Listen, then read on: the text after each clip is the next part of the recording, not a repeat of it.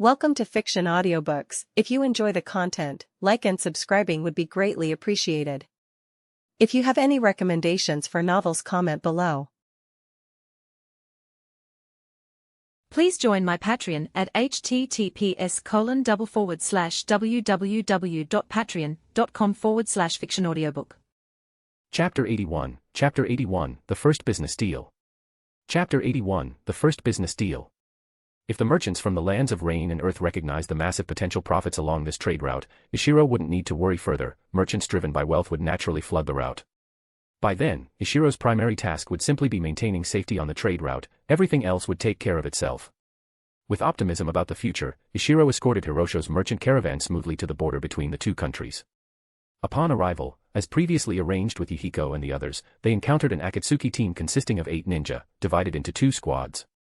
Ishiro smoothly transferred the escort responsibility of Hirosho's caravan to this Akatsuki team. Meanwhile, Team 7 remained stationed at the border awaiting the caravan's return. Although Team 7 had sufficient time and could have accompanied Hirosho's team all the way to their destination, Ishiro felt that it would be pointless. They had to become accustomed to handing escort duties over to Rain Ninja halfway through, then reclaiming escort duties once the caravan returned to Earth Country after exchanging goods in the Land of Rain. The time spent waiting at the border was far from dull for Ishiro and his team. As ninja, idle time naturally translated into training time. Ishiro recently learned 3 B-level ninjutsu, 2 area of effect attack techniques, exploding water shockwave and group water line technique, and a high-intensity localized attack jutsu, the group water pressure line technique. This waiting period was the perfect opportunity for him to demonstrate these new techniques to his teammates. Moreover, since Ishiro had recently adjusted his physical training regimen, including updating his weighted gear, he needed time to adapt to the new routines. This period was ideal for that adjustment. In addition, Ishiro had another important matter demanding his attention. After more than half a year of relentless practice in foundational swordsmanship, Ishiro finally met Purple Lightning's strict requirement. Now, he could successfully strike the wooden training dummy approximately 40 consecutive times, with the first 30 strikes landing with perfect accuracy. This achievement meant Ishiro was now qualified to practice his long-awaited B-level swordsmanship. When Ishiro first succeeded at this dummy exercise, he nearly shed tears of joy.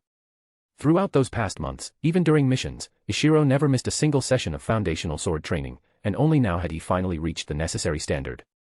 Thinking back, he could barely recall exactly how long he'd held onto the swordsmanship scroll without being able to learn it. Such delayed gratification had been incredibly frustrating. It wasn't that he couldn't have started sword practice earlier. He simply hadn't had the spare time, as his schedule had always been fully packed. Abandoning other crucial training sessions had never been an acceptable option. Now, with foundational swordsmanship practice complete, he finally had the time freed up to dedicate to learning B-level swordsmanship. With Hirosho's merchant caravan still far from returning, Ishiro immersed himself fully into sword training. Foundational sword training had involved straightforward actions, basic sword movements such as thrusting, cutting, and lifting, with each exercise solely focused on accuracy and power delivery. Thanks to his intensive groundwork, Ishiro found the transition into B-level swordsmanship surprisingly smooth. He understood that mastering this more sophisticated sword style wouldn't happen quickly, yet each day he practiced, Ishiro clearly felt his skills improving. Every day's progress felt tangible, almost as if he were accumulating experience points in a game. Once enough experience was gathered, the swordsmanship would naturally become usable. This marvelous feeling immersed Ishiro entirely. 10 days later, Hirosho's merchant caravan finally returned. This time, however, in addition to the original 2 Akatsuki teams, 3 familiar figures, Yahiko, Nagato, and Conan, were present. From the excited expressions on their faces, Ishiro immediately deduced that Hirosho's first trade mission had gone exceptionally well. Yahiko rushed forward ahead of the others, enthusiastically calling out, "Ishiro, you're amazing. We didn't expect you to range a merchant caravan so quickly." Ishiro smiled lightly. "Actually, it wasn't as quick as it could have been. My team had some leave, which delayed things slightly. But from now on, things will run smoother." Hirosho mentioned that future trade of agricultural products can be conducted near the borders of both our countries. Yahiko nodded vigorously. "Yes, Hirosho explained it to me as well. We'll ensure next time to arrange trade directly at the border between the lands of rain and earth, so merchant caravans can complete more frequent trips." Conan and Nagato approached as well, looking at Ishiro with gratitude. The 3 genuinely regarded the citizens of the land of rain as family, deeply appreciating any action taken to improve their lives. Afterwards, Ishiro discussed detailed aspects of the merchant caravan's journey with Yahiko's group. Carefully reviewing every interaction involving Hirosho's team, Akatsuki escorts, and Team 7, Ishiro identified areas needing improvement and prepared an operational manual. He proposed using this manual as the guideline for future trade missions. Yahiko was utterly astonished by Ishiro's meticulousness. Ishiro explained patiently, "We can't yet compete against major merchant caravans. So, improving details and minimizing costs are critical to making our trade more profitable. Greater profitability will naturally attract other merchants." Finally, pointing to an empty area within the Land of Rain, Ishiro proposed, "Build a resupply station there. It will serve as a rest and replenishment spot for passing caravans. Right now, my influence in IWA is limited, so the first resupply station should be established within your territory. Later, when I receive more substantial support, we'll build another station on Earth countryside. That way, we can smoothly handle escort exchanges and enhance overall efficiency." Yahiko brightened immediately. "That's a fantastic idea. I'll arrange it as soon as I return. We'll build a huge resupply station." Ishiro shook his head gently. "No, not yet. Start small, then expand gradually as more caravans come through. We can't rely purely on enthusiasm, cost efficiency matters greatly. Right now, we're investing heavily without expecting immediate returns. But once our caravans expand, both our nations will eventually benefit significantly. Towns and villages near the trade route will prosper, and increased economic activity will boost tax revenues. While border taxes decrease, domestic taxes will rise. From now onward, each step we take must consider our nation's interests. Only when everyone sees mutual benefit will they support our cause." Yahiko considered Ishiro's words before hesitantly asking, "But aren't the ninja escorts supposed to be unpaid?" Ishiro clarified, "Not paid by the merchant caravan, but our country's leaders can provide payments. On our side, it'll be the Land of Earth, and yours, the Land of Rain. The increased tax revenues from this trade will make it easy to persuade our respective daimyo to allocate budgets for escort missions." Yahiko finally understood. "So you're saying we must pay the ninja performing escort tasks, funded by our respective daimyo? Any additional projects, like expanding resupply stations, would require separate mission payments from the daimyo?" Ishiro nodded. "Ninja can't continually work unpaid. The escort payments must come from the daimyo, as they'll benefit most once trade routes thrive." Yahiko confidently responded, "Don't worry, I'll persuade our daimyo." Ishiro felt slightly envious of Yahiko's position. The Akatsuki already held considerable influence in the Land of Rain, making negotiations with their daimyo straightforward. By contrast, Ishiro needed significant results first to convince Earth countries' daimyo to fund such missions. Even then, negotiations wouldn't involve Ishiro directly, as his influence was minimal. Fortunately, IWA possessed sufficient scale to initially cover the expenses without concern. Unbeknownst to Ishiro, from Inoki's perspective, gaining the daimyo's support wasn't the core issue. Successful trade would simply justify higher military funding requests, easily covering the escort expenses. After discussing the trade route thoroughly, Ishiro suddenly suggested sparring with Yahiko's group. He had wanted this exchange for some time but hesitated initially due to politeness. Now, their strengthened relationship made the request reasonable. Yahiko hesitated briefly but quickly agreed, given his straightforward nature. After instructing Team 7, Ishiro departed with Yahiko, Nagato, and Konan toward a nearby lake, at Ishiro's request, providing ample water for his jutsu. His first opponent was Yahiko. Though the original story gave few details of Yahiko's strength, Ishiro sensed Yahiko had reached Jonan level even earlier than himself. Ishiro initially felt confident, knowing Yahiko hadn't extensively trained in ninjutsu. Yet, upon engaging, Ishiro immediately realized he'd miscalculated. Yahiko wasn't ninjutsu-focused, but his taijutsu surpassed Ishiro significantly. Though Ishiro's foundational swordsmanship had improved, he lacked comprehensive formal training. In contrast, Yahiko had undergone systematic instruction from Jiraiya, reducing detours in his growth considerably. Thus, from the first clash, Ishiro fell clearly behind. Yet, thanks to earlier lessons from Inoue, Ishiro gained experience in fighting Jonan, allowing him to barely withstand Yahiko's relentless assault. Dash, support me with Power Stone. Dash, for every 200 PS equals Bounds chapter. Dash, 25 advanced chapters now available on Patreon. Dash, https://www.patreon.com/c/Sega is. Just remove the hyphen to access Patreon normally. If you like this novel, please consider leaving a review that helped the story a lot. Thank you. Chapter 82, Nagato's Upper Limit. Chapter 82, Nagato's Upper Limit. Facing Yahiko's structured and relentless attacks, Ishiro teetered precariously on the edge of defeat. However, he always managed to hold on, narrowly avoiding defeat, partially because Yahiko hadn't been fighting at his full strength. Yet, despite not losing immediately, Ishiro found himself unable to create any meaningful distance. Eventually, relying on his combat experience, Ishiro spotted a small gap in Yahiko's attacks and finally managed to pull away slightly. Not wasting the precious opportunity, Ishiro immediately started forming hand seals the moment he created distance. As Yahiko moved forward again, Ishiro launched a sharp water line toward him. Caught by surprise at Ishiro's swift jutsu execution, Yahiko scrambled to dodge awkwardly, leaving him vulnerable. Ishiro seized this chance, following up with a water shockwave, forcefully pushing Yahiko even further back. Using the brief moment when Yahiko cautiously awaited further attacks, Ishiro began preparing a more complex technique, the group water line technique. Though individually weak, a group of water lines was not something Yahiko could risk enduring. Recognizing his disadvantage, Yahiko had no choice but to keep retreating. Once Yahiko finally regained his footing, he noticed Ishiro still forming seals. Waiting a few more seconds, he grew increasingly irritated. Was he being underestimated? In fact, Ishiro felt rather embarrassed himself. He hadn't intended such a lengthy process. But after all, he'd just recently learned this jutsu, and it was an ideal chance to practice. Ultimately, Yahiko decided not to risk advancing again. Having missed his chance earlier, pushing forward now would only trap him further. Eventually, Ishiro released his completed jutsu, exploding water shockwave. However, due to the significant distance Yahiko had maintained, the technique only caused minor chaos, leaving Yahiko disheveled but largely unharmed. Thus, their match ended awkwardly. Watching a frustrated Yahiko and an embarrassed Ishiro, Konan smiled gently, stepping forward to ease the atmosphere. She addressed Ishiro, "Let me fight you next." Ishiro immediately agreed, grateful for the distraction. Against Konan, Ishiro's battle was even more frustrating.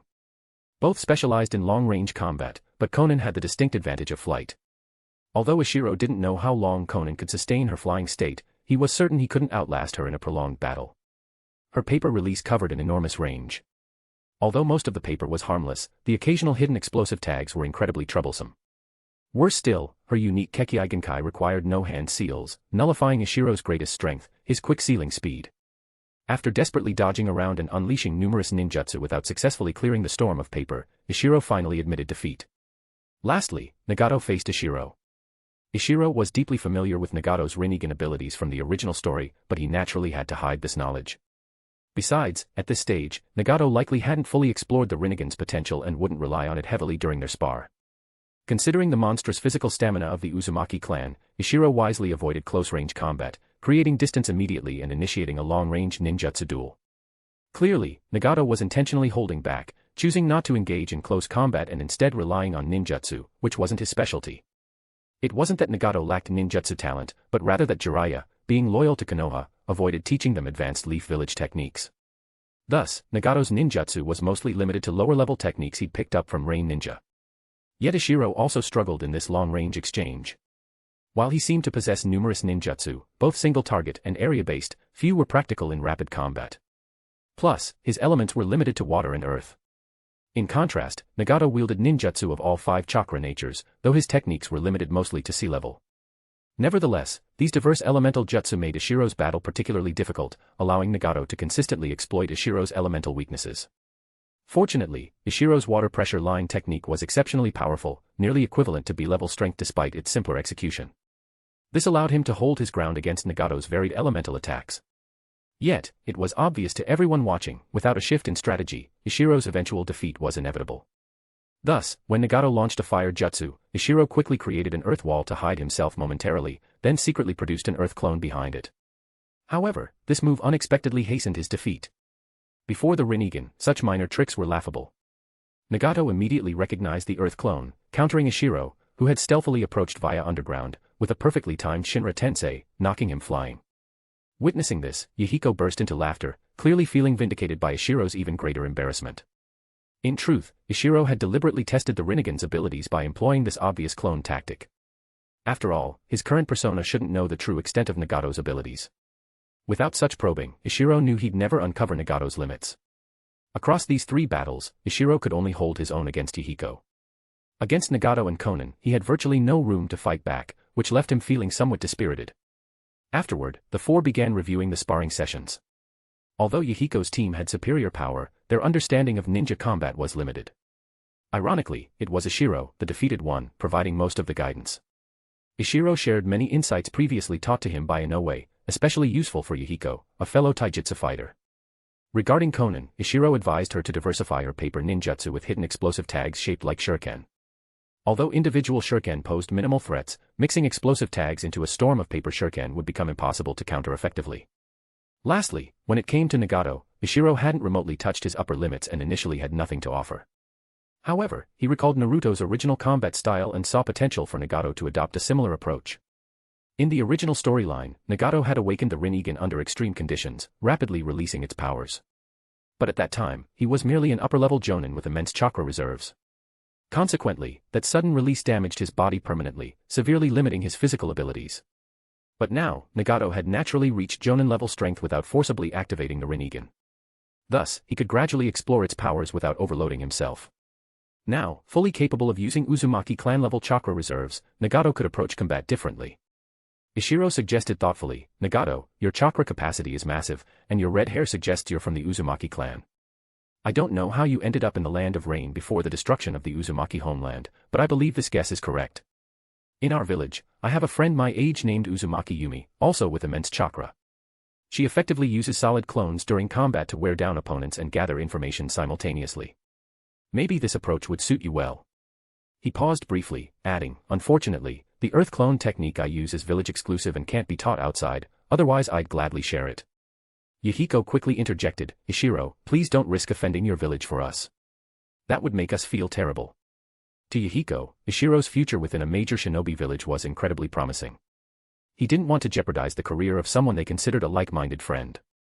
Ishiro smiled reassuringly, refraining from further comment. Meanwhile, Nagato and Konan began contemplating Ishiro's advice.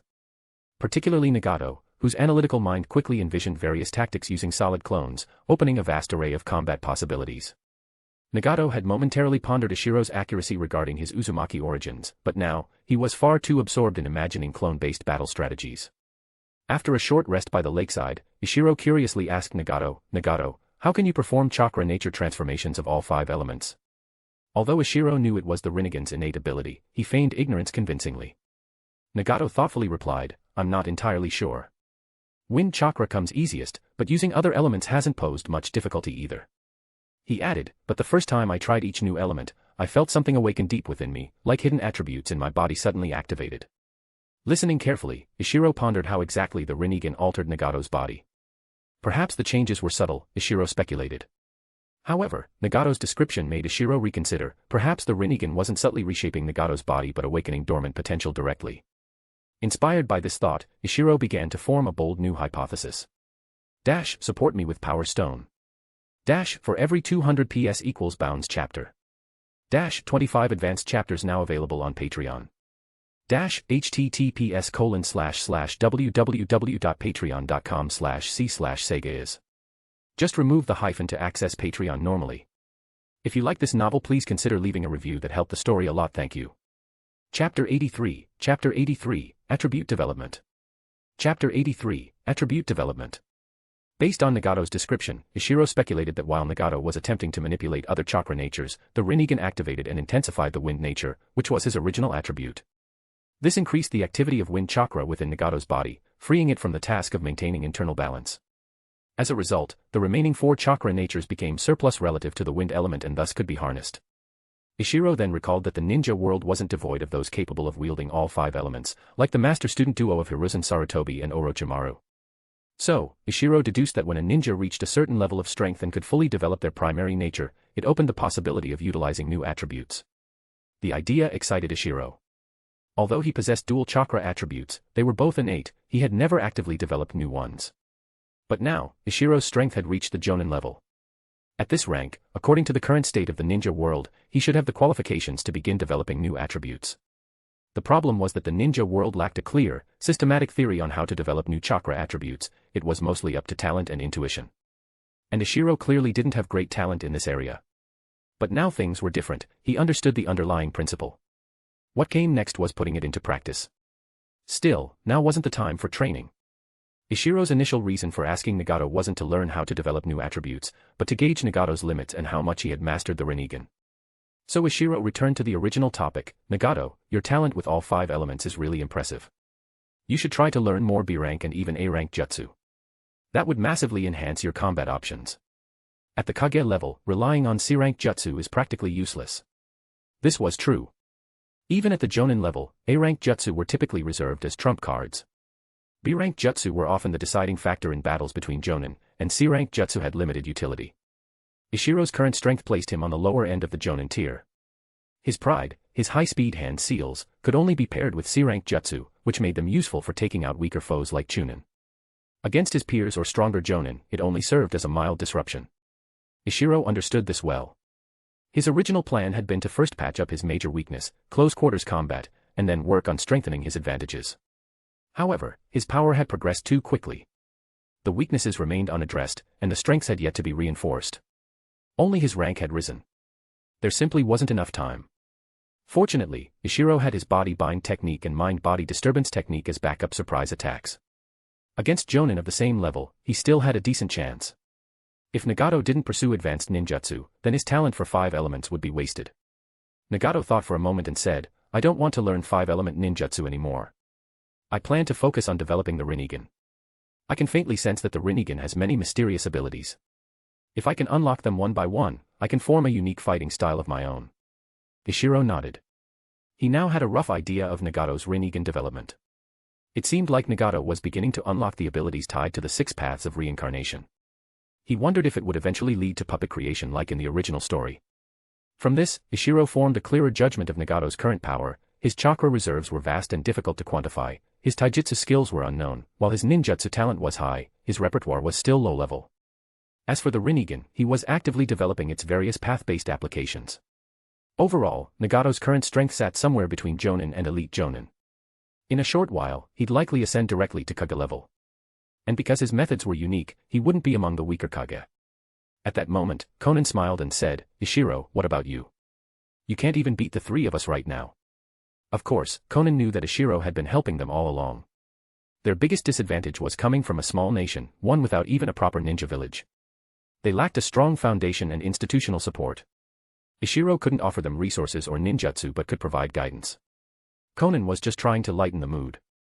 Haha, Ishiro scratched his head and said, what I'm best at is actually mental power. But outside of Konoha, none of the other villages have developed good paths for training it. So I've been following the path of a ninjutsu user. In fact, my genjutsu and in release are quite strong. It's just that you can fly, Conan, and I'm not confident I can hit you. As he said this, he wore a genuinely envious expression.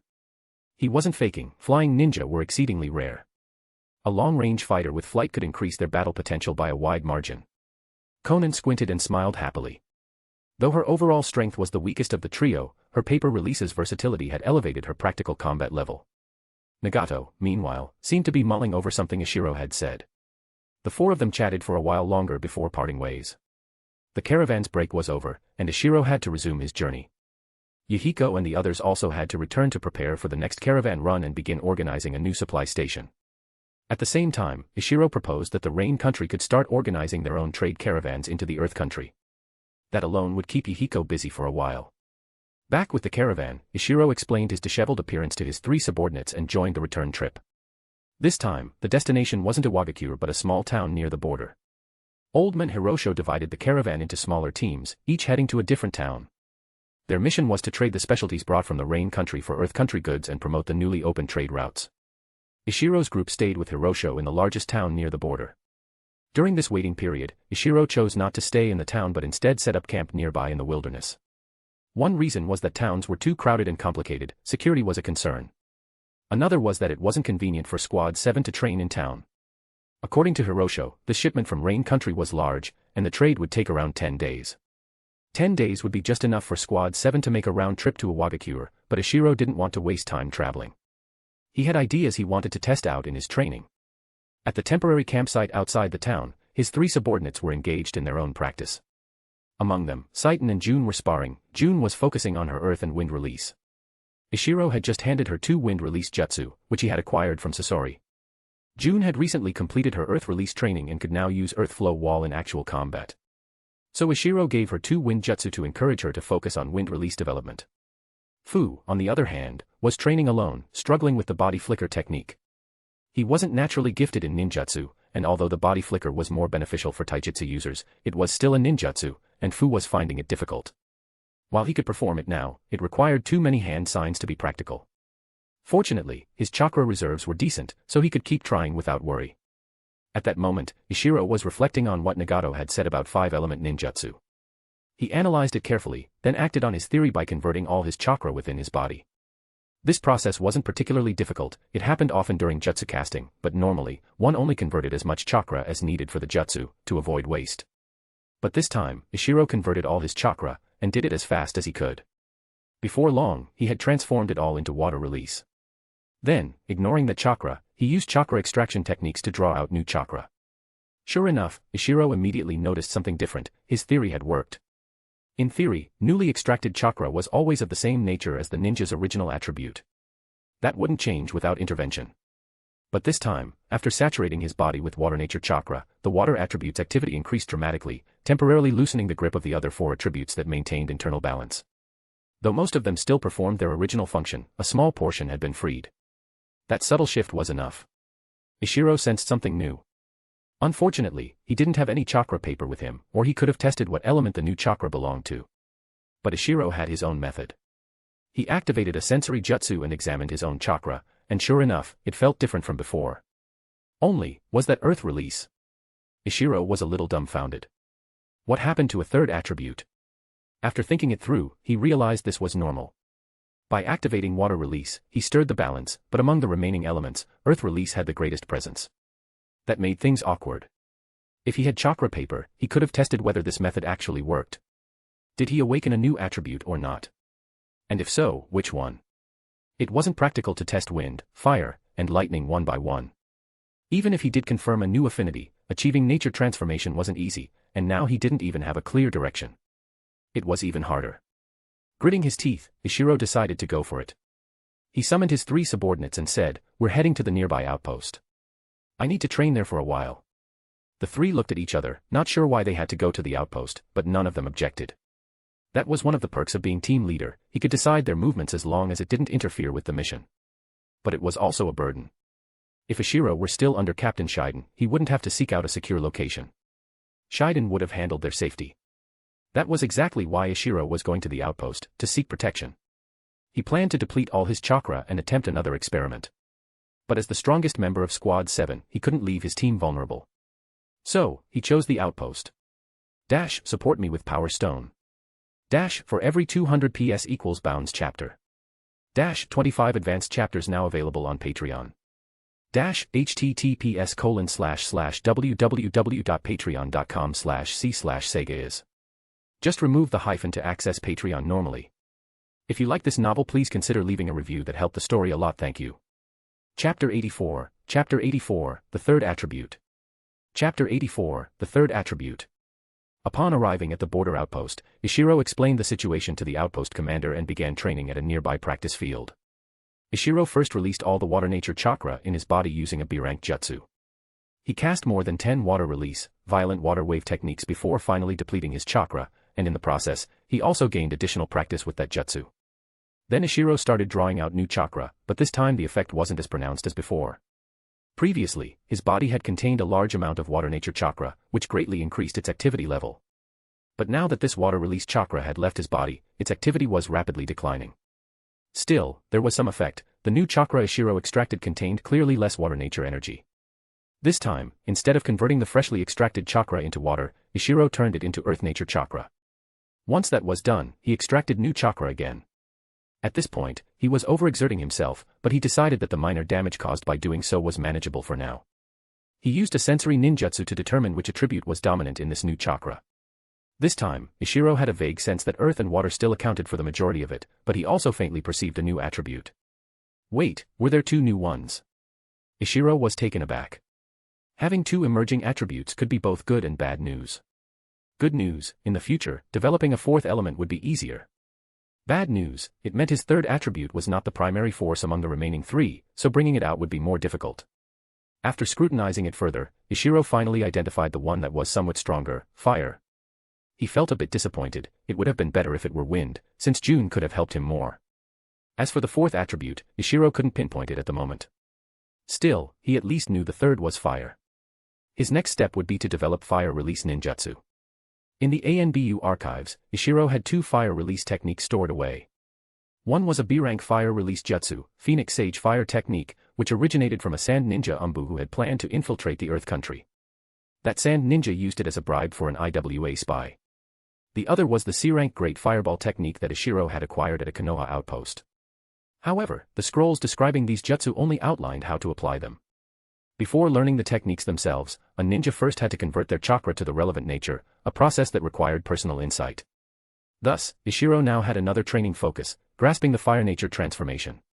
He momentarily considered returning to the village, since it had plenty of reference materials from past masters' experiences that he could exchange with his contribution points, and he could also consult Chunin or Jonan for guidance. But out here on the border, there was very little he could do except rely on himself.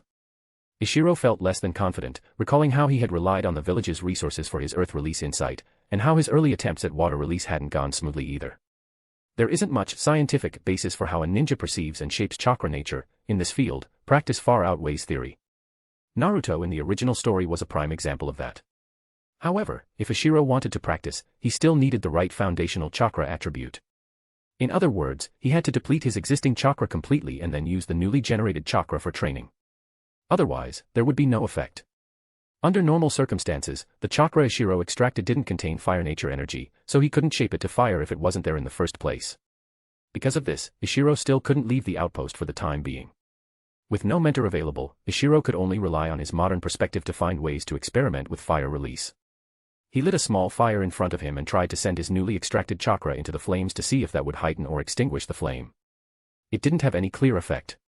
When Ishiro channeled chakra over the small fire, it only flickered a bit, nothing stronger or weaker.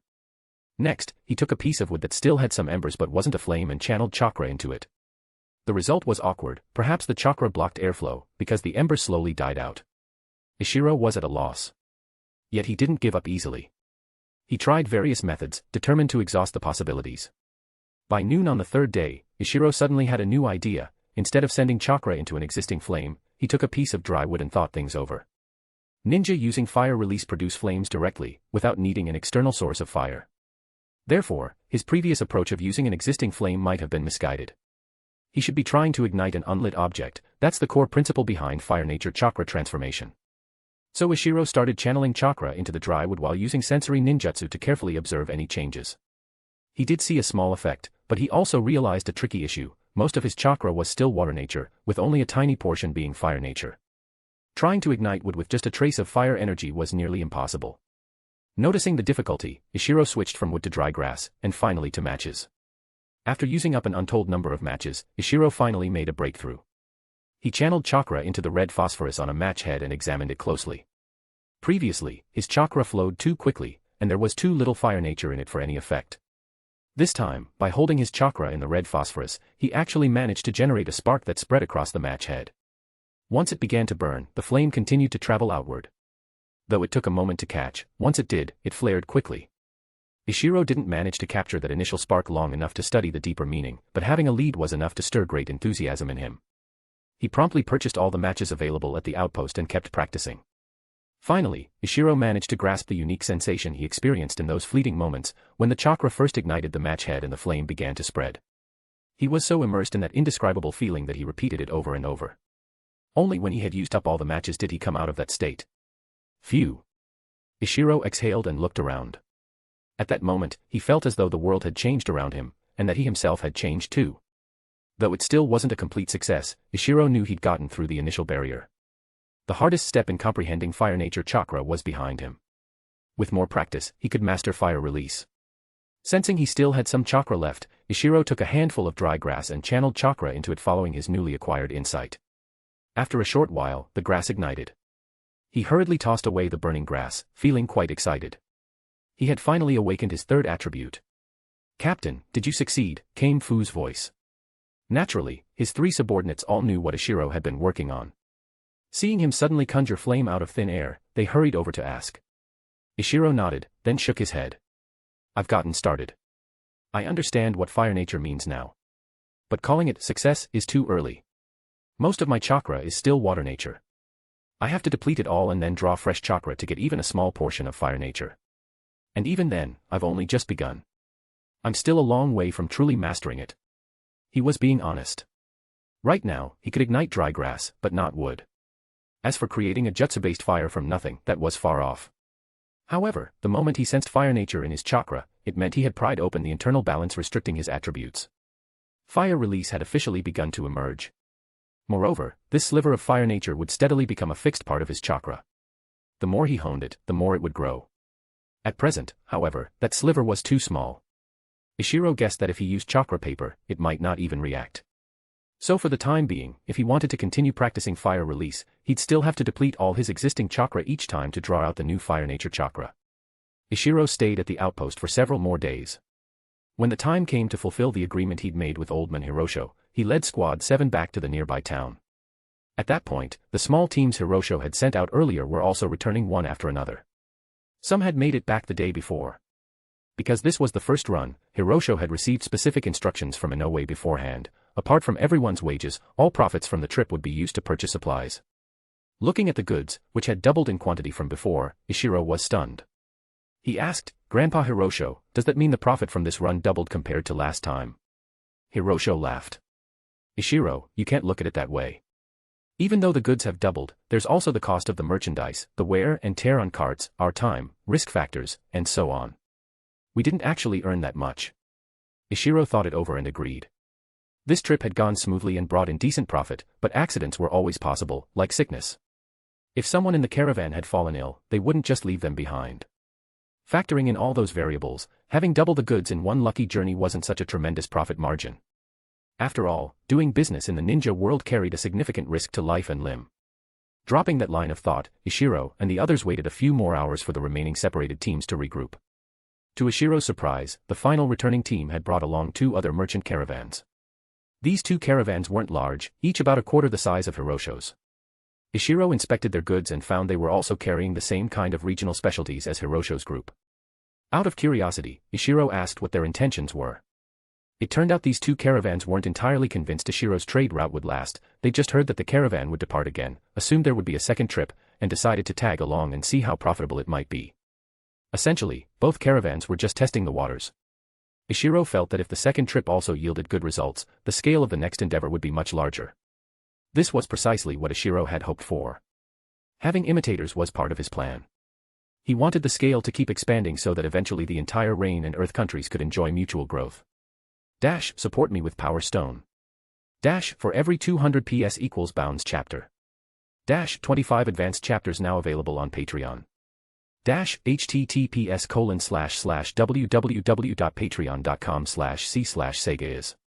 Just remove the hyphen to access Patreon normally.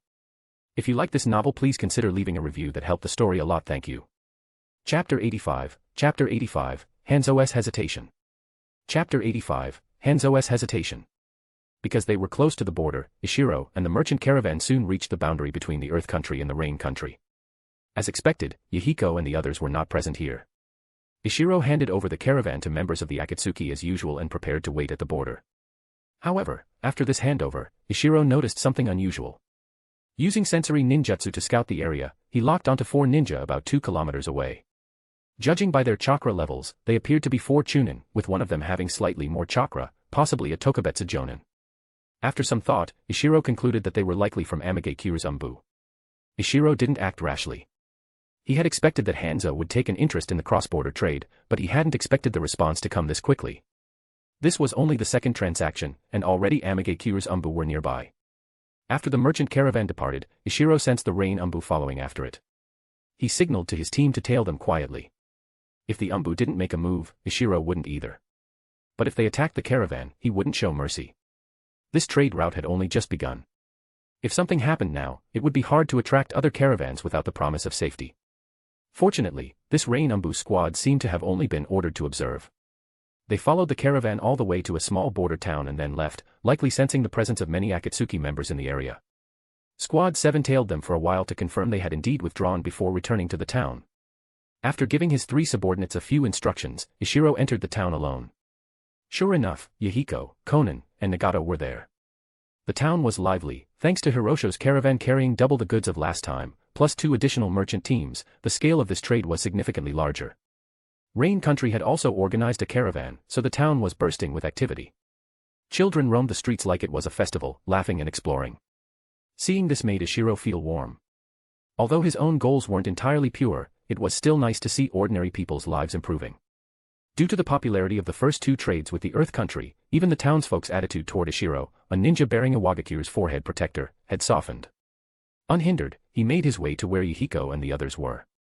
Ishiro didn't conceal his presence, and Nagato immediately sensed his arrival, happily informing Yahiko and Konan. The three of them set aside their tasks and came over. Yahiko greeted him with a warm sentiment before asking why Ishiro had come in person. Ishiro explained, during the handover at the border, I discovered a squad of Rain Umbu monitoring the caravan. I was worried they might cause trouble, so I followed them. They tailed the caravan until just outside the town, then left. He noticed the trio looked surprised, but not particularly alarmed. Ishiro sighed inwardly. He was from the Earth Country, while they, and Hanzo, were from the Rain Country. In their eyes, perhaps he was the outsider. Better not to say too much. Instead, he told them about the two new caravans and added that after this run, there would be a pause before the next. He needed to return to Iwagakure to report and apply for expanded support from the village. Yahiko was thrilled. His dream was becoming a reality. Not wanting to dampen their spirits, Ishiro shifted the topic to the Rain Country's caravan. Given the country's heavy losses during the Second Ninja War, it shouldn't have recovered this quickly. This caravan's scale was even larger than all three Earth caravans combined, it had to have significant backing. Sure enough, Yahiko said, this caravan was dispatched directly by the daimyo of the Rain Country. Apparently, after Yahiko contacted the daimyo, he received full support. Not only was he paid for his efforts, but the daimyo even organized a merchant caravan. With the daimyo's backing, the Akatsuki members became very motivated and quickly mobilized to support the operation. No wonder, Ishiro thought. So it was the Rain Country's daimyo who supported Akatsuki. Only someone of his authority could casually organize such a large caravan. Hanzo's swift response likely had to do with this involvement from the daimyo. Whether this early attention from Hanzo was a good thing or a bad thing for Akatsuki remained to be seen. It seemed like it was time to pay attention to Root's movements. Even though it was hard to monitor Rain Village directly, tracking Root's activities might be more feasible. However, if Root really did get involved, they'd likely avoid detection by Akatsuki, which meant using Akatsuki to watch Root wouldn't work anymore. This put Ishiro in a bind. He had no idea how his village was positioned within Rain Country, and keeping tabs on Root's movements would be tough. Looks like he'd have to report this to Inoki back at the village. After a bit more chatting, Ishiro told Yahiko to get back to work. Since Konan and Nagato weren't as busy, they stayed to stroll around town with him. Ishiro and Nagato discussed chakra nature transformation, particularly fire release. Nagato was surprised and pleased to hear that Ishiro had managed to grasp fire nature transformation just from their earlier conversation. He had always felt that Ishiro gave them so much, yet they offered little in return. Ishiro had previously given them all his money, twice, helped the Akatsuki find a growth path, personally opened a trade route between the Rain and Earth countries, helped Nagato break through to Kage level, and guided the three of them on their ninja paths. In their eyes now, Ishiro had become just as important as Jiraiya once was. Nagato shared his own insights on fire release with Ishiro. Although his fire training stemmed from the Rinnegan, his experiences still offered valuable reference points. Then came an unexpected surprise. Nagato handed Ishiro 4 scrolls, 2 fire release jutsu, 1 water, and 1 earth, all C rank. Ishiro blinked. Wait, did I just get free jutsu again? Noticing Ishiro's stunned expression, Konan explained with a smile, we know your jutsu from Iwagakure can't be shared, but ours can. After we parted last time, we talked with Yahiko and decided to give you some suitable jutsu. You've helped us so much, please let us help you for once. You must take them. Scratching his head awkwardly, Ishiro replied, you're giving me jutsu. Of course I'm taking them. Then, under their surprised gazes, he quickly scooped the scrolls into his pouch. Nagato and Konan were dumbfounded for a moment, then all three burst into laughter. From a distance, Yahiko, now done with his tasks, heard them laughing and hurried over to share in the joy. Because Yahiko had planned ahead, the trade on their end finished quickly, half a day was all it took. Afterward, Ishiro and his 3 subordinates again followed the merchant caravan back toward the Earth country. This time, Ishiro sensed no Rain Umbu following them. He figured Hanzo had only just received word and was still trying to understand what was going on, assessing the threat level posed by Akatsuki. From Hanzo's perspective, Akatsuki had made contact with the daimyo on one hand and established trade with Iwagakure on the other, a maneuver that probably made him cautious. Knowing he couldn't intervene in Rain country affairs for now, Ishiro accompanied the caravan past the border. Once inside the Earth country, the 2 caravans that had joined them at the border split off first. Before departing, they spoke with Old Man Hirosho and agreed to accompany the next trip to the Rain country. Hirosho's caravan and the Rain countries then proceeded toward Iwagakure, intending to conduct trade in towns near the village. After escorting the caravans to their destination, Ishiro led his team back to the village and reported to Owl. After hearing the report, Owl was speechless. Why is it that every time you report something, I can't make the decision? I always have to pass it to the Tsuchikage. What kind of team leader does that make me? Ishiro scratched his head, embarrassed. It's not like he wanted to, his imagination just kept getting him into wild situations. All took Ishiro to Inoki's office. This time, only the two of them went, his three subordinates were left behind, as all had noticed they were basically useless for intelligence. Inoki wasn't surprised to see Ishiro, he had already heard that the merchant caravan had returned for the second time. After getting a general overview, Inoki summoned his four advisors. It wasn't that he was making a big fuss, but Ishiro was already being considered for an advisor position. The upper echelon was more focused on his judgment than his strength. Once everyone was present, Ishiro began detailing the two trade missions. The expansion of the trade route was visible to all Ishiro had to do was recommend increasing ninja support. The leadership had no objections and swiftly moved to the next topic. Then came Ishiro's big revelation: Nagato possesses the legendary Rinnegan. What? Several voices exclaimed, but Ishiro couldn't tell who said what. There was a reason for revealing this now. It couldn't be kept secret forever. With increased contact between Akatsuki and the Earth Country, it would eventually come to light. By reporting it first, Ishiro avoided trouble and also increased his value in the eyes of the leadership. Support me with Power Stone. For every 200 PS equals Bounds chapter. 25 advanced chapters now available on Patreon. https://www.patreon.com/c/Sega is. Just remove the hyphen to access Patreon normally. If you like this novel, please consider leaving a review that helped the story a lot. Thank you. Chapter 86, Promotion. Chapter 86, Promotion. After the initial shock subsided, Ishiro began his report. Nagato had always kept his long hair covering his eyes, so I didn't think much of it at first, but now I've basically confirmed it. To prevent more factions from discovering this, I also suggested Nagato wear goggles to hide his Rinnegan. Inoki exchanged a glance with his advisors, then nodded. You did well. As for the Rinnegan, we'll keep it to ourselves for now. We'll reveal it when the time is right, to those we want to reveal it to. Ishiro understood. Inoki wanted to keep the Rinnegan as a card to play against Konoha at the right moment. Also, Ishiro continued, I learned from my conversations with Yahiko and the others that Konoha's Jiraiya had taught them during the tail end of the Second Shinobi War. Later, he was seriously injured in the incident with the Uzumaki clan, but after recovering, he resumed training them for quite a while.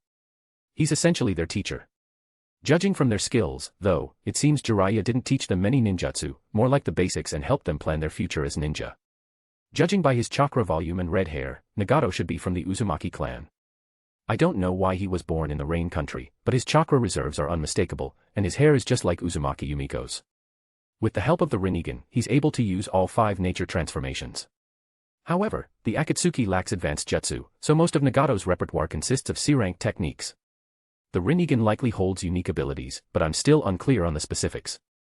At that, one of the advisors interjected, Ishiro, be cautious around the Rinnegan. That's the legendary Eye of the Sage of Six Paths. Without knowing its powers, you'd have a hard time avoiding a surprise attack. Ishiro nodded. Thank you, advisor. I'll be careful. Though in his heart, he thought, if Nagato really wanted to attack me, it wouldn't matter how careful I was. He went on to report on Yahiko and Konan, though their information didn't spark much interest among the higher-ups. 2 Jonan, even with a Kekkei Genkai among them, weren't particularly noteworthy in the eyes of a major village. Then Ishiro continued, this time, Yahiko persuaded the daimyo of the Rain Country. The large caravan that came to Earth Country was sent directly by him. I suspect the daimyo is dissatisfied with Hanzo and may be considering supporting Akatsuki instead, or using this move to pressure Hanzo. Hanzo is already on alert. Perhaps he's aware that Akatsuki has gained the daimyo's backing and is now close to us, which he sees as a threat. He's already dispatched Umbu to investigate the trade. But I didn't detect any movement from Root this time, so I can't confirm whether Hanzo has contacted Danzo to plot against Akatsuki. Once Ishiro finished, he stayed quiet, letting the upper ranks digest everything. After a while, the elder male advisor said, Inoki, if the Rain Daimyo is showing signs of supporting Akatsuki, then we might be able to guide things so that Akatsuki replaces Iwagakure. He turned to Ishiro. Does Akatsuki know about this? What's their reaction? Ishiro replied, I mentioned it to them, but they didn't seem to understand the implications. Akatsuki is a group of idealists. To them, Hanzo is still a hero. As long as he doesn't strike first, they won't believe he's targeting them. The advisor sighed. If Akatsuki doesn't act and doesn't contact us directly, we have no reason to intervene in Rain Country's internal affairs. Major nations still need to save face. Otherwise, if Konoha intervenes too, the Third Shinobi War could start early. Inoki then spoke, Ishiro, from this moment, you are appointed as the head of the Trade Route Development Initiative. Your Squad 7 will remain under your command, transitioning from covert to official duty. In addition, I'll assign 10 Chunin squads to support your operations. Your official task is developing trade routes. Your real job is maintaining contact with Akatsuki and gathering intelligence in the Rain Country. I'll have someone hand over our intel network in the Rain Country to you soon. Ishiro was surprised. With so many ninja under his command, why wasn't he being promoted to Jonan? A position like this typically required Jonan-level authority, and he had the strength to qualify. Still, this was a promotion. Excited, he quickly accepted. Anoki continued, any other intelligence? Ishiro thought for a moment. There's one more thing. I'm not sure if it's important. He then shared his theory about chakra nature transformation, which he had formed after talking to Nagato. Anoki and the advisors frowned. What Ishiro described sounded strange. Traditionally, chakra nature transformation depended on talent, and there had never been such a systematic approach. But upon closer analysis, what Ishiro said actually made sense. The middle-aged female advisor finally spoke. No need to speculate, just test it. We have plenty of ninja developing second or third attributes. Anoki nodded. Do it. This intel won't be counted toward your mission quota. I'll have someone send you one of the village's fire nature scrolls for insight. Yes, sir, Ishiro replied. Anoki said, you and Squad 7 have done well. This mission is marked as A rank. The Rinnegan intel is critical, so that's an S rank mission for you alone. Also, you'll get one opportunity to exchange for a B rank ninjutsu. Ishiro was ecstatic. His swordsmanship foundation training was complete, and thanks to the manual from Inoue, practicing kenjutsu now took much less time. He could now focus more on ninjutsu. Although developing fire release would take some time, it was also time to start planning which B-rank techniques to specialize in. He already had one opportunity to exchange for a B-rank jutsu, and now with this reward, that made two. But his contribution points probably weren't enough. Last time, they had only covered one. Though the mission rewards were generous, he still needed a few more missions to get enough points. Speaking of which, he needed to visit the contribution office and submit his upgraded jutsu, group water line technique and group water pressure line technique. Maybe they'd bring in more points. Excited, Ishiro headed straight to the contribution department after leaving the Tsuchikage's office. When the staff saw Ishiro demonstrate the two group jutsu, they were stunned. The group water line technique was a bit niche, plenty of wide-range water release techniques were more practical. But the group water pressure line technique, descended from the original water pressure line, was a powerhouse in its tier. Its value was much higher. Due to the technique's level, the staff couldn't authorize anything on their own and told Ishiro to wait, they'd report it, and he'd be notified later. Ishiro was satisfied. He didn't know the final outcome, but judging by their reaction, the reward wouldn't be small. Since the review would take time, Ishiro decided not to select a B-rank jutsu just yet. He'd wait until the results were out and make all his picks at once. Back at his residence, an Umbu was already waiting. He handed Ishiro a scroll, likely the Fire Nature Insight document. He also informed Ishiro to report to the Intelligence Division within 3 days for a handover. This would be for the Rain Country intel. Lastly, the Umbu told Ishiro to visit the consultant's office at the Tsuchikage building the next day to select his 10 Chunin squads. Ishiro was surprised. So he could actually choose them himself. That was great news. He started thinking that night about how to configure his new team. The next morning, Ishiro arrived at the consultant's office. There, the middle-aged male advisor, Saka, was waiting. Ishiro knew of him, he was a top-tier elite Jonan and responsible for assigning missions. Saka handed Ishiro a list. Take a look. These are the Chunin squads the village has pre-selected. You can choose 10. Thank you, sir. Ishiro scanned the documents. They weren't very detailed, ninja info had to be kept confidential. For example, one entry read, Chunin squad led by Shohara, age 12, Taijutsu ninja. Specializes in close-range assault. Ishiro chuckled. Shohara's here. You're not getting away. He immediately picked that squad. Then he saw a few more familiar names, Mokukaze, Tatsuya, Fujino, Miko. Without hesitation, he marked them all. But these were all young like him, lacking experience and sometimes impulsive. He needed some steady, older ninjas too. He browsed the descriptions and selected 5 more squads, then handed the list back to Saka. Saka glanced at the names and wasn't surprised. The higher-ups had deliberately included Ishiro's classmates to foster a fresh image for the new department. In 7 days, their break ends. They'll meet you at the village gate. From then on, your unit will be stationed long-term at the Rain Country border. Rotation within the team is up to you. This is the authority of a team-level commander. Take it and study it. Ishiro nodded and accepted the documents. Afterward, he went back to the contribution office. This time, the staff greeted him warmly. Your two jutsu have been evaluated. Both are classified as B rank. For the group water line technique, you get 2,000 contribution points. As for the group water pressure line technique, you can exchange it directly for one B rank jutsu of your choice. Ishiro's eyes lit up. This reward was far better than he had expected. He had assumed he'd just get some points, since B rank exchanges required upper level approval. Now, he could practically redeem 3 B rank jutsu. He was drooling at the thought. Excited, he opened the ninjutsu catalog, ready to make his picks. But the staff stopped him. Wait, first, name your two jutsu properly. Ishiro froze. He hadn't thought of that. These were just upgraded versions of water line and water pressure line, so he'd always treated them as variations of the same jutsu. Still, a proper name wasn't a bad idea. The group water line technique, let's call it drizzle technique. And the group water pressure line technique, how about torrential rain technique? The staff nodded. The names matched their traits. With that, they let Ishiro continue browsing uninterrupted. Dash, support me with Power Stone. Dash, for every 200 PS equals bounds chapter. Dash, 25 advanced chapters now available on Patreon. Dash, https://www.patreon.com/c/sega is. Just remove the hyphen to access Patreon normally. If you like this novel, please consider leaving a review that helped the story a lot. Thank you. Chapter 87, B-rank ninjutsu is too chakra consuming. Chapter 87, B-rank ninjutsu is too chakra consuming. On the last day of his break, Ishiro was training alone at the Umbu training field. Earth release, rock fragment technique.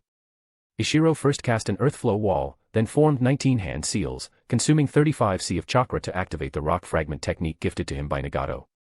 The solid wall crumbled into sharp rock fragments and blasted forward in a concentrated spray. Water release, water bubble technique.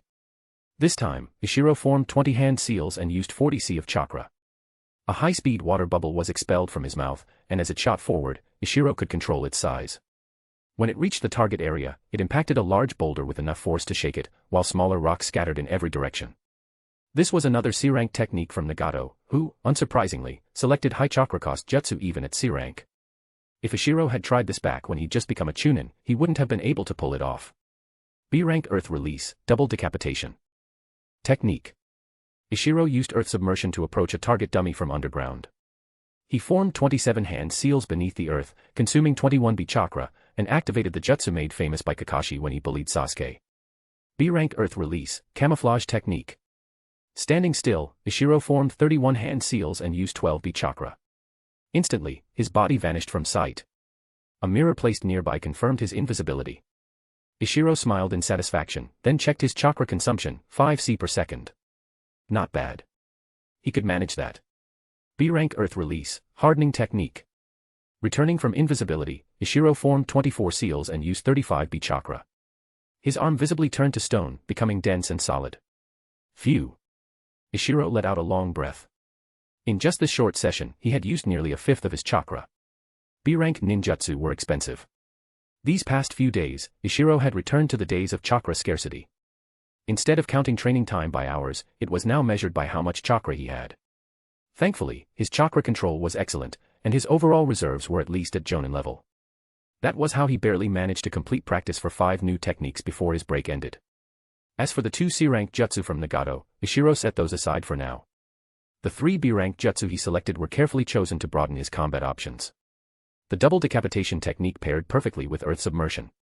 Previously, Ishiro had used earth submersion in a very straightforward way, relying on a clone to draw the enemy's attention while he secretly approached underground and launched an attack from below. It was awkward. Earth submersion didn't reach its full potential. To close the distance on an enemy, body flicker technique was usually the better option, sudden, fast, and direct. But with double decapitation, Ishiro could strike lethally from underground. The purpose behind choosing the camouflage technique was straightforward, to expand his stealth capabilities. With this, Ishiro had another method to sneak up on enemies besides earth submersion. Plus, while invisible, he could use taijutsu and kenjutsu, huge tactical advantages. The hardening technique was selected to strengthen his defense. Until now, Ishiro had relied solely on earth flow wall, but that jutsu was too one-dimensional. Everyone in the ninja world knew its limitations, and it was easily countered. Ishiro himself had used water pressure line's high penetration to breach it before. Among the techniques Nagato gave him, rock fragment technique was especially compatible with Ishiro. Since he already knew Earth Flow Wall, this technique gave him an easy follow-up attack. And since it was a niche jutsu, it could be used for sneak attacks effectively. Water Bubble Technique, while not powerful head-on, had one distinct feature: it could expand like a blossom from within. If launched into the enemy's formation, it could explode outward and cause internal disruption. In terms of expanding Ishiro's combat toolkit, both techniques had value. But the problem was, these 5 newly learned jutsu were far from ready for real combat. And unfortunately, Ishiro didn't have much time left for training. After depleting his chakra practicing, he spent the remaining time each day working on fire release nature transformation. With the help of the scroll Inoki had given him, Ishiro progressed rapidly. He could now use newly extracted chakra to ignite dry wood. Next step, learning actual fire release jutsu. Ishiro had only 2 options: the Great Fireball technique from the Konoha outpost, and the Fire Whip technique given by Nagato. Since one of Nagato's jutsu was also the Great Fireball, Ishiro opted for that one. However, the amount of fire nature chakra being released from his internal balance was still too small. Casting the Great Fireball was barely feasible. It was at the level of young Obito. He could produce a tiny flame from his mouth, and that was it. Even that required depleting all of his water nature chakra first and extracting fresh chakra. If he used his regular reserves, which contained only a trace of fire nature, he couldn't even spark a flame. In addition, Ishiro had tested his 4th nature with chakra paper. It turned out to be lightning. He wasn't disappointed. Lightning release had a strong presence in the original story. The unfortunate part was that Iwagakure wasn't known for lightning techniques, and its lightning jutsu archives were the sparsest among the 5 elements. If it had been wind, Ishiro could have learned from someone close to him. But he didn't even know a single lightning release user in the village. After resting, Ishiro stopped his ninjutsu training. It wasn't something that could be mastered overnight. Tomorrow, he would set off for the border. He had to prepare. As team leader, others could rotate in and out, but Ishiro himself likely wouldn't return to the village for at least half a year. So he had to be thoroughly prepared. First was logistics. Ishiro was already familiar with procurement, but this time, he needed materials for barrier setups. As one of the village's top few ninjutsu experts, no other sealing master was assigned to assist him. If his sealing skills were ranked, Ishiro would now be A rank. With increased chakra reserves, he could independently use A rank sealing jutsu. To build a secure supply station on the border, he collected many resources from the barrier unit and even got 2 A rank techniques from Mizuhara that he hadn't learned yet. The barrier unit had great respect for Ishiro. After all, it was largely thanks to him that they now held such a significant place in the village. So Mizuhara approved his requests without hesitation. Leaving the barrier unit, Ishiro felt eager. With all these materials, he was confident the supply station could be built quickly. Then he spent nearly all his mission earnings on daily supplies. Though the village would provide for the station's operations, Ishiro wanted to be extra cautious. After that, he visited the logistics department to receive official supplies for the station. Only now did Ishiro learn that the village had such a department, separate from the contribution office. Judging by its size, it might be even larger. The staff verified his identity, handed him a supply list, and led him through the warehouse to collect everything. This was Ishiro's first time seeing so many military supplies. The village was richer than he thought. Boxes of kunai were stacked like hills. His first instinct was to calculate their value in Ryo or contribution points, but he immediately shut down that line of thought. Terrifying. He'd never earned that much in his entire life. Even though the supplies he received were only a fraction of the total inventory, the amount was staggering. It wasn't practical to store everything in scrolls. Despite being a sealing master, Ishiro didn't have the time to make that many storage scrolls. Most storage scrolls were one use. Even the high-quality ones had usage limits. Using them for this was inefficient. Ishiro couldn't carry all the supplies himself, but the logistics department was well versed in this. Dozens of genin arrived under a Chunin's command, loaded the supplies onto carts, and departed through a designated route. Outside the village, they placed the supplies at a remote location. Ishiro followed them to the drop-off point and immediately realized it wasn't temporary. This was a permanent staging area, heavily guarded. He saw at least 3 patrol teams on duty. His guess, all frontline materials were staged here for final inspection before being escorted by assigned ninja. Ishiro's supply team this time consisted of 44 people heading to the front lines, so there were no safety concerns. A staff member told Ishiro that tomorrow, a transport squad would deliver the supplies. The escort detail, however, was up to Ishiro. He nodded in understanding. The next morning, Ishiro arrived at the village gate. Several ninja teams were already waiting. Among them, he spotted his 3 subordinates, and Mokukaze. Shohara and the others hadn't arrived yet. His 3 subordinates greeted him with nods. They knew today, Ishiro had more important things to handle. Ishiro approached Mokukaze and greeted him. The two chatted a bit about life since graduation, just general topics, as ninja were bound by confidentiality and couldn't talk about missions in public. Though they were classmates, Ishiro and Mokukaze hadn't been especially close. Their relationship was good, but not as strong as that between teammates. So when Tatsuya and Fujino arrived, Ishiro naturally fell quiet as the three started their usual back-and-forth banter. Dash, support me with Power Stone.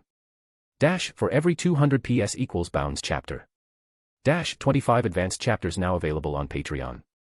Dash, https://www.patreon.com/c/Sega is. Just remove the hyphen to access Patreon normally. If you like this novel, please consider leaving a review that helped the story a lot. Thank you. Chapter 88, The Supply Station. Chapter 88, The Supply Station. Mokukaze and the others hadn't been arguing long when Shohara and Miko also arrived.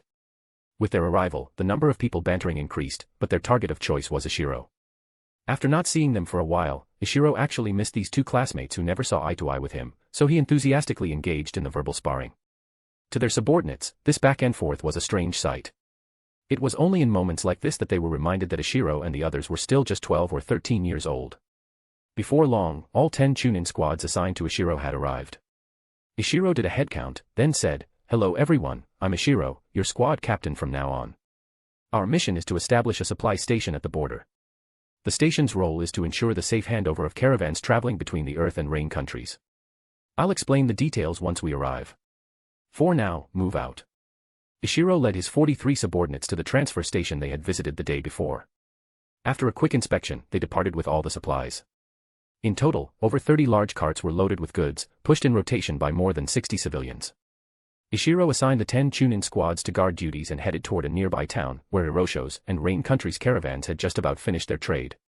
Seeing that Hirosho's caravan had expanded considerably, and noticing nearly 10 new people by Hirosho's side, Ishiro smiled in satisfaction. Aside from Hirosho and the Rain caravan's leader, the others were all caravan heads who had joined after seeing Hirosho's success. Seeing that the Earth country's trade scale now clearly outmatched the Rain's, Ishiro nodded in approval. After adjusting the guard assignments, the caravan departed for the border. Such a massive convoy naturally drew attention along the way. Ishiro didn't mind the curious civilians watching, and he even allowed caravan members to chat with them. In Ishiro's eyes, the wider the publicity, the better. However, he took a completely different attitude toward a certain group, bandits and rogue ninja. Thanks to his enhanced sensory ninjutsu, Ishiro could now detect chakra up to 10 kilometers away, 6 kilometers with high accuracy, and full coverage within 3 kilometers. Every so often, he'd pause to scan the surroundings. If he detected any trackers, he'd immediately dispatch a team to eliminate them. As captain, he no longer had to personally handle every encounter. His sensory abilities let him precisely evaluate an enemy's strength and chakra traits. Thus, every squad he sent out successfully neutralized their targets and returned safely. While a few were lightly injured due to carelessness, none were seriously hurt. Over time, Ishiro found himself oddly grateful to the enemy stalkers. They actually helped improve team cohesion. Before even reaching the border, they had already taken out more than 30 trackers. In one instance, Ishiro personally led 5 squads, including Squad 7, and eliminated 11 enemy ninja. That said, most of the 30-plus attackers were weak genin or not even real ninja, just bandits who had learned basic chakra extraction. But as the group reached a canyon, they finally encountered a tough obstacle. The terrain wasn't particularly treacherous, the mountains flanking the gorge were just over 20 meters high, and the path between them was 5 to 6 meters wide. Still, ever cautious, Ishiro didn't rush in. He performed a sensory scan first. The result stunned him. On both sides of the canyon, 57 ninja lay in ambush. 2 of them had Jonan-level chakra. One emitted a heat and sting that told Ishiro he was a dual fire-wind nature Jonan. The other seemed to be a taijutsu type with no elemental training. This was bad. The enemy had both greater numbers and more elite fighters. Ishiro wasn't confident he could win against 2 Jonan. His own forces had better teamwork, being from a formal shinobi village, but that didn't make up for such a large disadvantage in strength. Even if they won, it would be a Pyrrhic victory. But then Ishiro noticed something odd. The ambushers' positions were chaotic and lacked coordination. He quickly realized, these 57 ninja weren't all on the same side. That meant there was a chance. Touching the ground with a finger, Ishiro carefully observed their movements. He didn't stop the convoy immediately. They still had a bit of distance before reaching the canyon. Ishiro summoned his 3 main subordinates and gave them detailed instructions. Then he continued moving forward with the convoy. After a short while, as they approached the canyon entrance, Ishiro received a confirming nod from Fu and the others. He scanned the enemy one more time to ensure they hadn't changed positions. Then, without hesitation, he formed hand seals and cast camouflage technique. Now fully invisible, he quickly snuck toward his target. By the time Ishiro reached his destination, the convoy had just arrived at the canyon mouth. The ambushers, caught off guard, stared as the caravan suddenly came to a stop. From the convoy, 7 ninjutsu users emerged, unleashed a coordinated jutsu volley, mainly wind and earth release attacks, on a specific area. Screams rang out as the spell struck. Over a dozen enemies were hit, with 5 or 6 fleeing in panic and injury. Ishiro smirked. That strike had targeted the largest but weakest group among the ambushers. Whether they died or ran, the number gap was closed significantly. Now it was his turn. Based on earlier sensory readings, Ishiro knew a taijutsu Jonan was hiding nearby. He was alone, likely a rogue acting independently. Ishiro avoided looking at him directly to prevent alerting him, then quietly formed hand seals and cast the only genjutsu he knew, body bind technique. He missed slightly, the target stiffened, but didn't freeze completely. This man was ruthless. Instead of trying to disrupt his chakra, he stabbed himself in the thigh to break the illusion. But that was fine. Ishiro had planned for this. As the Jonan freed himself from the genjutsu, a poisoned senbon shot from Ishiro's hidden shoe. The Jonan reacted fast, twisting his body to avoid it, but Ishiro had predicted that too. Even as the senbon missed, Ishiro was already casting his next jutsu, mind-body disturbance technique. It hit perfectly. Though the effect lasted only an instant, it was all Ishiro needed. He closed in, drew his blade, and sliced horizontally. The Jonan's head separated cleanly from his shoulders. Killing a Jonan this fast wasn't about sheer power, it was because Ishiro had seized the initiative. In the ninja world, high offense and low defense meant losing the first move was often fatal. Ishiro's edge lay in technique diversity, sensory jutsu for information, camouflage for stealth, and exploiting the enemy's distraction during his team's ambush. With the first kill secured, Ishiro immediately resumed sensory scanning to locate the second Jonan. Only moments had passed since the attack began, but the canyon was already in chaos. Apart from the group that had been annihilated by the ambush, 7 or 8 more had fled. Of the rest, many had begun attacking each other. Because these ambushers hadn't known about one another, chaos erupted. 20 or so were now fighting each other out of panic. Only about 10 were actually targeting the convoy, and among them, Ishiro's squads had the upper hand. So Ishiro ignored them and locked onto the final threat, the Jonan with elemental ninjutsu on the far side of the canyon. That Jonan hadn't moved. The earlier clash had clearly alarmed him. Though Ishiro's fight had ended quickly, the chakra surge from the confrontation hadn't escaped his notice. He concluded that at least 2 Jonan-level chakra signatures had flared up across the canyon.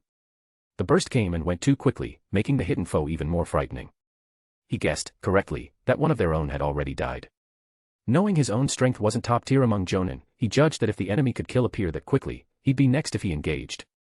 He couldn't see Ishiro, but perhaps due to Ishiro's unconcealed killing intent, he seemed to sense being watched. He was clearly hesitating. Ishiro, confirming he hadn't moved, ended his scan. He sealed the dead Jonan's body into a scroll. Then, judging the battlefield conditions, he formed hand seals and began casting the B-rank water release, violent water wave. Dash, support me with power stone. Dash, for every 200 PS equals bounds chapter. Dash, 25 advanced chapters now available on Patreon. Dash, https://www.patreon.com/c/sega is. Just remove the hyphen to access Patreon normally. If you like this novel, please consider leaving a review that helped the story a lot. Thank you. Chapter 89, A Dilemma for the Enemy. Chapter 89, A Dilemma for the Enemy. Separated by the entire canyon, Ishiro knew it wasn't realistic to deal direct damage to the enemy Jonan across from him. So instead, he targeted the group of genin and chunin who were regrouping to launch another attack on the convoy. After the initial chaos, most of the ambushers had calmed down. Aside from a few who had fled or been killed, the majority were gathered together again, clearly discussing a plan to cooperate. But before any consensus could be reached, Ishiro's violent water wave struck. Fu and the others knew Ishiro's jutsu best.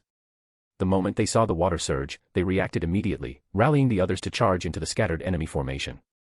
With Fu's command and the element of surprise, they made quick work of the disrupted group, taking out 4 or 5 in the first wave, and another 2 in the next.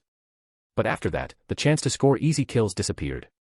Not because the enemy had regrouped, but because they had begun to flee. No one was stupid. That wave of attack clearly signaled the presence of a high-level ninja, at least Tokubetsu Jonan, on the convoy side, fighting from the shadows. The threat of a Jonan was enough to make these rogue ninja retreat. After all, life was precious.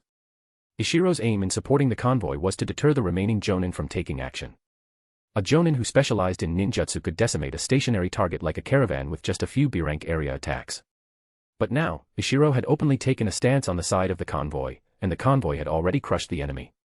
His message to the Jonin was clear: you should run. Unfortunately, Ishiro misread the Jonin's thinking. The moment that Jonin sensed Ishiro's presence, he had considered retreating. He assumed Ishiro, like him, was here to ambush the convoy. Since Ishiro posed a significant threat, withdrawal seemed wise. He'd even ordered his two subordinates to pull out. But Ishiro's sudden B-rank attack made him hesitate. The Jonin knew his own weakness: lack of speed. If he tried to escape and Ishiro pursued him relentlessly, he'd likely be caught. If Ishiro also sent a few swift Chunin after him, he was done for. The attack had shown that Ishiro was aligned with the convoy, and the convoy had many genin and Chunin. What if Ishiro commanded them to surround him? If he stayed, he might be able to use the convoy's safety as leverage to make Ishiro hesitant to act freely.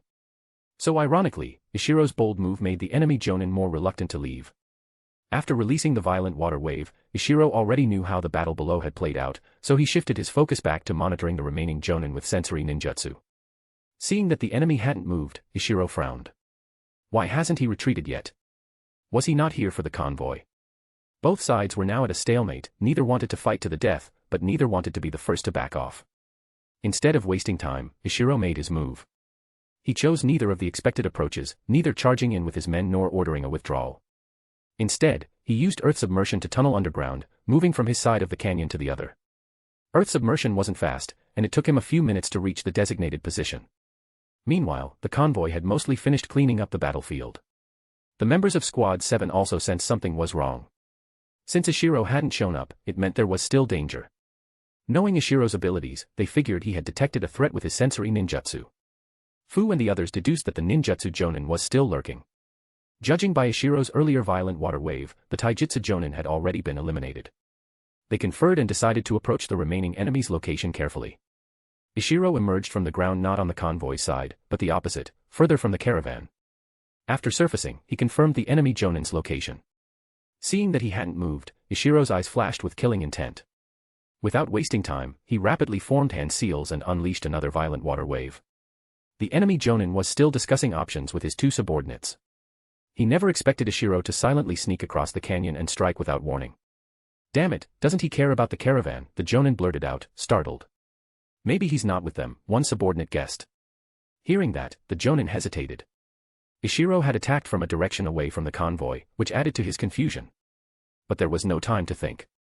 The Jonin and his subordinates dodged to avoid the water blast, but the B-rank jutsu was too wide. Ishiro had attacked decisively, and all three were hit, suffering varying degrees of injury and being knocked out of formation. Ishiro gave them no chance to recover. He immediately followed up with a water pressure line, striking down one of the Chunin instantly. Before the Jonin could even react emotionally to the loss, Ishiro had already aimed the next shot at the second subordinate. What kind of seal speed is that? The Jonin was shocked. Ishiro was casting high-power techniques in under a second. Knowing he couldn't match that casting speed, the Jonin ducked behind a large boulder and began forming seals. He could use B-rank ninjutsu too, but his casting was slow. He doubted he could finish before Ishiro landed another blow. And whether his remaining subordinate lived or died clearly wasn't a priority anymore. Sure enough, not long after, a scream came from his subordinate's position. The scream almost made him mess up his hand signs. Fortunately, he held it together and, moments later, completed a large area wind release jutsu, blasting it toward Ishiro's position. Ishiro scrambled to cast an earth flow wall. While decent among C-rank defensive jutsu, it was no match for a B-rank wind release. It lasted less than a second before shattering. The Jonin's eyes gleamed as he saw Ishiro get torn apart by the wind. But then his expression twisted. Ishiro's body crumbled into chunks of stone. It had been a clone. The Jonin realized he'd been tricked. He immediately looked around, trying to locate the real Ishiro. But before he could, a massive force struck from beneath his feet. The world spun, and suddenly, everything went dark. He couldn't move. Couldn't breathe. Panic set in. He assumed it was a genjutsu and tried to disrupt his chakra, but nothing worked. Again and again, he failed to escape. The more he struggled, the more panicked he became. Chakra flared wildly inside him.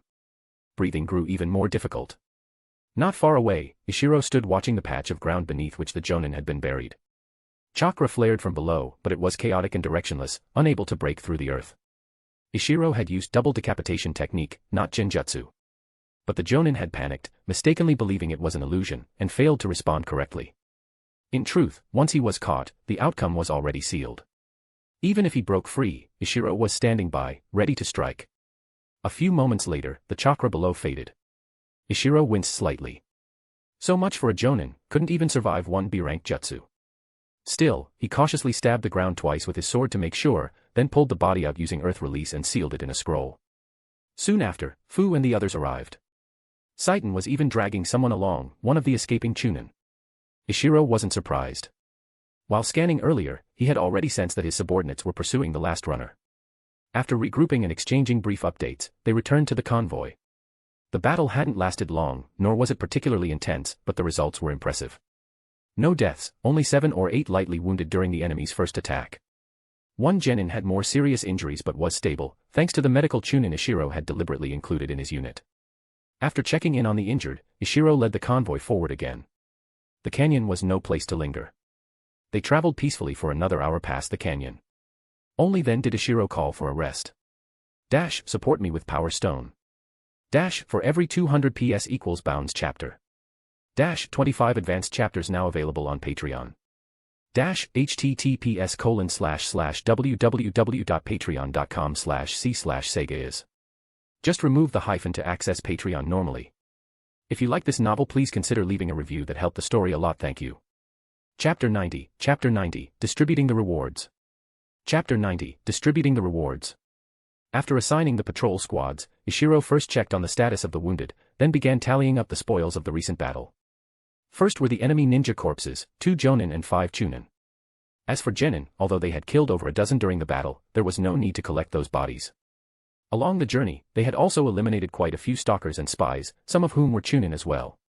Next came the loot, by far their greatest gain. Many rogue ninja carried valuable goods on them. Among the dead, several had excellent items. For example, just in silver alone, they had acquired more than 7 million ryo. As for kunai and other standard weapons, Ishiro didn't even bother with them. His current team already had more than enough of those. However, one item surprised Ishiro, a piece of chakra metal, still unshaped. A Chunin had been carrying it, and Ishiro recognized it immediately. This was a treasure. That one block alone was worth tens of thousands of contribution points. And in the black market, essentially priceless. Chakra weapons were rare in the ninja world. So far, Ishiro had only seen a few. One confirmed chakra weapon was the long blade used by his former teammate, Little Rock, back in Team 18. Others he'd encountered might have had chakra weapons too, but Ishiro wasn't sure. The chakra metal he held now was enough to forge a long blade like Little Rock's. Though Ishiro could use it, the gain wouldn't be significant. Instead, it was perfect as a reward. If any subordinate made a significant contribution in the future, he could grant it as a reward. The biggest gain, though, was the 4 ninjutsu scrolls. Aside from the ones Nagato had given him earlier, this was Ishiro's first time receiving so many at once. Among the 4. 1 C-rank wind release scroll, from the ninjutsu Jonan. 1 C-rank swordsmanship technique, from the taijutsu Jonan. 1 C-rank lightning release scroll, surprisingly from a genin. And, to Ishiro's surprise, a genjutsu scroll contributed by a Chunin. Ishiro didn't let everyone copy the jutsu indiscriminately. Everyone's contributions in battle had varied, and it would be unfair to those who had fought harder. He collected all the scrolls and planned to distribute them accordingly. Unlike his old foreman squad, this new unit was too large. In a small team, everyone lived and died together, sharing jutsu meant strengthening the whole group and improving survival chances. It was a win-win. But now, with so many subordinates, joint missions would be rarer, and limited resources meant competition was necessary. Other spoils didn't matter much. Rogue ninja had a hard time compared to those with a village behind them. After inventorying everything, Ishiro reviewed how each team had performed in battle and began assigning rewards. While the teams rested, Ishiro officially announced the rewards. First, every squad would receive at least 1 C-rank mission credit. Some of the more outstanding teams received multiple C-rank credits. One team, apart from Squad 7, had done exceptionally well and was awarded a B-rank mission credit. Squad 7 received both a B-rank and an A-rank mission credit. It was worth noting that as a captain, Ishiro didn't need to log mission credits. So this tally only applied to Fu and the other 2. Ishiro's rewards would be handled separately by the village, based on his contributions during this large-scale mission. As a captain, Ishiro theoretically could assign many credits, but the number was limited by what he submitted to the village. For example, turning in the bodies of 2 Jonin earned him 2 additional A-rank mission quotas. In other words, besides the regular quota promised by the village, Ishiro could now assign 2 more A-rank mission records. Unfortunately, Chunin corpses held less value. Submitting them only brought small amounts of contribution points and no extra mission quota. Let's do the math. Submitting 2 Jonin corpses equals 2 A-rank quotas. But Ishiro had now issued 2 B-rank missions. Nearly 20 C-rank missions. So from a reward perspective, Ishiro had made a huge profit. But that's because he personally risked his life to kill those 2 Jonin. It had originally been his responsibility. If there had been no Jonin among the attackers, Ishiro would have had to pre-approve quotas from his own stock, or reward his subordinates using part of the loot, trading war spoils for mission records. This time, though, Ishiro had done well, so he was generous. He announced that every team could exchange the contribution value of a C-rank mission for 1 C-rank ninjutsu scroll. If someone made an exchange, Ishiro would make a note in the records to prevent duplicate contribution calculations. For the village, the saved contribution points would be counted as Ishiro's additional merit for this large-scale mission. Furthermore, Ishiro announced that the most outstanding teams could freely choose 1 C-rank jutsu from the ones he personally owned. This was one of the hard parts of being a Jonin captain. Your own ninjutsu collection mattered. Ishiro was a ninjutsu-focused Jonin, but his collection was small. He was still young, with few completed missions, so his access to jutsu had been limited. This was the awkward position of a new captain without deep resources. In these situations, many subordinates wouldn't want to stay in such a squad long-term. After announcing the rewards, no one immediately approached Ishiro. The rewards were team-based, so everyone needed to discuss with their teammates first. The first to approach Ishiro was, surprisingly, Shohara. His squad had performed moderately, earning 2 C-rank credits, enough for 1 ninjutsu exchange. Shohara chose the C-rank wind release jutsu. One of his squad mates had wind affinity but hadn't saved enough contribution points to get a jutsu. Ishiro was a little surprised. Shohara's squad was lucky. That teammate would gain a huge power boost with a wind jutsu, maybe not at Chunin level yet, but easily above average genin. The second to approach Ishiro was Miko. Her squad had performed very well. Miko herself was a ninjutsu-type Chunin. In the defensive battle earlier, her effectiveness far exceeded any taijutsu user. Plus, she had personally taken down a Chunin during the follow-up strikes after Ishiro's violent water wave. So they got 1 exchange and 1 free scroll. Miko first exchanged for the C-rank swordsmanship jutsu, not for herself, but for her 2 sword-using teammates. Then she asked Ishiro, "Do you have any C-rank fire release?" Ishiro blinked in surprise. "You're working on fire release?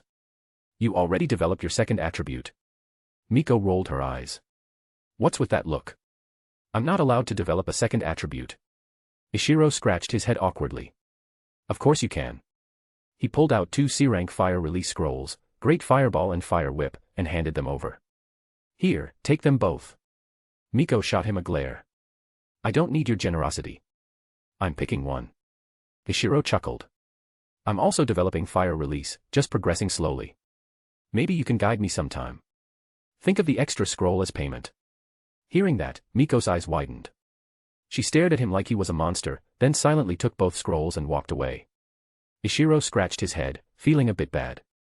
But before he could dwell on it, another squad leader came up, so he didn't have time to get sentimental. Before long, every squad captain, except for Fu's team, had come to exchange for ninjutsu. One squad had wanted to trade for a C-rank taijutsu set, but Ishiro didn't have one, so they opted for the swordsmanship set instead. The others all got what they wanted. Watching his subordinates gather in squads, excitedly discussing their new jutsu, Ishiro sighed. Being a captain is hard. After a night of rest, the team resumed their journey. Morale was significantly higher. Everyone had gained new jutsu, and with their squads stronger, they felt more secure. Plus, their young captain had personally killed 2 Jonin. His strength boosted everyone's confidence. The merchants were even more thrilled. Yesterday, they had witnessed Jonin-level ninjutsu exchanges, massive AoE techniques that terrified them. But their own ninja escort had emerged victorious without any casualties, further reinforcing their trust. After the canyon battle, no one dared to provoke Ishiro's team anymore. Along the way, they cleaned up another 7 or 8 rogue ninja. Finally, the caravan reached its destination.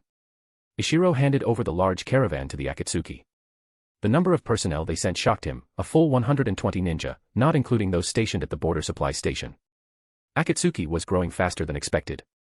But that wasn't Ishiro's concern right now. His current priority was constructing the supply station. According to his plans, the station would be a circular area made up of 3 concentric rings.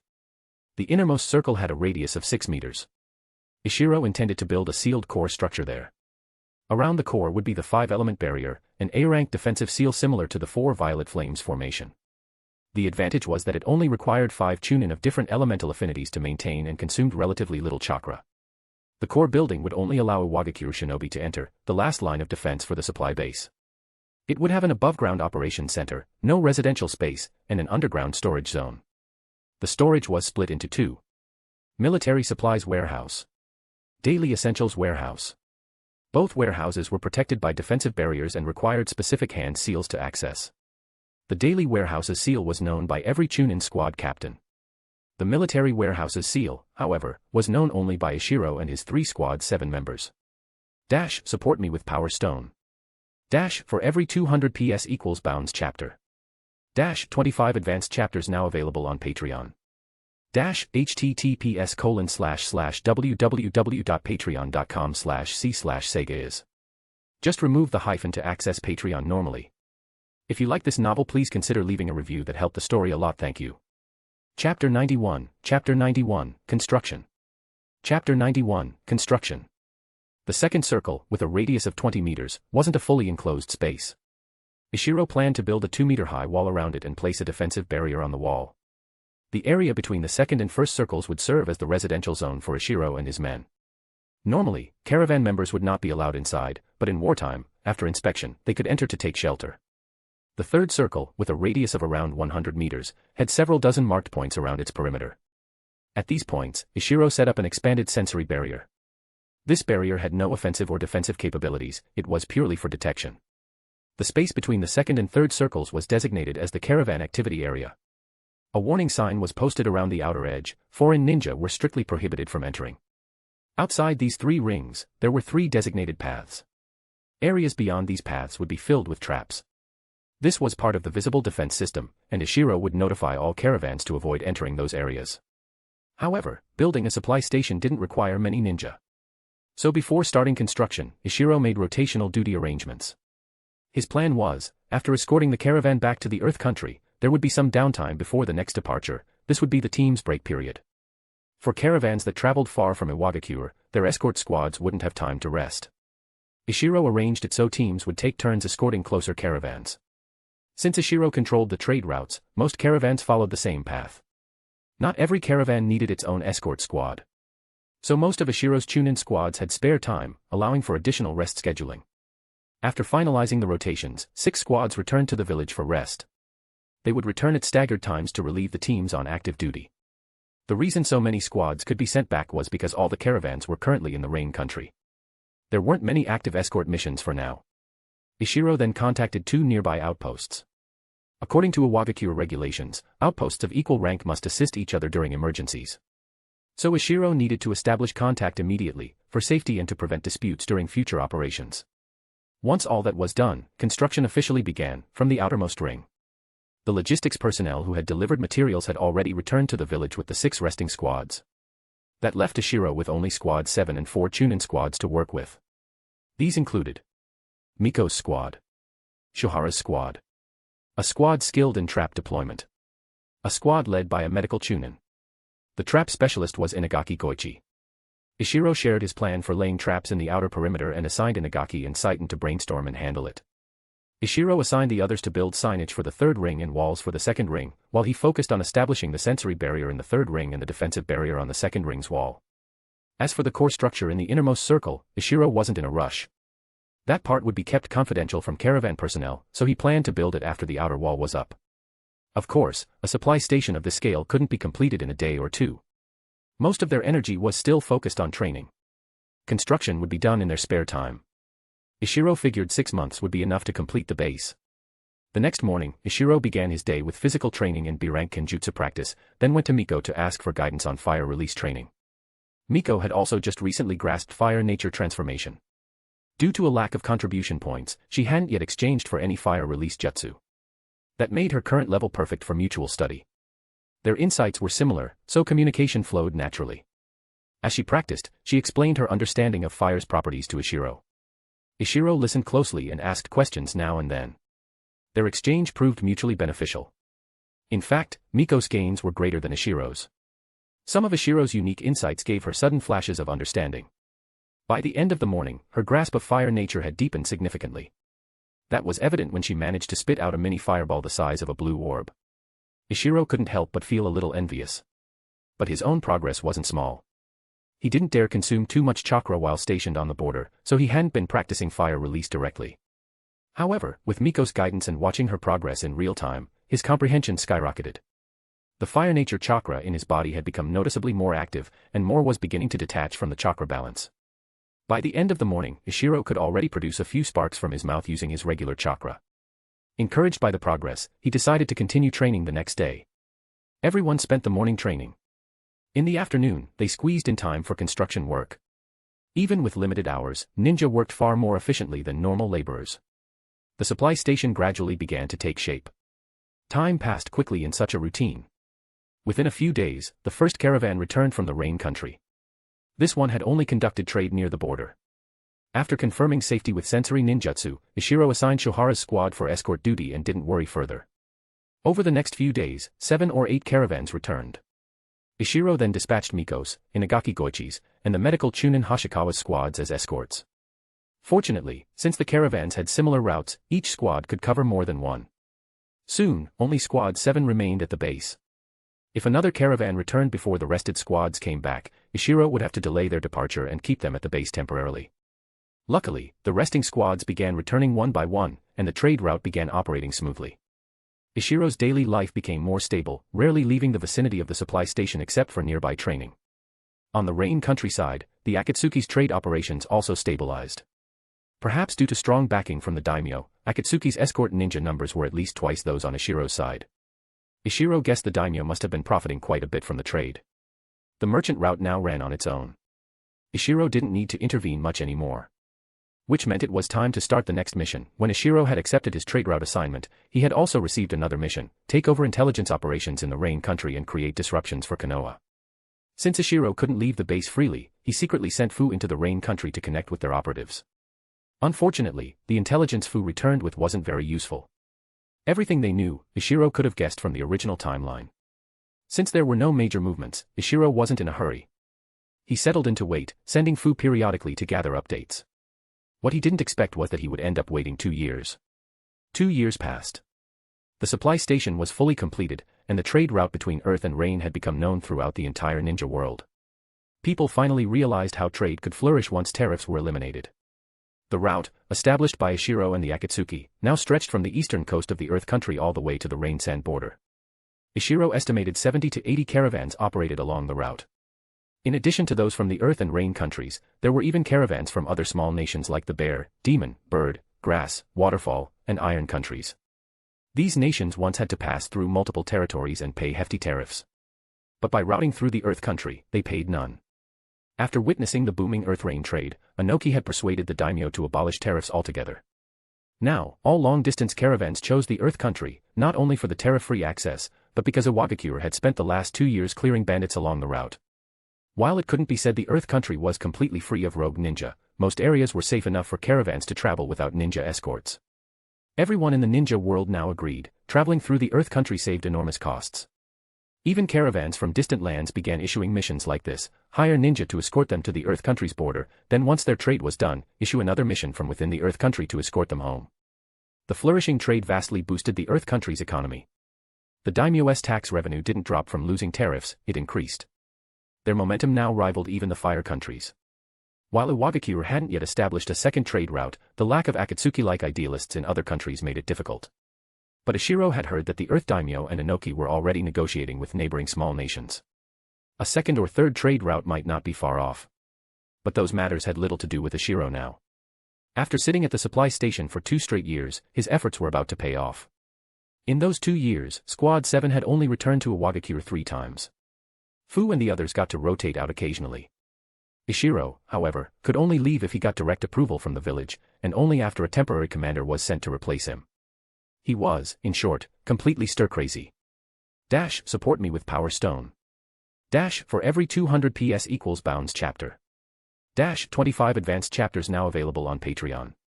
https://www.patreon.com/c/sega is. Just remove the hyphen to access Patreon normally. If you like this novel, please consider leaving a review. That helped the story a lot, thank you.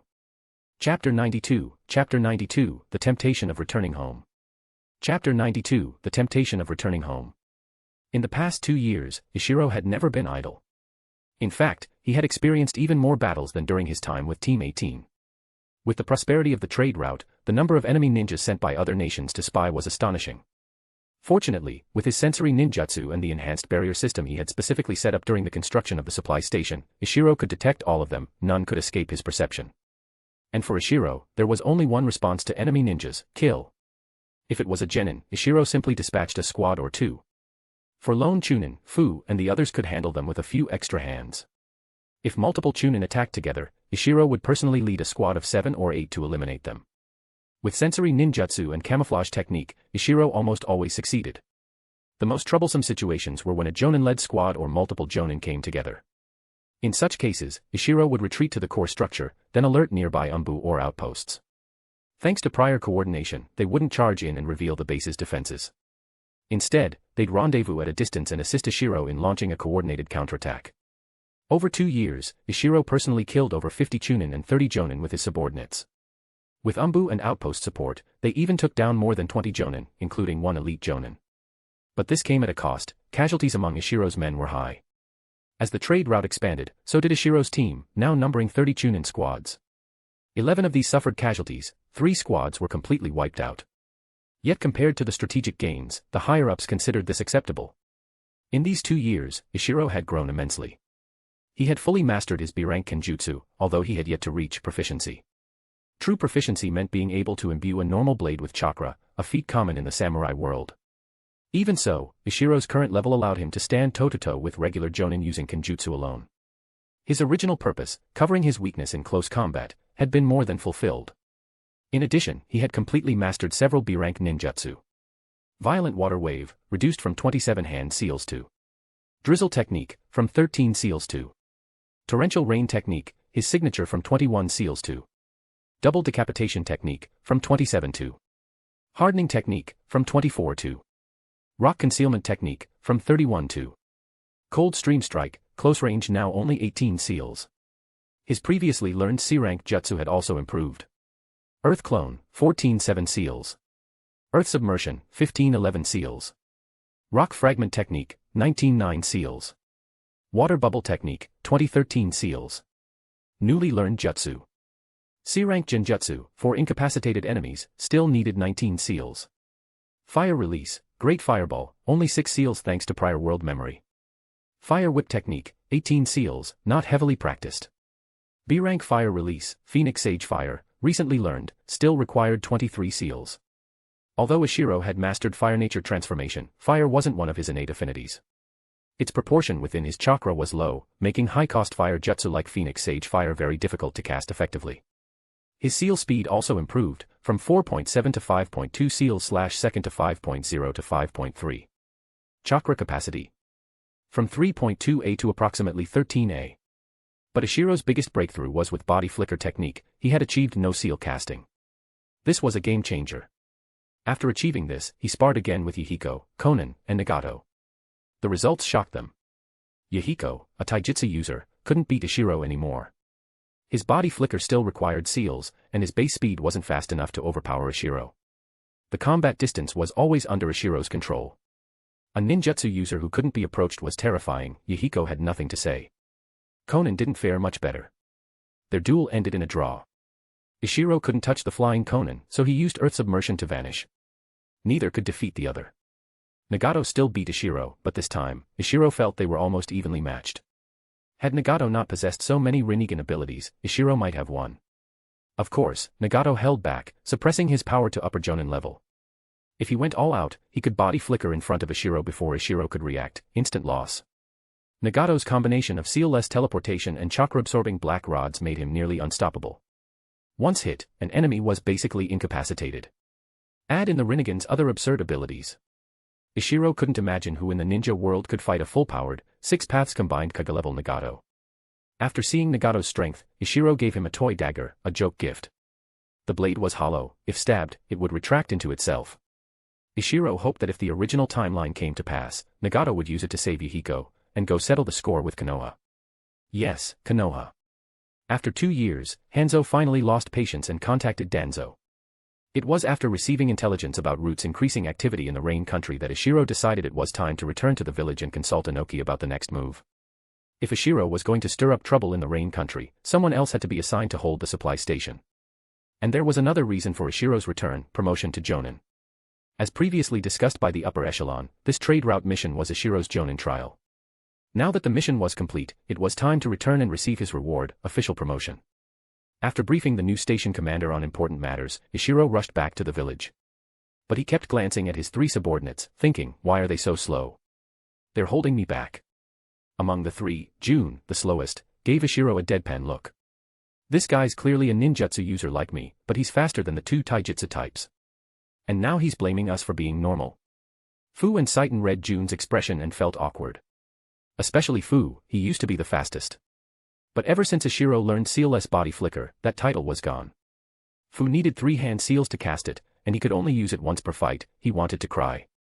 Ishiro, oblivious to their feelings, only wanted to get back home. Even though he didn't have many friends there, he was eager to walk around familiar places again. They traveled non-stop until Jun was nearly exhausted. Finally, they reached the village. As soon as they arrived, Jun ignored Ishiro's fake concern and stormed off without a word. Ishiro scratched his head awkwardly. He didn't go to the Tsuchikage's office immediately but decided to rest at his home first. However, once he got there, rest was the last thing on his mind. A black ninja cat was sleeping inside. This wasn't surprising. Ever since Ishiro left Team 18, he hadn't seen much of Shironiko, Little Rock, or Shiden, but he often encountered Dango, the ninja cat who belonged to Shironiko. Dango always came to nap in Ishiro's home whenever Shironiko returned to the village, hoping to absorb natural energy. It never really worked, but Ishiro was used to seeing Dango around. But this time, Dango gave off a completely different feeling. Dash, support me with Power Stone. Dash, for every 200 PS equals Bounds chapter. Dash, 25 advanced chapters now available on Patreon. Dash, https://www.patreon.com/c/sega is. Just remove the hyphen to access Patreon normally. If you like this novel, please consider leaving a review. That helped the story a lot, thank you. Chapter 93, Dango the Sage. Chapter 93, Dango the Sage. Because the ceiling barrier around his house was rich in natural energy, Ishiro's first instinct was that Dango had connected with natural energy. Without hesitation, he activated his sensory ninjutsu, and sure enough, that serene, tranquil energy was flowing into Dango's body at a slow and steady pace. That energy was, without a doubt, natural energy, the force that permeated the ninja world. Under Ishiro's perception, the energy entering Dango's body wasn't mixing with its chakra but merging into its physical body, giving Dango an aura that felt faintly transcendent. That explained the strange feeling Ishiro had earlier. It was really working. Ishiro was stunned. He didn't dare disturb Dango, unsure whether this state was a rare coincidence or something that had been happening for a while. He quietly exited the room without making a sound and left the range of the ceiling barrier. Then, using his full speed, he rushed straight for the village center. Since it wasn't far, Ishiro arrived quickly and headed straight to the Tsuchikage's office. It was already evening. Seeing the lights still on in the Tsuchikage's building, Ishiro breathed a sigh of relief and approached, only to suddenly halt just before the entrance. In that instant, a fully armed Umbu squad appeared in front of him. Ishiro didn't waste time. He performed a series of hand signs, a coded set only Umbu captains could recognize.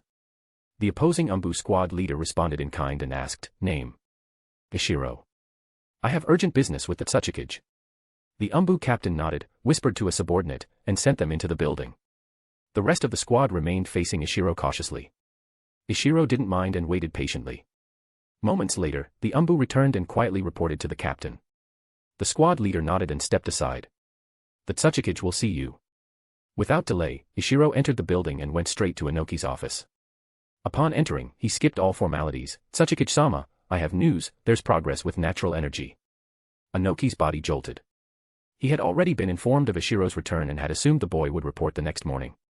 He hadn't expected Ishiro to come rushing in at night. He thought Ishiro was going to talk about the supply station or the rain country, but natural energy. Iwagakure had been researching natural energy for years. But the energy was too wild and overwhelming. So far, they had made no real progress. And now, Ishiro returned with this. Anoki asked urgently, "You've managed to absorb natural energy?" Ishiro shook his head awkwardly. "Not me. A ninja cat, Dango, the partner of my former Team 18 comrade, Shironiko. Dango is currently at my home, absorbing natural energy." Anoki recalled that Team 18 had left a strong impression, especially with Shiden, recently promoted to elite Jonan. He vaguely remembered a member named Shironiko, who had a ninja cat. Anoki turned to the empty air in the room and said, "Summon the senior advisors to Natural Energy Containment Site Number 1. Iwagakure had multiple natural energy containment zones. Ishiro's house was the first, Site Number 1. "Yes," came the response from the shadows. Umbu had already hidden themselves. Anoki then left the office with his shadow guards and Ishiro, heading to Ishiro's residence. When they arrived, Ishiro stepped inside softly. Anoki, in contrast, floated in silently without disturbing a single speck of dust. Ishiro had needed sensory ninjutsu to detect the flow of natural energy. But Anoki, with his Kage-level chakra and Keki Itoda, could feel it directly. Natural energy was slowly flowing into Dango's body. Suppressing his excitement, Anoki and Ishiro left the house, and Anoki asked about Dango's background. Ishiro shared everything he knew. Anoki nodded and ordered the Umbu, "Contact Owl. Have him find Shironiko and bring her here." Anoki had records on all Umbu members, but he didn't carry them at all times, nor did he remember everyone's address. So he passed the task to Owl, the Umbu commander. Just as he finished giving orders, the senior advisors began to arrive. At Anoki's signal, Ishiro repeated the situation in detail. Among them, the elderly female advisor entered Ishiro's house, used sensory ninjutsu, and came out visibly thrilled. The other 3 advisors lacked sensory skills and couldn't feel the energy, so they waited outside. The group then gathered in a quiet spot. Anoki said, "I've already sent for Shironiko. Tomorrow, when Dango wakes up, we'll check for any anomalies in its body." The advisors nodded. Natural energy had a prestigious legacy. Senju Hashirama once used it to defeat Uchiha Madara and reshape the ninja world. Now, Iwagakure finally had someone, even if a ninja cat, who could connect to it. Everyone was still overwhelmed with emotion. Ishiro suggested, "Tsuchikage-sama, Dango might be a rare case, but just in case, should we check others tonight, while it's still dark?" Anoki agreed. "Good idea. Ishiro, this task is yours." He turned to a shadow guard. "Zero, take Ishiro to visit all the other sites." "Understood." Ishiro activated his sensory jutsu and scanned everyone in Site Number 1, over 50 residents, handpicked as elite talents. In addition, there were 4 or 5 ninja beasts like Dango. Some were on missions. Among those present, 32 people and 3 ninja beasts remained. Ishiro scanned them all carefully, especially the beasts, but found nothing.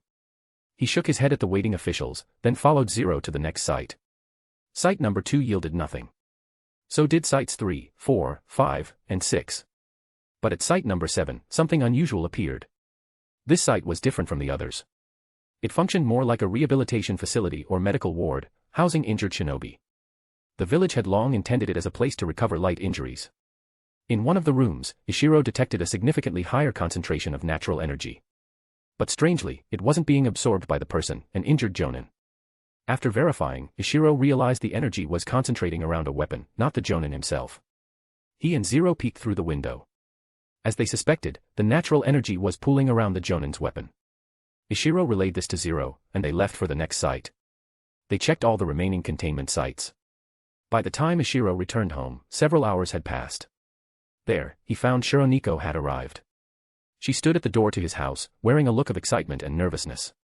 Ishiro nodded at her, then turned to Anoki. "Tsuchikage-sama, I've finished the inspections. No one else appears able to absorb natural energy. However, in Site 7, I discovered a weapon attracting it." Anoki blinked. "A weapon?" He turned to Zero. "Whose weapon?" Zero replied, "Jonan Kajiki's." "Ah, Kajiki. He does have a powerful chakra blade. I've heard it can boost his wind release to nearer rank power," said Advisor Saka, the middle-aged male. Anoki nodded. "I've heard of that blade too. Once Kajiki recovers, arrange a demonstration." Saka agreed. At that point, the night's work was done. Now, all that remained was to wait for Dango to wake up. Ishiro approached Shironiko. "Has Dango shown any strange behavior recently?" Shironiko shook her head. "Not that I noticed." The higher-ups had already asked her detailed questions earlier, so she didn't need to repeat anything. Seeing Ishiro's puzzled look, Shironiko asked jokingly, "Do you think Dango's learning Sage mode? Should we start calling him Dango the Sage?" Ishiro rolled his eyes. Even Mount Maiboku, the sacred land of the toads, only had 3 sages after centuries of effort. Dango was barely grown and had just started absorbing natural energy. If it were that easy, sage mode would be worthless. Still, knowing Shironeko had been hoping for this for a long time, Ishiro didn't want to dampen her enthusiasm. He replied, even if Dango does become a sage one day, it won't happen overnight. But I agree, being able to absorb natural energy is definitely a good thing.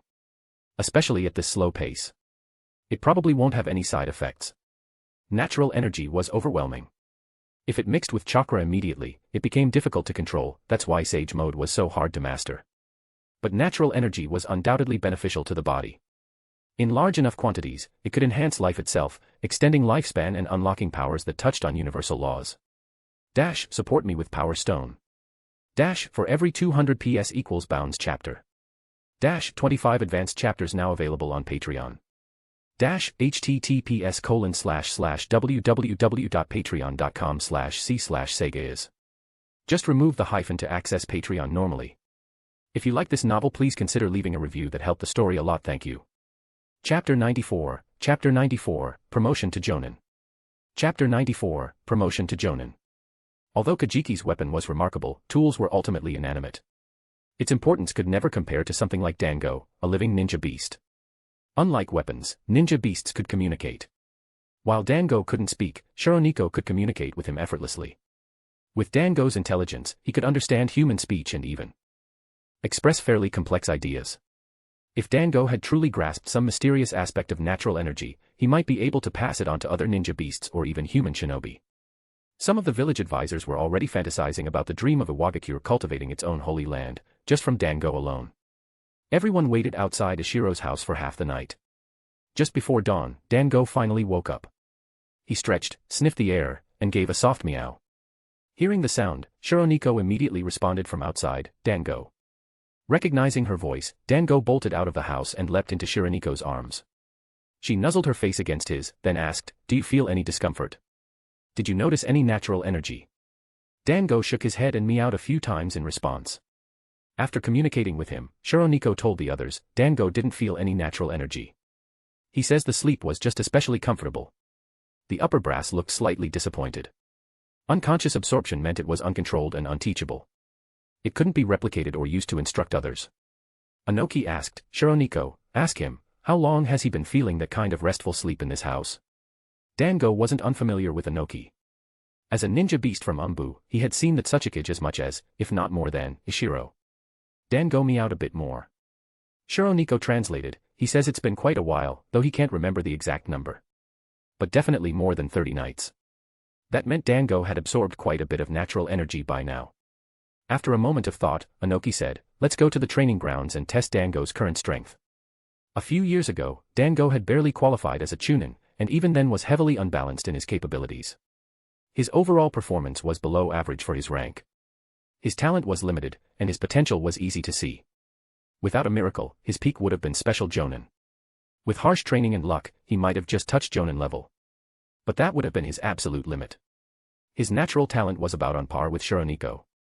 So even after 2 or 3 years, Ishiro estimated Dango's strength had only improved to the level of an average Chunin. The Umbu arranged a thorough evaluation, speed, strength, intelligence, genjutsu resistance, and more. Ishiro wasn't familiar with the full evaluation system, but he learned from Umbu that Dango's data was odd. Not that he'd improved dramatically in one area, but that his formerly imbalanced stats were evening out. In the past, Dango had clear weaknesses. But now, he was more well-rounded. If this were Ishiro, the explanation would be simple, he had deliberately trained to patch up his weaknesses. Ishiro's training was highly focused, so his progress made sense. But Shironeko explained that Dango had not shifted his training. In fact, they were still focusing on his agility, his strong point. They hadn't yet reached a level where they could adjust training styles to cover weaknesses. Usually, once a shinobi became a special Jonin, they'd begin focusing on filling in gaps while preserving their strengths. For those with a ninja beast partner, the two would work together to cover each other's flaws. But Dango and Shironeko hadn't reached that point. And yet, Dango's stats had balanced themselves out. Everyone speculated, this might be the mysterious effect of natural energy. Perhaps it fundamentally changed the user's physical constitution, and in the early stages, the most noticeable improvements appeared in areas of weakness. This was good news. While playing to one's strengths was the best way to advance as a shinobi, fixing one's flaws was often the most time-consuming part of growth. Take Ishiro for example, he'd spent more time learning basic and B-rank kenjutsu than he had on all his ninjutsu training combined. He had never skimped on kenjutsu training, but his ninjutsu time had been regularly interrupted. Of course, Dango had only been absorbing natural energy for a short while. The changes were still minor. The village elders decided Dango should stay in the village for now, continue absorbing energy, and undergo regular assessments. Their theories needed more data before drawing conclusions. Dango's discovery was promising, but the real urgency lay with the intelligence Ishiro had brought back from the Rain Country. Konoha's root is active again in the Rain Country. Inoki muttered, considering Ishiro's report. Yes. And this time, it's different. Root is targeting Aim Nin. I suspect Danzo and Hanzo are forming an alliance. Given the current political climate, the only thing that could push them to ally is the Akatsuki. I believe conflict between Akatsuki and Hanzo is imminent. The mood turned grim. One advisor said, it's been 7 years since the Second Shinobi War. Most nations have recovered somewhat, but not fully. If instability in the Rain Country triggers unrest, the Third Great Ninja War might break out early. Another nodded. Worse, if the war starts with the death of a Kage-level figure, it could be more intense than the Second War. Inoki agreed. We can't afford a high-level war like the First Great Ninja War again. That intensity would break us. Everyone nodded solemnly. If not for Ikura, the genius now serving as Iwagakure's frontline representative, the other great nations would have already written Iwa off as declining. Konoha never lacked geniuses. Kumo had the new AB combo, Suna had Pakura, Raza, Karura, and Karigakure had its fearsome 7 ninja swordsmen. Only Iwa was being mocked behind its back for having no successor to Inoki. Thankfully, Ikura had emerged. Though young, he was already at elite Jonan level. If Inoki could hold on for 10 more years, Ikura would be ready to take the mantle. For now, Iwagakure could handle drawn-out wars, but not a Kage versus Kage level conflict.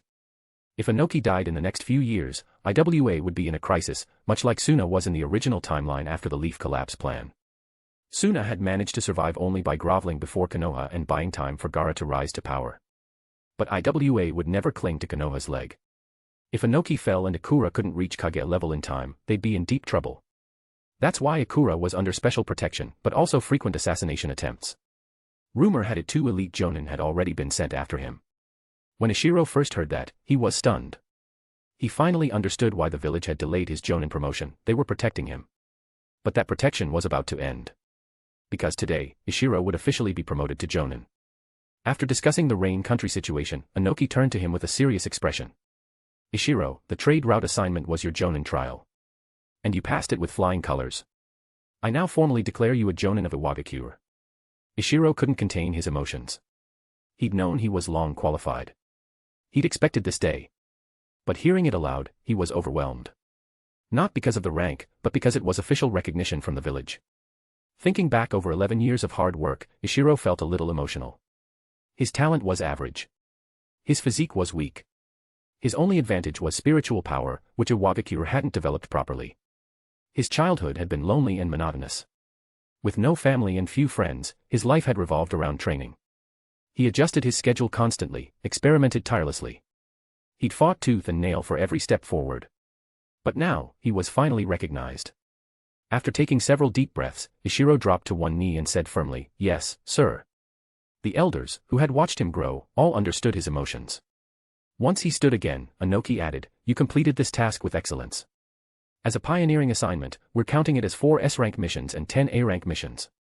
You may now redeem 1 A-rank jutsu and 3 B-rank jutsu. Dash, support me with Power Stone. Dash, for every 200 PS equals Bounds chapter. Dash, 25 advanced chapters now available on Patreon. Dash, https://www.patreon.com/c/Sega is. Just remove the hyphen to access Patreon normally. If you like this novel, please consider leaving a review that helped the story a lot. Thank you. Chapter 95, The A-Rank Secret Archive. Chapter 95, The A-Rank Secret Archive. Just as Ishiro was beginning to calm down, his heart began pounding again.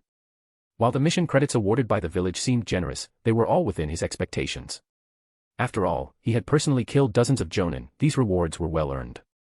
But that wasn't what mattered. A-Rank. A-Rank. A-Rank ninjutsu. The term itself made Ishiro tremble with excitement. Which ones had he long coveted? Like Katsuchi's Earth Release, Earth Mountain technique, used to kill Mizuki Hyojutsu. Or Yamato's Earth Flow Rampart in the original story. Lightweight boulder technique that allows flight. The heavyweight boulder technique that neutralized the reincarnated second Tsuchikage. Kisame's great exploding water colliding wave. There were just too many to name.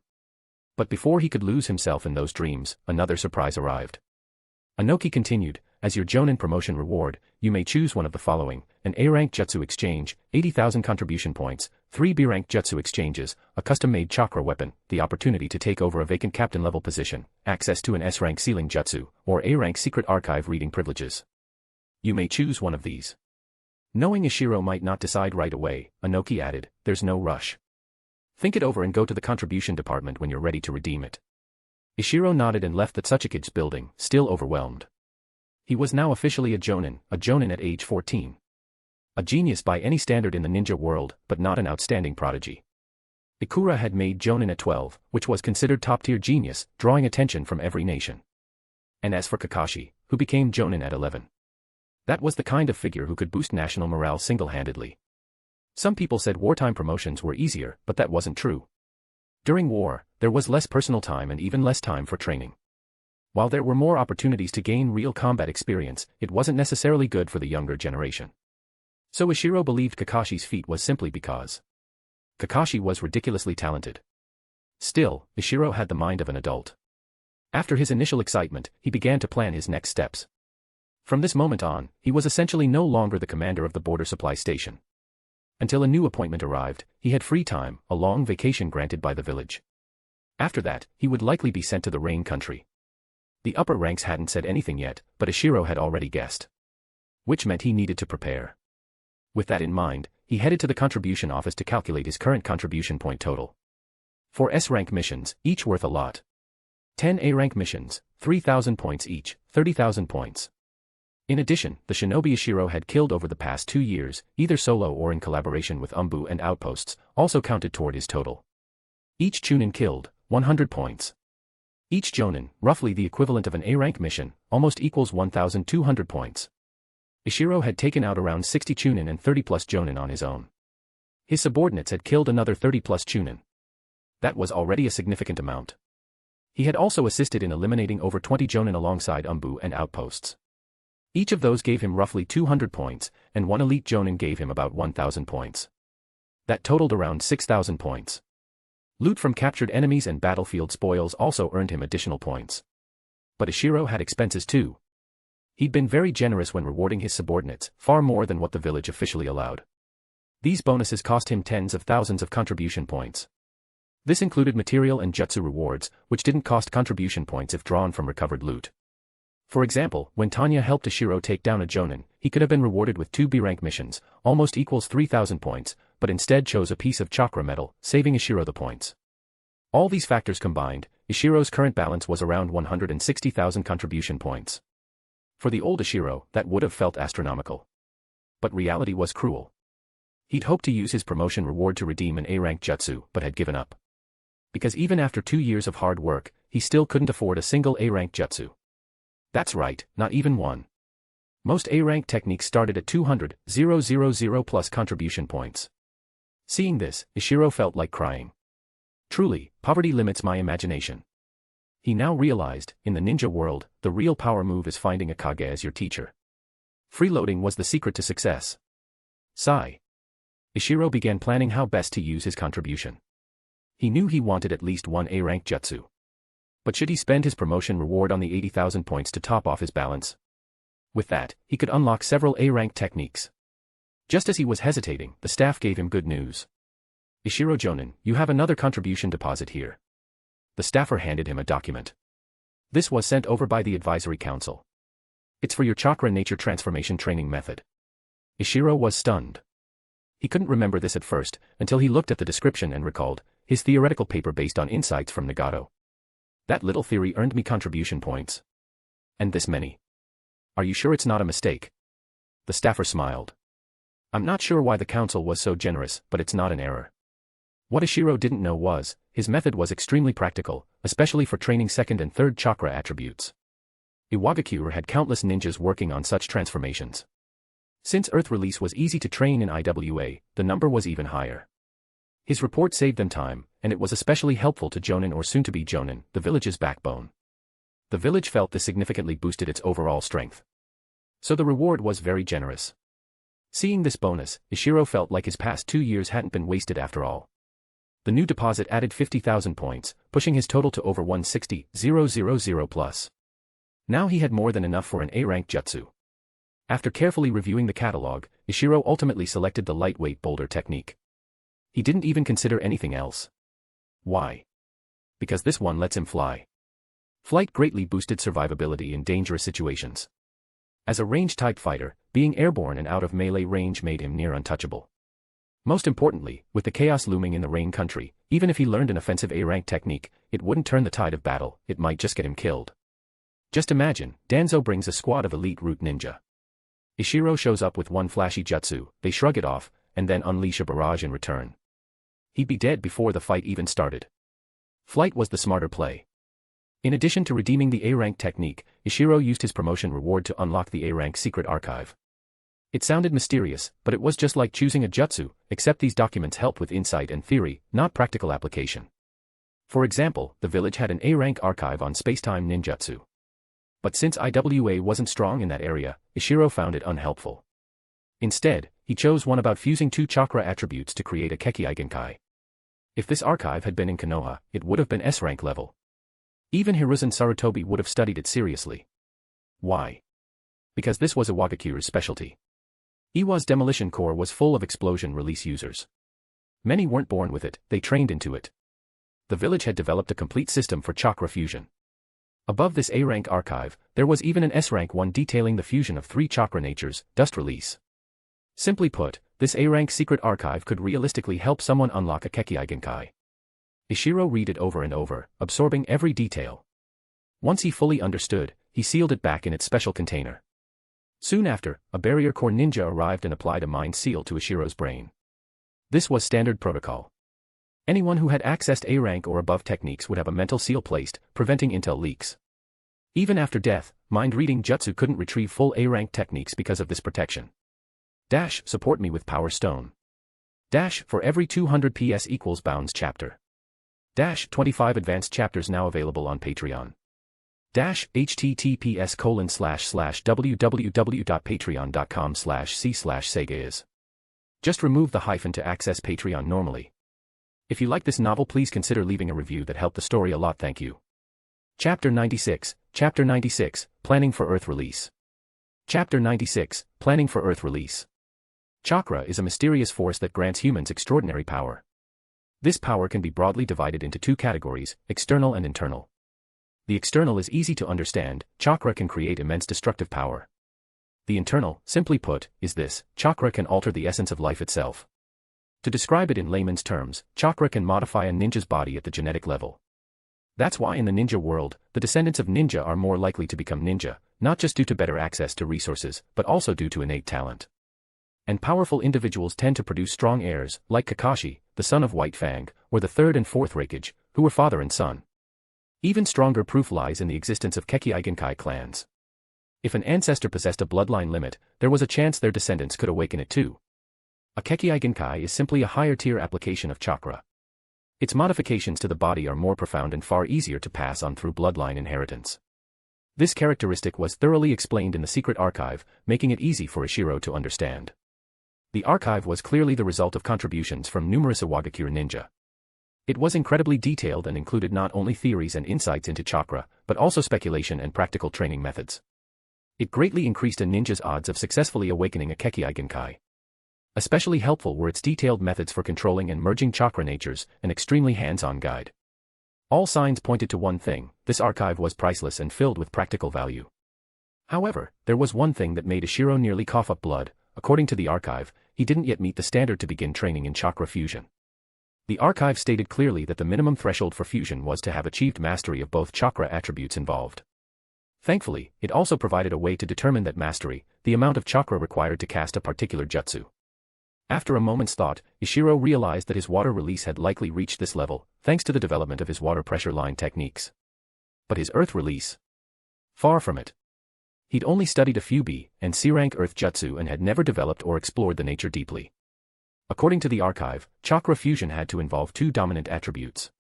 For Ishiro, that meant water and earth. Using other attributes would cause serious interference. This was awkward.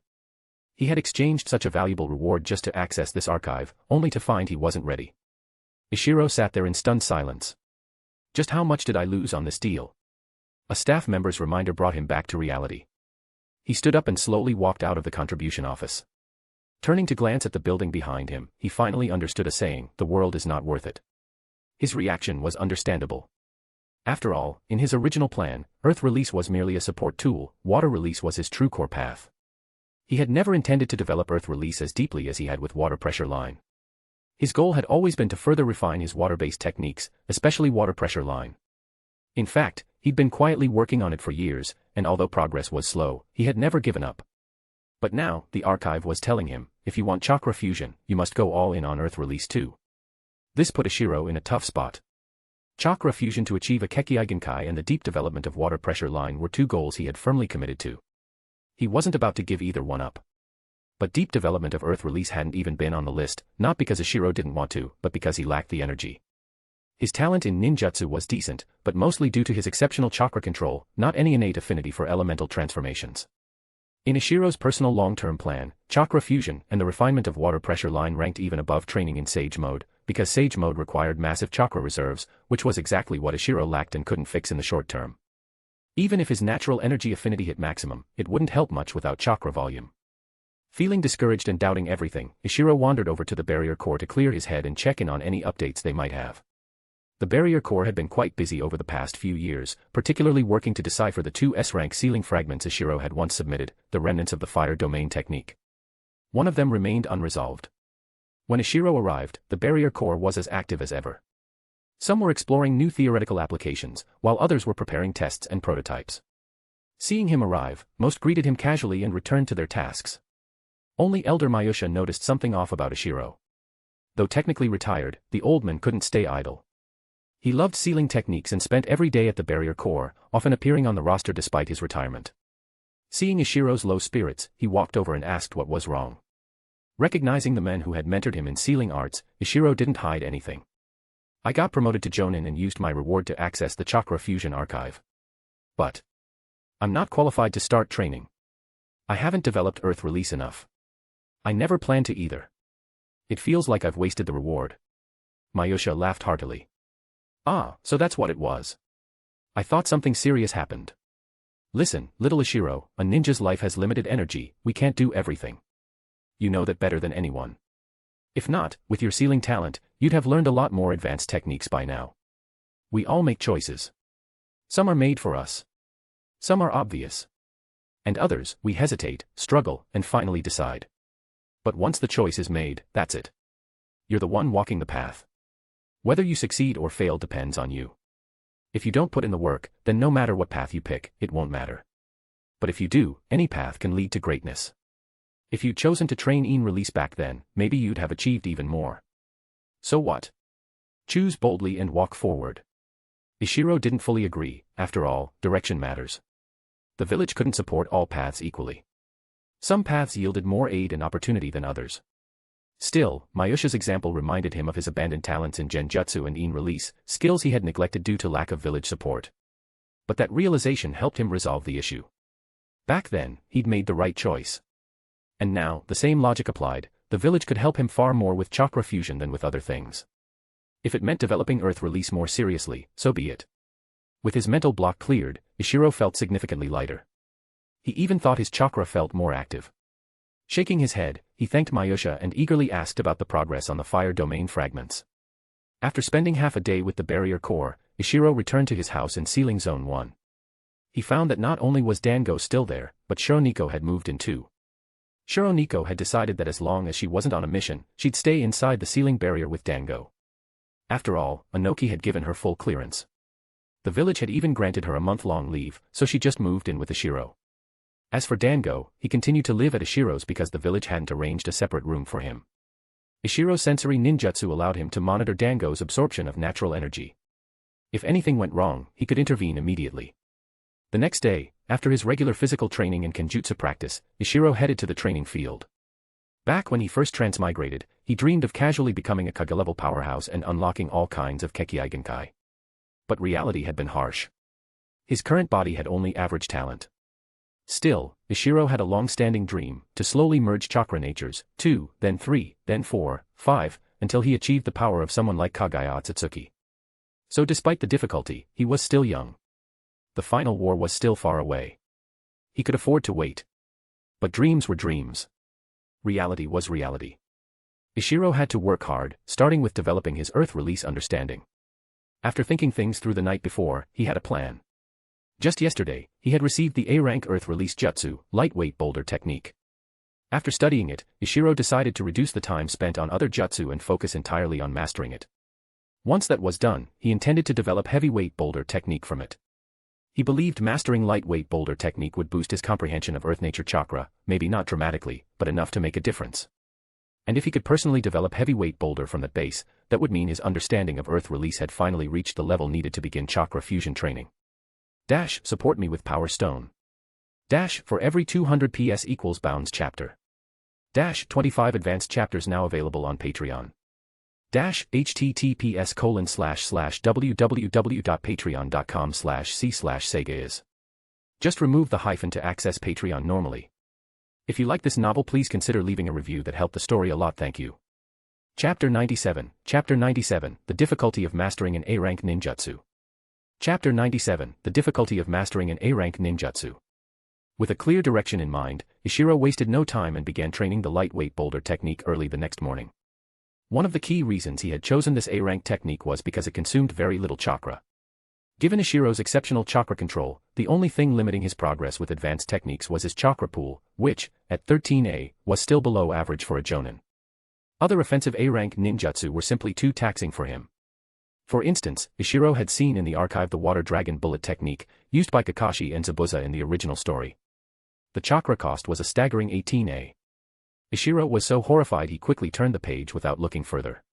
By contrast, lightweight boulder technique only consumed 12B chakra. Its maintenance cost was just 3C per second. In other words, once he mastered it, Ishiro could float in the sky all day long. Only 12B for an A-rank jutsu. At first, Ishiro found it strange, until he started practicing. That's when he realized, the difficulty of learning this jutsu was incredibly high. Following the scroll's instructions, Ishiro couldn't even get started. Calling it entry-level training was a compliment, it was more like complete cluelessness. After some careful analysis, Ishiro understood why. Most ninjutsu, no matter how advanced, focused on chakra application. But the lightweight boulder technique involved a trace of rule-level power. Techniques involving rules or laws were notoriously difficult. Spatial time ninjutsu was a perfect example. Although Ishiro assumed spatial time techniques were still harder, the complexity here was close. After wasting an entire morning with zero progress, Ishiro nearly fell into depression. Gritting his teeth, he headed for the Tsuchikage's office. His goal? Ask Inoki for help. Ishiro didn't know if anyone else in Iwagakure could use this technique, but he knew Inoki could. Who better to ask? Inoki had never intended to take disciples. In the original story, he only trained Deidara after Iwa's talent pool dried up. While Deidara's combat abilities improved, his personality made him a wild card, difficult to control. But today's Iwagakure was in a much better place. Several surviving Uzumaki orphans had strong potential, like Yumi Uzumaki, who was progressing rapidly. Though reaching Kage level was unlikely, elite Jonan was within reach. Meanwhile, both Ikura and Ishiro were growing quickly, leaving Inoki quite satisfied. He was already quietly nurturing them. Currently, the elders were grooming Ishiro as a future advisor, focusing on strategic talent. His handling of the Rain country was part of that. Creating a new department for his Jonin trial had also been a test of leadership. Inoki, however, still hoped Ikura would become the next Tsuchikage and had prioritized training his combat abilities. Ishiro had already guessed this. But Ishiro's end goal was simply to become stronger, not necessarily to become Tsuchikage. Whether they trained him as a future commander or strategist, he could use the resources to grow. Even so, he wasn't sure if Inoki would help him directly. He wouldn't have asked if the technique wasn't so incomprehensible. Inside the Tsuchikage's office, Ishiro directly explained his request. Inoki wasn't surprised, just curious. He hadn't expected Ishiro's first A-rank technique to be lightweight boulder technique. Though useful, it wasn't an offensive jutsu. Most Jonin chose attack techniques for their first high-level ninjutsu. For example, Shiden's A-rank ninjutsu was an area of effect technique. Ishiro's first B-rank technique had also been the violent water wave. Still, Inoki didn't press the issue. He trusted Ishiro's judgment. The young man was mature, methodical, and capable of making his own decisions. After a moment, Inoki said, "Starting tomorrow, I'll give you 30 minutes of instruction every evening for 7 days." Ishiro was thrilled. This exceeded his expectations. At best, he had hoped Inoki might spare a short session and maybe show him how to fly. Anything more would have seemed too much to ask of the village leader. He really does value me more than I thought, Ishiro thought as he left the Tsuchikage's office. The next evening, Ishiro finished dinner early and arrived at the designated training ground. He had made no progress during the day. He reviewed the scroll again, still no new insight, so he waited quietly for Inoki to arrive. Right on time, the elderly Kage floated into the training ground. His shadow guards instinctively dispersed to secure the perimeter. Inoki wasted no time. Without a word, he walked up to Ishiro and immediately cast lightweight boulder technique on him. Instantly, Ishiro felt himself go weightless. His body lost all sense of gravity, yet he didn't fall. It felt like he was drifting in 0G, like an astronaut. Before he could fully adapt to the sensation, Inoki's voice came, "Focus on the chakra I've inserted into you. Feel its characteristics carefully." "Right, focus." Ishiro scolded himself and activated sensory ninjutsu, analyzing the chakra inside his body. His expression changed. After a pause, he said, "Tsuchikage-sama, this chakra, it doesn't feel like normal earth nature chakra." Inoki nodded. "Good observation. This isn't regular earth chakra, it's been infused with a special insight, making it a variant chakra." Ishiro hesitated. "Is it like a Kekkai Genkai?" Inoki nodded again, then shook his head. "Not exactly. It's lower than a Kekkai Genkai in hierarchy.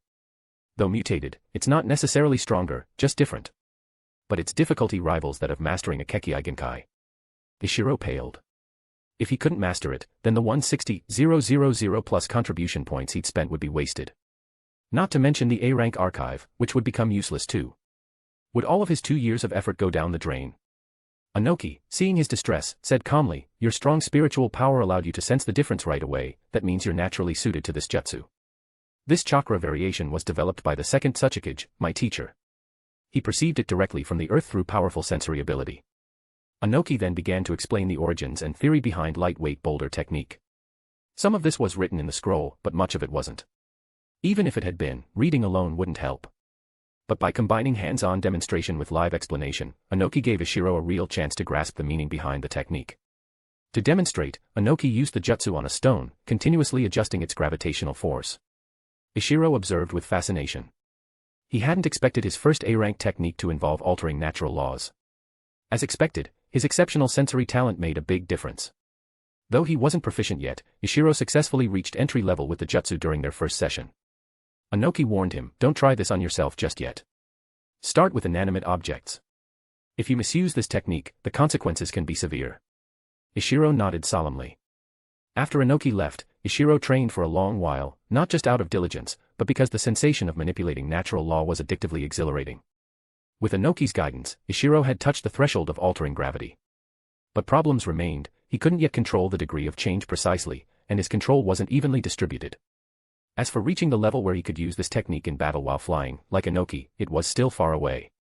Over the next 7 days, Ishiro trained with Inoki every evening. Inoki would let him experience flight, correct his control mistakes, and casually point out flaws in his broader training. If Inoki were ever to take a disciple, he'd make an excellent teacher. His Kage-level vision and explanations helped Ishiro enormously. By the end of the week, Ishiro felt his understanding of earth nature chakra had improved drastically. If I could extend this for another 10 days, he thought, I might finally be ready to begin chakra fusion training. While that was still wishful thinking, Ishiro's gains were very real. With his improved chakra insight, his training speed also increased. By the end of day 7, he could make a boulder as large as himself float. However, he still had trouble evenly adjusting the gravity across its surface. So he couldn't yet make himself fly. Inoki, however, was satisfied. Few in Iwagakure had mastered the second Tsuchikage's legacy techniques. Ishiro inheriting this one was a great success for the village. Support me with Power Stone. For every 200 PS equals Bounds chapter. 25 advanced chapters now available on Patreon. https://www.patreon.com/c/Sega is. Just remove the hyphen to access Patreon normally. If you like this novel, please consider leaving a review. That helped the story a lot, thank you. Chapter 98, The Feeling of Flight. Chapter 98, The Feeling of Flight. After 7 days of training, Inoki no longer instructed Ishiro. Without the Tsuchikage corrections and occasional hands-on guidance, Ishiro could no longer train as recklessly as before. To continue improving, Ishiro began practicing the lightweight boulder technique on small wild animals. The results were tragic. Due to his lack of precise control, the animals' bodies became unbalanced, sometimes their upper halves crushed their lower halves, sometimes limbs detached entirely from the main body. The gruesome details were best left unspoken. However, Ishiro noticed something important: the damage wasn't solely due to his lack of mastery, it was also because the animals struggled. He was altering the gravitational force on different parts of their bodies, but the animals, unused to the change, continued to flail and resist, which only made the situation worse. Realizing this, Ishiro stopped using struggling live animals and instead switched to practicing on sleeping or already dead ones.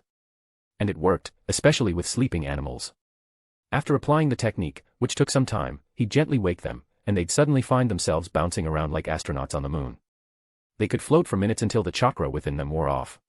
This made Ishiro very excited, because it meant that even if he didn't perfect the jutsu, he still had a chance to fly, as long as he remained completely still during casting. Of course, he still didn't dare try it on himself.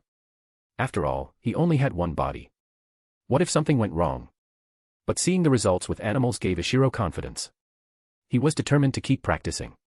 After another half a month of monotonous training, Ishiro finally decided it was time to test it on himself.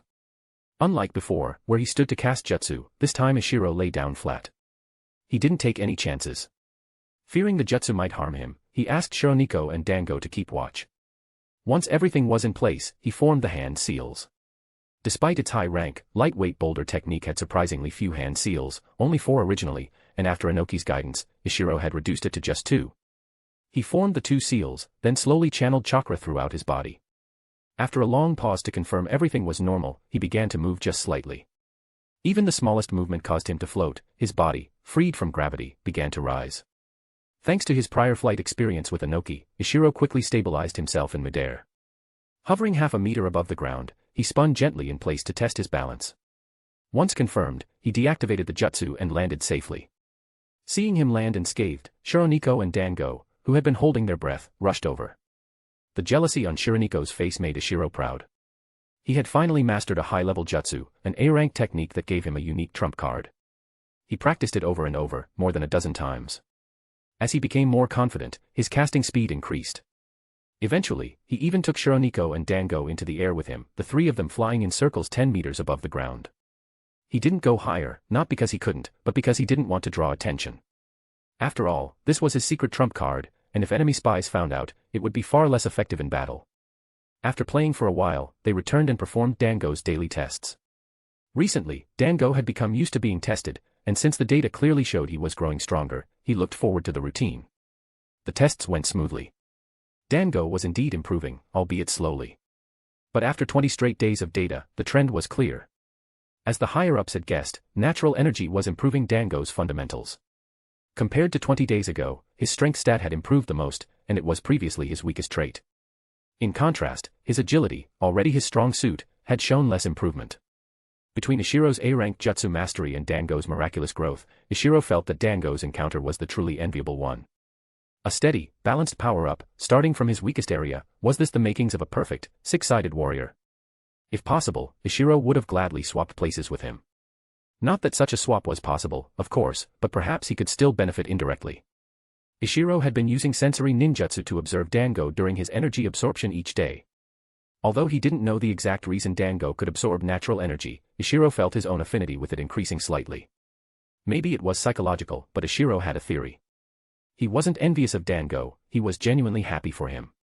And during the moments when Dango absorbed natural energy, Ishiro was the closest person to him. Perhaps natural energy mistook Ishiro's feelings for Dango as goodwill toward itself, and started getting closer to him too. This was all Ishiro's speculation, of course. There was no way to measure natural energy affinity, it was just a feeling.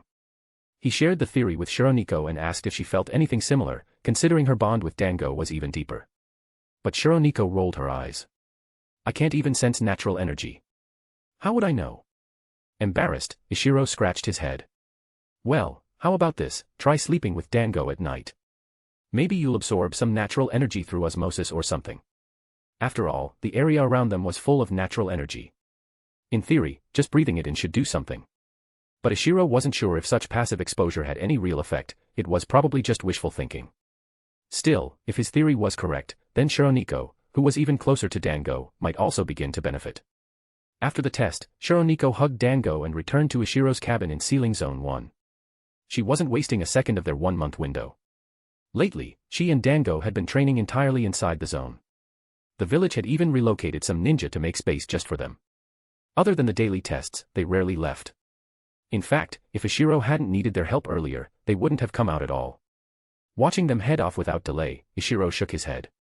He still needed to practice lightweight boulder technique, so he stayed behind. Back at the training ground, Ishiro activated camouflage technique, then tried to use lightweight boulder technique. It worked, but the moment he activated it, camouflage was dispelled. Frustrated, Ishiro realized that he still couldn't maintain both jutsu at once. His grasp of the technique wasn't strong enough to multitask. That seriously limited its usefulness. He was rushing now. After over 20 days off, his break was almost over. He didn't know when the village would order him to head to the rain country. If he could cast both techniques simultaneously before leaving, he'd go alone. If not, he'd bring his 3 subordinates. Because the 2 strategies required completely different tactical approaches. Let's just hope the higher-ups weren't in a hurry. In fact, they were. But due to Dango's situation, the village had decided to wait until his 1-month absorption and test period was complete. During that time, Ishiro acted as Dango's guardian. Replacing him would require someone who understood Dango's situation and could also sense natural energy, something few ninja in the village could do. So they waited. Only 1 week remained, so the higher-ups decided to delay the mission. As for the rain country, any alliance between Hanzo and Danzo wouldn't happen overnight. Those kinds of dark deals always took time. For Ishiro, that final week was critical. Determined to master lightweight boulder technique, he spent every moment he had floating. If he had chakra left, he was in the air. The intensive training paid off. In just 5 days, he succeeded in casting jutsu while flying, including camouflage. During the final 2 days, he practiced aerial combat and developed various strategies based on his unique movement. The day Dango's 1-month trial ended, Ishiro received the notification, report to the Tsuchikage's office immediately. He didn't hesitate. Grabbing his gear, he followed the Umbu messenger to the office. He had long since prepared for the rain country mission. At the Tsuchikage's office, seeing Ishiro's fully equipped attire, Inoki nodded and gave his approval. There wasn't much briefing. Instead, Inoki asked how Ishiro's training was going. Upon hearing he could now fly while casting jutsu, he was visibly impressed. When Ishiro said he planned to go alone, Inoki paused, then nodded. After all, Ishiro's mission wasn't to confront Root head-on, but to sabotage their operations using his close ties to Akatsuki. Whether he went solo or with a team didn't make much difference, and solo missions were more discreet. Leaving the village, Ishiro quickly checked with his sensory jutsu, no one was tailing him. He activated lightweight boulder technique, then camouflage, and ascended into the sky. Since camouflage was less effective against the sky's monochrome background, Ishiro flew at an altitude of over 2,000 meters, high enough that even if someone was watching, they wouldn't notice. He was now airborne, heading straight for the rain country. Dash, support me with Power Stone. Dash, for every 200 PS equals Bounds chapter. Dash, 25 advanced chapters now available on Patreon. Dash, https://www.patreon.com/c/Sega is. Just remove the hyphen to access Patreon normally. If you like this novel, please consider leaving a review. That helped the story a lot, thank you. Chapter 99, The Rain Country on the Brink of Chaos. Chapter 99, The Rain Country on the Brink of Chaos. Flying high in the sky, Ishiro moved at incredible speed. He estimated that his flying pace was 3 times faster than his top land speed without body flicker. Factoring in body flicker, moving on land would still be faster in bursts, but flight allowed him to move in straight lines, unhindered by rivers or mountains. Thus, his travel time was cut by at least half. At full speed, Ishiro entered the rain country within a single day. Without stopping at the border, he immediately pushed deep into its heartland. Unlike the Earth country, rain's constant cloud cover made flight even more concealed. The terrain was also flatter and less mountainous, making it ideal for air travel. Ishiro found a remote hill and used it as a temporary base. He'd noticed this desolate little mountain from the air earlier. It was far from any dense plant life, which was now something he needed to avoid at all costs. From this point forward, Ishiro's greatest threat was Black Zetsu and White Zetsu. Based on the original story, White Zetsu relied on plant roots and underground networks to spy. Unless absolutely necessary, Ishiro would avoid areas with rich vegetation. He rested the night, let his chakra fully recover, then left the mountain the next morning to meet up with Iwa's informants. He acted with extreme caution. Upon approaching the meeting location, he hid his real body and used a camouflaged Earth clone to retrieve the intel. After contacting 4 informants, Ishiro finally confirmed what he had been hoping to learn. Danzo was already in the Rain country. Though the informants had no way of tracking Danzo directly, they had picked up on Rain having recent but now declining contact with Root. Ishiro judged this meant both sides had likely finalized a secret deal. Action could come at any moment. Fortunately, none of the informants had observed large-scale troop movements or elite shinobi mobilizations from Iwagakure. That was a clear sign. In a country like Iwa, when top-tier Jonan like Ishiro were assigned tasks, their missions were spaced out. If the village wanted to rally its elite, it would first stop assigning outbound missions to its Jonan. Without preparation, they'd barely be able to gather a third of their actual elite force. The Rain country was no different. It was smaller, had yet to recover from the Second Shinobi War, and now had internal tension due to the rising Akatsuki and weakening daimyo support for Hanzo. So if Hanzo intended to make a move against Akatsuki, he'd need to gather every capable ninja in the village. Ishiro now had 2 tasks: first, monitor Rain activities to determine Hanzo's timeline; second, deduce the ambush location, something that should have been difficult, but he had the advantage of knowing the original plot. Given Hanzo's cautious nature, Ishiro guessed he might still use the same method as in the original timeline, kidnapping Conan. So Ishiro decided to investigate from that angle. He first visited Akatsuki's base, using a masked Earth clone, and learned that the leaders weren't present. He'd planned for this. He had come during a time when Yahiko, Conan, and Nagato were away. Confirming their absence, Ishiro left behind a note containing only 1 sentence. "Be careful of Konoha." As the clone departed, Ishiro's real body sensed someone tailing the clone.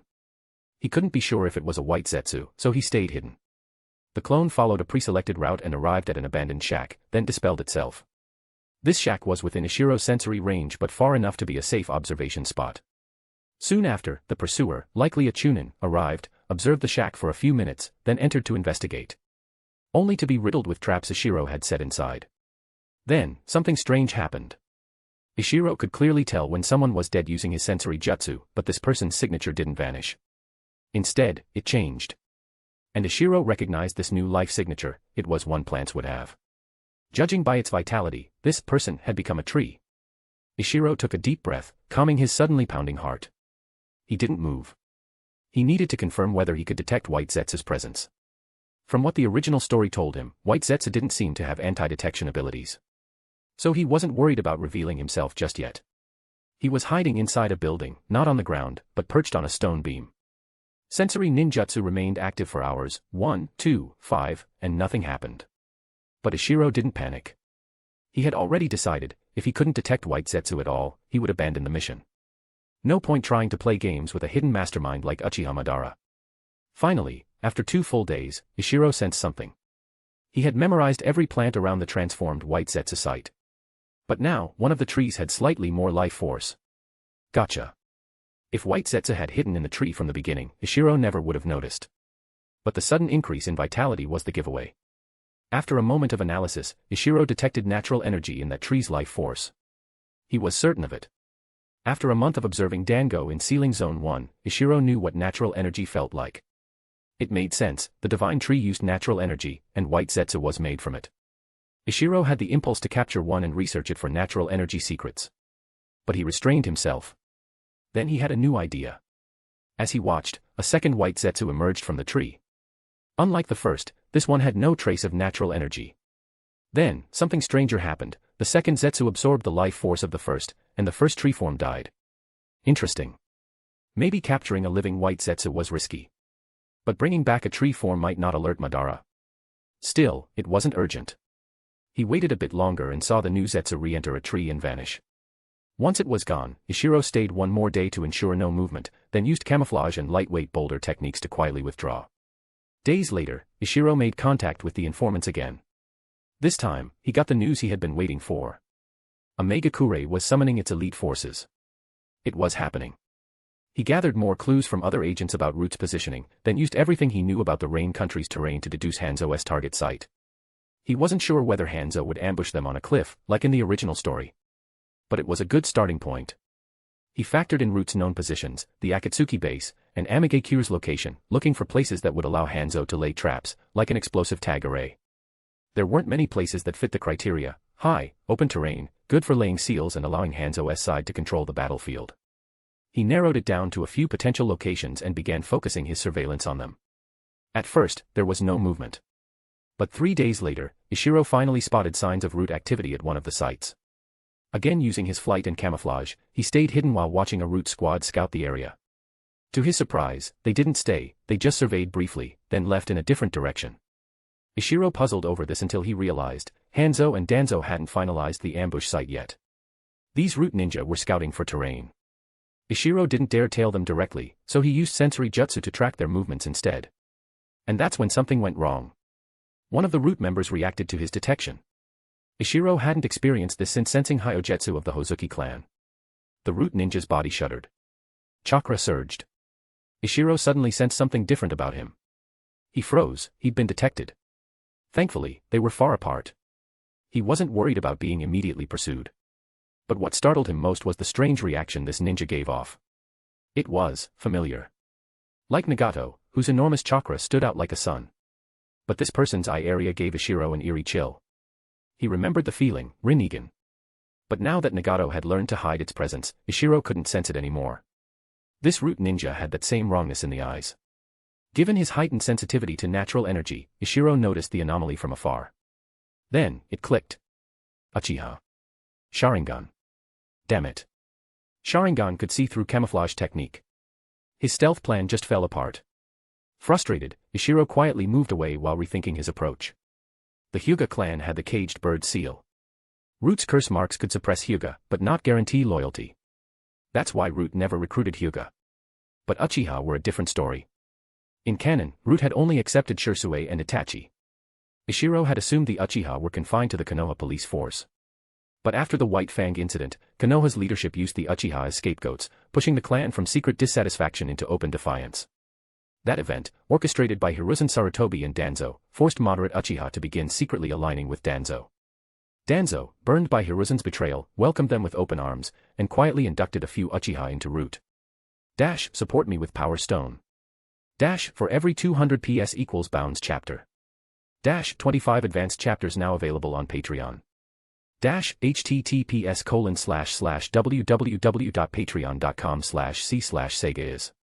Just remove the hyphen to access Patreon normally. If you like this novel, please consider leaving a review that helped the story a lot. Thank you. Chapter 100, The All-Round Uchiha. Chapter 100, The All-Round Uchiha. The fact that members of the Uchiha clan had joined Root surprised Ishiro, but it was also extremely valuable intel. Traditionally, the Uchiha were confined to the Konoha military police force, meaning shinobi from other nations rarely encountered Sharingan in the field. But now that some Uchiha were en route, it meant the Sharingan was about to re-emerge on the front lines of the ninja world. That, however, was a problem for later. Ishiro's current situation was a lot more urgent. The Root team he had previously observed hadn't given up their pursuit. In fact, they had begun searching the surrounding area. Ishiro wasn't immediately worried, his sensory range was large, and he had kept his distance. Normally, that would be enough for the Root squad to search fruitlessly in the wrong direction. But with Sharingan in play, Ishiro couldn't be sure they wouldn't find a trail. It was best to withdraw immediately. He regretted not bringing his 3 subordinates along. With Sharingan present, camouflage technique was effectively useless, and his stealth strategy was ruined. Now, everything was complicated. If his teammates were here, they could have gone 4 versus 4, maybe ambushed the Sharingan user and taken him out quickly. Who knew how many Sharingan were en route? Even if this was the only one, capturing it would be a huge achievement. But regrets were meaningless. Ishiro knew he couldn't take on 4 enemies alone. His current strength placed him in the average range of Jonan. He had no glaring weaknesses, but also no dominant strengths. He was like a 6-sided warrior, well-rounded, but lacking finishing moves or strong defenses against specialists. Uchiha were renowned for their taijutsu prowess, and Sharingan enhanced it further. Ishiro had seen it in the original story. Even a one-on-one matchup would be risky, facing one Uchiha plus 3 other Root members was out of the question. So Ishiro's first reaction was, retreat. But then he made a mistake. If he had stayed still, the Root squad might have searched and left after finding nothing. After all, they wouldn't expect their target to be observing from over 4 kilometers away. This wasn't Byakugan or the Aburame clan's bugs. But Ishiro moved, and that was all it took. One of the Root members, apparently a wind release user, sensed something unusual. After signaling his team, he began heading directly toward Ishiro's position. Ishiro only noticed after they had closed half the distance. His sensory jutsu had deactivated when he moved and, lost in thought over the Sharingan, he hadn't been watching their movements. They had gone from 4 kilometers down to 2. Alarmed, Ishiro immediately accelerated. If he didn't run now, they'd catch up. Knowing the direction of Root's main force, Ishiro ran away from it. Upon seeing this, the Root team paused briefly, then one member split off, likely to report back. Damn it, Ishiro thought. This is the downside of being solo. He had no one to split off, while the enemy could maintain a strong chase squad and send for reinforcements. He had to assume other Root or even AIM squads might be nearby. Even a small disturbance could trap him. With no choice, Ishiro pushed himself harder. His taijutsu training had improved recently, and as he increased his speed, one of the 3 pursuers began to lag. Interesting. Still running, Ishiro casually formed 2 hand seals and body flickered 50 meters ahead. After running a bit more, he flickered again, repeating this a few times. Now even the remaining 2 pursuers began to struggle. They glanced at each other, then both began using body flicker themselves. The Uchiha among them only needed 2 hand seals, and could even flicker twice consecutively. Soon, the chase turned into a high-speed pursuit, 1 fleeing, 3 following. Ishiro led the pack. The Uchiha was second, and was closing the gap. The last 2, however, were falling behind. Perfect, Ishiro thought. This reminded him of an old dueling tactic from a book or show back in his previous life: separate the enemy by speed, then take them out one by one. But the first one to reach him would be the Uchiha, and that was the tricky part. Uchiha were known for their 1. Taijutsu, enhanced by Sharingan, close combat was out. 2. Fire release, not a problem, Ishiro excelled at water release. 3. Genjutsu via Sharingan, that was the wild card. He considered faking a genjutsu hit and sneak attacking when the Uchiha let his guard down. But no, that wouldn't work. Sharingan could see chakra flow, so he wouldn't be fooled. I'll have to fight head-on. Ishiro's thoughts were interrupted by kunai flying at him from behind. Damn, forgot. The Uchiha are also terrifying with shuriken. That gave Ishiro real pause. As a ninjutsu specialist, could he even find time to weave hand seals against a master of shuriken trick shots? No more running. He dodged 2 kunai and then avoided a follow-up wave using preemptive movement. Now just 100 meters apart, Ishiro began forming hand seals. At first, the Uchiha didn't react. But when he noticed Ishiro kept going beyond 2 seals, he immediately grew alert. Ishiro wasn't running anymore, he was ready to fight. The Uchiha began his own hand seals, preparing fire release, great fireball technique. It was fast, and while he didn't know what Ishiro was casting, it didn't matter. This was his fastest technique. Ishiro deliberately slowed his seals to bait the Uchiha into casting first. As the Uchiha finished his great fireball, he grinned. Got him, he thought, only for that grin to freeze. Ishiro vanished. He had never intended to cast a real jutsu, he had faked the hand seals to delay the Uchiha's flicker timing, then body flickered away again. Damn it. I got played. The Uchiha quickly cancelled his fireball and flickered again. He was furious. He hadn't even wanted to join Root. Despite being a full Jonan, he didn't hold any commanding position in Root. Worse, the other agents secretly watched him, making him feel like a prisoner. This mission was his chance to prove himself. Now one teammate had gone to report back, and the other 2 had fallen behind. If he could kill Ishiro alone, then maybe, just maybe, he could claw his way up the ranks. And then Ishiro had mocked him. That bastard. Fueled by rage, the Uchiha chased harder, activating his Sharingan to watch Ishiro's chakra flow. You won't fool me again. Ishiro knew it too. That trick only worked once. Now, he focused on dragging out the chase, keeping distance from the Uchiha and his teammates. They closed in again, down to 100 meters. Ishiro knew what was coming, another shuriken wave. Sure enough, 5 whistling kunai flew toward him. Prepared this time, he body flickered diagonally, dodging cleanly and avoiding any secondary attack angles. But that dodge allowed the Uchiha to close into 50 meters. At that range, one more flicker and they'd be face to face. It was now or never. Ishiro began forming hand seals. The Uchiha, now wary, sensed the intent immediately. He's really casting now. He also began casting Great Fireball again. But something was wrong. Ishiro's seals were fast, blazingly fast. Over 5 seals per second. Among Jonan, that was already considered top tier. Even though Ishiro started first and his jutsu required 8 seals, the Uchiha's Great Fireball only needed 6 seals. They would complete nearly simultaneously. But this time, the Uchiha wasn't relieved, he was alarmed. Because he recognized Ishiro's technique. It's not an area attack, it's a focused strike. A single target killer. Torrential rain technique. Great Fireball wouldn't stop it. Crap, no time to switch. The Uchiha gritted his teeth. He had no choice but to finish his fireball, it might at least obscure Ishiro's vision and buy him a split second to dodge. But he was no longer confident.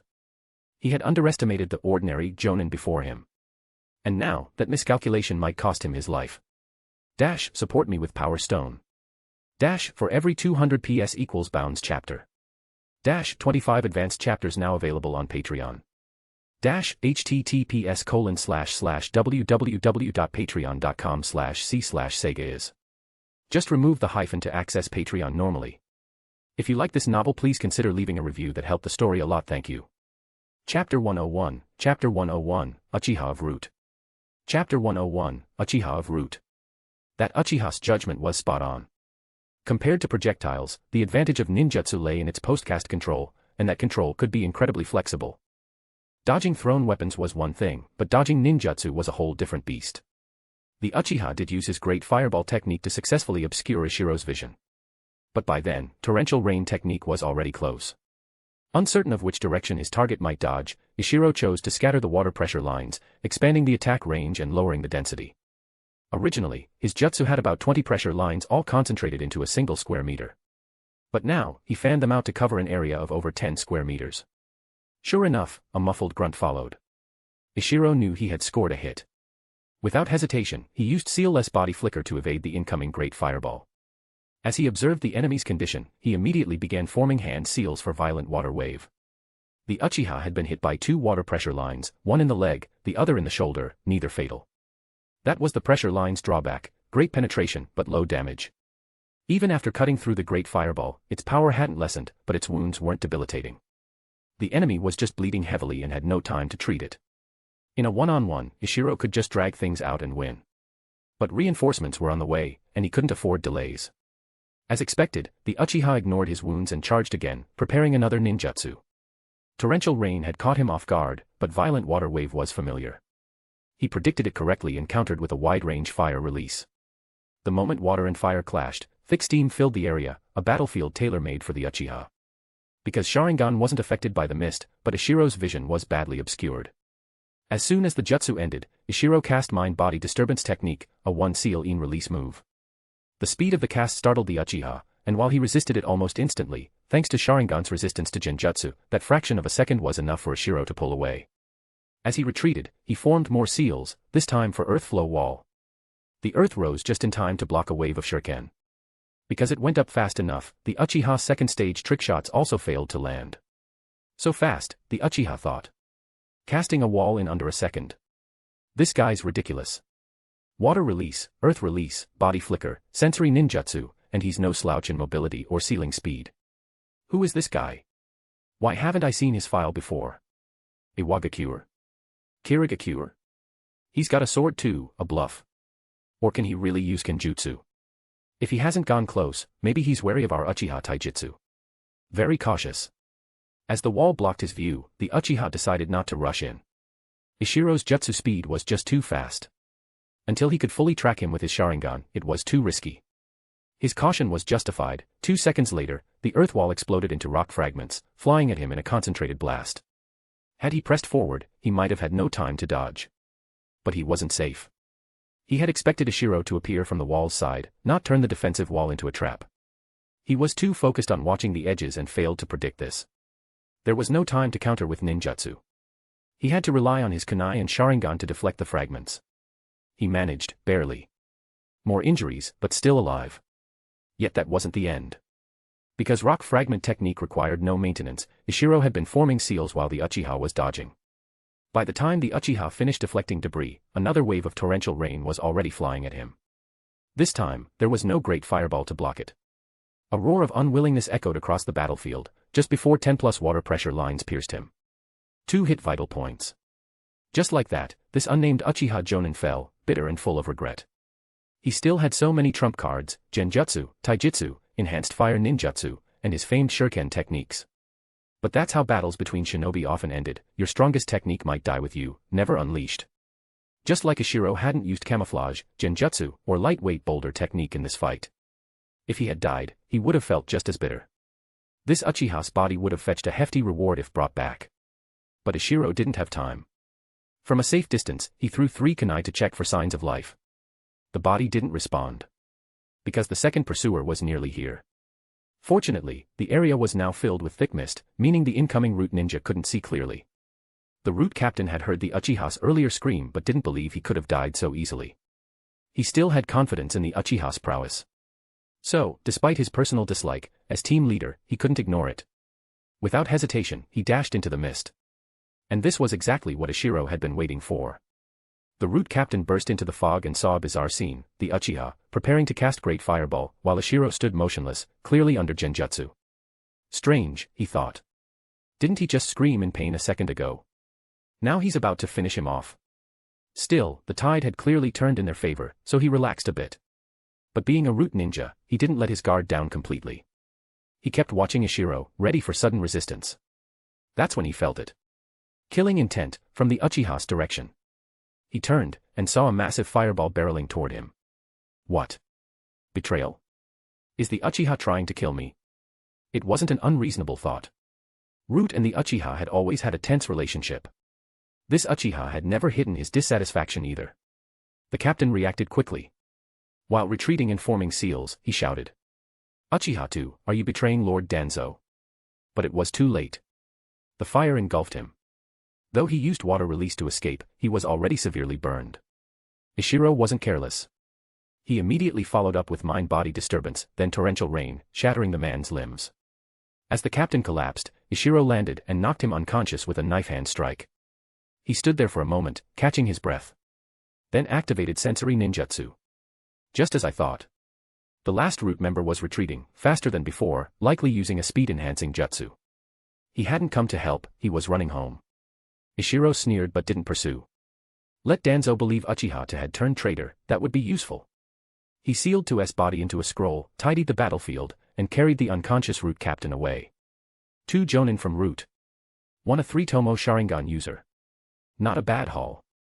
But this was just a bonus. His main mission in the Rain country was far from over. In a quiet place, Ishiro laid the root captain down and cast an interrogation genjutsu, a technique he'd picked up while escorting caravans. The man was still half dead and unconscious. The genjutsu worked easily. Ishiro didn't bother asking about Danzo, root operatives couldn't answer that. He asked only one question, besides Uchiha-2, how many other Uchiha came to the Rain country? The root captain trembled, then, under pressure from the genjutsu and chakra overload, answered. None. Then his body convulsed, and went still. Phew. Ishiro let out a deep breath. The captain had already been near death when the fire hit him. That he lasted this long was surprising. But at least Ishiro got the answer he needed. Only 1 Uchiha had come. That meant his plan could still proceed. Still, he would need to be even more careful. Root had lost 2 Jonin, they were bound to respond. Even if he had framed Uchiha for betrayal, he couldn't be sure Danzo would believe it. Dash, support me with Power Stone. Dash, for every 200 PS equals Bounds chapter. Dash, 25 advanced chapters now available on Patreon. Dash, https://www.patreon.com/c/Sega is. Just remove the hyphen to access Patreon normally. If you like this novel, please consider leaving a review that helped the story a lot, thank you. Chapter 102, Chapter 102, The Beginning. Chapter 102, The Beginning. Just as Ishiro predicted, Root conducted a thorough search around the battlefield. But Ishiro had cleaned up meticulously, there were no usable traces left behind. The intelligence eventually brought back to Danzo led to 2 hypotheses. First, Uchiha and the Root captain were both killed by a hidden enemy, someone proficient in water and earth release, capable of sensory ninjutsu, and skilled in body flicker. But those characteristics weren't enough to determine the person's identity. Second, the entire situation had been orchestrated by Uchiha himself. After all, none of the other 3 root members had sensed anything unusual, and from their report, Ishiro's location had been too far away for typical sensory ninjutsu. It was possible that Uchiha had manipulated everything, framing a hidden enemy and seizing the chance to kill the captain and take his place. As absurd as that sounded, considering the strained relationship between Root and the Uchiha, the theory held water.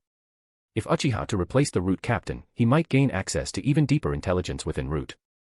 Danzo leaned toward the second theory, not because it fit his own scheming tendencies, but because it was backed by testimony from his most loyal men. Particularly, the dying captain's accusation had influenced Danzo's perspective heavily. With the area thoroughly searched and no results, Danzo stopped wasting time and ordered a subordinate. Notify Hanzo. It's time. We act now. After the subordinate left, Danzo remained alone in the room, lost in thought. Meanwhile, Ishiro was busy preserving Uchiha to's Sharingan. Handling bodies was routine for him, but maintaining a Sharingan was more delicate. Fortunately, he had read several medical books and obtained valuable notes from Yamashiro Nono. Using a special preservative solution he prepared himself, Ishiro removed both Sharingan and sealed them into a scroll for safe transport. He wasn't interested in transplanting them, unless he knew how to use Izanagi. Implanting Sharingan would be more burden than benefit. Turning them into Iwagakure would yield the highest return. With that done, Ishiro set out again. Revisiting the sites he had previously marked, he quickly confirmed Hanzo's ambush location. It was similar to the original timeline's terrain, but not identical. Using his sensory jutsu, Ishiro detected at least 20 shinobi in the area.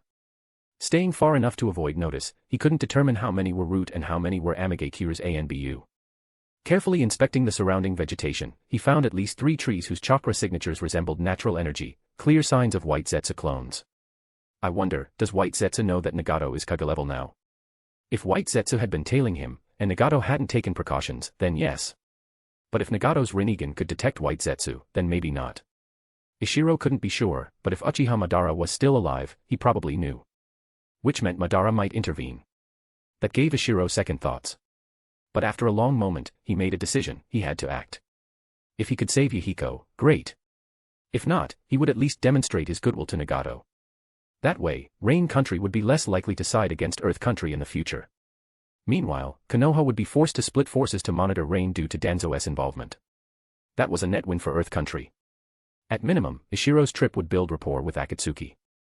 Next, Ishiro searched for signs of explosive tags but found none.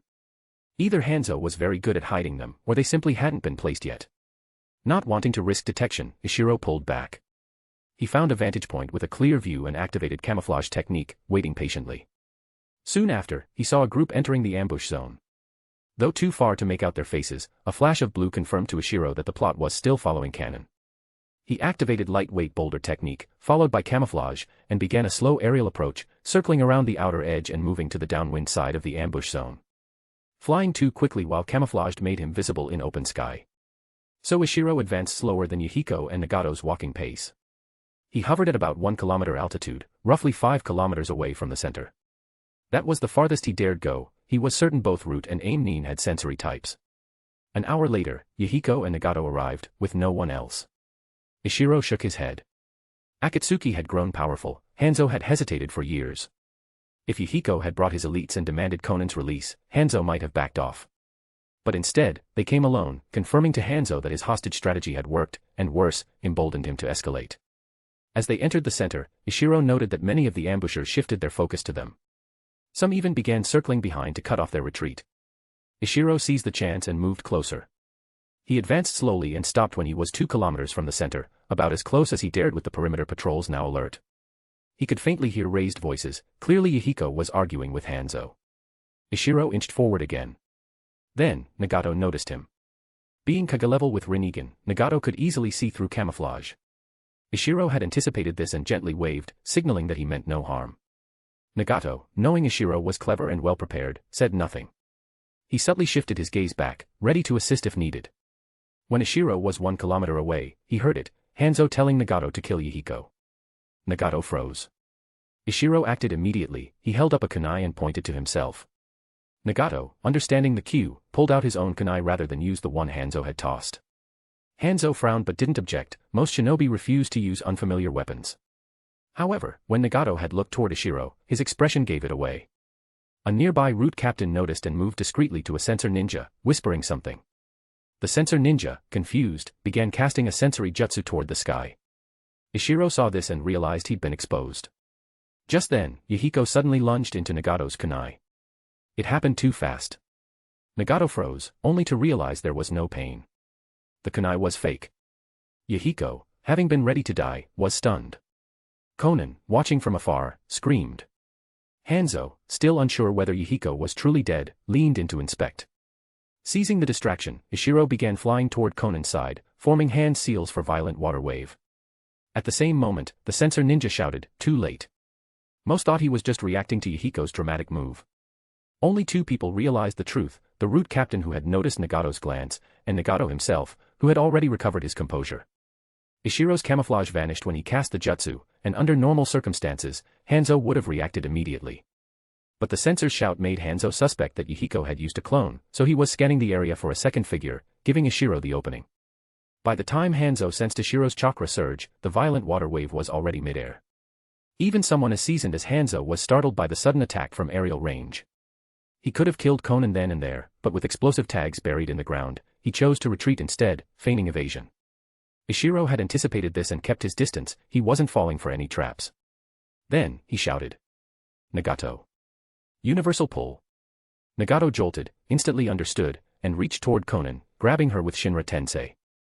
In a blink, Conan flew across the field and landed beside Nagato and Yahiko. Yahiko, realizing Conan was safe, beamed. Conan, after checking Yahiko and confirming he was unharmed, finally exhaled in relief. Dash, support me with Power Stone. Dash, for every 200 PS equals Bounds chapter. Dash, 25 advanced chapters now available on Patreon. Dash, https://www.patreon.com/c/Sega. Just remove the hyphen to access Patreon normally. If you like this novel, please consider leaving a review that helped the story a lot. Thank you. Chapter 103, Chapter 103, The Battlefield of Kage-level Power. Chapter 103, The Battlefield of Kage-level Power. When Ishiro saw that his three temporary teammates were spacing out at such a critical moment, he was furious and shouted, "Be careful." At the same time, he had already begun ascending at full speed into the sky the moment Nagato made his move. Hearing Ishiro's voice, Nagato snapped back to attention. With a shout of Shinra Tensei, he sent all the incoming projectiles crashing to the ground. The most frustrated person on the field was Hanzo. His meticulously set trap had utterly failed, not only had it lost him the opportunity to kill Conan, but it had also missed the best timing to attack Ishiro, who was now rapidly ascending. Given Ishiro's earlier display, it was clear his strength far surpassed Conan's, and he wouldn't be easy to kill. Hanzo shifted his gaze back to the three Akatsuki leaders at the cliff's edge. Using Conan as leverage to force Yahiko to commit suicide had been a spur-of-the-moment tactic. But with the ambush already set, Hanzo wasn't planning to let them walk away either way. With a wave of his hand, he ordered his men to attack. At the same moment, Danzo issued the same order, but with an added directive: 2 squads were to pursue and eliminate Ishiro. After Ishiro's sudden appearance and the use of violent water wave, Danzo immediately understood that Uchiha had not betrayed him. Clearly, he had fallen to this mysterious ninja. The lightweight boulder technique was a well-known jutsu of Earth Country, and combined with the water release, Ishiro's identity as an Iwa Nin was all but confirmed. Most likely, he was also the one who had killed Danzo's 2 previous subordinates. As attacks surged toward Nagato and the others, Ishiro had no time to care, because he was now the target. A massive bird, as if painted in ink, was rising from the ambush zone and flying toward him. 4 Root ninja rode on its back. Simultaneously, a black swarm of destruction bugs surged toward him from another direction. Ishiro cursed Danzo for being petty. "The Rinnegan is right there and you're chasing me." While dodging with lightweight boulder, he used Great Fireball against the insects, but with limited effect. The bugs scattered instantly, and only a few were caught in the flames. On the bird's back, the 4 Root ninja began forming seals. Knowing he couldn't afford to be surrounded, Ishiro quickly cast camouflage technique and vanished again. He knew they likely had a sensor type on board, so camouflage would only delay them briefly, but even a brief delay could be crucial. He shot upward at full speed. One of the Root ninja indeed was a sensor, but before he could act, another ninja spotted Ishiro. Camouflage lost effectiveness the higher he flew, especially in the open sky. These were all Root elites, and one of them quickly locked onto Ishiro's approximate location. The bird shifted in pursuit. Thus began a game of cat and mouse in the sky, a high-speed chase that wouldn't resolve quickly. Ishiro's half-visible figure constantly appeared and vanished, making it difficult for Root to catch him outright. Meanwhile, on the ground, the battle had entered a brutal phase. Both Hanzo and Danzo were self-preserving strategists, avoiding direct engagement. But their elite subordinates. Useless in front of the fully awakened, Kage-level Nagato. Wielding the Rinnegan's unparalleled power, Nagato easily crushed them. A mass of projectiles. One Shinra Tensei cleared them all. High-powered ninjutsu. Absorbed effortlessly. As a member of the Uzumaki clan, Nagato's chakra reserves and vitality were top tier. He had seal-less body flicker, and combined Shinra Tensei, universal pull, and taijutsu with incredible fluidity. In just minutes, 7 to 8 root agents were dead. The Rain Nin. Even more. Nagato could have done more if he wasn't busy protecting Konan and Yahiko. On a nearby hill, Hanzo and Danzo watched grimly. Neither moved. They were waiting to see Nagato's limits and whether his techniques had exploitable weaknesses. Earth Release, Ground Splitter Palm. A root ninja launched a wide-range attack on the trio. His partner followed up, Earth Release, Rising Stone Spears. By now, Root had learned that elemental jutsu like fire and wind were easily absorbed by Nagato. But half-physical earth techniques couldn't be. So now, all long-range attacks used Earth Release. Nagato grew anxious. Konan's chakra was still sealed, and Yahiko alone couldn't fully protect her. To shield them, Nagato was forced to cast high-consumption, wide-area techniques. Earth Release, Earth Flow Rampart. A massive B-rank defense technique, only achieved through dumping vast amounts of chakra into the earth. The surge disrupted the enemy earth jutsu, rendering the attack ineffective. The terrain shifted drastically, throwing off a wave of incoming projectiles. More importantly, Nagato reversed the battlefield's geography, raising himself above the enemy, gaining both sight lines and defensive advantage. Now, both Root and Rain Nin had to climb the wall to reach him, giving up their previous positional advantage. The Rain Nin switched tactics. No more suicide charges. They formed units and launched coordinated large-scale water release attacks atop the wall. Nagato could absorb these, but the sheer area and volume of attacks made it difficult and time-consuming. Root agents then attacked from the opposite side, forcing him to split his focus. They didn't attack him directly, they went after Yahiko and Konan. Yahiko was only average among Jonan, still young and inexperienced. Surrounded by Root, he was soon in a sorry state. Konan had partially recovered and fought defensively with paper release, but it wasn't enough. Seeing them struggle, Nagato bit his lip and made a decision. One body flicker, and he stood in front of his friends. Arms outstretched, he shouted, Super Shinra Tensei. From his palms, twin hemispheres of force exploded outward. Every Rain Nin and Root agent in range was blasted into the air. This wasn't a manga. In fiction, no matter how much a character gets thrown around, they keep fighting. But in reality, those hit at close range had their bodies twisted midair. Some were torn apart before even landing. Once they hit the ground, less than 1 in 10 survived, and those who did were crippled. Even the airborne battle was affected. Ishiro, having used lightweight boulder, had no resistance to force and was flung the farthest. Thankfully, he had been in the air already and got tossed higher, not into the ground. He was disoriented, but unhurt.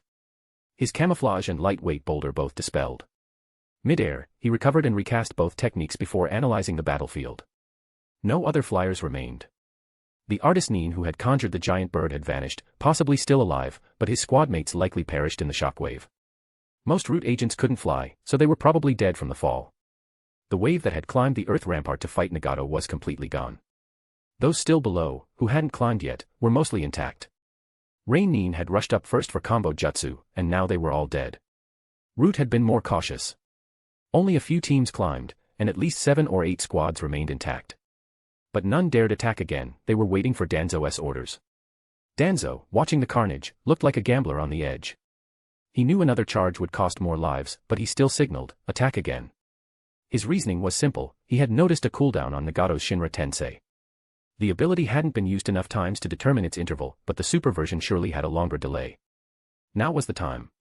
Without Shinra Tensei, Nagato's power would drop a full tier. Danzo wasn't foolish enough to fight himself, he sent his men in first. But he had overlooked one crucial variable. Hanzo. While Danzo's Root still had nearly half their numbers, Hanzo had lost over 90% of his elite.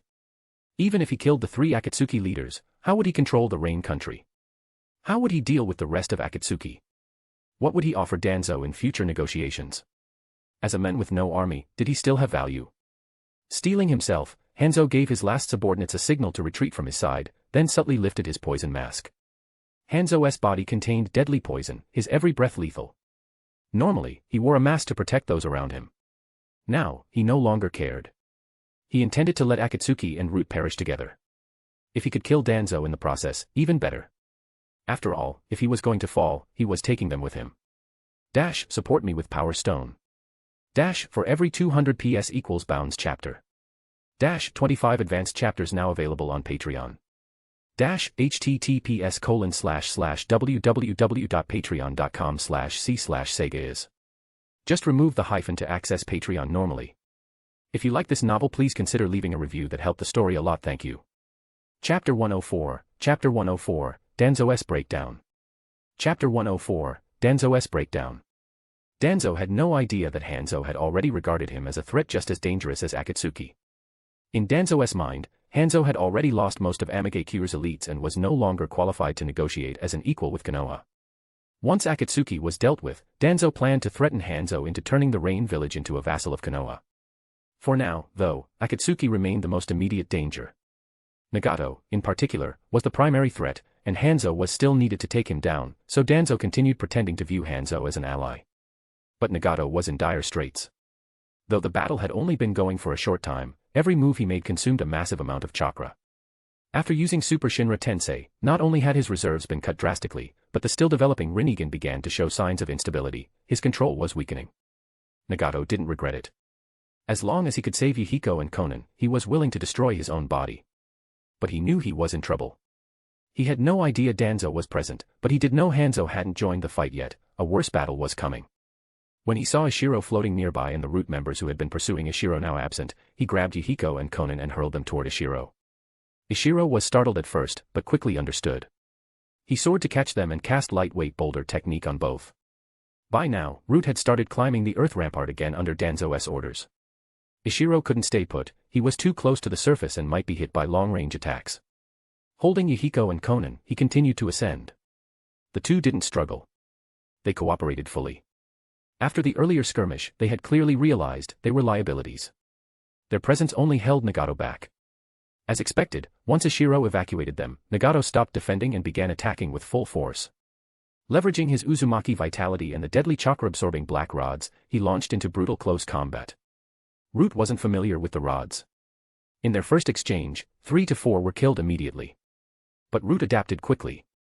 They avoided direct contact and prepared rescue tactics in advance. While Nagato was stronger than them individually, he lacked experience. Without Shinra Tensei, his taijutsu advantage shrank. As more Root surrounded him, he began to lose ground. Ishiro, observing from above, quickly noticed the flaw. Nagato had never trained in advanced kenjutsu or taijutsu. His strength came purely from monstrous physical stats. Ishiro shouted, "Nagato! Don't stay surrounded, break out and hit the ones on the edges." Nagato understood instantly. He took some hits, burst out of the encirclement, and went after isolated ninjas. It worked. Root's formation shattered as they scrambled to assist comrades. Nagato, learning quickly, avoided groupings and targeted the flanks. In no time, he killed 5 or 6 more. Root's numbers dropped to around 20. Seeing this, Danzo finally lost patience. But rather than engage himself, he turned to Hanzo and growled. "Hanzo, now. This Nagato is drained and injured. His repulsion technique hasn't cooled down. It's time." Hanzo cursed internally. "You just want to avoid sacrificing more of your men, so now you want to drag me in." Still, he couldn't afford to offend Danzo, not just yet. He played along, stalling with excuses before reluctantly agreeing. But in just that brief exchange, 4 more Root shinobi were killed, and Nagato was gaining momentum. Were it not for their insane loyalty to Danzo, they'd have already fled in fear. Danzo snapped. He ordered his men to spread out and cast Wind Release, Great Breakthrough, a powerful B-rank jutsu. Nagato, hearing the voice, knew a new major threat had entered. Seeing Hanzo standing nearby, he realized the toughest battle was just beginning. But by now, he had found his rhythm. Even without Shinra Tensei, he still had body flicker, massive chakra reserves, a powerful physique, and the Rinnegan's absorption ability. The other Rinnegan techniques, like those of the 6 paths, were still beyond his grasp. Advanced ocular abilities were also out of reach. So as a Rinnegan user, he was still incomplete, placing him only mid-tier among Kage-level fighters. Hanzo, at his peak, was among the strongest Kage-level ninja, but currently lacked the spirit or will to fight full force.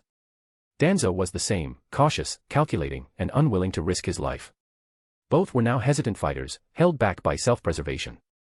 Against them, Nagato, who had accepted death, fought with complete abandon.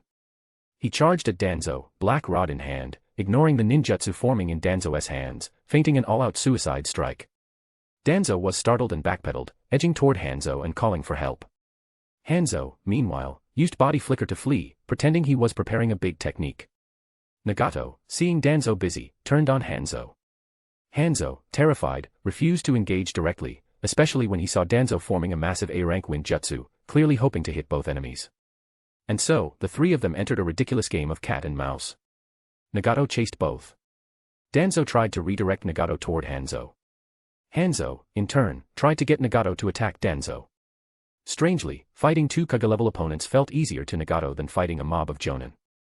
Ishiro, watching from above, found the scene bizarre. Something was off, all three seemed to be stalling. Nagato's stalling made sense, he was waiting for Shinra Tensei's cooldown. Danzo's logic was also sound, he had the most troops left. If everyone was exhausted, his subordinates could finish the job. But Hanzo, why was he holding back too? He should have tried to draw Nagato into Root's ranks, not avoid the fight. After thinking it over, Ishiro had a guess, Hanzo's playing dirty. Grinning, he suddenly shouted, Nagato. Work with Hanzo, take out Danzo's men first. They've all been poisoned by the salamander. Nagato blinked. Work with Hanzo. Will he cooperate? But Ishiro hadn't said that for Nagato. It was for Danzo and Hanzo to hear. His meaning was simple, stop pretending to cooperate. Hanzo already betrayed you. Sure enough, Danzo flinched. He leapt out of the fight and examined his men. The Root agents, having heard Ishiro's shout, also checked their own status, and were horrified. They were poisoned. It was faint, but real. Chakra didn't help. One Root shinobi tried an antidote, but it failed. Danzo-sama, the poison isn't neutralized. The antidote only suppresses it. Danzo snapped. You snake, Hanzo. I wasn't going to betray you until the battle was over, but you start poisoning people mid-fight. He roared at Hanzo, what is this? Do you want war with Konoha? Hanzo cursed Ishiro. If you'd waited just a bit longer, my plan would have worked. The poison should have already taken effect, but Danzo's wind release had scattered much of it. I only targeted Akatsuki. I'll cure your men after we win. Hanzo lied. Danzo didn't buy a word. Then give me the antidote now. Hanzo refused, and they descended into bickering. Ishiro hadn't exposed the poison out of pity for Root. He had to stop Nagato from getting poisoned too. As someone who fought Hanzo directly, Nagato would have inhaled the gas, his chakra just delayed the effects. So Ishiro threw down 4 gas masks, one for himself, one each for Yahiko and Konan, and one for Nagato. Nagato didn't hesitate. He caught the mask and put it on. Now the situation was awkward. Hanzo was effectively alone, he had some subordinates, but no one really feared them. Ishiro did care about them, but only because they were worth contribution points. Nagato remained the most threatening figure, but now even he realized, I might not need to die after all. And with Shinra Tensei almost off cooldown, he would soon return to full power. Danzo had the largest force, with over 10 Root elites left, most of them still alive. But the poison made everything uncertain. In normal circumstances, Danzo wouldn't hesitate to sacrifice even half his Jonan for victory. But this wasn't normal. Most of his elite force was already dead. If he lost these 10 too, Hiruzen Sarutobi would crush him politically. He couldn't afford it. Not this time. Dash, support me with Power Stone. Dash, for every 200 PS equals Bounds chapter. Dash, 25 advanced chapters now available on Patreon. Dash, https://www.patreon.com/c/sega is. Just remove the hyphen to access Patreon normally. If you like this novel, please consider leaving a review that helped the story a lot, thank you. Chapter 105, Chapter 105, Scattering the Players. Chapter 105, Scattering the Players. With all three sides eyeing each other warily, none dared to act rashly, yet none were willing to let the others leave peacefully. A tense stalemate settled over the battlefield. But the silence didn't last long, Ishiro's voice broke it.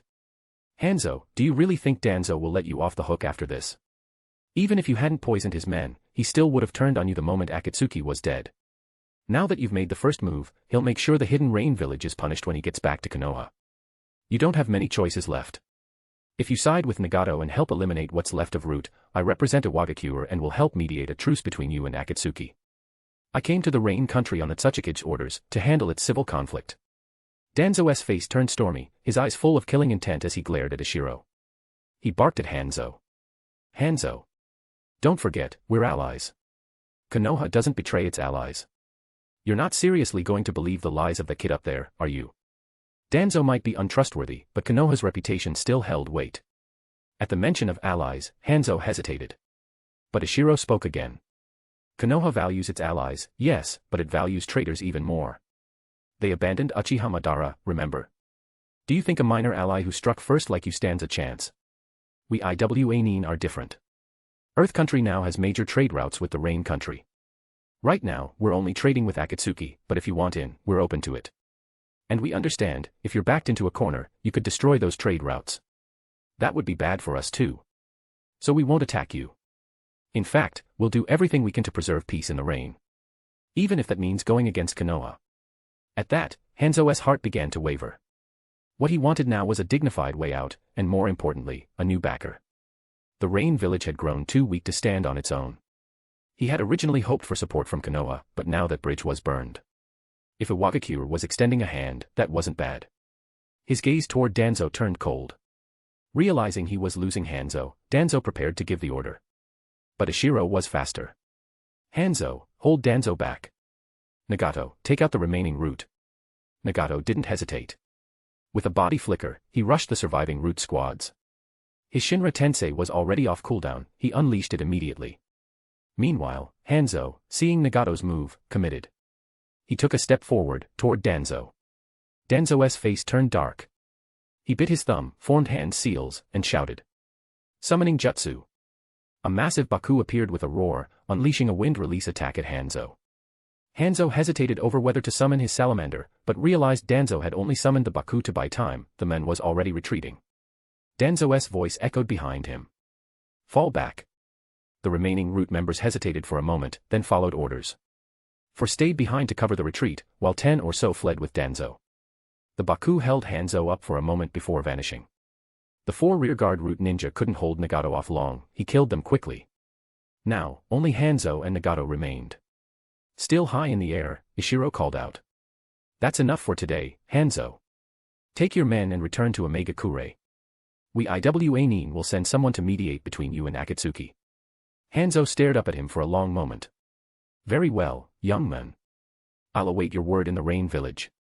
He then led his remaining subordinates away. Even Hanzo was shaken. With Danzo gone, he had to face Nagato alone. He wasn't confident. And now that he had completely severed ties with Konoha, he couldn't afford to alienate Iwa as well. After Hanzo left, Ishiro landed beside Nagato, Yahiko, and Konan. He cast sensory ninjutsu, sweeping the entire area. No enemies. No Zetsu clones. He finally breathed a sigh of relief. Earlier, the battle had been too chaotic. From the air, he couldn't properly skin the battlefield. And Nagato had blasted the terrain with massive wind release techniques. Only now could they finally rest. Everyone sat down. All 4 were exhausted. Ishiro was doing better than the rest, he had expected most of what happened. He checked his chakra reserves. Still plenty left. So he created earth clones and sent them to retrieve the corpses scattered across the battlefield, those of Danzo and Hanzo's elite shinobi. All at least Chunin level. They'd be worth a fortune in contribution points. He sealed the corpses and gathered valuable items, leaving the rest to Akatsuki. When he finally finished, Yahiko came forward to thank him. His passion was gone, Hanzo's betrayal had crushed him. Yahiko had believed his cause was just, and that Hanzo, as the Rain's military leader, would support him. Instead, Hanzo had tried to eliminate him. Ishiro didn't know how to comfort him. He simply patted his shoulder. When I was in Iwagakure, we got word that Root was active in the Rain country. I volunteered to come and check on you. I planned to visit your base, but you weren't there. Then I noticed I was being followed. I feared there might be spies in your ranks, so I stayed hidden and monitored Root movements. I had no idea Hanzo had allied with outsiders to kill you. That's why I didn't save Konan immediately. I'm sorry. Konan shook her head. Don't say that, Ishiro. If it weren't for you, we don't know what would have happened today. Yahiko nodded. Yeah, Ishiro, if you hadn't given Nagato that fake kunai, I'd be dead right now. Nagato added. Your tactic saved us. Without your guidance, I couldn't have fought them all. Ishiro smiled faintly. The dangers passed, but the Rain's still in turmoil. Hanzo showed his hand. If no one intervenes, the conflict will only get worse. I need to return to Iwagakure and report everything to the Tsuchikage. He'll send a diplomat to mediate. Yahiko blinked. Wait, aren't you the mediator? Ishiro rolled his eyes. That was just a lie to give Hanzo an out. He didn't believe it. Danzo didn't believe it. Only you believed it. Yahiko scratched his head awkwardly. So, what happens to the Rain country now? Ishiro thought for a moment. You always wanted a peaceful world where all ninja could understand each other, right? Hanzo clearly fears your influence. Why not just give him the Rain Country? You only need a small territory here as your base. Then expand Akatsuki outward, make it a borderless peacekeeping force across the world. Yahiko was stunned. He didn't want to abandon the Rain, but he also didn't want to drag civilians into war. Maybe this was a peaceful path forward. Ishiro watched him quietly. He felt a little guilty. His suggestion had less to do with Yahiko's ideals and more to do with Iwagakure's interests. Iwa would act as the mediator. If Hanzo had no influence left, there would be no benefit to mediate for. Of course, Iwa could strike deals with Akatsuki instead, but idealists like Yahiko wouldn't take bribes. So Ishiro encouraged them to cede control, preserving peace while also benefiting Iwagakure. As expected, Yahiko agreed. So did Nagato and Konan. Ishiro had just saved their lives. His influence over them had never been stronger. All three agreed, this was the right path. With that, the biggest hurdle was cleared. From here, everything else would be easier. The four of them rested that night. By morning, they had fully recovered. Ishiro prepared to leave. Yahiko had plenty to handle. The three Akatsuki leaders had been gone for over a day. Their people were probably panicking. Nagato had his own revelations, his use of the Rinnegan was too limited. He needed to deepen his mastery. Konan was determined to grow stronger. Her power had held the others back, she wouldn't let it happen again. Seeing Yahiko nearly die had shaken her deeply. Ishiro activated lightweight boulder and camouflage, then soared into the sky, full speed toward Iwagakure. That night, he landed outside the village. He touched down quietly, circled to the main gate, and entered. He didn't stop anywhere else. He headed straight for the Tsuchikage's office. Support me with Power Stone. For every 200 PS equals Bounds chapter. 25 advanced chapters now available on Patreon. https://www.patreon.com/c/Sega. Just remove the hyphen to access Patreon normally. If you like this novel, please consider leaving a review that helped the story a lot. Thank you. Chapter 106, Anoki's Shock. Chapter 106, Anoki's Shock. Although Ishiro returned to the village at night, Anoki was still awake, and not just him, even the senior advisors hadn't gone to rest yet. Lately, the village leadership had been negotiating with the Land of Waterfall and the Land of Bears about opening new trade routes. The talks were nearing completion, but all the remaining details required intense back-and-forth discussion, and the entire leadership had been working overtime. Despite the workload, their mood remained optimistic. The success of the Rain Country trade route had shown the long-term benefits to the village. Being able to develop a comprehensive trade system for both Iwagakure and the Earth Country had become something the upper echelon was genuinely enthusiastic about. When Ishiro was brought to the Tsuchikage's office, all four advisors were present. Seeing him arrive, Anoki asked, "Ishiro, you're back. How did things go in the Rain Country?" Ishiro nodded. Quite smoothly. Danzo and Hanzo moved to eliminate Akatsuki. In the end, they failed. They didn't realize Nagato is a Kage-level shinobi, and even more so, they didn't expect him to possess the Rinnegan. The unique abilities of the Rinnegan caused massive casualties for both Root and the Rain Nin. Root brought about 50 people into the Rain Country. Only 10 followed Danzo when he retreated. Considering there may be a few survivors who fled from the outskirts, Root likely has no more than 13 or 14 survivors. I collected 35 of their corpses. The entire office went dead silent. Even Anoki was stunned. Everyone stared at Ishiro, speechless for a long while. Ishiro deliberately waited for them to calm down before continuing. Hanzo had called up nearly all of his elite shinobi, over 100. In the end, only about a dozen survived. I've also sealed and brought back nearly 100 Rain Nin corpses. Cough, cough. The silence finally broke.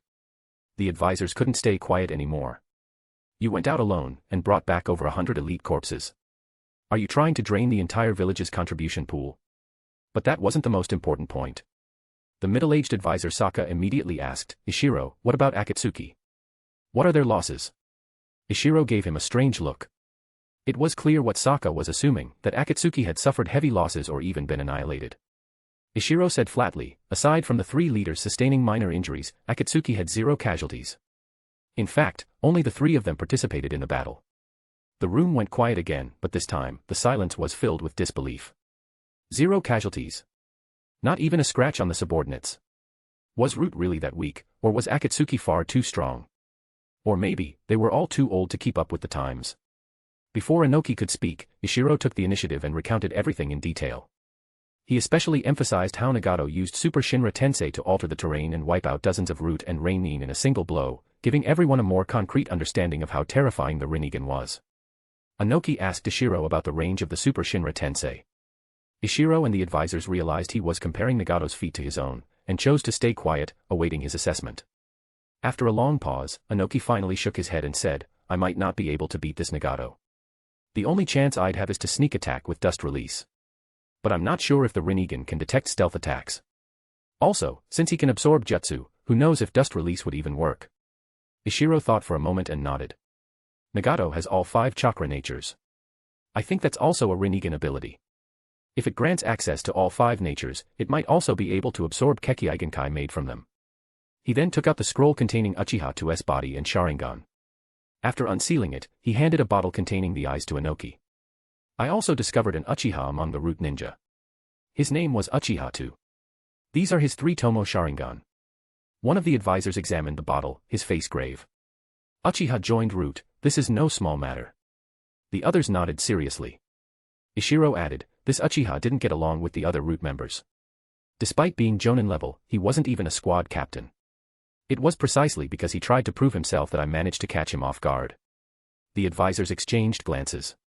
Sokka asked Inoki, I suspect the Uchiha clan reached some sort of secret deal with Root. Should we expose them? Ishiro interjected, Advisor Dano, Root suffered heavy losses this time, and they were all elite. Once Danzo returns to Konoha, his position will be severely weakened. I suggest we actually help Danzo, so he still has enough power to check and balance the 3rd Hokage. Inoki nodded. Agreed. Danzo's existence is to our advantage. Let's do what we've always done, spread word of Konoha's losses, but this time, say it was the Umbu, not Root. Everyone nodded in agreement. Ishiro then explained how he had persuaded and manipulated Hanzo. Since he had been acting as Iwagakure's representative in the Rain country, his actions were well within his authority. The senior leaders were very satisfied. Although the Rain village had suffered greatly, pulling Hanzo to their side was still beneficial, especially with the potential trade profits from Rain. After a brief discussion, Inoki asked, Ishiro, what about Akatsuki? Did you speak with them? Will they cooperate? Now that they knew how strong Nagato was, Inoki wouldn't dare dismiss Akatsuki's attitude. Ishiro answered confidently, I've already convinced them.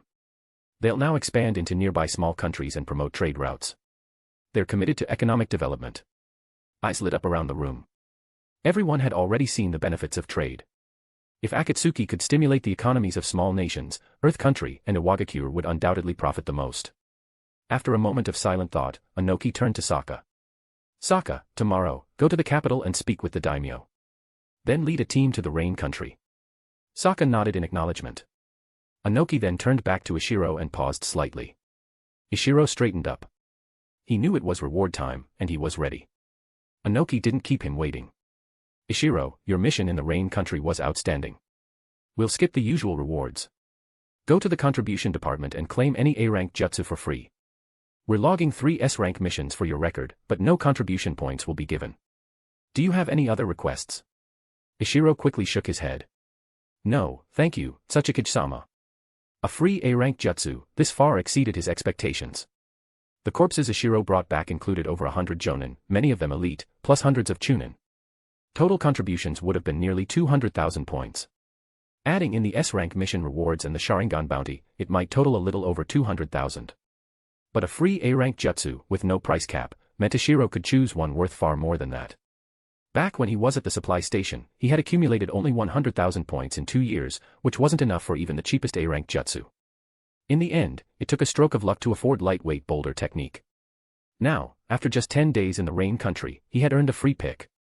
Ishiro guessed that it wasn't the corpses or the points that truly impressed the leadership. It was the diplomatic success and the massive potential profits from securing the Rain country. In addition to the free A-rank jutsu, Ishiro had obtained a number of scrolls from the corpses. These included 7 C-rank jutsu, and 1 B-rank wind release technique. The wind release came from one of Root's elite Jonan. Danzo likely didn't expect such losses and hadn't forbidden his men from carrying scrolls. Unfortunately, Ishiro couldn't use wind release. He planned to visit the contribution department the next day to see if it could be exchanged. As for the C-rank jutsu, 2 wind release, for water release, and 1 fire release. Water release included water clone, water prison, water formation wall, and water whip. The fire jutsu was more like a flare or flashbang, releasing a burst of light without real combat value. Most of these weren't very useful. But for the sake of expanding his tactical arsenal, Ishiro decided he'd still spend some time learning them. But that could wait. For now, Ishiro was most excited about choosing his A-rank jutsu. His criteria were clear: earth release or water release only. Between the two, he preferred water release. He already had torrential rain technique, so he didn't need an A-rank area of effect jutsu right now. Thanks to the water pressure line's piercing power, torrential rain wasn't any weaker than most A-rank AoE jutsu. Its range was small, but that would improve as his power grew. What Ishiro needed now was a powerful single-target A-rank jutsu to use as a trump card. Originally, he hadn't planned to study one. He wanted to continue refining water pressure line, enhancing its slicing power. His long-term goal was to match the level of Tobarama's water-severing wave, which could cut the divine tree. Of course, that was S-rank. Ishiro only aimed for A-rank. But progress on water pressure line had stalled. Training interruptions, like B-rank Kenjutsu and A-rank lightweight boulder technique, had consumed all his focus. Now he had heavyweight boulder technique and chakra fusion training lined up next. His schedule was packed. And time to sit down and refine water pressure line kept shrinking. Dash, support me with Power Stone. Dash, for every 200 PS equals Bounds chapter. Dash, 25 advanced chapters now available on Patreon. Dash, https://www.patreon.com/c/Sega is. Just remove the hyphen to access Patreon normally. If you like this novel, please consider leaving a review. That helped the story a lot, thank you. Chapter 107, Chapter 107, The Ambition of a Kage. Chapter 107, The Ambition of a Kage. Ishiro knew his current path wasn't ideal. In the ninja world, every renowned shinobi had their signature jutsu, a technique they had refined to its peak. It didn't have to be one they created, but it had to be mastered completely. For Ishiro, that path had always been the development of water pressure line. But his ambitions were too broad. Beyond that, he also aimed to fuse chakra natures and unlock a Kekkei Genkai. As a result, time was never enough. In the original timeline, Kakashi had become a Jonan at 11 and had already developed Chidori by then. Ishiro had originally tried to follow that example. When he first upgraded water line to water pressure line, he had been excited. Though still classified as a C-rank jutsu, its piercing power rivaled B-rank techniques. It was ideal for deeper development, and Ishiro had planned to model it after Tobarama's water-severing wave. But things didn't go as planned.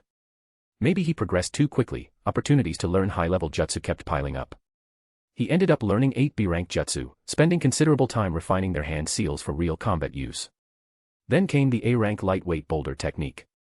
Without realizing it, Ishiro had started to drift away from specialization, moving toward a broader, but shallower, path. It wasn't what he had envisioned. He now hesitated. Should he give up on refining water pressure line? That night, with Shironiko and Dango both away, Ishiro spent the entire evening in solitude, contemplating his future. The next morning, he went to the Tsuchikage's office and laid out everything on his mind to Inoki, asking for advice. Inoki listened carefully and, after a long period of thoughtful silence, said something that caught Ishiro completely off guard. Ishiro, your growth has been remarkable. Since the founding of Iwagakure, we've never had a Jonan rise to power primarily through mental strength. So the village doesn't have many resources that suit you. You didn't walk the Een release path, probably because you knew the village couldn't support you there. But have you ever considered, did the predecessors who developed new jutsu always have templates to follow? Did they always have easier paths available? Take my teacher for example, the second Tsuchikage. He developed dust release, lightweight boulder, and heavyweight boulder techniques. But what if he had ignored all that and simply trained the village's existing earth release jutsu? Ishiro thought for a moment. With the second Tsuchikage's talent, he probably still would have reached Kage level, and could have elevated Iwagakure's earth release techniques even further. Inoki nodded. Exactly. Iwagakure is known for its earth release, we've been a major power among the 5 great nations because of it. Our archives are full of advanced earth jutsu. Had my teacher stuck to those, he might have become even stronger. But if he had done that, he would have missed the opportunity to reach even higher. Like me, my strength today places me among the top few in the current ninja world. But in the era of Hashirama and Madara, I wouldn't have stood out. Compared to my teacher, I didn't forge a new path. So this is the limit of my strength. Even if I train for another 10 or 20 years, I won't grow stronger. But my teacher, had he not died alongside the second Mizukage, he might have gone even further. Ishiro was shocked. To think that in Inoki's eyes, Kage-level strength was not the end. Of course, Inoki had experienced Madara's power firsthand. He knew there were realms beyond Kage. And then Ishiro understood. Inoki hadn't made the choice for him, but his meaning was clear: Ishiro lacked the ambition. Despite reaching Jonin strength and being one of the most talented among his peers, despite acting and strategizing like a future Kage, his heart wasn't yet worthy of the title. Ishiro was stunned, but clarity followed. He had indeed become blinded, obsessed with learning high-level jutsu, chasing power he could see and measure. When Nagato gave him new jutsu, he had been ecstatic. When he earned enough contribution points for B-rank jutsu, he had been thrilled. When he got his first A-rank jutsu, he couldn't wait to cash it in. At one point, he had even considered exchanging his Jonin promotion reward for contribution points, just to get another A-rank jutsu. Looking back now, he realized he'd lost his way. But Ishiro was also grateful for his past life. In that life, he had done nothing. His biggest regrets were all born from inaction: choosing the wrong major, entering the wrong field, failing to get certifications, always thinking it was too late to change. But the truth was, it's never too late. So now, at 14, Ishiro didn't hesitate. He chose to change course. Sure, he was no Kakashi, who had become a Jonin at 11. But compared to the regret-filled version of himself from his past life, he was still just a child. After leaving the Tsuchikage's office, Ishiro felt like a new man, a blade freshly unsheathed, brimming with sharpened purpose. He didn't realize it himself. But from the window above, Inoki saw it all, and was deeply pleased. His efforts hadn't been in vain. He had long known Ishiro was developing water pressure line, and also knew how much time had been consumed by learning lightweight boulder technique. He didn't call him out; instead, he deliberately gave him another A-rank jutsu, further distracting him. Seeing Ishiro's excitement then, Inoki had been disappointed. Though he favored Ikura more, he still hoped Ishiro would become a powerful successor. But this sort of realization couldn't be forced. Even if he had pointed it out, Ishiro might still be unable to let go of the lure of strong techniques. Now that Ishiro had come to the conclusion himself, everything was different. This was the kind of mental fortitude every true strong ninja had to develop. It was similar to the enlightenment Ishiro experienced before. The difference was, last time, it had catapulted him from Chunin to Jonin. This time, it wouldn't show results so quickly. But Inoki believed that from now on, Ishiro would progress twice as fast in his personal jutsu development. Now I've got a real dilemma over who to name as my successor, Inoki muttered happily. Among the 5 great nations, Konoha was the strongest, militarily, economically, but that wasn't what the other 4 envied most. Take Inoki, for example. What he envied most about Hiruzen Sarutobi was this: he had too many successors to choose from. That kind of trouble was a blessing. White Fang's death had caused ridicule from the other villages, but behind that mockery was envy. If White Fang had been the only Kage-level shinobi besides Hiruzen, would the village have allowed him to be sacrificed by rumor? No. It was because Konoha had too many strong candidates that Hiruzen could afford to let one be discredited. Every other Kage could only watch and wish. Now, for the first time, Inoki looked at Ishiro and Ikura as equals in his mind. From this moment on, any discussion of Iwagakure's next Tsuchikage would have to include Ishiro's name. Grinning to himself, Inoki called out into the empty office, "Bring me owl." Several umbu silently appeared, acknowledged the order, and vanished just as silently. Ishiro knew none of this. He hadn't even realized what had changed inside him. But now that he understood he'd strayed from his path, he didn't even bother choosing the new A-rank jutsu right away. Instead, he went straight to the training grounds. From now on, everything would take a backseat to water pressure line. The technique worked by manipulating water pressure transmission, and when combined with chakra, gave the strike far more piercing power than water line. That was step 1, already achieved. Step 2, maintain the projected water line, then rotate it horizontally for a slicing effect. In theory, this was sound. Pressure was uniform in all directions, so the lateral slicing force should be equal to the forward thrust. But executing it was extremely difficult. It just so happened that among the scrolls he recovered from Reinin was a C-rank technique called water whip. This jutsu manipulated water in sideways motion, a perfect reference. With his chakra control and volume, Ishiro learned it quickly. Within 3 days, he even reduced its hand seals to 8. Then he began trying to apply its principles to water pressure lines motion. But it proved even harder than he imagined. To boost its power, he had incorporated pressure propagation, making the internal balance incredibly delicate. Just trying to curve the line would cause it to collapse. He could feel he was on the right track, but his control wasn't precise enough.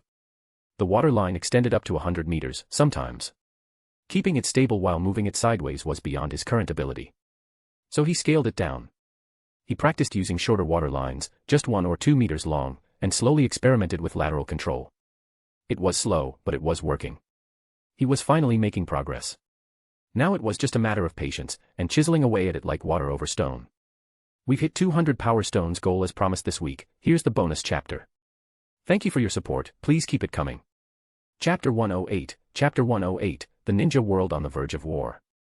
Chapter 108, The Ninja World on the Verge of War.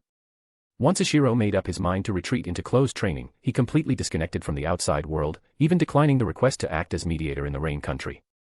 Fully committed to upgrading water pressure line, Ishiro had no idea that his actions in the rain had nearly triggered the Third Great Ninja War ahead of schedule. Inoki, always cautious, had not spread news of the rain's upheaval when he sent Sokka to formalize the unequal treaty with Hanzo. Only after Sokka returned to Iwagakure, having secured the alliance, did Inoki begin leaking vague rumors. At first, reports from agents said something like, Konoha and the Rain had a falling out, broke their alliance, and clashed in battle. Both sides lost elite A and BU. There wasn't much to exaggerate about the Rain village, its strength was widely known. Claiming they lost 1,000 Jonan wouldn't fool anyone, they didn't even have that many.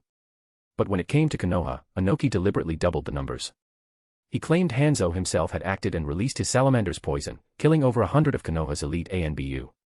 But as the rumor spread, the story twisted.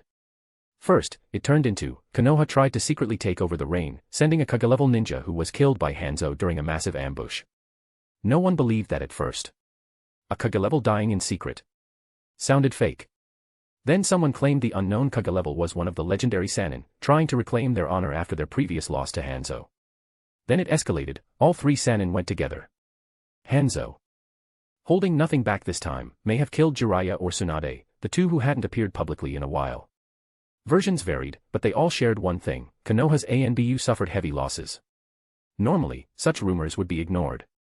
But Konoha had suffered two major blows in recent years, so this time, everyone believed them. And the response from the other villages shocked even Inoki. Kumogakure and Kirigakure, without warning, launched border raids on several Konoha outposts.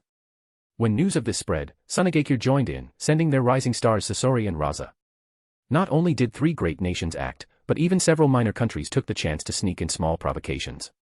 Just like that, the ninja world, peaceful only days ago, nearly plunged into all-out war. Konoha's response was unexpectedly swift. Unlike during the White Fang scandal, this time they mobilized elite units immediately. Orochimaru was dispatched toward Kirigakure's front. Danzo volunteered to face Kumogakure. Konoha's decisiveness stunned all opportunists. Kumogakure, the boldest of the three, paid the heaviest price. After scoring an early win, they tried to press their advantage, only to run into Danzo, who was itching for revenge. Wind beats lightning, and Danzo's Kage-level power crushed them. A Kumogakure strike team was nearly wiped out. Kirigakure fared better. Their strike was more cautious. And since Orochimaru was more interested in studying bloodline limits than slaughter, many of their weaker shinobi escaped. Tsunagakure had the best luck. They struck late and managed to slip through a hole in Konoha's defenses. But when they heard of Danzo's rampage, they immediately withdrew. As for the minor countries, they barely accomplished anything, and now they were even more cautious than before. Things should have ended there. Those who gained something would celebrate quietly. Those who suffered would lick their wounds. But not everyone thinks like a normal person. The third Raikage, furious over his village's losses, refused to back down. Kumogakure had suffered the most, and now he personally led a squad to confront Danzo. If they really fought, it was unclear who would win. Danzo might manage a draw, but he wouldn't risk his life. Informed in advance via Root's intelligence network, Danzo called for Orochimaru. Orochimaru didn't care about Danzo's fate, but he hated the Raikage. Back during the destruction of the Whirlpool country, the three Sannin had nearly been wiped out by the third Raikage. They were only saved by Jiraiya's self-sacrifice and White Fang's timely arrival. Now, Danzo wanted payback. Orochimaru saw a chance to restore his standing with Hiruzen Sarutobi. The three met, Danzo, Orochimaru, and the third Raikage. The result? Instant violence. But for the first time, the Raikage's indestructible lightning armor met its match. Orochimaru's substitution techniques made every blow feel like it hit air. The Raikage was frustrated. Danzo, true to form, fought safely, firing high-powered wind-release jutsu from a distance, wearing down his opponent. Finally, with support from Baku and Manda, the two managed to force the Raikage to retreat. This battle shocked the entire ninja world. Had any of the three died or even been gravely injured, the third great ninja war would have been unavoidable. The balance among the five great nations would have collapsed. Earth Country had stayed out of everything, just watching from the sidelines. So no one thought to inform Ishiro, who was deep in training. By the time he heard about it, the ninja world had returned to peace.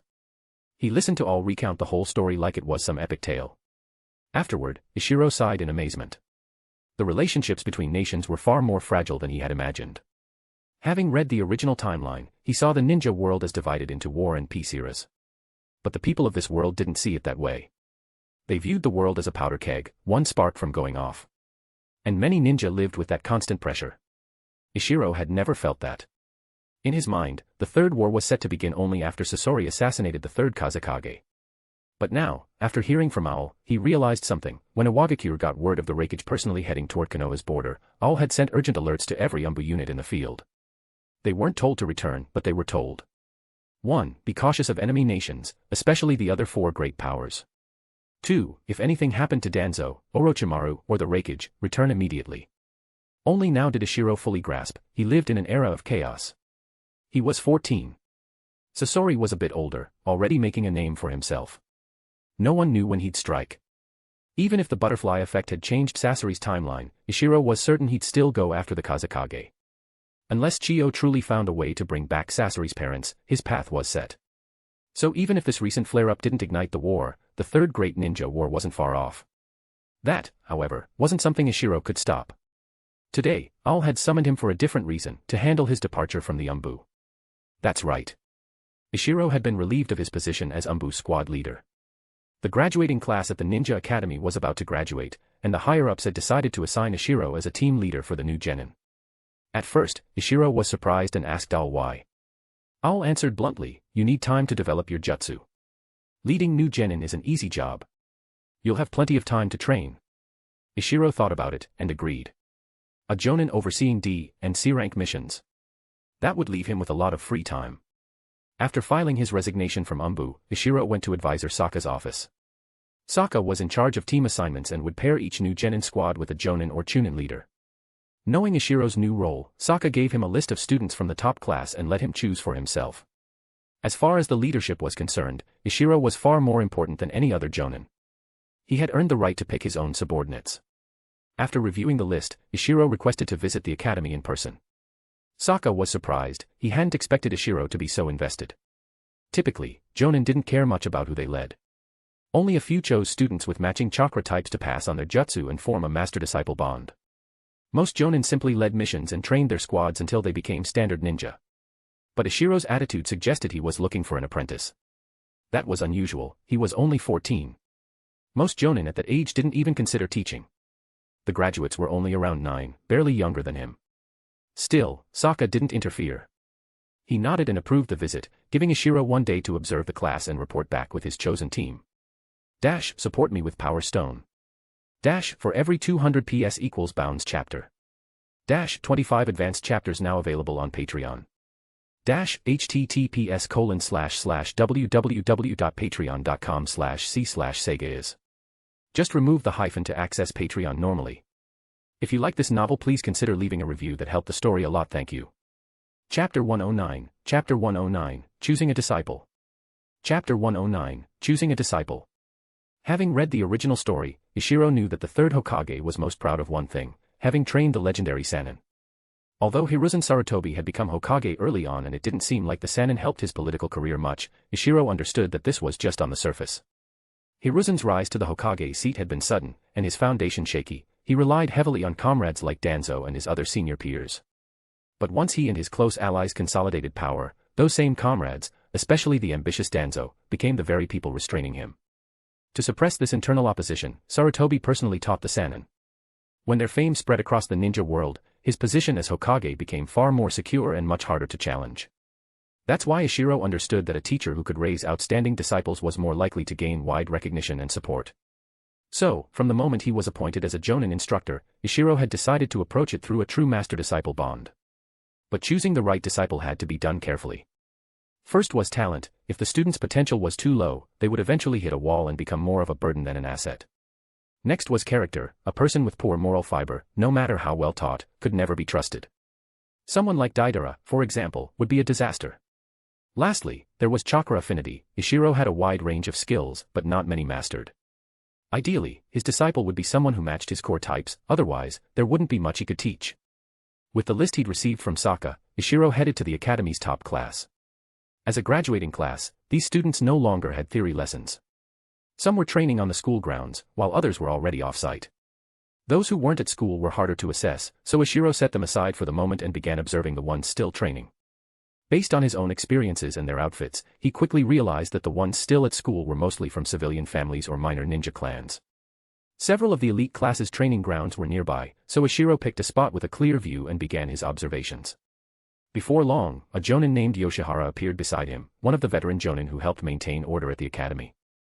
Yoshihara, already elderly, had greeted Ishiro upon arrival and now returned, likely out of curiosity to see how he would choose his students.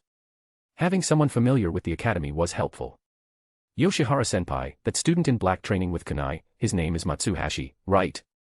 Yoshihara looked over and nodded. Yes. Matsuhashi has decent taijutsu. He's one of the top 3 in raw strength among his peers. Oh. Ishiro raised an eyebrow. You seem to know these kids very well. Yoshihara gave a wry smile. I've hit my limit. There's no advancing further for me. Watching these kids grow is the greatest joy I have left. Ishiro nodded in understanding. There were many ninjas like Yoshihara, past their prime, with strength slowly declining. With Yoshihara's help, Ishiro began matching the names on his list with the children training in the field. Yoshihara also provided brief profiles on them. Unfortunately, most of them didn't meet Ishiro's expectations. It was clear, the land of Earth didn't have the same abundance of geniuses as Konoha. If there had been someone at the level of the Konoha 12, Ishiro would have chosen them on the spot. But there were none, not among the ones here, at least. Perhaps some promising talents were among those not at school. Sensing Ishiro's disappointment, Yoshihara pointed toward a child in the distance. What do you think of that one? Ishiro looked closely. The boy was practicing wooden sword strikes against a training post. Nothing seemed particularly remarkable. He was puzzled. What's special about him? Yoshihara smiled. He reminds me the most of you. Not in chakra or fighting style, but in temperament. You were always methodical, planning your days down to the hour. You built strength through consistent, disciplined training. That's what this boy, Kawakita, has too. His parents are both genin, and his natural talent is average, but he's practiced swordsmanship 3 hours a day for 5 years. Rain or shine, without fail. His technique isn't impressive now, but compared to where he started, the improvement is tremendous. Ishiro nodded thoughtfully. Being able to persistently do something repetitive and boring was a form of talent. Kawakita may not be flashy, but his temperament met Ishiro's requirements. If there were no perfect options, then this boy would be his first pick. Ishiro circled Kawakita's name on the list. Since further observation wasn't yielding better results, Ishiro decided to test something else, chakra sensitivity. He cast light-heavy boulder technique, then camouflage jutsu. Yoshihara was stunned as Ishiro silently floated down into the midst of the students. Ishiro moved among them, his chakra cloaked. If any child noticed something amiss, he would consider taking them on. But to his disappointment, none of the elite class students noticed anything. Understandable. Even young Kakashi, a Jonin, had been caught off guard by camouflage jutsu in the past. Expecting academy kids to see through it was too optimistic. Still, it was worth a try. As he flew back to Yoshihara, Ishiro suddenly noticed something unexpected. A girl in the ordinary class next door had looked up, seemingly sensing something. She glanced toward him, but, seeing nothing, returned to her training. Graduation was approaching. Her grades were average, and she was unsure if she'd even make genin. She returned to practicing taijutsu with determination. Floating above, Ishiro's eyes narrowed. He flew back to Yoshihara, cancelled his jutsu, and pointed at the girl. Yoshihara-senpai, who is that girl? Yoshihara looked. That's Tomo, from class 9. Her combat performance is average. Honestly, it's uncertain if she'll graduate. But she has solid theoretical scores. Ishiro nodded and added her name to the back of his list. Yoshihara looked puzzled, but didn't question it. Next, Ishiro reviewed the students who hadn't come to school that day. Among them, he picked 7 or 8 who might meet his standards, asked Yoshihara about their likely whereabouts, and left. Kawakita and Tomo were both non-ninjutsu types. Tomo could be trained toward that path, but not yet. The team still needed a ranged fighter. Ishiro went in search of a student named Kageyama Ri, whose father, Murakoshi, was a jonin and ninjutsu specialist. He was currently training his son near a small river. Ishiro didn't hide, sneaking around a jonin would be rude. Better to observe openly. Murakoshi frowned at first but relaxed upon seeing Ishiro's jonin uniform. He became thoughtful. Kageyama didn't notice Ishiro. He was focused on practicing water style, water wall. He completed 17 hand seals, and a wall of water rose before him, lasting for a dozen seconds before fading. Ishiro frowned. 17 seals was a lot, and the technique lacked distinction. Despite having a Jonan father to guide him, Kageyama's performance was average at best. Ishiro gave Murakoshi a polite nod and turned to leave. Murakoshi sighed.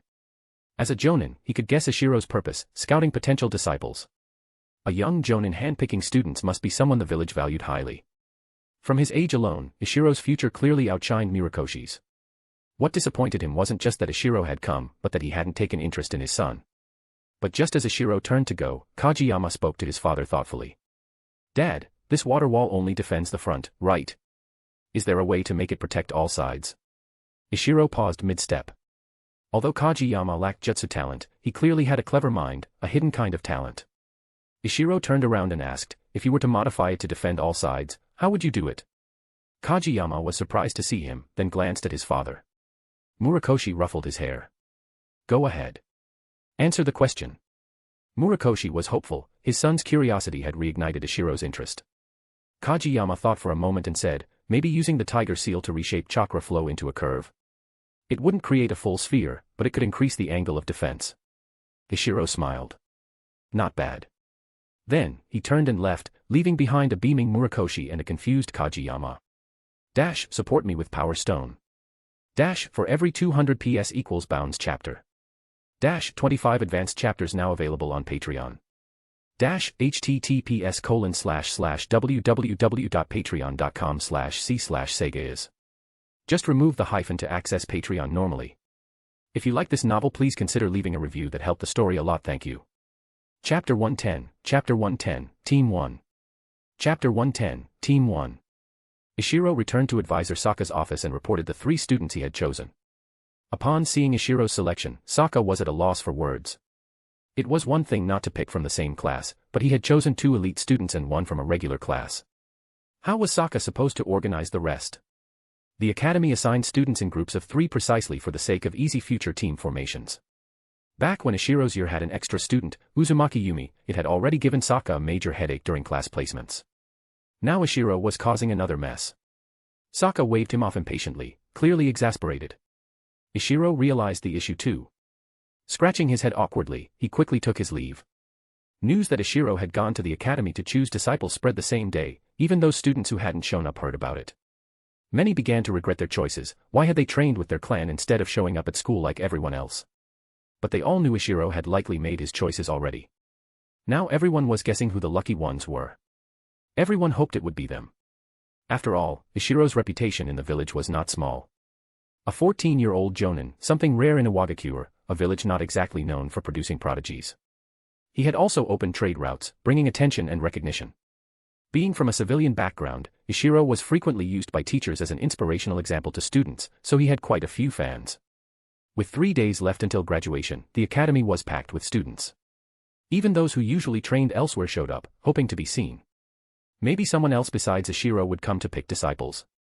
Wasn't Ikura, the rising star of Iwagakure, still without disciples? Ishiro wasn't aware of all this. At the moment, he was eating lunch with that very same Ikura. The two had bumped into each other by coincidence. Ikura had just finished reporting to Inoki, and Ishiro had come from Saka's office. Since they both had free time, they decided to eat together.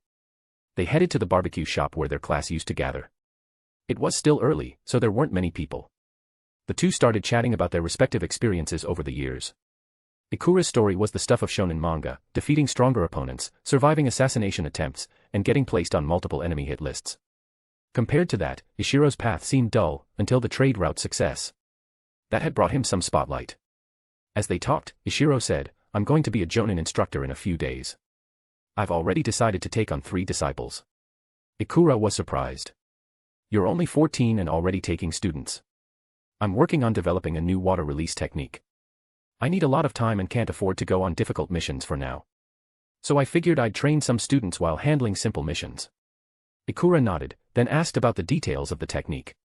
The two ended up discussing the development of Ishiro's water pressure line. Ikura also shared some of his own jutsu crafting experiences. Being of similar age, their conversation was smooth, relatable, and highly productive for Ishiro. After some time, Ishiro said, "The ninja world's been at peace for 7 or 8 years now. The countries haven't fully recovered from the last war, but they're much stronger than they were right after the Second War. Honestly, any small spark could trigger another war. Like what just happened at Konoha's borders, every nation was practically mobilizing for battle. So I thought, better to train a few disciples now while there's still peace. Once war breaks out, there won't be time. You should consider it too. Ikura thought for a moment, clearly tempted, but eventually said, not this year. Maybe next. Right now, I still need to be tempered in battle, I'm not ready to teach. Ishiro nodded and didn't push further. They shifted the topic to their old classmates. Among their original class, Ikura's teammate Uzumaki Yumi had grown rapidly. Though still a chunin, her skill in sealing techniques had already reached Jonan level. Another teammate, Mikagami, who used to be under Ishiro's command, had recently awakened his second chakra nature and been promoted to Tokubetsu Jonan. He wasn't alone. Tanya had also become a Tokubetsu Jonan. With the chakra metal blade he got from Ishiro, Tanya was now one of the stronger Tokubetsu Jonin in the village. Ishiro's own teammates were also progressing. Shinohara was still a chunin but close to Tokubetsu Jonin level.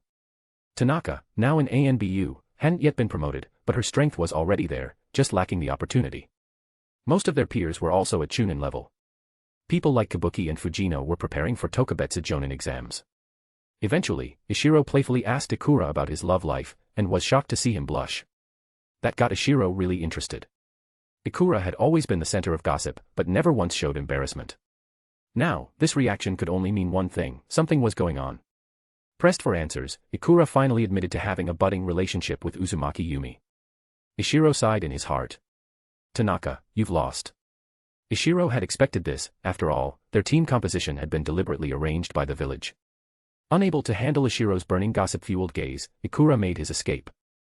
Ishiro finished the last piece of meat, paid the bill, and went back to his training. 3 days later came the graduation exam. The 3 students Ishiro had picked performed decently. Kawakita and Kajiyama Ri, both from the elite class, had no issues passing, though they were among the lower performers in their classes. Tomo, on the other hand, almost failed. She got nervous during the exam, and her score was borderline. Technically, the teachers could have failed her or passed her, but because someone from above had spoken on her behalf, the teachers gave her a pass. She was overjoyed for days. After a rowdy day, the academy returned to calm. Those who passed the exam sat quietly in their seats, waiting for team assignments. Since Ishiro had picked his students in advance, they were listed as Team 1. He went to pick up Kawakita and Kajiyama from the elite class first, then headed to the regular class to get Tomo. Wearing his Jonin uniform, Ishiro didn't attract too much attention in the elite class. While students were envious, they also had their pride. Even if they weren't chosen, they believed they wouldn't lose to Kawakita or Kajiyama in the long run. But when Ishiro appeared in the regular class and called Tomo's name, the entire class went silent. Tomo herself was stunned. In a daze, she followed Ishiro outside under the shocked stares of her classmates. The class exploded as soon as they left, and the news spread like wildfire. A student from the regular class, who nearly failed, had become a Jonin's disciple. This was unprecedented. A real underdog story. Especially considering most regular class graduates would only get Chunin team leaders. What made Tomo so special? Why did someone as renowned as Ishiro pick her? Ishiro knew rumors had spread in the past few days, but he didn't mind. Influence was a good thing. His 3 disciples were fairly ordinary right now, but if he could raise them well, it would greatly enhance his prestige. He took the 3 to a secluded rooftop. Smiling, Ishiro said, "Let's sit and talk. My name is Ishiro. I'm a Jonin. The village assigned me as a team leader, and I decided to take in 3 disciples. I picked students from the academy a few days ago, though the news spread faster than I expected. Your skills aren't top tier among your peers." The 3 looked ashamed. Tomo lowered her head even more. "But each of you has a unique strength the others don't. You were carefully selected from among many students. In my eyes, you're all geniuses." Their eyes lit up, but there was still doubt. To reassure them, Ishiro added, "In time, you'll learn why I chose you. For now, let's introduce ourselves. I'll start. I'm Ishiro, you can call me Captain Ishiro or Sensei Ishiro. I like barbecue. I live a pretty quiet life. I mostly just train. My dream is to become an excellent ninja, like my parents, and protect the village." He looked to the 3. Kajiyama Ri spoke first. He had known in advance that he'd be chosen, so he was the calmest. "I'm Kajiyama Ri. I specialize in ninjutsu, water style. My dream is to become Tsuchikage." Kawakita followed. "I'm Kawakita. I like swordsmanship, but I'm not very good at it. He shrunk a little, but added, "But I'll become a great swordsman someday." Ishiro nodded as he saw Kawakida's posture straighten slightly when talking about his dream. Then he looked at Tomo. Under the gaze of the others, Tomo got nervous. Knowing both her teammates were from the elite class made her self-conscious. I'm Tomo. I'm not good at anything. She had wanted to say taijutsu, but worried she couldn't compare. My dream is to become a good ninja. Ishiro nodded. That's a good start. From today, we're a team. I'll teach you a lot, but those teachings won't come for free. You'll need to earn contribution points. The three listened attentively. Don't worry. My system is much cheaper than the official one. You can even get things on credit. Like Kawakida and Tomo, your physiques are a bit weak. I've prepared some food that will help. I'll give it to you now and deduct the cost from your future mission pay. Only 1/10 of the market price. Kageyama has good physical conditioning. Your family probably already has those kinds of supplements, so I won't give you any. He handed them each a scroll with food materials inside. Then he took out 3 more scrolls. The first he gave to Kageyama. This contains my insights on water release and my notes on developing jutsu. It's worth 500 contribution points. I'll note it down as credit. The second he handed to Kawakida. A full foundational sword training manual. Update your training regimen accordingly. It's more expensive, 2,000 points. Both boys were thrilled. These were exactly what they needed. The last scroll went to Tomo. This contains basic knowledge of sensory techniques. Learn those first. It also includes a sensory jutsu. Your current chakra level won't let you use it yet, but study the theory. There's also a custom fitness program. Use it to improve your condition. This scroll is 500 points. Tomo's hands trembled as she took the scroll. A student like her, barely scraping by, had never expected to get a jutsu. Even if it was just sensory type. Even if it was on credit, she was beyond grateful. Seeing their joy, Ishiro smiled. Starting tomorrow, we'll gather at 9 a.m. to take missions. But today, let's celebrate. Let's go get some barbecue. Team 1 has officially been formed. Dash, support me with Power Stone. Dash, for every 200 PS equals Bounds chapter. Dash, 25 advanced chapters now available on Patreon. Dash, https://www.patreon.com/c/Sega is. Just remove the hyphen to access Patreon normally. If you like this novel, please consider leaving a review that helped the story a lot. Thank you. Chapter 111, Peaceful Mission Days. Chapter 111, Peaceful Mission Days. After their celebratory meal, the 3 kids of Team 1 returned to their respective homes. Among them, the most anxious was Murakoshi, the father of Kageyama. Aware that his son might be chosen as Ishiro's disciple, he had been waiting nervously for days. Murakoshi was already getting old. With his son's talent being only average, his highest hope had been for Ri to one day match him and reach the Jonan level in adulthood. But now everything had changed. If Ri could become a Jonan's disciple right after graduation, and with his father's support, Murakoshi believed his son would have a great chance to surpass him. Murakoshi hadn't taken any missions recently, staying home to wait. As soon as Ri returned, he immediately asked, "Did that gentleman take you as his disciple?" Ri was about to share the good news anyway, so he nodded excitedly and told his father all about Ishiro's promises, then pulled out the scroll Ishiro had given him. Unlike his son, Murakoshi understood the true value of ninjutsu. Ishiro's pricing was extremely generous. Any cheaper, and it'd basically be free. But if ninjutsu were given freely, students might not treasure it. Worse, they could become overly reliant on their teacher. Murakoshi's wife asked about Ri's teammates and whether they needed lunch for tomorrow. Ri told them about the special dietary provisions Ishiro had prepared, and Murakoshi was deeply moved. He had climbed up with nothing but talent and determination, so he knew how precious such things were, especially for a civilian-born ninja. Ishiro's generosity showed his sincerity in teaching. Unlike Ri's lively homecoming, Kawakida returned to an empty house. Both his parents were lower-rank shinobi, often sent on missions without control over their schedules. He was used to being alone.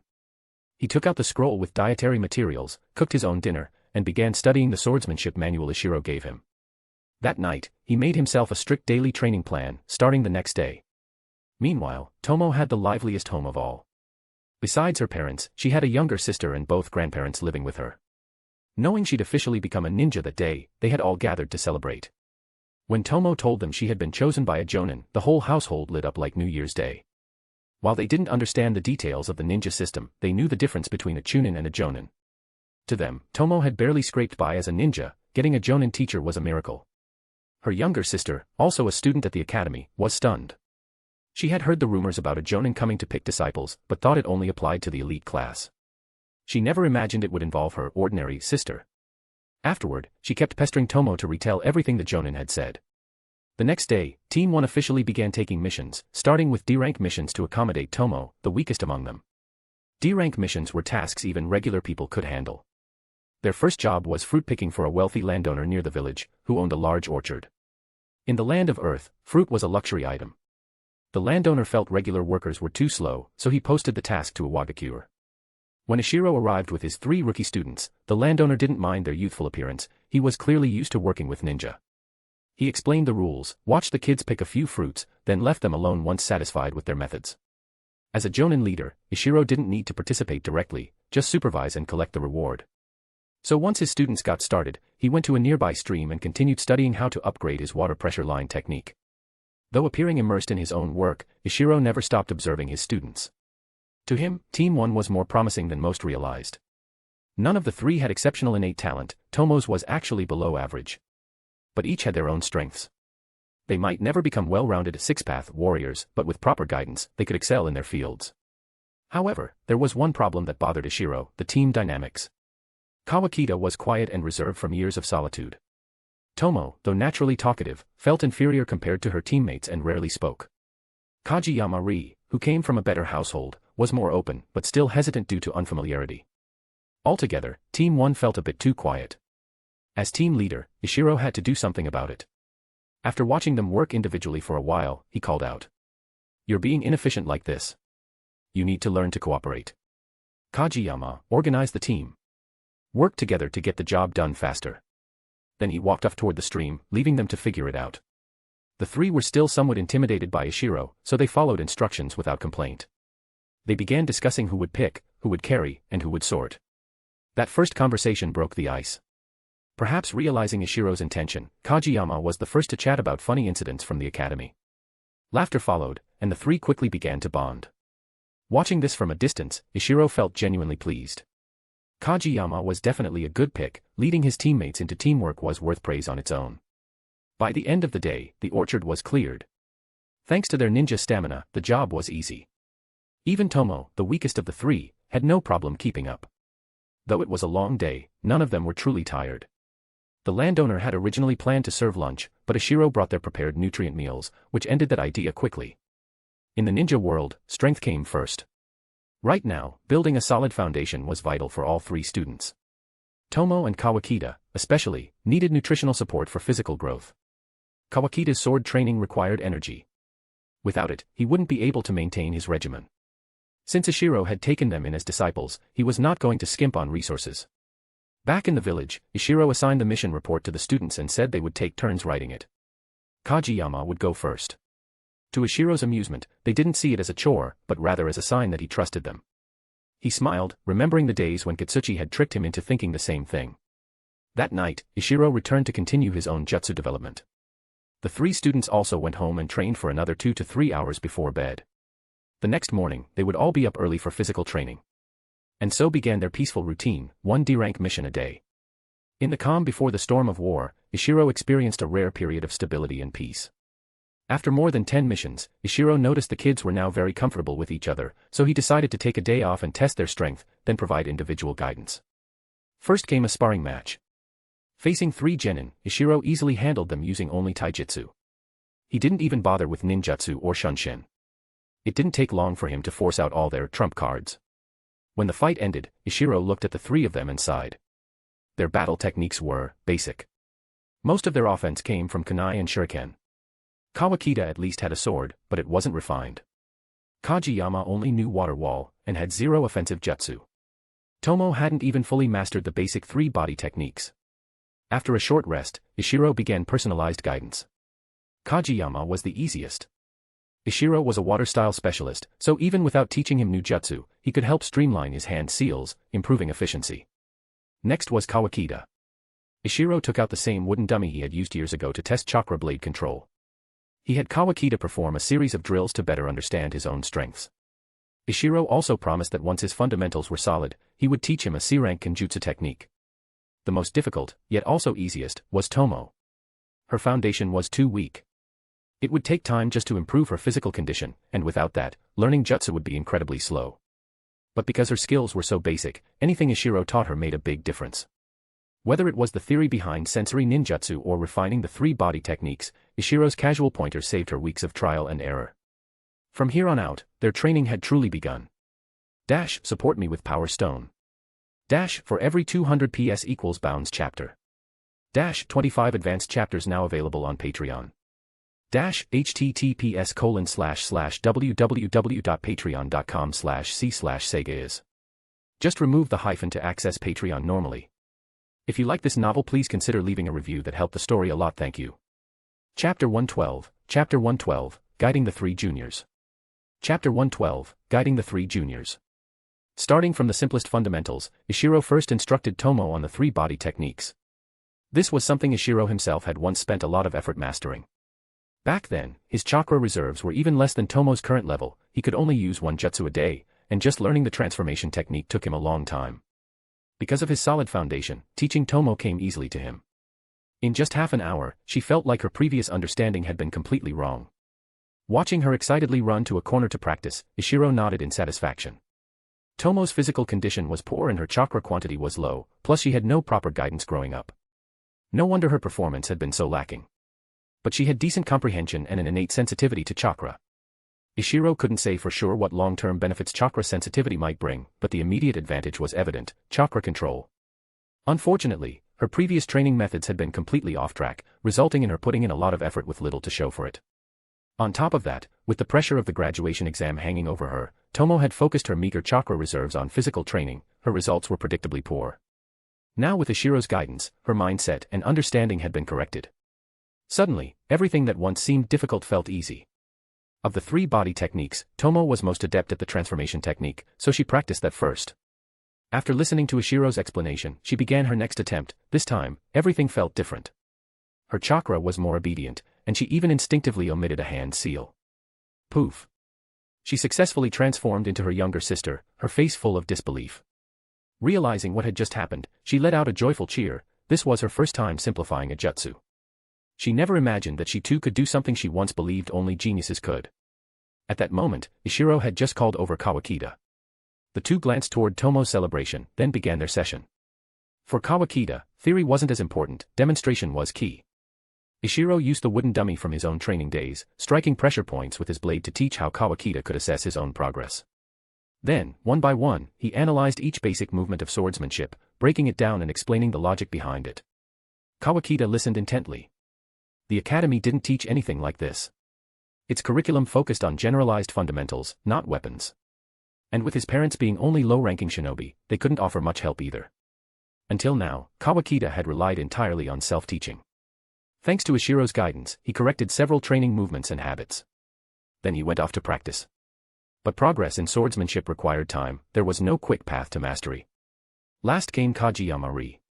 His father knew some water release, but it wasn't his main specialty. Thus, Ri had barely any exposure to higher-level knowledge. There was no way he could develop new jutsu on his own. So Ishiro's first goal was to broaden his horizons. He took Ri to the river and demonstrated all the water release jutsu he had learned. After showing each technique, Ishiro briefly explained how they worked. The explanations weren't deep, just enough to give Ri a broader understanding of what water release could look like. Then came the highlight: hand seal simplification. Ishiro broke down how he had simplified each jutsu seals and shared the reasoning behind them. Ri had already been trying to simplify water wall, so with this direction, he now had clarity and immediately resumed training. All the content taught today was theoretical.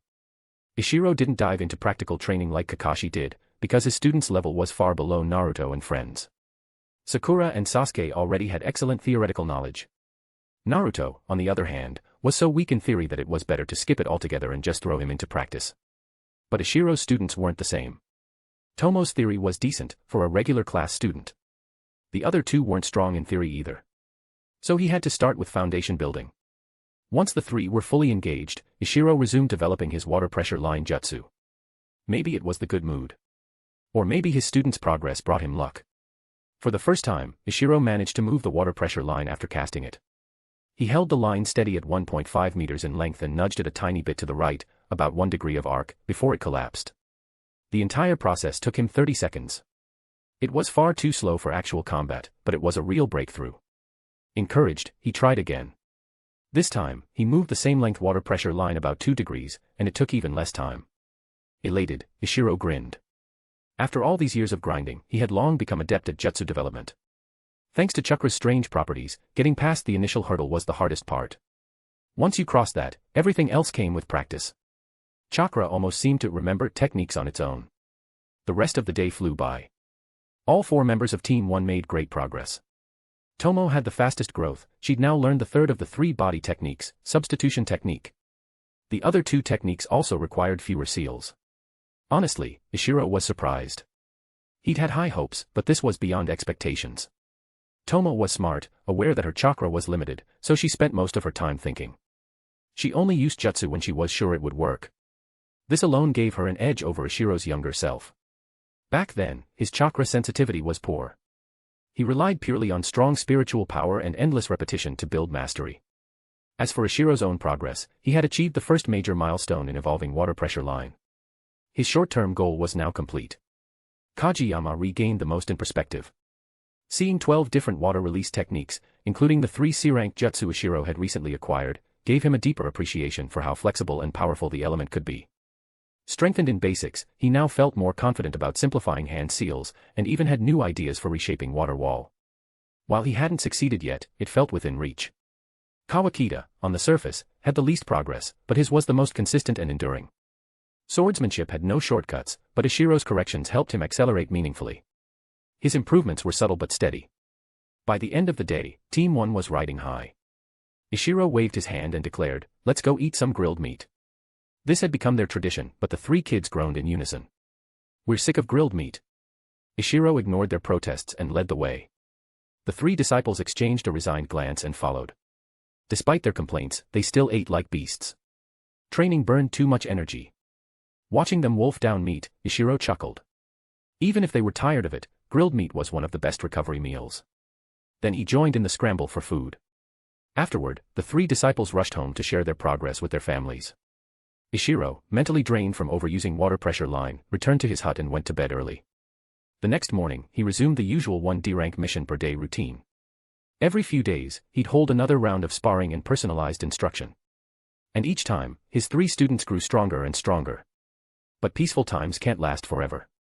Roughly 6 months later, rumors began to spread through Tsuchikage. The 3rd Kazekage had disappeared. At the same time, Sasori of the Red Sand had also gone missing, but compared to a missing Kage, the loss of a young prodigy didn't make as many waves. By the time Iwagakure received the news, the Kazekage had been gone for about a month. Inoki convened a meeting with all active Jonan in the village. At that meeting, he announced the Kazekage's disappearance and issued a state of combat readiness. Having lived through 2 ninja world wars, Inoki was extremely sensitive to signs of conflict. The disappearance of a sitting Kage was more than enough to trigger war. He was certain the other great nations were also gearing up. Walking out of the meeting room, Ishiro felt heavy. All these years of preparation, and now, the time had finally come. From the moment he transmigrated, he had planned for 2 key periods, the 4th Great Ninja War, as the ultimate goal, and the 3rd Great Ninja War, as the immediate challenge. Based on what he knew, the 3rd war was less intense than the 1st, but still devastating. It claimed the lives of 2 Kage, the 3rd Reikage and the 3rd Mizukage. Including the Kazekage who was presumed dead before the war even began, that made 3. The first war had killed even more, at least 3 Kage had died, with the 2nd Hokage and 2nd Reikage also falling to internal conflicts. All told, 5 Kage were lost. It marked a complete generation shift in leadership. The 3rd war was also deadly for ordinary shinobi. Even 10-year-old children from Konoha were sent to the battlefield. Konoha had essentially traded its future for victory. Ishiro had no doubt the other villages had suffered just as much. Otherwise, Minato alone wouldn't have been enough to stop the war. Unfortunately, canon hadn't revealed much about this period.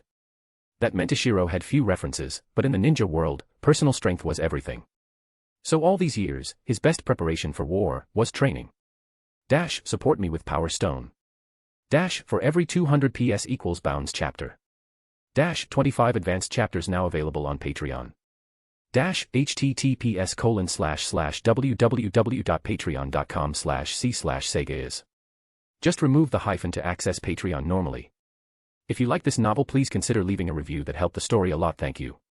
Chapter 113, Changes Brought by War, Bonus Chapter. Chapter 113, Changes Brought by War, Bonus Chapter. Since the plot for this time period in the original story wasn't well developed, there wasn't much for Ishiro to reference. And in the world of shinobi, the most important thing is one's own strength. Over the years, the most thorough preparation Ishiro had made for the Third Shinobi World War was his training. Now that war was on the horizon, Ishiro felt it was also time to help his 3 disciples prepare. And the best way they could do that was, naturally, by training. It was time to pass down a few more techniques to them. Over the past 6 months, Team 1 had almost exclusively been taking D-rank missions. Only on a few occasions, when his students pestered him endlessly, did Ishiro reluctantly accept C-rank missions. Even then, those C-rank missions were the low-risk kind, missions that could be completed in a day or 2, 5 at most. It wasn't that Ishiro was spoiling his disciples, it was simply that they were still too weak.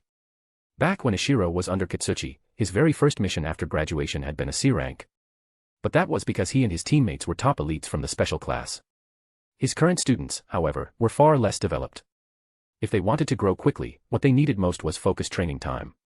So while 6 months had passed, Team 1's mission record wasn't particularly impressive. Compared to other elite squads of their generation, they were clearly lagging behind. But that didn't concern Ishiro. What mattered to him was real progress. After half a year, the most obvious growth came from Tomo. First, her body had been the weakest, so the nutritional meals had the biggest effect. Her chakra reserves had nearly doubled since graduation. Second, under Ishiro's guidance, she had started to harness her talent for chakra sensitivity. Now, not only had she simplified the 3 body techniques almost to Ishiro's level, she had also mastered sensory jutsu. Most surprising of all, due to her high chakra sensitivity, her perception range was also impressive, nearly comparable to Ishiro back when he had his strong spiritual energy buff. As for tree climbing and water walking, they were laughably easy for her, she completed them with ease. Her only weakness now was hand seal speed, she could barely manage 2 seals per second. But that was improving, and her potential looked very promising. Originally, Ishiro had thought Kageyama-ri would be the one to follow in his footsteps. But now it seemed that Tomo might be even more like him. Ishiro had spiritual power, which brought numerous advantages. Many of those, Tomo now shared thanks to her chakra sensitivity. In this way, she truly was an ideal disciple. Kawakita, meanwhile, had made the most stable progress. Without any sudden breakthroughs, he barely noticed his growth day to day, but over the months, his transformation was unmistakable. He now exuded a kind of sharp, cutting aura. Unlike Ishiro, who had practiced swordsmanship as a way to build physical strength, Kawakita had dedicated himself to it. His entire demeanor was slowly shifting toward that of a true sword-wielding shinobi. Because his improvement involved full-body conditioning, his fundamentals were becoming incredibly solid. Even though he hadn't started learning C-rank sword techniques yet, his speed, strength, and reflexes had improved across the board. As a result, he had already surpassed Ri, making him the strongest of Ishiro's 3 disciples. Kageyama-ri, as the team's ninjutsu specialist, had now learned Ishiro's water line technique and water pressure line. With Ishiro, the creator, as his teacher, he progressed quickly and had already begun simplifying the hand seals. Still, until he could reduce the number of seals to a level usable in combat, he wouldn't be able to beat Kawakita in a fight. Looking at his team now, Ishiro finally felt they were starting to look like something real. Having anticipated the coming chaos, Ishiro didn't assign them a mission today. Instead, he decided it was time to upgrade their power. Kawakita's path was easy. Ishiro gave him the scroll for a C-rank sword technique, telling him to train independently. Over the past 6 months, he had completed his chakra control training, tree walking and water walking, which had helped him greatly in mastering swordsmanship. Tomo's case was also simple. A recent chakra paper test revealed she had 3 chakra natures, earth, wind, and lightning. While that might sound like an advantage, it could actually hinder early development. The multiple natures could interfere with each other, making it harder to learn chakra nature transformations. Fortunately, earth release was easy to grasp in Iwagakure. Tomo had already completed her earth nature training in the stone forest. But earth wasn't her main nature, wind was. Her affinity for wind meant she'd perform better with wind release. That's why Ishiro hadn't taught her any C-rank jutsu yet, focusing instead on sensory training. But her progress with wind nature had been slow. That needed to change. So Ishiro offered 2 C-rank wind jutsu and 1 B-rank wind jutsu he had taken from Konoha's root as payment to his former ANBU subordinate, June, asking her to train Tomo for a full day. June happily agreed. Wind release was also her specialty, and she had just mastered a B-rank technique. The extra B-rank scroll from Ishiro was a perfect reward, and she had time to spare. Kageyama-ri, however, was the trickiest. Ishiro taught him water clone technique, a jutsu that added valuable tactical options. But Ishiro didn't intend to teach him anything more for now. Ri was learning too much already and needed time to digest it. By the end of the day, Tomo had barely succeeded in mastering wind nature transformation. Ishiro then gave her the C-rank wind jutsu, breakthrough. It was a small area AoE attack. Wind release was known for its offensive power, so even though this was a group jutsu, its single target damage was also respectable. June was jealous when she saw this. Back when she first awakened wind release, she had no jutsu to learn. She had to grind through missions to save up enough points to redeem breakthrough herself. Seeing her look envious, Ishiro just smiled and didn't say anything. He knew that everyone had struggled like that. He was generous with his students, but not overly so. He would help them with C-rank jutsu, but nothing higher. After a brief chat with Ishiro, June took her leave. Tomo escorted her out, then hurried home to study her new jutsu. Her chakra was just barely enough to use it once, she couldn't afford to waste any of it. As night fell, Ishiro dismissed the other two students as well and went alone to the contribution hall. He hadn't visited in a while, he'd been so focused on developing new jutsu that he hadn't come to exchange points. Today, he had two reasons for visiting. 1. Submit his upgraded water pressure line jutsu to the village. 2. Exchange his accumulated contribution points for a new battle technique. War was coming, after all. The contribution hall was busy, but they'd added staff to handle the surge. Ishiro handed over a scroll with his new jutsu documented, then demonstrated it on the spot. He waited patiently while the staff appraised its rank and rewards. Because of the wartime urgency, a special Jonan was stationed at the hall full-time. This allowed Ishiro's appraisal to go through quickly. The result, A rank, designated as a wide-range attack jutsu. After all, the horizontal sweep of water pressure line could cut through an entire area. It had been a long time since Iwagakure had a new A-rank water release technique.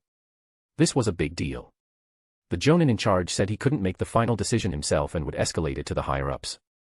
In the meantime, he'd recommend that Ishiro be granted one free A-rank jutsu of his choice. Ishiro was pleased. While waiting for confirmation, he began browsing available jutsu.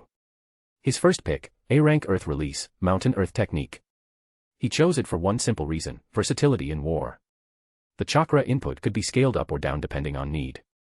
It summoned two large hemispherical earth mounds on either side of a target, great for both single target and AoE. It could even alter the terrain, making it perfect for battlefield use. He'd been eyeing this one for a while, ever since he saw Katsuchi use it for the first time. Next, Ishiro exchanged points for a document on using lightning release to enhance the body. Of course, lightning release was rare in Iwagakure. The guide was incomplete, mostly theories and speculation, plus data from enemy corpses. It couldn't be trained directly, not to the level of the Raikage lightning armor, or even the nerfed versions Kakashi and Sasuke used. Why was it so limited? Simply put, Iwagakure had too few lightning release users. The few they had weren't strong enough to contribute much research. As far as Ishiro knew, the village only had one complete A-rank lightning jutsu. Still, the partial lightning body reinforcement technique cost the same as a B-rank jutsu. Ishiro bought it just to see if it might spark some ideas. That said, he hadn't even mastered lightning nature transformation yet. Soon after, the high-level approval came through. They accepted the Jonan's recommendation. Per the request of that Jonan, Ishiro named his upgraded jutsu water cutting technique. Water cutting technique, 37 hand seals, chakra cost equals 7A. Because it was brand new, the hand seal count was high. The Jonan reminded Ishiro to come back later and update it once he became more proficient. Thanks to this, Ishiro earned another free A-rank jutsu selection. Without hesitation, he picked A-rank water release, violent water wave surge. We've hit 200 power stones goal as promised this week. Here's the bonus chapter. Thank you for your support, please keep it coming. Chapter 114, Ishiro's new position. Chapter 114, Ishiro's new position. The reason Ishiro chose Great Violent Water Wave was simple, his learning speed. With his current mastery of the original Violent Water Wave, if given a few more years, he likely could have developed the advanced version on his own. But this technique had an awkward downside, it consumed far too much chakra. A normally scaled Great Violent Water Wave required around 20A worth of chakra. By injecting even more chakra, its power could be pushed even higher. The problem was that Ishiro's total chakra reserves were only about 20A to begin with. In other words, casting this jutsu once in peak condition would leave him completely drained. Originally, Ishiro hadn't intended to pick this jutsu, but with war imminent, he realized he wouldn't have much time to train any A-rank techniques. In that case, it was better to have a powerful trump card ready, even if he couldn't use it often. Once war started and he was deployed outside the village, he might not get another chance to exchange A-rank techniques. As for other jutsu, he simply wouldn't have the time to practice them. With that, Ishiro had now used the rewards from orchestrating Root's defeat in the Land of Rain to exchange for A-rank Earth release, Mountain Earth technique, and had used the reward from submitting his water-cutting technique to get Great Violent Water Wave. He had also spent contribution points on a lightning release body reinforcement method. Now, with a few tens of thousands of contribution points remaining in his account, Ishiro didn't feel there was anything else he urgently needed. So, without hesitation, he left the contribution office. After finishing his exchanges, Ishiro prepared several wartime supplies. Fortunately, with his mastery of sealing techniques, he could store all the items in scrolls for easy transport. From that day on, Ishiro stopped taking his students out on missions. Instead, he brought them daily to a nearby river for intensive training. He also began working hard on the 2 new A-rank techniques he had just obtained. He started with Great Violent Water Wave. Due to its massive chakra cost, he couldn't afford to waste chakra recklessly. Borrowing Tomo's method, Ishiro first thoroughly studied the theory behind the jutsu. Then, he mentally rehearsed the entire casting process, identifying possible flaws. For each flaw, he created possible solutions, ranked them, and then tested the most feasible options first. This method turned out to be quite effective. It significantly reduced the number of failed attempts. Of course, part of the reason things went so smoothly was that Ishiro already had a solid foundation in this jutsu. As the upgraded version of Violent Water Wave, itself an evolution of Water Shock Wave, it could be said Ishiro was its spiritual successor. It made sense that learning it would go smoothly. Initially, Ishiro estimated it would take a dozen attempts and about half a month to master it. But using Tomo's approach, he succeeded in just 7 or 8 tries. Since this technique was meant to be a trump card, he didn't spend further time practicing it. His meager chakra reserves couldn't afford the strain. Next, he focused on Mountain Earth technique, which was much more difficult to master. Fortunately, it allowed for adjustable chakra output. At the minimum, it only required about 70 B chakra to cast, though at that level, it was comparable in power to a basic B-rank jutsu. As for the upper limit, Ishiro was fairly certain it had none. After all, in the original story, Katsuchi had used this jutsu to restrict the movements of the demonic statue of the outer path. To increase his practice frequency, Ishiro kept his chakra output at the minimum setting. This allowed him to practice more than 20 times a day. After about 10 days of training, he finally mastered the technique, but then encountered a frustrating issue. The 2 semi-spherical mounds he summoned closed too slowly. Any halfway decent chunin would be able to escape before being trapped. This didn't mean the jutsu was useless, it could still be highly effective against stationary targets, or enemies holding a defensive formation. But its limited use cases felt disappointing for an A-rank technique. After pondering it for a while, Ishiro decided to ask Katsuchi for advice. Given the tense state of the shinobi world, Katsuchi, as an elite Jonan, hadn't left the village. When Ishiro found him, he was in the middle of training. To Ishiro's surprise, Katsuchi was practicing fire release nature transformation. In the original story, Katsuchi only had 1 elemental nature.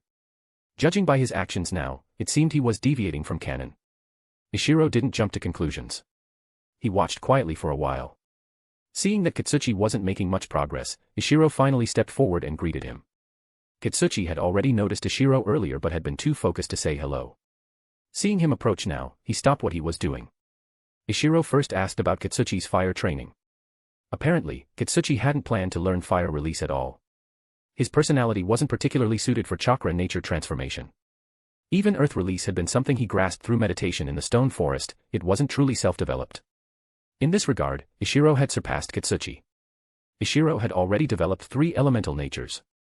While water and earth had come somewhat muddled, his fire release development had been well-planned and methodical. So Ishiro shared his full experience of developing fire release. To his surprise, it turned out Katsuchi had started this journey because of him. The report Ishiro had submitted to the village, worth tens of thousands of contribution points, had inspired a wave of multi-nature training among shinobi. Katsuchi had been motivated to give it a shot himself. Knowing that the report came from Ishiro, he eagerly asked him for detailed advice. Ishiro had originally come to ask Katsuchi for guidance anyway, so he directly proposed that Katsuchi join Team 1 for training over the next few days. Katsuchi readily agreed. From the next day on, Ishiro's 3 students trained in their own disciplines, while Ishiro and Katsuchi worked together on elemental nature practice. Katsuchi focused on developing fire release, while Ishiro began working on his 4th nature, lightning. Since it was best to deplete one's chakra through high-level jutsu before practicing nature transformation, Ishiro always began his day with Mountain Earth technique under Katsuchi's guidance, then followed up with lightning training. Katsuchi did the same, casting advanced jutsu to drain his chakra before working on fire release. Day by day, Katsuchi finally succeeded in manifesting fire release. His fire chakra ratio was low, so it would take a long time to master, but he had achieved his initial goal. Ishiro, however, couldn't even get started on lightning release. That said, his training wasn't fruitless. With Katsuchi's help, Mountain Earth technique became smoother to cast, and the clamping speed improved significantly. Ishiro now believed that unless the enemy was a speed specialist, it could effectively trap even a Chunin. Once Katsuchi successfully cast a great fireball jutsu, he stopped training with Team 1. Unlike Ishiro, whose job was to teach students, Katsuchi had taken leave to train. Now that he had achieved his goal, it was time to return to work. After Katsuchi left, Ishiro found himself alone. His mind, already restless from looming war, grew even more unsettled. He gave up on lightning release for now. Developing new elements required immense patience, which he simply didn't have at the moment. He decided to refine his light, heavy boulder technique, hoping to eventually develop added weight rock technique. He had tried practicing chakra fusion directly. Though his earth release wasn't quite at the required level, his water release far exceeded the standard, especially after developing water cutting technique.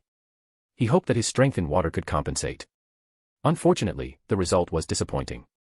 According to the A-rank secret technique scroll, the requirements listed were bare minimums. Ishiro now realized that trying to shortcut chakra fusion training this way would likely never succeed, even after decades. Rather than waste time, it would be more effective to fully master earth release first. But with his restless mind, he couldn't focus on nature transformation. Nor could he concentrate on developing added weight rock technique. In this state, anything he attempted was twice the effort for half the result. Fortunately, Ishiro had a relatively calm temperament. Realizing that his mentality was unstable, he decided to take a few days off to unwind. But before he could rest, an appointment order arrived. Ishiro was named acting third commander of the Eastern Forces. He was stunned by the news. He had just been brooding about the war's pressure, and now the weight of that war had suddenly landed squarely on his shoulders. At first, Ishiro was flustered. Although he had experienced many battles, he had only ever seen large-scale warfare on TV. And yet, mixed with that anxiety was another feeling, relief. A kind of peace that came from knowing the moment he'd spent years preparing for had finally arrived. Ishiro closed his eyes and took several deep breaths. When he opened them again, all of his uncertainty and hesitation were gone. What remained was only calm and resolve. In just those few breaths, Ishiro had passed another mental trial. The ANBU operative who had delivered the message chuckled. "So you're Ishiro? You've got guts. At your age, to show this kind of composure. I just delivered a similar appointment to Ikura. And honestly, you adjusted faster than he did. Crow has chosen a fine subordinate." Hearing this, Ishiro realized this appointment was also a test, a way for the village to evaluate the will and composure of its younger shinobi. Judging by this man's words, he was likely on the same level as Crow, a commander of the ANBU. Ishiro asked, "Senior, Ikura received a command too. How did he do?" "Support me with Power Stone. For every 200 PS equals Bounds chapter.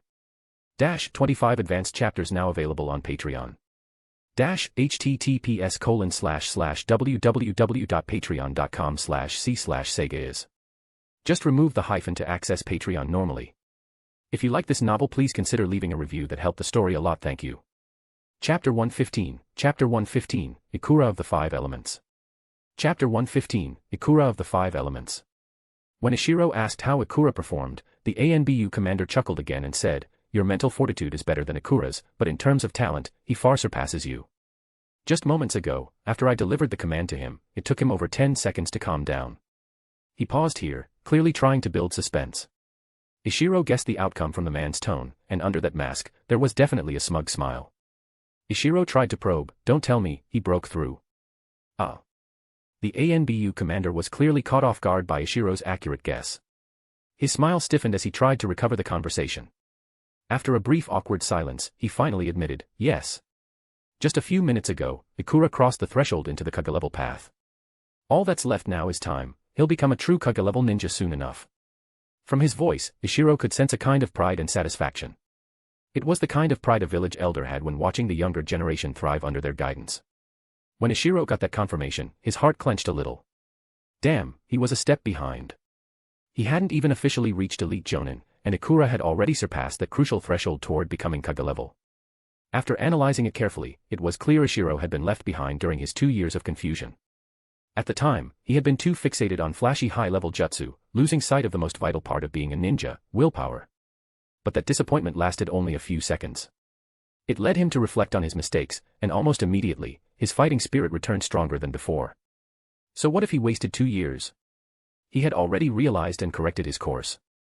His A-rank water-cutting technique was now complete. He had taken a crucial step forward, and it wouldn't be long before he caught up and became an elite Jonan too. So Ishiro's eyes sharpened, full of fierce resolve. He stared straight at the ANBU commander and said, "If you see Ikura again, please congratulate him for me.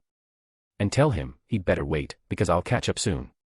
The ANBU commander blinked in surprise, then burst into laughter. "Good. Very good.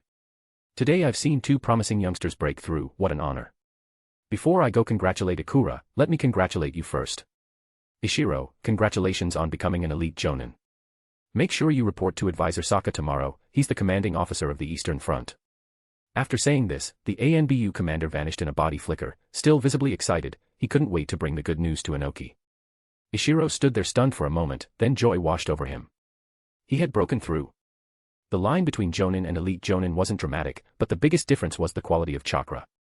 Elite Jonan simply had a higher grade chakra. Though the quantity didn't increase much, the enhancement in nature and control made all the difference. As the ANBU commander left, Ishiro tried sensing his chakra.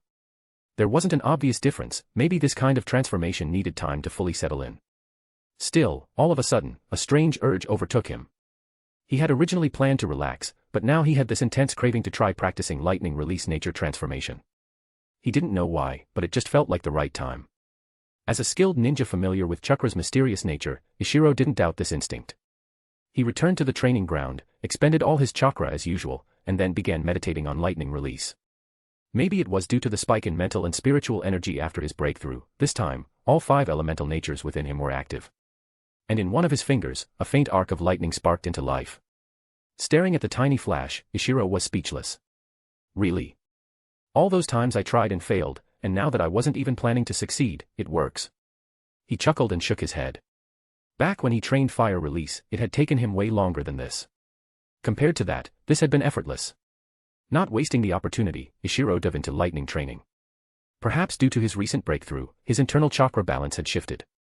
While the initial progress was swift, his pace soon slowed down again. By the end of the session, he hadn't fully mastered the nature transformation, but he had made substantial progress. Ishiro estimated that in another 10 days or so, he could start learning actual lightning release jutsu. Suddenly, something occurred to him. Without explaining anything to his 3 confused students, he vanished in a flicker toward a specific destination. That place was Ikura's house. As expected, Ikura was home. Seeing Ishiro leap over the wall, he was a bit confused, but before he could ask anything, Ishiro blurted, "Quick! Start training your chakra nature. I just broke through to elite Jonan and managed to grasp lightning release. You just advanced to Kage level, your results should be even better." Ikura froze for a second. He didn't know how Ishiro had found out about his breakthrough, but he immediately understood the message. Without wasting time, he flickered off to his family's private training ground. Being from a noble family, Ikura had access to a large private training field, more than enough for this kind of experiment. Relieved, Ishiro turned around, only now realizing there were others in the courtyard. 2 of them he recognized. One was Ikura's father, Mitani Yuka, a Jonan whose strength was above average, even if he wasn't elite Jonan. The other was Inoki himself. Inoki had received the report from the ANBU commander and had come over before Ishiro. He had been chatting with Ikura about his breakthrough when Ishiro arrived. Inoki was so small, Ishiro hadn't noticed him earlier, until now. Feeling slightly awkward, Ishiro bowed. Fortunately, Inoki didn't mind.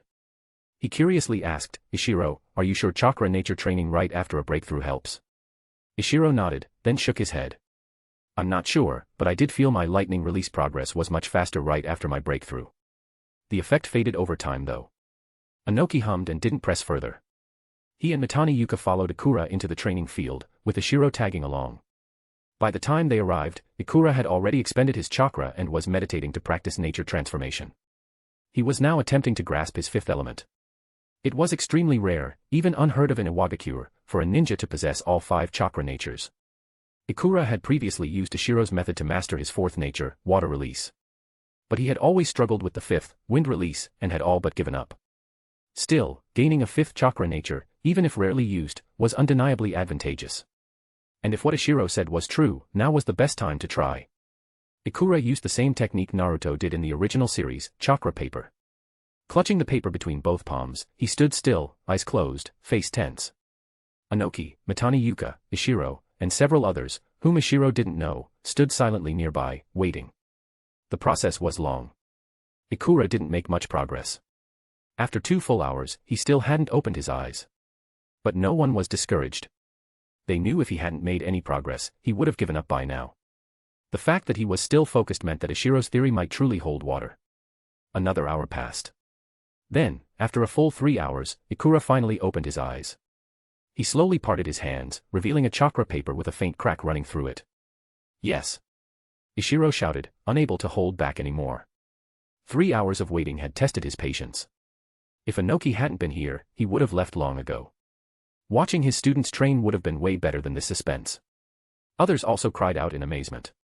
Ikura had exhausted himself mentally. Still dazed, his father stepped up and helped him stand. Facing Inoki, Ikura said, "Lord Tsuchikage, Ishiro's method really works. And it's true, the effect is strongest right after the breakthrough. If he'd come half an hour later, I probably wouldn't have succeeded." Inoki nodded. "Good. Rest now. Once your 5th element is fully mastered, I want to hear how it feels. You'll be the first ninja in the village to have all 5 elements." Ikura nodded again, then turned to Ishiro and offered his thanks before being helped back inside by his father. Ishiro yawned and waved him off. Then he followed Inoki out of the estate. On the way, Inoki said, "Ishiro, what happened today is now a village secret. Don't spread it outside." After a pause, he added, "You did well. Breaking through to elite Jonan is impressive, but being willing to share that insight with a peer, that's even more commendable. This is valuable intel. A method that could drastically improve the power of our upper ranks. Consider it an S-rank mission. And you'll be rewarded with an additional A-rank jutsu exchange permission." He smiled and continued, "Also, congratulations, Ishiro. From today on, you are officially an elite Jonan. There are rewards for elite Jonan. While your strength still needs to stabilize, I'll give you your choices now: 1 S-rank jutsu exchange, or 3 A-rank jutsu, or 50,000 contribution points, or access to 1 S-rank secret scroll, or 3 custom chakra metal weapons."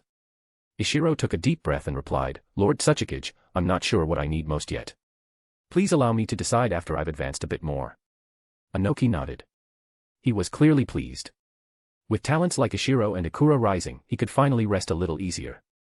Then Inoki added, "You were originally going to be named acting 3rd commander of the Eastern Division due to your rank. But since you've broken through, I'll make it official, you're now the Eastern Division's 3rd commander." Ishiro blinked in disbelief. That was fast, he'd barely started his trial period and already he was confirmed. Maybe it wasn't a promotion, it was just the end of his probation. Seeing Ishiro's dumbfounded look, Inoki chuckled and waved him off. "Go take care of your duties. I'm going for a walk around the village." And just like that, Ishiro's next phase had officially begun. Dash, support me with Power Stone. Dash, for every 200 PS equals Bounds chapter. Dash, 25 advanced chapters now available on Patreon. Dash, https://www.patreon.com/c/Sega is. Just remove the hyphen to access Patreon normally. If you like this novel, please consider leaving a review that helped the story a lot, thank you. Chapter 116, Chapter 116, Establishing the Camp. Chapter 116, Establishing the Camp. After parting with Inoki, Ishiro returned to the training ground. He wasn't sure if his 3 subordinates were still practicing. When he arrived, sure enough, the 3 of them were still hard at work. Though still just genin, as Ishiro's students, they had access to certain intel, enough to know the ninja world was on the brink of war. So all 3 had silently increased their training intensity. Ishiro noticed this and, to ensure their health, increased their supply of nutritional supplements. The sun was almost down, but the trio kept training. Watching from afar, Ishiro felt a wave of emotion. Of the 3, Kawakita's strength had improved to the point that, armed with a C-rank kenjutsu, he could spar with some experienced close combat genin without being at a disadvantage. Tomo, as a support-type ninja, had developed excellent sensory skills that would be useful in the upcoming war. The wind release technique she was close to mastering would also become a valuable asset. Ironically, the one who had once seemed the most promising, Kageyama-ri, was now in a more awkward spot. Ninjutsu-type genin often had it rough in the early stages. Unlike Ishiro's freakish speed with hand seals, Kageyama had no such advantage. One-on-one combat wasn't his strength, and his water release jutsu still weren't combat-ready. However, with good teamwork and clever use of water pressure line, he could still work wonders. Smiling, Ishiro finally stepped forward and said, "That's enough for today. I got promoted. I'm treating you all to barbecue. No. No more meat. Please. I'm not going. I'll die before I eat more grilled meat." "Haha, come on. Don't ruin the celebration." Sensei. Let go of me. I'm not eating that again. You got promoted. To what? With a mix of dragging and coaxing, Ishiro hauled Kawakita and Kaji Yamari away. Tomo, left behind, could only sigh and follow quietly. The next day, Ishiro gave Team 1 a day off and went to report to Sokka. The Eastern, Western, and Southern divisions hadn't yet mobilized. They were still just frameworks. The Eastern Division had one commander, Advisor Sokka, and 3 vice commanders, Ishiro's former superiors Owl and Katsuchi, and now Ishiro himself. Their ranks were 1st, 2nd, and 3rd vice commanders respectively. The Eastern Division was mainly tasked with guarding against the Land of Lightning, which bordered the western shores of the Land of Earth. In the previous 2 wars, Iwagakure had sent small forces to harass the coastline. At the same time, the Eastern Division served as a backup offensive unit against the Land of Fire. A full-scale war with Kumo was unlikely, so the Eastern Division could shift southward and open a second front against Konoha at any time. The Southern Division was the main battlefield against Konoha. As war hadn't formally begun, the Eastern Division was just an empty shell for now. Apart from the commander and the 3 vice commanders, there were no formal members. Still, Ishiro and Katsuchi squads were automatically assigned. The border outposts and patrol ANBU also fell under Eastern Command. Beyond that, there wasn't much else. Most resources were being directed toward the Southern Division, the main front. Since the Southern Division hadn't finalized its personnel, the other 2 divisions had no chance to pick first. Originally, Ishiro wasn't supposed to have much to do. But Katsuchi had made arrangements for him. It turned out Ishiro had been recommended as vice commander by Katsuchi himself. Having trained with him in recent days, Katsuchi noticed Ishiro's unsettled heart. So he suggested the village give Ishiro a push, throw him into the war preparations to stop his indecisiveness. The higher-ups agreed and arranged that recent mental trial. They hadn't expected both Ishiro and Ikura to break through as a result. Because of Katsuchi's suggestion, Sokka had already assigned Ishiro a task. Even after hearing of Ishiro's promotion, Sokka hadn't rescinded the order. The task: head to the Eastern Front, gather outpost and ANBU personnel, and select a suitable location to establish a military base. In peacetime, outposts were scattered, covering large patrol ranges with sparse numbers. This was to detect small enemy units attempting stealth infiltration. But in wartime, heightened alertness rendered small squads ineffective. The focus shifted to preventing large-scale enemy assaults. So outposts would consolidate into centralized bases to counter full-scale invasions. As a result, during war, nations lost tight control of their internal territories. Rogue ninja, bandits, and mercenaries became more active. Ishiro's mission was clear: choose a base location and gather the outpost personnel. He didn't need a large team, just his 3 students. Supply logistics would follow once the base location was confirmed. Since war hadn't broken out and the Eastern Front wasn't the main battlefield, Sokka gave him 3 days to depart.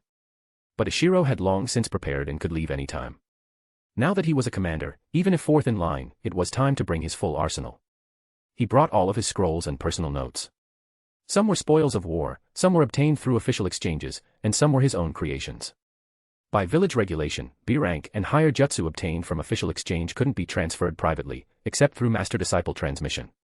So Ishiro only carried a few of those, including 3 of his own creations. 2 others were battle spoils: a B-rank fire release, Phoenix Sage fire technique, taken from a Tsuchikage ninja, and a B-rank wind release technique from a root agent in the Land of Rain.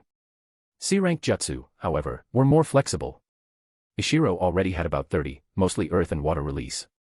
He used up the last of his contribution points to exchange for a dozen C-rank jutsu in other elements. With this, and his 3 students, Ishiro officially set out for war. The Land of Fire sat southeast of the Land of Earth. They weren't directly connected. 3 small nations lay between them: the Land of Iron, the Land of Waterfalls, and the Land of Rain. The Land of Rain was unique, located at the intersection of fire, wind, and earth. The Southern Division guarded the Land of Iron, Waterfalls, and Rain. Some unnamed minor nations existed between them, but most lacked ninja villages and didn't warrant attention. The Western Division guarded against Tsuchikage, watching the lands of birds and bears. The Eastern and Western Divisions dealt with Iwagakure, but the Land of Earth and the Land of Lightning were separated by ocean, not land. So Ishiro's defense location wasn't critical.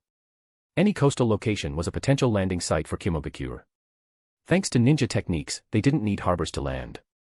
Sokka's requirement was simple: stay away from the coastline to prevent surprise attacks. In the past 2 wars, the clashes between the Land of Lightning and Land of Earth weren't in their homelands, but in neighboring minor nations. Odd, considering they could have allied against Konoha. What could they gain from beating Iwagakure, Sea's land? That wasn't realistic. But Ishiro couldn't dictate foreign policy. All he could do was grumble internally. At the coast, Ishiro took a moment to enjoy the ninja world's version of a beach. Then he began searching for a suitable site.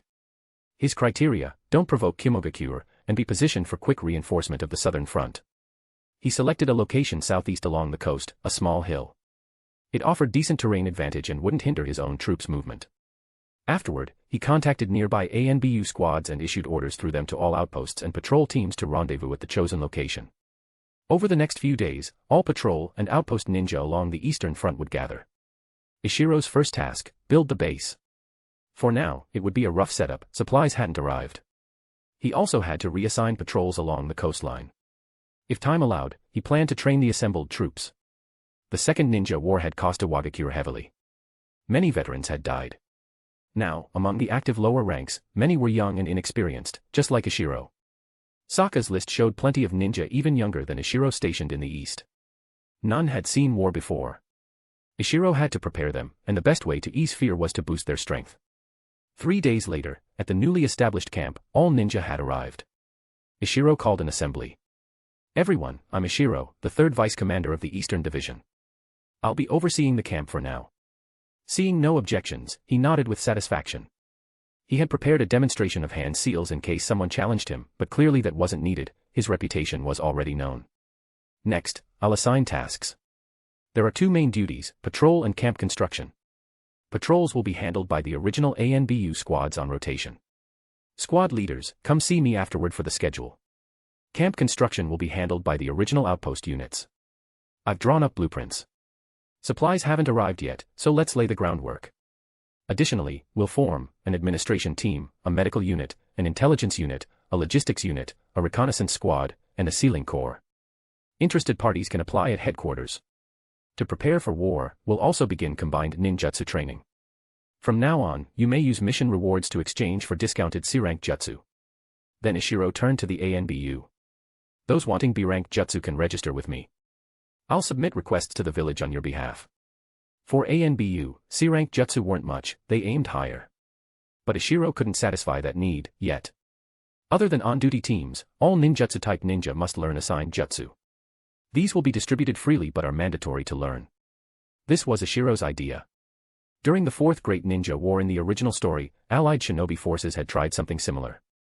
It hadn't succeeded, but the teamwork showed its potential. Ishiro wanted to take it further. Any questions? No one raised any, so the meeting ended. The squad leaders came forward for their assignments. Ishiro kept ANBU relatively autonomous, just designated an entry/exit point and patrol range. He didn't micromanage them after that. The real challenge was the hundreds of standard ninja. There were 13 outposts in total, each with 10 to 20 squads. Ishiro was now responsible for nearly 1,000 troops. He didn't dismantle existing formations. The squads remained under their original Jonan or Tokubetsu Jonan leaders. For example, he assigned 2 outposts to patrol and guard duty, 1 to construction. Internal assignments were up to the commanders, after all, they were more experienced in this than he was. The rest of the troops were reassigned based on chakra nature to begin group jutsu training. Each ninja was required to drop other training and focus on mastering. Water release, water bullet. Fire release, fireball. Lightning release, lightning pulse. Earth release, earth wall. Wind release, wind breakthrough. Every day, 5 elite instructors, drawn from the available Jonan and Tokubetsu Jonan, were selected to train these groups. These tasks were recorded as official missions, part of Ishiro's commander quota. Aside from the leaders, most squads had 1 Chunin leading several genin. For them, C-rank jutsu were perfectly suitable. Had Ishiro more B-rank scrolls, he might have included the ANBU in this program too. Unexpectedly, some ANBU approached him voluntarily. Some of them lacked the jutsu Ishiro was distributing and wanted to learn too. Of course, Ishiro welcomed them. Still, some ninja weren't suited to ninjutsu, lacking either talent or chakra reserves. So on the 2nd day, Ishiro added standardized training in taijutsu, kenjutsu, genjutsu, physical conditioning, medical ninjutsu, sealing, trap setting, and even battlefield cleanup. Unfortunately, upper-rank instructors were limited. Most of these courses were taught by Chunin-level ninja. Even so, the Eastern Division was rapidly taking shape, thanks to Ishiro's planning and determination. Support me with Power Stone. For every 200 PS equals Bounds chapter. 25 advanced chapters now available on Patreon. https://www.patreon.com/c/sega is. Just remove the hyphen to access Patreon normally. If you like this novel, please consider leaving a review. That helped the story a lot. Thank you. Chapter 117, Group Training. Chapter 117, Group Training. What followed was an unusual sight. While the other fronts were busy preparing for war, Ishiro's side began large-scale training. Over 1,000 regular Chunin and Genin, along with several ANBU, took part. Naturally, the gap in talent was vast.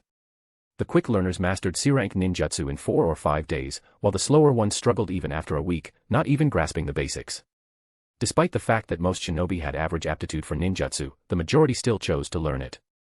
After all, the appeal of ninjutsu far exceeded that of taijutsu or kenjutsu, for no other reason than its flashy appearance alone, which was enough to drive most people mad with excitement. 7 days later, the village delivered the first shipment of supplies. This batch was primarily living necessities for the Eastern Division's ninja, with a small portion dedicated to camp construction. It was clear the village had no intention of completing the camp all at once, likely because war hadn't officially broken out yet. But this worked in Ishiro's favor. With limited construction supplies, he didn't have to assign too many people to the camp work. 1 outpost's worth of personnel per day was enough. He expected the training days to continue peacefully. However, ninja kept coming to Ishiro with requests. For example, the leader of 1 outpost came to him with a proposal. It turned out the most common chakra nature among the troops was Earth Release. Ishiro had assigned them to learn Earth Release, Earth Wall, but this Jonan requested a more offensive technique, saying too many people were focusing on Earth Wall. Ishiro was surprised. He hadn't thought that far ahead. Earth Release wasn't as easily combinable with other elements. Water Surge paired with lightning could cause double damage to enemies. Fireball strengthened by Wind Release became comparable to a B-rank technique even when performed by mid-level ninja. But Earth Release was more limited. Ishiro didn't have a great solution. So he decided to let those who had already mastered 1 technique use fewer contribution points to redeem a second. The first jutsu was free, purely for tactical purposes. The second one didn't need to be. If someone had already learned Earth Wall or knew it beforehand, Ishiro's strategic goal was achieved. No need to hand out more for free. Still, he expected many would want to learn more. And if Earth Release users had this issue, other chakra natures would likely raise similar requests. As expected, once he put out the word, numerous shinobi came to redeem new techniques, most of them Earth Release users. Ishiro didn't hesitate and gave them the C-rank technique Rock Shatter. Originally, people had expected him to hand out techniques like Earth Lance, so they were a bit surprised. Still, Rock Shatter could be used in conjunction with Earth Wall, so they weren't disappointed. They spent about half of their contribution points to get it.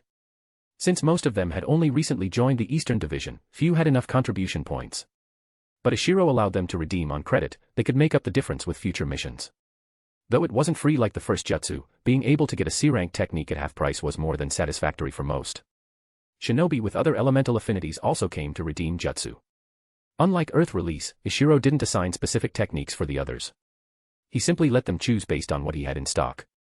The discount was a bit less generous, about 60% of the usual cost. Technically, every country was preparing for war. Ishiro's front was considered part of the front lines, but combat wasn't expected anytime soon. However, Ishiro's choice of camp location made Konoha uneasy. It was clear his position wasn't meant for dealing with Iwagakure, but instead strategically pointed at Konoha.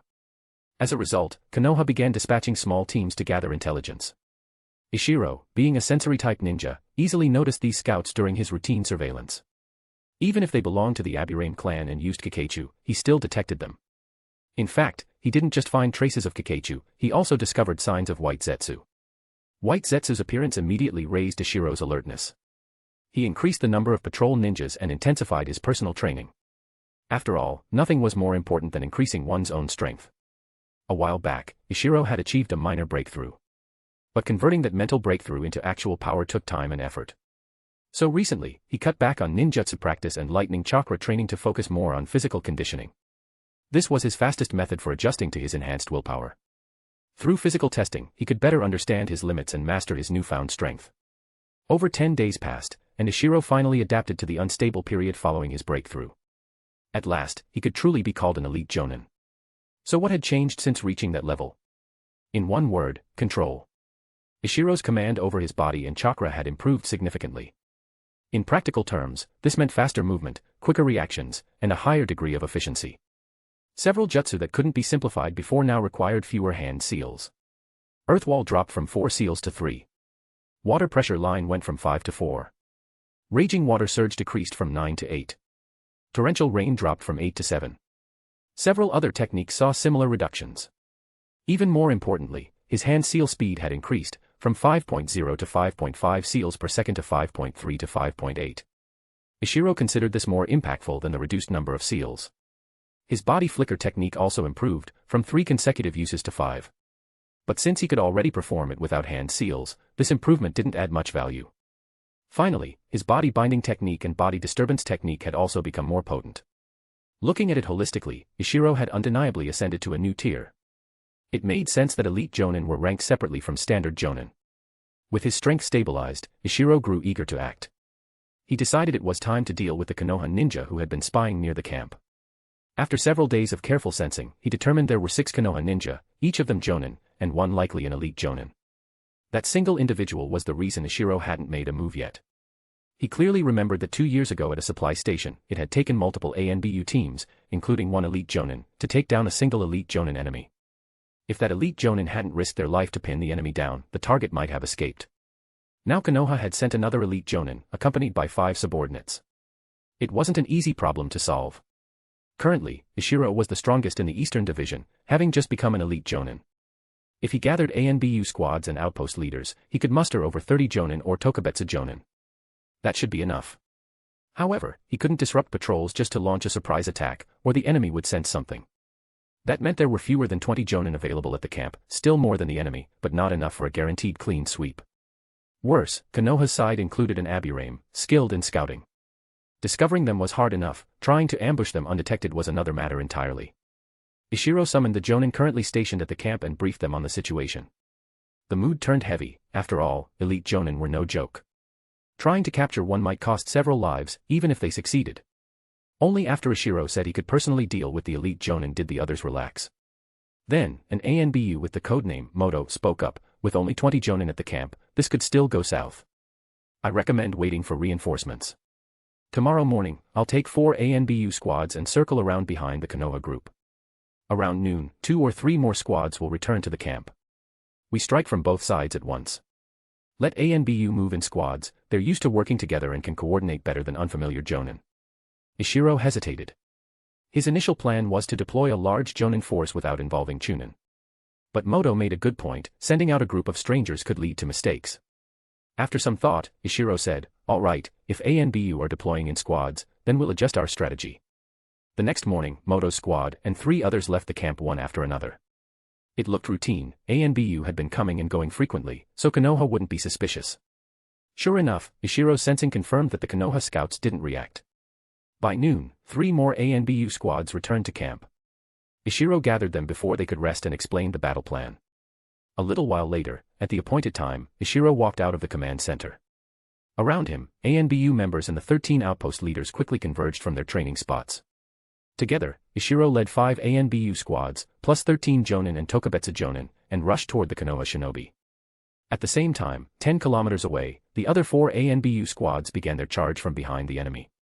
Dash, support me with Power Stone. Dash, for every 200 PS equals Bounds chapter. Dash, 25 advanced chapters now available on Patreon.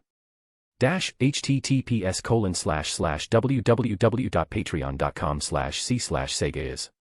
Just remove the hyphen to access Patreon normally. If you like this novel, please consider leaving a review that helped the story a lot. Thank you. Chapter 118, Konoha-style Kenjutsu. Chapter 118, Konoha-style Kenjutsu. Facing an elite Jonin, Ishiro didn't dare let his guard down. While en route, he even preemptively cast a body-hardening jutsu on himself as a precaution. As soon as Ishiro's forces made their move, the insects deployed to monitor the area noticed immediately and relayed the intel in real time. Roughly 4 kilometers ahead of Ishiro's advancing group, 6 Konoha shinobi were huddled together, discussing intel they had gathered. At the center stood a pale, slender man carrying a long sword on his back. He summarized the findings: there are about 1,000 shinobi stationed in Iwa's camp. The strongest among them seems to be a Jonin named Ishiro, the one who established the Rain-Earth trade route. While his talent in combat isn't quite on par with Ikura, he's extremely intelligent. Spy reports indicate that his status in Iwagakure is nearly equal to Ikura's. They're considered the twin geniuses of the younger generation. Also, intel from Root states that even advisor Danzo once suffered a loss at his hands. Besides Ishiro, there are roughly 10 ANBU squads in the camp. A couple of them are decently well known across the ninja world. We'll need to be cautious. The rest are likely border patrol units from the land of Earth. The camp's location clearly indicates it was built with the intent to pressure Konoha, not Iwagakure. This Ishiro has a keen strategic mind, he's a formidable adversary.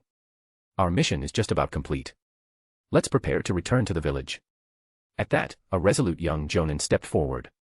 Captain Hoshikawa, there's something I still don't understand. After gathering over 1,000 ninja at the camp, Ishiro hasn't made any major moves. There are only a few dozen on patrol each day. We have no idea what they're doing inside the camp. Is it really appropriate to return without investigating further? Another, slightly smaller Jonan beside him frowned and added, Sarutobi Mei's right. Something feels off. Ishiro must be plotting something. Are we really just going to walk away? Hoshikawa didn't get angry at being questioned. Instead, he patiently explained, Sarutobi Mei, Muraki, while Abure Manon's insects are useful, we can't guarantee they'll stay undetected forever. The enemy has numbers on their side. If they suddenly attack us, we'll be at a disadvantage. A fully covered female shinobi, Abure Manon, spoke next. Exactly. Our insects aren't foolproof. And lately, I've had them get very close to observe ANBU movements. There's a good chance we've already been discovered. Maybe the enemy's just waiting for the right opportunity to act. Hearing her assessment, Sarutobi Mei and Muraki didn't press the issue further. Seeing that everyone was now on the same page, Hoshikawa said, good. Wipe our tracks. We're heading back. But just then, Abure Manon's expression shifted. Her voice turned urgent. Captain Hoshikawa, bad news. The outpost ninja are on the move, heading straight for us. Hoshikawa's face turned serious. Can you confirm their numbers? Anon shook her head. It'll take a moment, my Kikeichu aren't that fast at relaying info. She fell silent, sensing through her insects. After a pause, her expression turned graver. Over 30 chakra signatures. Most of them strong, likely Jonan level. They're just 2 kilometers away. Hoshikawa was shocked. After a moment of thought, he asked, do we have enemies behind us? Anon froze for a beat, then said, no reaction from the Kikeichu, nothing so far. No longer hesitating, Hoshikawa gave his orders. Sarutobi Mei, Muraki, Anon, you three retreat immediately. Get the intel back to the village. Anon, monitor the retreat path for possible ambushes. Kaiji, Meino, you're with me to stall the enemy. Sarutobi Mei hesitated, clearly unwilling to retreat in shame. But Hoshikawa barked, no time. That's an order. Move. The three didn't argue further. They used the body flicker technique and retreated in the direction of the fire country. The delay had allowed Ishiro's forces to close to within 1 kilometer. Ishiro cast the lightweight boulder technique, lifting himself into the air. From above, he spotted the fleeing trio and the 3 remaining Konoha ninja, including Hoshikawa who had stayed behind. Take Yuki Matsuki, take 7 from the left flank and intercept. 3 enemies have fled at 10 o'clock, 1 Aburame, 1 fire, wind dual affinity, and 1 taijutsu user, Ishiro ordered one of the outpost leaders. Without hesitation, Matsuki picked his squad and veered slightly to the left to begin pursuit. Once they split off, Ishiro gave the signal. 500 meters. Execute Plan A. 5 of the remaining shinobi immediately stepped forward and launched fire release techniques, 3 C rank and 2 B rank. Ishiro, floating in the air, followed up with a massive fireball jutsu. Moments later, another 7 ninja performed wind release jutsu, 6 C rank and 1 B rank. The result was a massive wall of fire sweeping toward the Konoha position. Hoshikawa's face darkened. Ishiro's side was clearly prepared and executed their combined ninjutsu smoothly. That meant the fleeing trio might not make it out either. But now wasn't the time to worry about them. As an elite jonin of the Hoshikawa clan, Hoshikawa specialized in Konoha-style kenjutsu, not ninjutsu. Against this massive area attack, he had no effective counter. All he could do was signal his subordinates to fall back. But the firestorm, accelerated by wind release, was too fast. Hoshikawa barely managed to evade using his superior speed, but his 2 companions weren't as lucky. Left with no choice, he grabbed both comrades and activated body flicker to retreat together. Unfortunately, that delay meant all 3 were caught in the blaze. But Hoshikawa was no ordinary shinobi. As the flames surged, he quickly drew his long sword and, in the blink of an eye, unleashed over a dozen slashes in front of them, carving out a small vacuum zone that shielded them. The blade wind blocked most of the flames. Only minor burns got through, and as the fire's reach ended, the 3 managed to survive. Watching from above, Ishiro clicked his tongue. If the other three hadn't escaped, we might have taken down at least two with that wave. Quick reaction. Ishiro acknowledged inwardly but didn't pause. Just as the fire release attacks ended, he began weaving hand seals. He was eager to test his new jutsu, water pressure line. At about 50 meters away, a razor-thin line of water shot toward Hoshikawa. The elite Jonan dodged with body flicker, but Ishiro adjusted the trajectory mid-flight. That slight shift, at 50 meters, moved the water line over a meter laterally, nearly slicing Hoshikawa in half. Though he dodged in time, his thigh was cut open. His nearby companion didn't react fast enough and was severed at the waist. Phew. Ishiro exhaled. Though it looked simple, controlling a 50-meter-long water line required massive chakra control, something pre-breakthrough Ishiro couldn't have done. The chakra cost was steep. At close range, around 10 meters, it would have cost about 7A. But at this distance, it drained about 15A of his chakra. Still, it was worth it. Crippling a taijutsu elite Jonan's leg and killing another enemy. Definitely a good trade. With one move, Ishiro cut off their chance of escape. Without delay, he ordered his troops to bombard with ranged ninjutsu. Hoshikawa, still reeling and injured, didn't have time to mourn his comrade's death. He saw Ishiro's forces once again forming hand seals. He gritted his teeth and told his last subordinate, scatter. Evade. With his leg injury, he couldn't use body flicker to escape with his teammate. Target the injured elite Jonan. Leave the other one, Ishiro commanded from above. He rapidly formed seals, faster than anyone else, and unleashed another water pressure line. The attack looked identical to the previous one. Hoshikawa, who hadn't seen the seal sequence before, mistook it for the same jutsu, water cutter. Having felt the first strike's power, he doubted he could dodge in time with an injured leg. Rather than try, he drew his sword and slashed the incoming line apart. Damn. Ishiro inhaled sharply. This was the first time someone had ever broken through his water pressure line. He hadn't seen the sword's power clearly during the earlier chaos. Now he understood the sheer strength of this blade master. Originally, Ishiro's contingency plan involved engaging the elite Jonan in close combat if Plan A failed. But that idea was now dead. If he got within reach of that blade, he'd be dead within 3 moves. I underestimated the world's talents, Ishiro thought, shaken but composed. He cast another water pressure line, but this time his forces used individual ninjutsu, abandoning combination attacks which took too long and gave enemies time to close in. What followed was a display of terrifying swordsmanship. Hoshikawa deflected wave after wave of C and B rank jutsu with nothing but his sword, pushing back but taking little real damage. Still, he couldn't ignore Ishiro's water pressure lines. Deflecting them required a moment to charge up. One mistimed dodge and a C-rank water surge slammed into him, knocking him off balance. No one dared to test the sharpness of that blade up close. Without needing orders, everyone stayed at range, launching kunai, shuriken, and ninjutsu. Unable to keep up, Hoshikawa was struck repeatedly. His body was torn apart under the barrage. Only when a wind jutsu severed his sword arm did Ishiro's team finally stop attacking. Ishiro raised his hand and sent a group to pursue the fleeing Konoha shinobi. He personally sealed Hoshikawa's broken body and confiscated the sword as well. Clearly, this was a valuable weapon, likely made of chakra-conducting metal. Dash, support me with Power Stone. Dash, for every 200 PS equals Bounds chapter. Dash, 25 advanced chapters now available on Patreon. Dash, https://www.patreon.com/c/Sega is. Just remove the hyphen to access Patreon normally. If you like this novel, please consider leaving a review. That helped the story a lot, thank you. Chapter 119, Chapter 119, Reflection. Chapter 119, Reflection. Things went relatively smoothly on Ishiro's side. He had killed 2 people, including an elite Jonan, and although one had escaped, based on their speed, Ishiro was confident his subordinates would be able to catch and finish the job.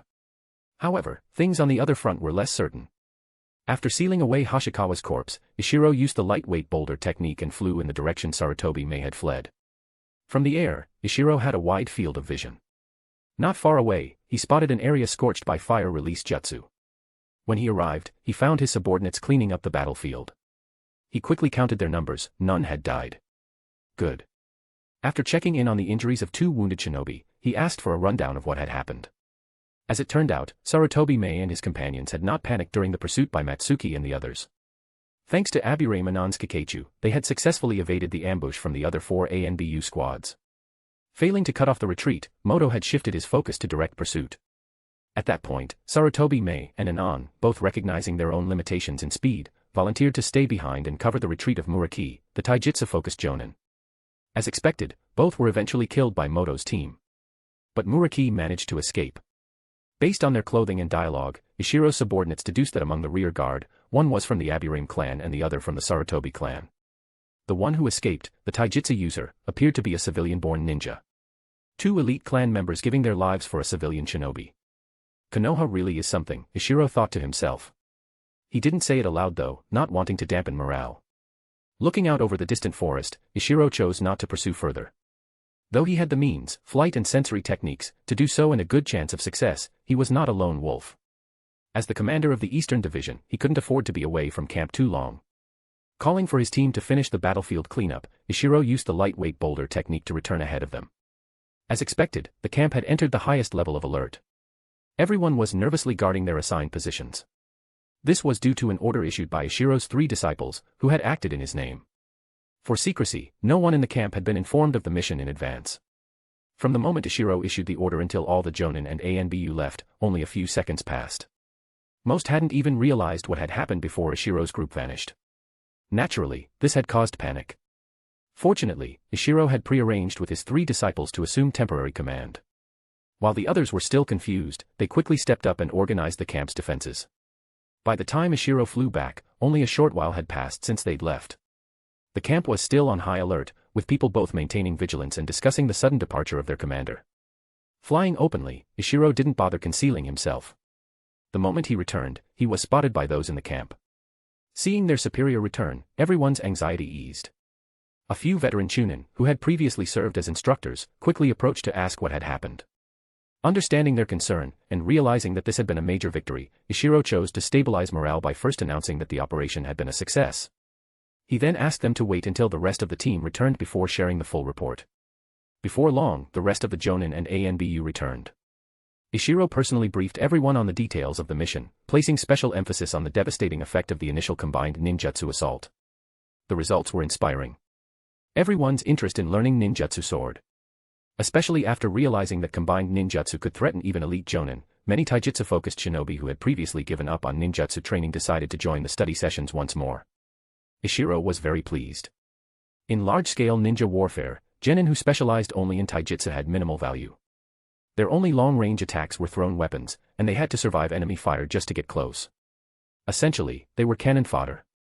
But genin who knew ninjutsu could join the main force as long-range firepower. In some ways, their impact exceeded even that of Chunin who specialized in taijutsu.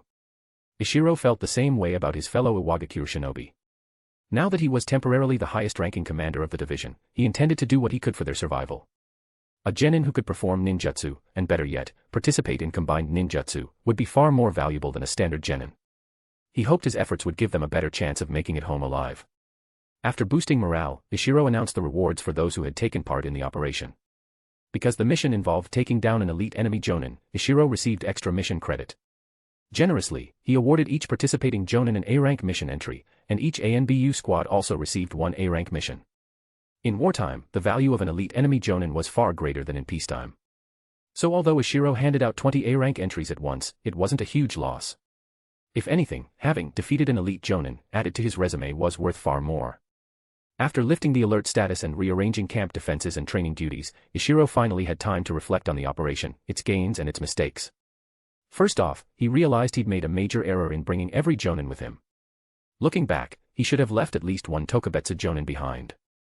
That way, the 1,000-strong camp wouldn't be left without any upper command if something went wrong. It was a serious lapse in judgment. He shuddered at the thought of what could have happened had an emergency arisen with Northwest clear leadership in place. In retrospect, he knew he'd been swayed by the promise of glory. He also recognized a tactical error in how he assigned ANBU Captain Moto's squad. He hadn't accounted for the Aburame's ability to detect the ambush and avoid it entirely. If Ishiro had considered the enemy's likelihood of splitting up and escaping, and the role the Aburame clan could play, he would have sent Tomo instead. As a skilled sensory ninja, Tomo could have locked onto the enemy's position, enabling Moto's squad to intercept them effectively. If Moto's team could stall the enemy just a little longer, Matsuki and the others might have arrived in time to block the escape. There had been a real chance to capture all of the enemy. Aside from his mistakes as a commander, Ishiro realized he'd also misjudged his own capabilities. The gap between a Jonin and an elite Jonin wasn't enormous. Ishiro knew this well after his breakthrough. He had gained balanced improvements across the board, but nothing game-changing. Before his breakthrough, Ishiro had already been a top-tier Jonin. He'd covered his taijutsu weaknesses and possessed powerful A-rank jutsu. He even had more than one, including the self-developed water cutter, which he could use with far greater efficiency than anyone else. His hand seal speed was also exceptional, putting him among the best of his rank. But after his breakthrough, the improvements weren't dramatic. Within the elite Jonin tier, Ishiro was still on the lower end.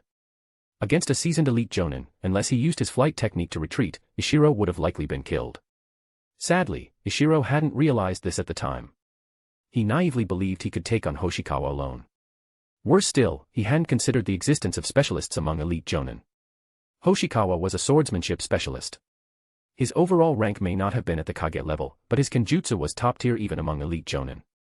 And Ishiro's original plan had been to engage him in close combat. Looking back now, Ishiro realized how childish that had been. If Hoshikawa had chosen to disengage and kite them, Ishiro's side didn't have anyone fast enough to keep up. The initiative would have been lost. Moreover, if Hoshikawa hadn't been caught off guard by the water cutter's lateral movement and taken a hit to the leg, there was no way they would have killed him so easily. If he hadn't mistaken Ishiro's water pressure line for another water cutter and chosen to block instead of dodge, things would have gone very differently. Had Hoshikawa not revealed his terrifying kenjutsu so early, Ishiro might have foolishly charged into melee and died instantly. His confidence in his B-rank kenjutsu and rapid hand seals would have meant nothing. Had Ishiro been killed, his remaining forces, though not necessarily doomed, would have been far less coordinated. Hoshikawa might have escaped. Thankfully, after being humbled by Hoshikawa's blade, Ishiro had finally recalibrated his self-assessment. His current strength exceeded that of a standard Jonin, barely reaching the elite Jonin tier. But among elite Jonin, aside from his seal speed, his advantages were gone. In fact, what were once his patched weaknesses now showed again under the pressure of a close combat specialist. That was to be expected. After all, Ishiro's B-rank kenjutsu was only designed to counter other Jonin. Now that he regularly faced elite Jonin, it was becoming insufficient. And it wasn't even fully mastered. Techniques like the blade winds Hoshikawa used to part the sea of fire, those were still beyond Ishiro's reach. Dash, support me with Power Stone. Dash, for every 200 PS equals Bounds chapter. Dash, 25 advanced chapters now available on Patreon. Dash, https://www.patreon.com/c/Sega. Just remove the hyphen to access Patreon normally. If you like this novel, please consider leaving a review. That helped the story a lot. Thank you. Chapter 120, Chapter 120, Contacting the Village. Chapter 120, Contacting the Village. After reflecting on the battle, Ishiro had a clearer understanding of his own strength. He then began analyzing how to improve himself in a targeted way. First and foremost, Ishiro had to double down on his natural strengths. Otherwise, he would always remain mediocre among elite Jonin. And from beginning to end, Ishiro had only one true talent, his immense mental strength. With this superior mental energy, Ishiro possessed chakra control far beyond that of most shinobi. The biggest benefit this brought him was his exceptional hand seal speed. Ishiro decided to further sharpen this advantage. It would become the central focus of his future training. He also needed to accelerate his earth release training and begin practicing chakra fusion as soon as possible. With that in mind, Ishiro revised his training schedule: basic physical conditioning in the morning and evening, hand seal practice in the late morning, and earth release training in the afternoon. After setting his own goals, Ishiro turned his attention to the camp. He noticed that the mood among the troops had shifted somewhat compared to before. Originally, the 1,000 or so border patrol shinobi he'd gathered had never experienced war firsthand. They'd only heard stories of its brutality, and thus, deep down, they were nervous and unsure about the looming conflict.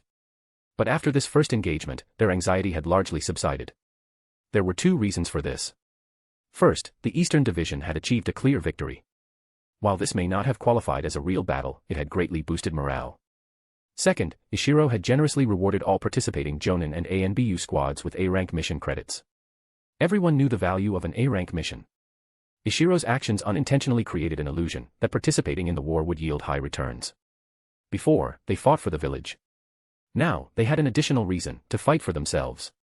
Ishiro also noticed changes in his three disciples. After careful observation, he came to understand the complex emotions behind their expressions. Like everyone else, they were no longer afraid of war. But at the same time, they were visibly disappointed in their own powerlessness. Despite the victory, all Ishiro had asked them to do was relay a command, a task anyone could have done. This left them feeling somewhat disheartened. They realized how far they still had to go. Their teacher hadn't even considered bringing them to the battlefield. Seeing this, Ishiro walked over to the three disciples, who were currently training hard, and said, "All right, take a break. Come here, I'll tell you in detail how our mission went. Ishiro had already summarized the battle for the whole camp, but that explanation had been designed to boost morale and promote the importance of combination ninjutsu. It had been light on details and mostly focused on the victory and the effectiveness of joint techniques. Now, with his students, Ishiro went into far more depth. He started from the moment he discovered the enemy and explained his entire thought process, how he planned the strategy, and how the events unfolded. He described the battle in vivid detail, even going so far as to break down every jutsu he saw. He spent special attention on explaining the impact of Hoshikawa's swordsmanship. After hearing the full account, the trio's dejection finally faded, replaced by renewed motivation now that they had a clear goal. Tomo realized how important sensory techniques were. Kageyama regained insight into the incredible versatility of ninjutsu through Ishiro's storytelling. But the one most affected was Kawakita. After hearing about Hoshikawa slicing through B and C-rank jutsu with his blade, he couldn't stop visualizing it in his head. Seeing the kid so captivated, Ishiro felt a little speechless. He's not going to start idolizing Konoha ninja now, is he? Probably not. But if only Kawakita had witnessed Hoshikawa's swordsmanship with his own eyes, he might have learned even more. That gave Ishiro an idea. In the next few days, he would be sending an ANBU squad back to the village to request some B-rank jutsu. These were jutsu that several of his Jonan and ANBU had asked to exchange for. As the acting commander, part of Ishiro's job was to handle logistics for his troops. But the village only allowed frontline shinobi to exchange for B-rank or C-rank jutsu. It wasn't that the village was being stingy, it was a security measure. Any jutsu A-rank or above had to be sealed with a memory locking technique. Without it, there was a risk of secrets leaking. Even for B-rank jutsu, approval from the village leadership was required. Every B-rank jutsu application had to be tied to a specific individual. Whether it was approved depended on the merit that person had accumulated. Normally, the Eastern Division wouldn't qualify. But after killing a Konoha elite Jonin, if Ishiro sent the body back and the intel checked out, there was a good chance the village would greenlight some B-rank jutsu exchanges. Ishiro planned to use this opportunity to get one for Kawakita. Specifically, he wanted to get a genjutsu that could help inspire him. His idea was to borrow from the way Uchiha Itachi had used Tsukuyomi on Sasuke, placing Kawakita in a genjutsu scenario that would help him internalize the lesson. Of course, with Ishiro's current genjutsu skill and Iwagakure's available techniques, he couldn't hope to replicate anything as extreme as Tsukuyomi. But the biggest obstacle wouldn't be the technique, it would be the target's resistance. Luckily, Ishiro had Kawakita's trust. If it was for his benefit, Kawakita wouldn't resist. That made the whole plan quite feasible. Ishiro didn't recall the village having a complete B-rank genjutsu of the kind he envisioned, but he did remember a classified scroll containing relevant information. That's what he intended to request. Ishiro had a decent genjutsu aptitude, and he planned to develop something useful out of it, if it wasn't too complicated. But that was for later. With the camp now stable, Ishiro needed to write a formal report to the village. Deploying nearly 20 Jonin was no small matter. He had to give the village a proper explanation. Besides, the fact that Konoha had sent an elite Jonin to scout their camp was critical intel, especially since one of the enemy scouts had escaped. Ishiro had no way of knowing how much that ninja had learned about the camp. That was something the village higher-ups would have to worry about. The next day, after resting for the night, ANBU Captain Moto and his squad were sent back to the village to report. They returned at top speed and were immediately granted an audience with Inoki. With war on the horizon and Moto representing the front line, the leadership couldn't afford to delay. Even if they had been in a meeting, they would have stopped to receive him. In front of Inoki and the senior advisors, Moto submitted the scroll Ishiro had written and gave a verbal report of everything he knew. Since Moto hadn't been in command and Ishiro's written report was extremely detailed, he was dismissed quickly so the leadership could resume their meeting. Advisor Saka, being the official commander of the Eastern Division, though not yet deployed, was Ishiro's theoretical superior. Inoki first asked for his opinion. Saka considered for a moment, then said, soon as war preparations are nearly complete. I was planning to send Owl and Katsuchi to the Eastern Front soon. But given the situation, that may no longer be necessary. Ishiro has done well. Let him continue overseeing the Eastern Division. Inoki nodded. Agreed. Ishiro has shown great strategic awareness. We thought he might struggle with his first command over 1,000 ninja, but clearly we underestimated him. An elderly male advisor chimed in. Indeed. What's more important is that he learns from his mistakes and corrects them. He's still young. Making a few errors now is fine. Once he matures a bit more, he'll be able to carry our burden. Inoki blinked. Are you suggesting? The elder advisor smiled. We're getting old. Our stamina's not what it used to be. After this war, we should step down and let the younger generation take over. Another elder advisor nodded with a smile. Anoki and the two middle-aged advisors looked like they wanted to protest, but in the end, they stayed quiet. The two elders had indeed aged. While they had once offered immense guidance, they could no longer keep up physically. Perhaps it was time for them to retire and enjoy their remaining years in peace. After some thought, Anoki said, "Ikura's progressing quickly. I'm thinking that after this war, I'll step down as Tsuchikage too. What do you all think?" Huh. Everyone was stunned. They hadn't expected Anoki to say something like that. Sokka was the first to voice his concern. "Isn't it a bit too early to hand things over to someone that young?" Anoki shook his head. "We were just as young when we stepped up. We had our seniors to guide us. We can do the same for Ikura." His words took the advisors back to the harrowing days of the first great ninja war. Back then, the second Tsuchikage, Mu, had died in battle. Iwagakure was left leaderless. Anoki, Mu's young disciple, had already reached Kage-level strength. So, in a time of crisis, he was chosen as the third Tsuchikage. The village had been filled with unease, worried that he was too young and inexperienced, and that he wouldn't be able to deter their enemies or lead the country to stability. But those fears were unfounded. Under Anoki's leadership, the land of Earth had weathered its most difficult era. After a pause, Anoki said, "In the end, power is what matters for shinobi. I rose young and plan to step down when my body declines, handing the torch to the next generation of prodigies. That way, other nations will always view Iwagakure as strong and thriving. No one will dare look down on us." The advisors mulled it over and ultimately agreed. While they weren't Tsuchikage themselves and didn't bear his burdens, they could now understand his reasoning. "We've hit 400 Power Stones goal as promised this week. Here's the bonus chapter. Thank you for your support, please keep it coming." Chapter 121, Support from the Village. Chapter 121, Support from the Village. The matter of who would become the next Tsuchikage wasn't something that needed to be decided immediately, so after a brief discussion, the village leadership moved on. "Let's verify the list of B-rank jutsu Ishiro requested for exchange," Anoki said, shifting the conversation back to the present. Because of their high regard for Ishiro, and the outstanding performance of the Eastern Division, the leadership approved all of his requested jutsu exchanges.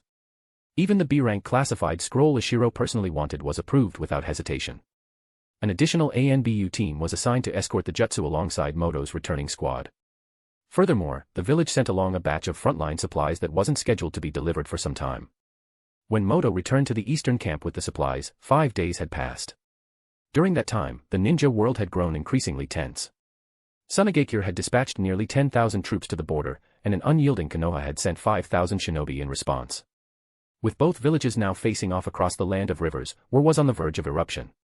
The Eastern Front was no longer as peaceful as before. In recent days, more Konoha ninja had come to scout, and Kimogakure ninjas had also begun peeking across the sea. In addition to those expected enemies, Ishiro even spotted occasional figures from Kirigakure and Sunagakure, countries that had nothing to do with the Eastern Front. There were also traces of minor nations. Shinobi from the grass and waterfall countries were seen skulking in the area. Some patrols even reported seeing samurai from the land of iron passing through nearby towns. Over these 5 days, Ishiro hadn't made any major moves. There were 2 reasons. First, the enemy scouts were few in number, too insignificant to waste his time and effort on, and second, he wasn't yet sure how the village leadership would view his previous operation. After all, war hadn't officially begun. When it did, which nations were friend or foe would become clear. For now, Ishiro chose caution. But now that hesitation was gone, Moto had returned with Ishiro's answer. Although the higher-ups hadn't given any formal statements, they had approved every B-rank jutsu on Ishiro's list. That alone meant they endorsed how he had handled the situation. With the village's backing, Ishiro could now act decisively. He handed out the B-rank jutsu scrolls in front of everyone, placing them into the hands of the approved recipients. The others watched on with envy and awe. Then, using the momentum, he began organizing a mission to eliminate the spies scattered around their territory. This time, Ishiro wouldn't act personally. His sensory scans had detected no elite Jonan, so he decided to let his 3 disciples join the operation. He himself would watch from the shadows to ensure their safety. His targets were Konoha, grass, and waterfall shinobi. His orders were clear: eliminate them. As for the Kimogakure scouts, the orders were different: drive them away using overwhelming force, then supervise their retreat from the land of Earth. Once the mission was assigned, Ishiro watched as the selected ninja left the training grounds, excited for battle. He offered words of encouragement to those who weren't chosen and promised they would get their chance next time. Then, quietly, he followed his 3 disciples from a distance. Their mission was to eliminate a taijutsu-focused Junin. Ishiro had only provided a rough location; everything else, reconnaissance, planning, and execution, was up to them. This wasn't going to be easy. None of the three were officially at Chunin level yet. While they each had aspects of their strength that approached it, they were far from complete shinobi. For example, Kawakita's physical conditioning was gradually sinking with Kenjutsu, something that had taken Ishiro by surprise.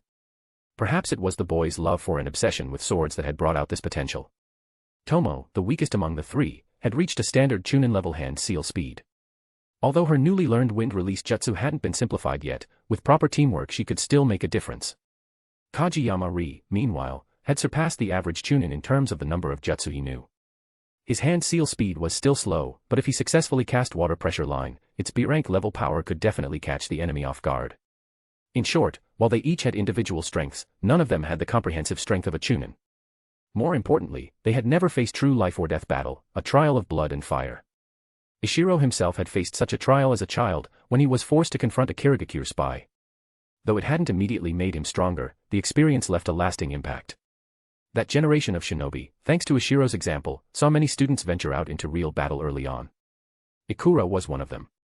Though he'd started later than Ishiro, he too had undergone his metamorphosis early.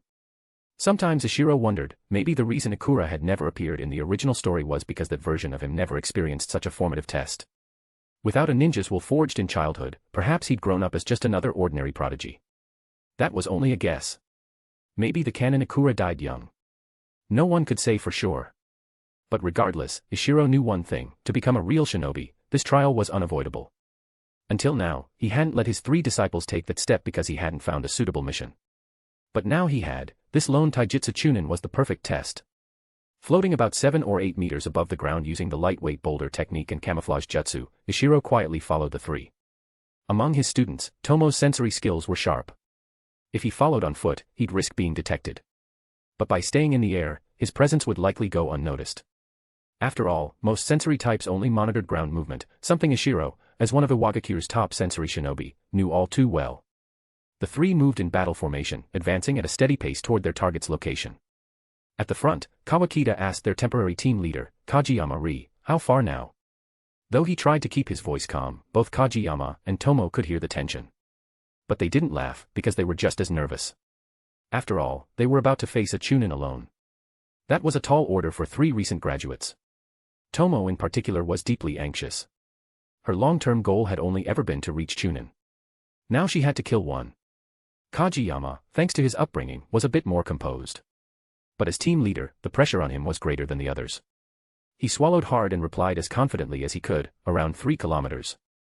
We'll move 1 more kilometer before beginning reconnaissance. Tomo, we'll be counting on you then." Tomo nodded firmly, unwilling to drag her teammates down. Kawakita didn't ask anything else and pressed forward in silence. The atmosphere grew tense once again. None of the three tried to break the silence. Kageyama, normally the liveliest of the group, was fully focused on the upcoming fight. Soon, they reached their designated position and took cover behind a large boulder to begin scouting. The plan was simple: Kawakita and Kageyama would guard, while Tomo used sensory ninjutsu. After a short while, she picked up something. But the news wasn't good. The enemy is moving. 10 o'clock direction, heading west. Not fast, looks like walking, not running. That wasn't what they expected. Kawakita looked blankly at Kageyama, unsure what to do. Kageyama didn't have a better answer either. But his father had taught him that being decisive, even if wrong, was better than being indecisive. After a moment of thought, he said, "We'll follow. Let's try to close the distance as much as possible. But don't follow his path. Circle around and approach from another direction." Tomo nodded and recalibrated, choosing a concealed route that would bring them closer without alerting the target. Meanwhile, about 2 kilometers away, beside a small river, a Chunin from Kirigakure was searching for a new hiding spot. Coincidentally, the target Ishiro had chosen for his students was just like his own first opponent years ago, a Kirigakure Chunin. This one was named Yukizaburo, and he had come to this area simply to observe Iwagakure's layout. Though the land of water was far from the land of earth, understanding its terrain would help in future strategy planning. While the chance of conflict between the two nations wasn't high, it was still a prudent move. Kirigakure had sent small, low-strength squads and instructed them to act independently to avoid detection. Yukizaburo's job was simple: observe patrol activity in this region. Because they couldn't get too close, the idea was to use indirect observation and inference to estimate the number and strength of Iwagakure forces. He had been hiding behind a dirt mound along the river but was now relocating. At that exact moment, Ishiro's 3 students were approaching. If Yukazaburo had stayed put, Kageyama might have been able to plan a detailed ambush and gain the upper hand immediately. But now that the target was moving, planning became much harder. That said, moving had its drawbacks. The hiding place Yukazaburo was leaving had been carefully chosen, it was trapped and ideal for him. By moving, he gave up those advantages. Dash, support me with Power Stone. Dash, for every 200 PS equals bounds chapter. Dash, 25 advanced chapters now available on Patreon. Dash, https://www.patreon.com/c/Sega is. Just remove the hyphen to access Patreon normally. If you like this novel, please consider leaving a review that helped the story a lot, thank you. Chapter 122, Chapter 122, The Growth of Three Disciples. Chapter 122, The Growth of Three Disciples. Ishiro quickly noticed the change in the situation and began observing his three disciples closely. When he saw that they didn't hesitate much before taking action, he was reasonably satisfied. As the team leader, Kageyama-ri's decisiveness was certainly a positive. But soon after, Ishiro began to feel somewhat disappointed. Why? Because while the three disciples thought they were stealthily approaching the enemy, their opponent had already detected them. This Kirigakure Chunin appeared to be quite experienced. Upon noticing the trio's approach, he didn't immediately take action. Instead, he pretended not to notice and calmly began scouting the area for favorable terrain. Seeing this, Ishiro shook his head and began quietly closing the distance. He had a bad feeling the three disciples might be about to suffer a loss. But this time, Ishiro was proven wrong. When the trio closed to about 1 kilometer away from Yukazaburo, Kageyama-ri suddenly halted. From the subtle change in the enemy's movement, as reported by Tomo, he sensed something was off. The slight variation in the target's walking pace hadn't escaped Kageyama's sharp eyes. After a moment of thought, he made a call. We've been exposed. Start a direct assault. Kawakita, close the distance and tie him up. Tomo, you and I will stay 30 meters behind. When we get within 500 meters of the enemy, start forming hand seals. You cast wind release, breakthrough. When the hand seals are nearly complete, shout a warning so Kawakita can dodge. I'll follow your jutsu with water pressure line. We aim to end this in one strike. Regardless of whether it works, Tomo, keep pressuring him with projectiles. I'll support Kawakita with ninjutsu. Both Kawakita and Tomo nodded in agreement. Kageyama took a deep breath. Go. At his signal, all three broke from cover and charged toward Yukazaburo at full speed. Seeing them abandon stealth and come at him head-on, Yukazaburo cursed. Damn it. He still hadn't found an ideal battleground. Though he had sensed their approach earlier, this was the first time he saw their figures clearly, and to his surprise, they were just three kids, fresh out of the academy. Letting out a breath of relief, Yukazaburo first scanned the surroundings and, seeing no sign of a supervising Jonan, began his countercharge. As a seasoned Chunin, he knew he couldn't afford to wait passively. That would hand control of the battle to the enemy. Instead, he surged forward, prepared to shift directions at any time. He had full confidence, three fresh genin couldn't possibly defeat him. As long as he maintained control over the battle rhythm, he would win easily. But soon, Yukazaburo realized things weren't so simple. As they closed in, the two in the back suddenly began weaving hand seals simultaneously. Wah! Yukazaburo was shocked. Learning even one jutsu was no small feat. Did I run into a team of geniuses? But something didn't feel right. He'd seen real prodigies before. Even as new genin, they carried themselves with unmistakable confidence, a manifestation of their strong will. These three, however, lacked that aura.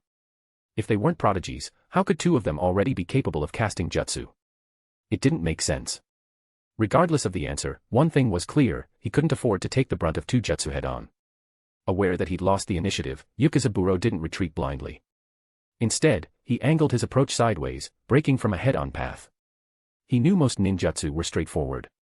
By moving obliquely, evading would be much easier. Sure enough, Kageyama's plan was thrown off.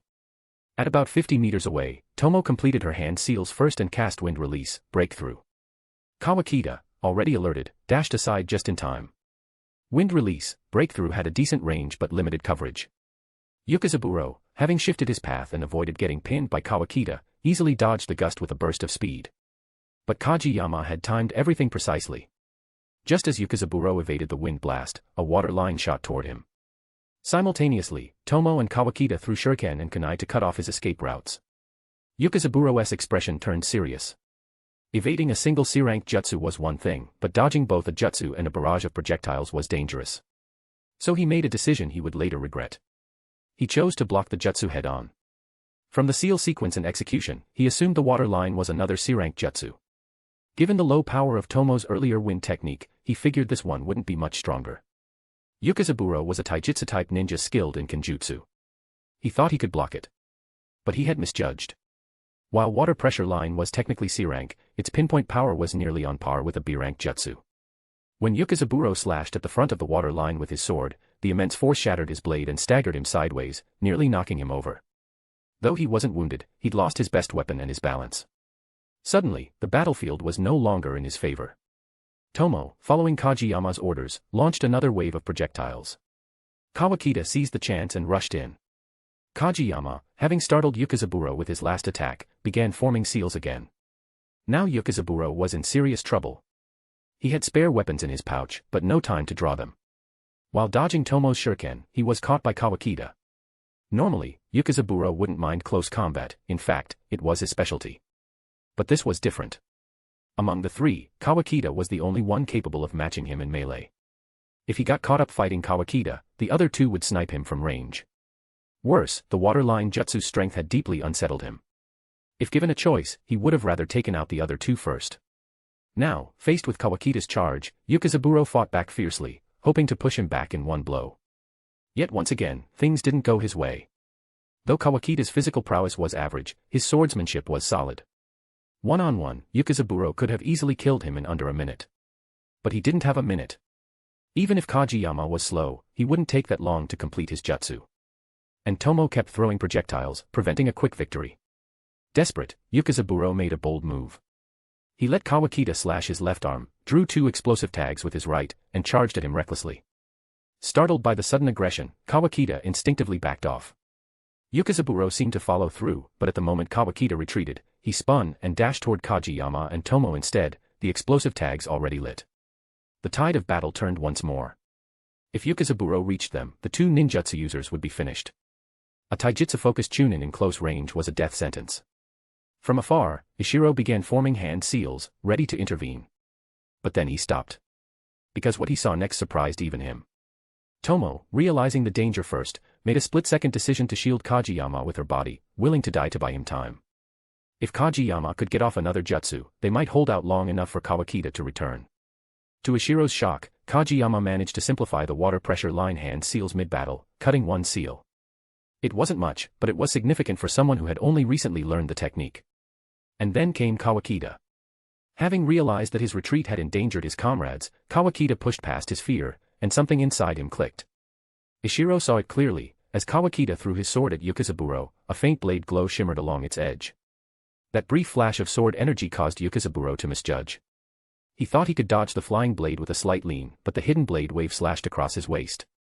Though the blade itself missed, the resulting wound was no less serious. Yukazaburo knew immediately, his internal organs were damaged. Even if he managed to kill the genin, he wouldn't survive. In despair, he hesitated, and in that moment, Kageyama finished his jutsu. A water line shot forward and burst Yukazaburo's head like a melon. The explosive tags never reached Tomo. Without propulsion, they merely blasted the area, knocking her and Kageyama back a few steps. Seeing this, Ishiro released his hand seals and smiled in satisfaction. Dash, support me with Power Stone. Dash, for every 200 PS equals Bounds chapter. Dash, 25 advanced chapters now available on Patreon. Dash, https://www.patreon.com/c/Sega is. Just remove the hyphen to access Patreon normally. If you like this novel, please consider leaving a review that helped the story a lot. Thank you. Chapter 123, Chapter 123, Growth. Chapter 123, Growth. Ishiro was very pleased with his three disciples' performance. The results of this operation far exceeded his expectations. The way each of them responded when facing death was commendable. Whether it was Tomo's willingness to risk her life to buy time for her comrades, or the last-minute breakthroughs by Kawakita and Kageyama, each of them had proven themselves. Afterward, Ishiro watched as the three disciples snapped out of their daze, quickly tidied the battlefield, and made a hasty retreat from the area. Smiling, Ishiro waited until they had left before retrieving the Iwagakure Chunin's corpse, then quietly followed them back. He took a longer route, arriving at the camp before the trio. Then he waited for them to report. Clearly still shaken, the three rushed back to camp and collapsed onto the ground the moment they entered. They sat there for a while, catching their breath while others looked on in confusion. Then the three exchanged glances, and burst out laughing. From this moment onward, beyond just being fellow disciples, they had become comrades who had faced life and death together. Once they calmed down, they went straight to Ishiro's office to report the mission. Even though Ishiro had seen everything with his own eyes, he pretended not to know and listened seriously. Teacher. We completed the mission. Here's the enemy's forehead protector. Ishiro-sensei, he was a Kirigakure Chunin. Yeah, and that Kirigakure ninja was really strong. Teacher, I made a breakthrough, my water pressure line only takes one fewer seal now. Ishiro-sensei, Kawakita's last slash was incredible. It didn't even hit the enemy directly, but it still injured him badly. Ishiro listened with a smile, then praised them all before saying to Kawakita and Kageyama, try to recreate that feeling you had with your final attacks, go to the training field and see if you can find it again. The two nodded enthusiastically. Tomo, meanwhile, noticed something odd. Ishiro didn't seem the least bit surprised by their breakthroughs. Frowning, she asked, Ishiro-sensei, did you watch our fight? You don't seem surprised at all by how it went. Kawakita and Kageyama turned to Ishiro curiously. Ishiro just smiled, ruffled their hair, and told them to hurry to the training grounds. They didn't get an answer, but they left, chatting as they went. Though the trio themselves hadn't realized it, Ishiro could tell very clearly they had completed their transformation. They were now proper ninja. With this shift in mindset, Ishiro believed they would quickly grow stronger. However, that growth would take time. For now, Ishiro was most interested in Kawakita's final slash. Ishiro himself had never had much talent for kenjutsu, so the concept of sword aura was largely foreign to him. He never expected that one of his seemingly average disciples would brush against its edge so early. The only pity was that Kawakita's slash had been born of guilt and desperation, it was a strike to save his comrades. Now that his mindset had changed, he might not be able to reproduce it. Sure enough, when Kawakita tried again at the training field, he couldn't replicate it no matter how many times he swung. Watching this, Ishiro made up his mind. It's time to develop that genjutsu. He stopped paying attention to the trio and pulled out the classified B-rank scroll he had obtained earlier, one containing advanced genjutsu theories. He had never studied it properly until now. The scroll had no name for the jutsu, only speculations and experiment notes, along with various testimonies from past test subjects. Ishiro had only ever learned 2 genjutsu before, so developing a new one would normally be difficult. But after carefully reviewing the scroll, he realized his chances of success weren't bad. The jutsu had 2 major challenges: first, creating a sufficiently realistic illusion; second, ensuring the target got caught in it. Since the target would be Kawakita, and Kawakita would cooperate, the second issue didn't exist. As for the first, it required strong spiritual energy. Luckily, Ishiro excelled in that. His spiritual power far exceeded his peers, even surpassing many elite ninja. In fact, Ishiro believed his spiritual strength might surpass even Kage levels. But because Iwagakure lacked a proper metric for such things, he couldn't say for sure. Still, the exact number didn't matter. What mattered was that he was highly suited for the jutsu. Starting the next day, Ishiro began using the time before and after lunch and dinner to research. Since the activation method didn't require stealth or deception, he could focus purely on the illusion's content. 10 days later, the genjutsu was complete. Without delay, he called Kawakita over from training, explained the process, and told him not to resist. Then he began casting. Forming hand seals, Ishiro placed his hand on Kawakita's forehead. Kawakita immediately felt the world shift. Ishiro vanished, replaced by a sea of fire. At the far end stood a sword-wielding shinobi, swinging his blade. Kawakita watched in awe as arcs of sword aura formed a barrier that held back the firestorm. Then, he saw jutsu, water lines and other attacks, flying toward that shinobi, who calmly cut them all down with supernatural swordplay. Kawakita realized what he was seeing, the fight Ishiro had described to him, the one against the Konoha elite swordsman. But the real thing was far more intense than any description. The fluid movements of that sword seemed to resonate deep inside him. And yet, Kawakita still felt like something was missing. The scene changed again. This time he saw himself, his 2 teammates, and the Kirigakure Chunin. Just one moment, the split second where his illusionary self hurled his sword. Boom. Kawakita jolted and emerged from the illusion. Ishiro was surprised. There had still been a second or 2 left. How had Kawakita broken free so early? Removing his hand from Kawakita's forehead, Ishiro stared at the boy, and saw someone completely changed. Before, Kawakita had shown flashes of sharpness, but he still seemed like an insecure genin. After the battle, his demeanor had become firmer, more resolved, but not dramatically different. Now, though, Kawakita gave off an aura that reminded Ishiro of Moonlight Hoshiko. Every move, every breath, radiated a sharp edge. Kawakita felt it, too. Without a word, he stood up, walked to the center of the training ground, drew his blade, and slashed. To Ishiro's amazement, a visible arc of sword aura erupted from the strike, tearing into the ground and extending several meters before dissipating. Nearby, Tomo and Kageyama gasped in unison. Tomo immediately recognized the slash. It was the same one Kawakita had used against the Kirigakure Chunin. Kawakita ignored their astonishment. He kept slashing, trying to grow more familiar with the technique. Ishiro stood off to the side, dumbfounded, watching the blade arcs become steadier and more refined. Finally, exhausted, Kawakita collapsed to the ground to rest. Ishiro, however, picked up a sword and began practicing himself. The two disciples, just about to approach Kawakita to celebrate, froze. Even Kawakita looked confused. What was their teacher doing? But they soon found out. After a dozen slashes, Ishiro's blade also emitted an arc of sword aura, just like Kawakita's. The trio was stunned. They knew Ishiro's talents well. He was a ninjutsu specialist through and through. Though he trained with swords, it had always been for fitness, not mastery. They never expected their teacher, who often claimed to have no talent for kenjutsu, to replicate Kawakita's hard-earned skill so quickly.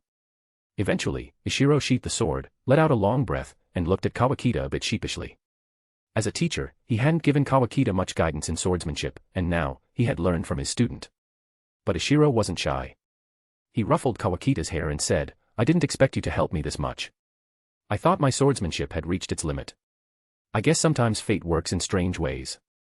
After a pause, he added, "Your progress in kenjutsu is incredible. At your age, no one in Iwagakure has reached this level. I'll apply to the village to officially pass down the B-rank kenjutsu I practiced. But for now, focus on mastering the C-rank ones first." Kawakita's eyes lit up, and he nodded with determination. With the moment winding down, Tomo and Kageyama finally found a chance to speak. Tomo asked the question on both their minds, "Sensei, what was that just now? How can sword techniques launch long-range attacks like ninjutsu? Dash, support me with Power Stone. Dash, for every 200 PS equals Bounds chapter. Dash, 25 advanced chapters now available on Patreon. Dash, https://www.patreon.com/c/Sega is. Just remove the hyphen to access Patreon normally. If you like this novel, please consider leaving a review that helped the story a lot. Thank you. Chapter 124, Chapter 124, The Third Shinobi War Begins. Chapter 124, The Third Shinobi War Begins. Ishiro was thrilled, not just because his own strength had improved, but more importantly, because of the growth of his disciple Kawakita. Not even half a year since becoming a genin, and he had already comprehended sword aura. A child like this was bound to become a focus of Iwagakure's cultivation efforts. His future accomplishments were guaranteed to be great. To put it simply, as long as he continued growing steadily, Kawakita had a strong chance of becoming a Jonan.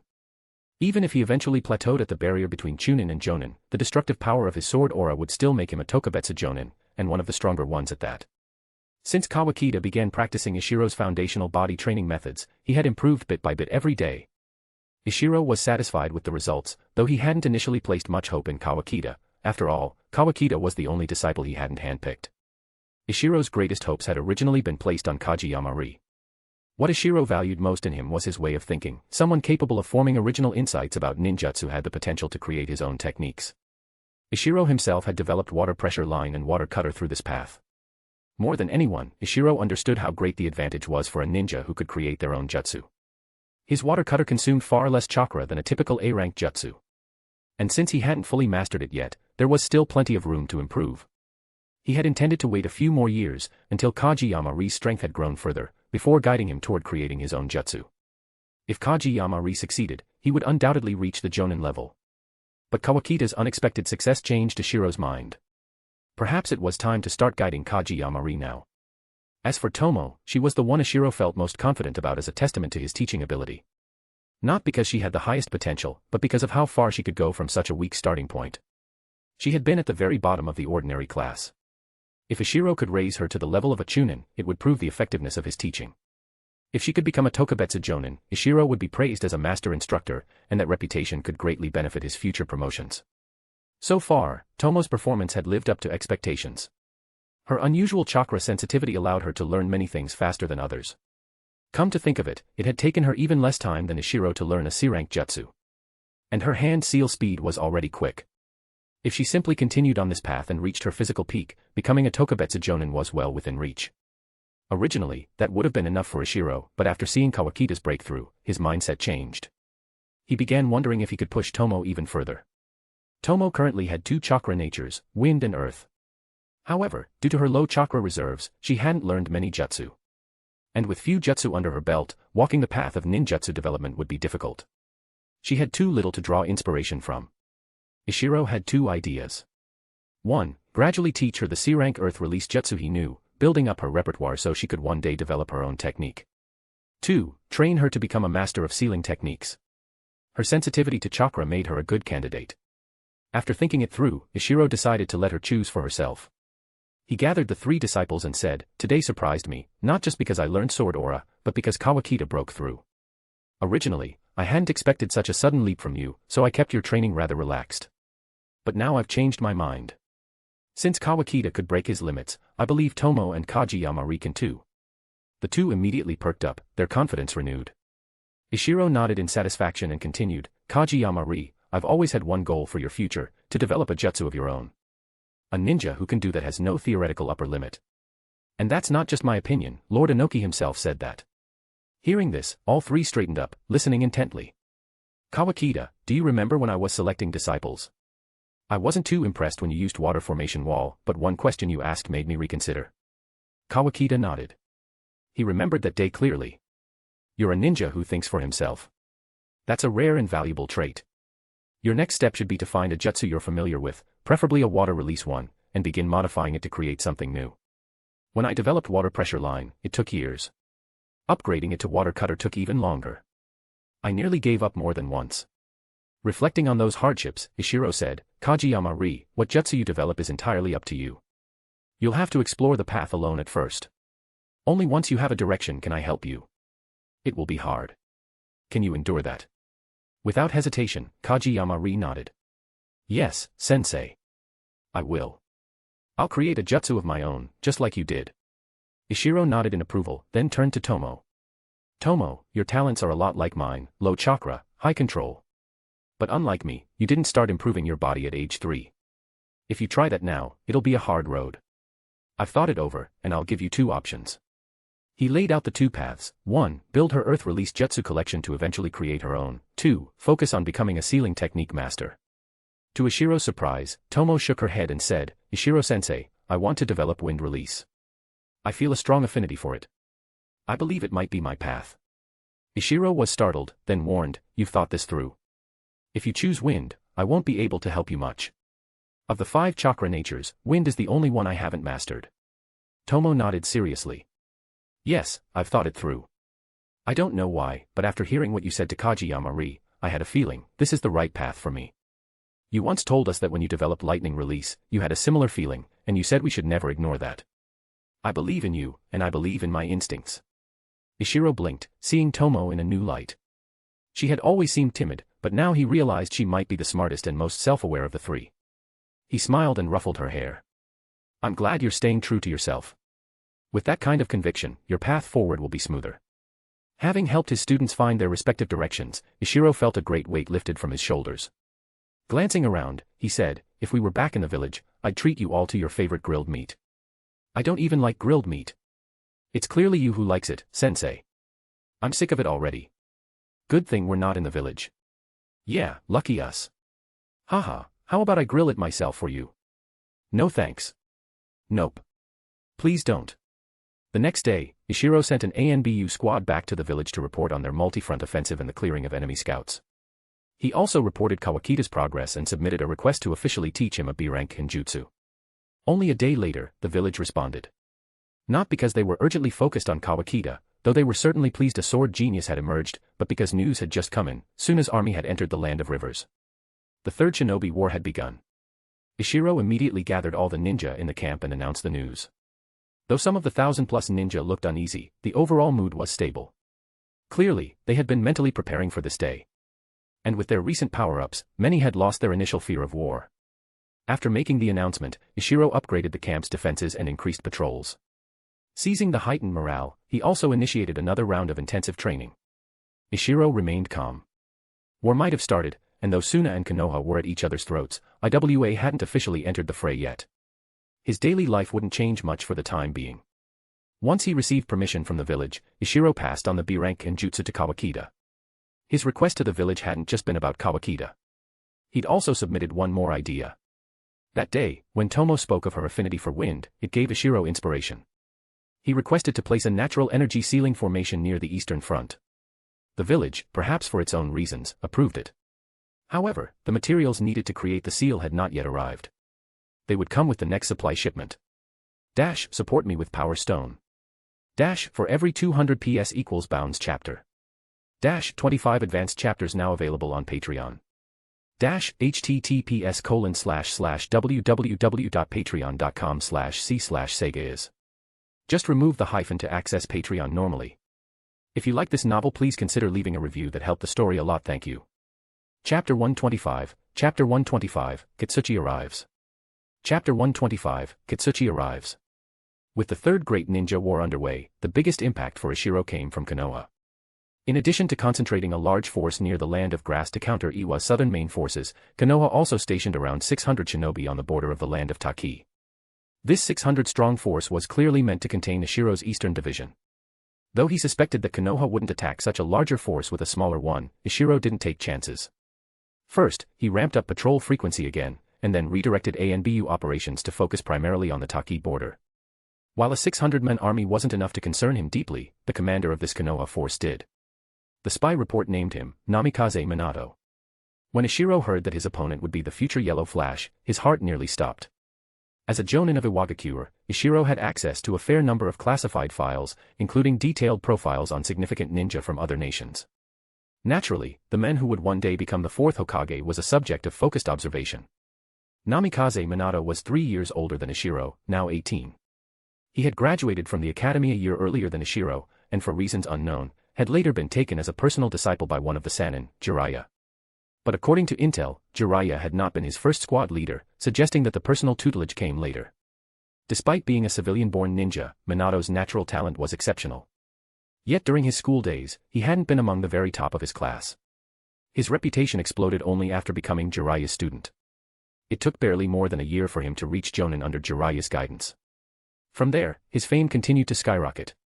The confirmed kills attributed to him included at least 4 elite Jonan, one of whom was from Iwa. The report implied that Minato had soloed that elite Jonan. Ishiro deduced that Minato had likely already completed the crucial elite Jonan level breakthrough, just like Ikura had.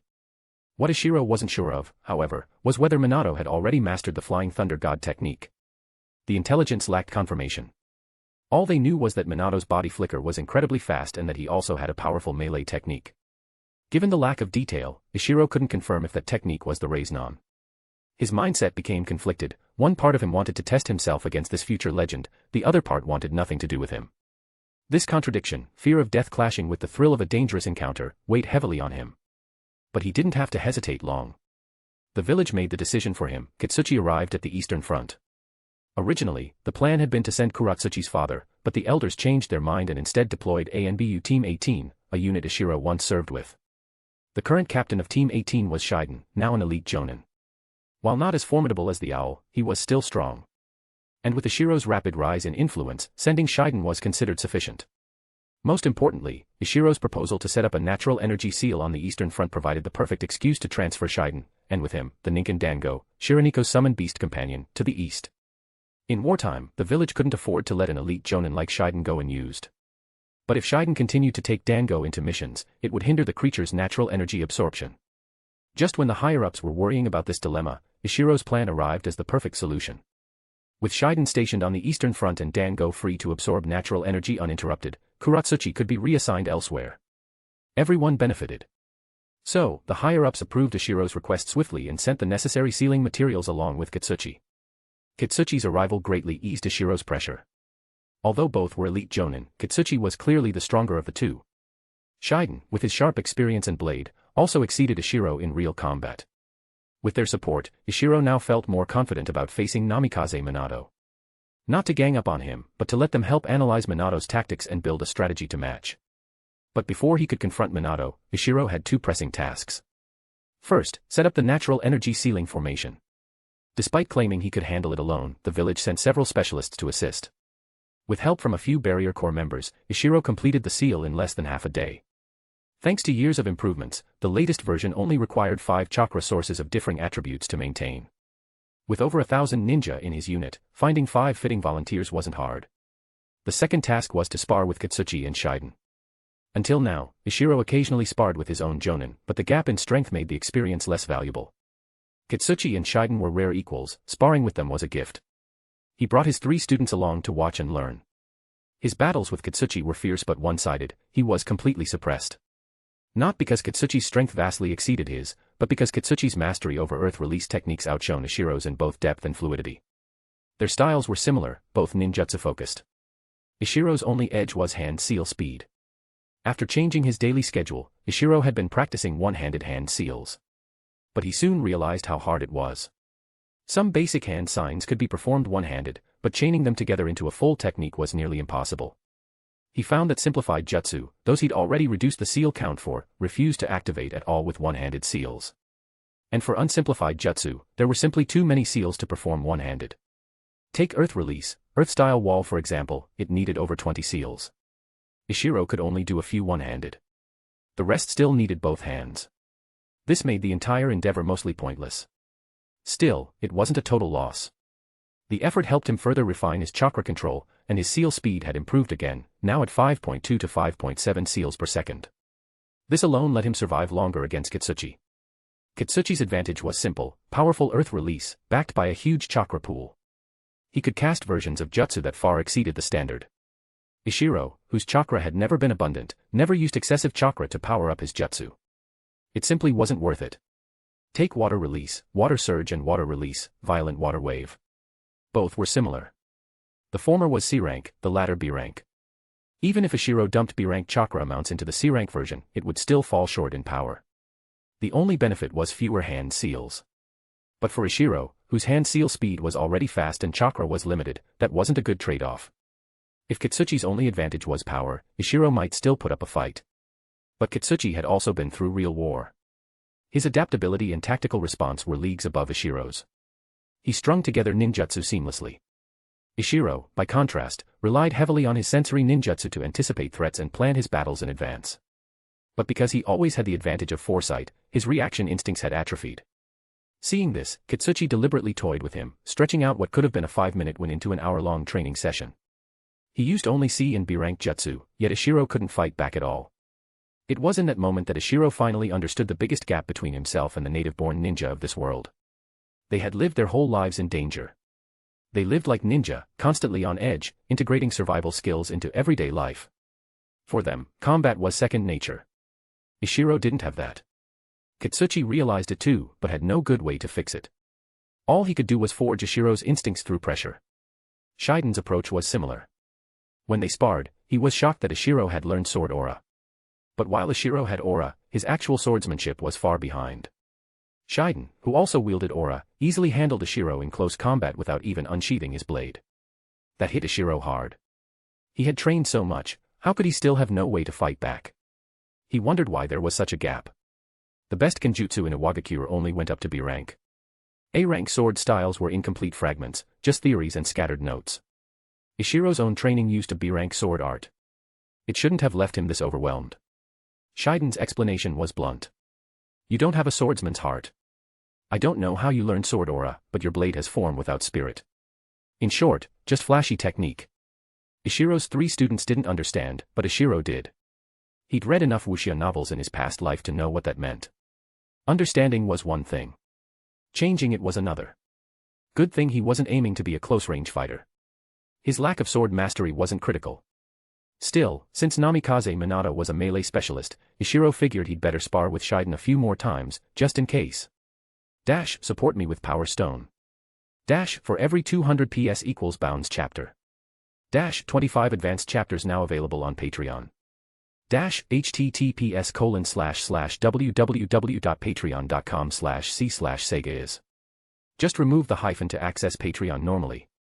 If you like this novel, please consider leaving a review that helped the story a lot. Thank you.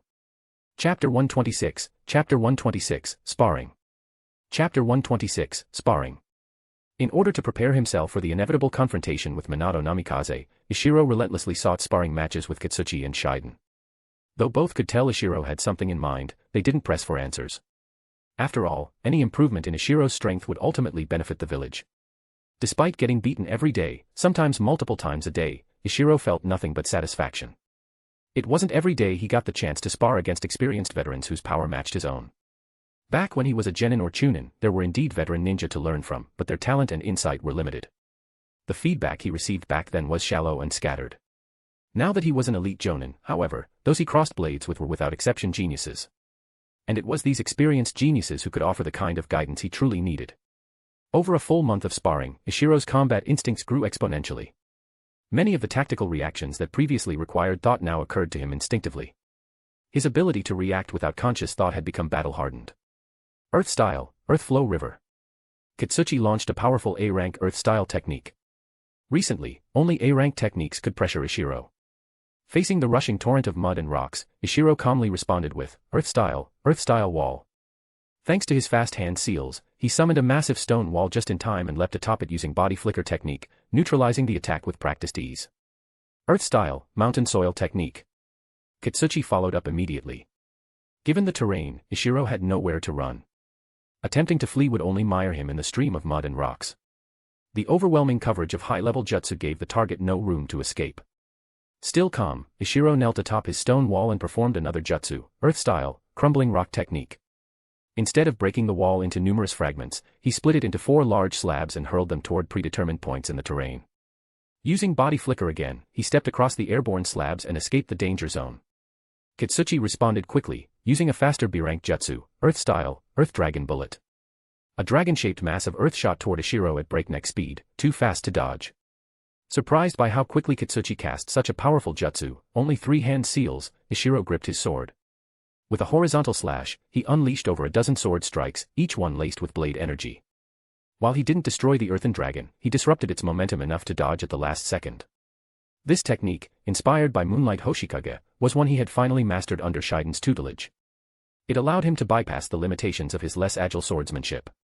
Even if he couldn't match other swordsmen in finesse, he could now stop B-rank techniques with brute force. Taking the chance, Ishiro closed in again. Katsuchi, however, had already widened the gap. Water Style, Driving Rain Technique. Ishiro cast a rapid-fire spread of water pressure lines over Katsuchi's position. Katsuchi countered. Earth Style, Multi-Earth Style Walls. Then, he quickly added, Earth Style, Earth Clone Technique. Ishiro responded in kind. Water Style, Water Clone Technique. While his clone ran up the stone wall to confront Katsuchi, Ishiro cloaked himself in a camouflage jutsu and disappeared. The earth clone burrowed underground with hiding like a mole technique, vanishing from sight. Ishiro's water clone surged over the first wall and spotted Katsuchi. Without hesitation, it cast, Water Style, Violent Water Wave. The massive torrent swept up Katsuchi, who disappeared in a puff of smoke. A shadow clone. Not even a real one, Ishiro muttered. From behind a wall, a stone spear struck the water clone. Pierced, it burst into water. Earth Style, Headhunter Jutsu. Ishiro's earth clone dragged Katsuchi's real body down into the ground. But the texture of the captured body revealed another clone. So that's a third one. Ishiro rolled aside, evading a barrage of shuriken from the real Katsuchi, now fully camouflaged. Camouflage Jutsu. Ishiro quietly observed. Katsuchi hadn't used any hand signs, using a jutsu would break the camouflage. Instead, he used projectile attacks to test if Ishiro's visible clone was a fake. 3 volleys later, Ishiro's earth clone noticed a faint glow, explosive tags on the stone wall. Earth Style Wall. The clone raised a barrier behind itself, but not fast enough. Pierced by several senbon, it turned to stone, a failed transformation clone. A moment later, the explosive tags ignited. Boom. Water Style, Water Cutter Technique. Ishiro had already completed the 31 hand seals needed for this jutsu, his seal speed vastly improved through recent training. Though he didn't attack, Ishiro had finally forced Katsuchi into a position where he could. But since Katsuchi was still hidden, and Ishiro didn't want to accidentally cause real injury, he called the match. This was his cleanest fight yet. For the first time, Ishiro hadn't been beaten swiftly. He had fought an experienced elite jonin to a standstill, showing off everything he had learned. Having tempered himself through relentless practice, he now stood at a new threshold. It was time to challenge Minato Namikaze. Ishiro shared his plan with Katsuchi and Shiden.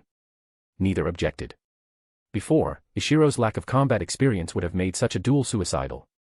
But now, his skills had improved enough to stand a chance. In Ishiro's eyes, Minato was the future 4th Hokage. But to others, he was merely a talented young man, on par with Iwa's own Ikura. And Ikura, thanks to his pedigree and performance, was a top candidate for the Tsuchikage title. By comparison, Minato's fame was still limited. If not for Ishiro's special interest, Katsuchi and Shiden wouldn't have given the matter much thought. Just in case, Ishiro entrusted his 3 disciples to Katsuchi's care. After months together, he had grown attached to them. If anything happened to him, they needed proper guidance. All 3 showed promise. With proper development, they could become future pillars of the village. Having spent every day watching Ishiro challenge 2 top-tier elites, the 3 had grown immensely. Especially Tomo, her background limited her worldview, but that was changing. As for Kawakita, exposure to Shiden's swordplay had shown him a clearer path forward. The future looked bright for all of them. Support me with Power Stone. For every 200 PS equals Bounds chapter. 25 advanced chapters now available on Patreon. https://www.patreon.com/c/Sega is. Just remove the hyphen to access Patreon normally. If you like this novel, please consider leaving a review. That helped the story a lot. Thank you. Chapter 127, Chapter 127, First Exchange. Chapter 127, First Exchange. The Land of Fire's terrain was vastly different from the other 4 great nations. In fact, each of the 5 great nations had entirely unique geographical features.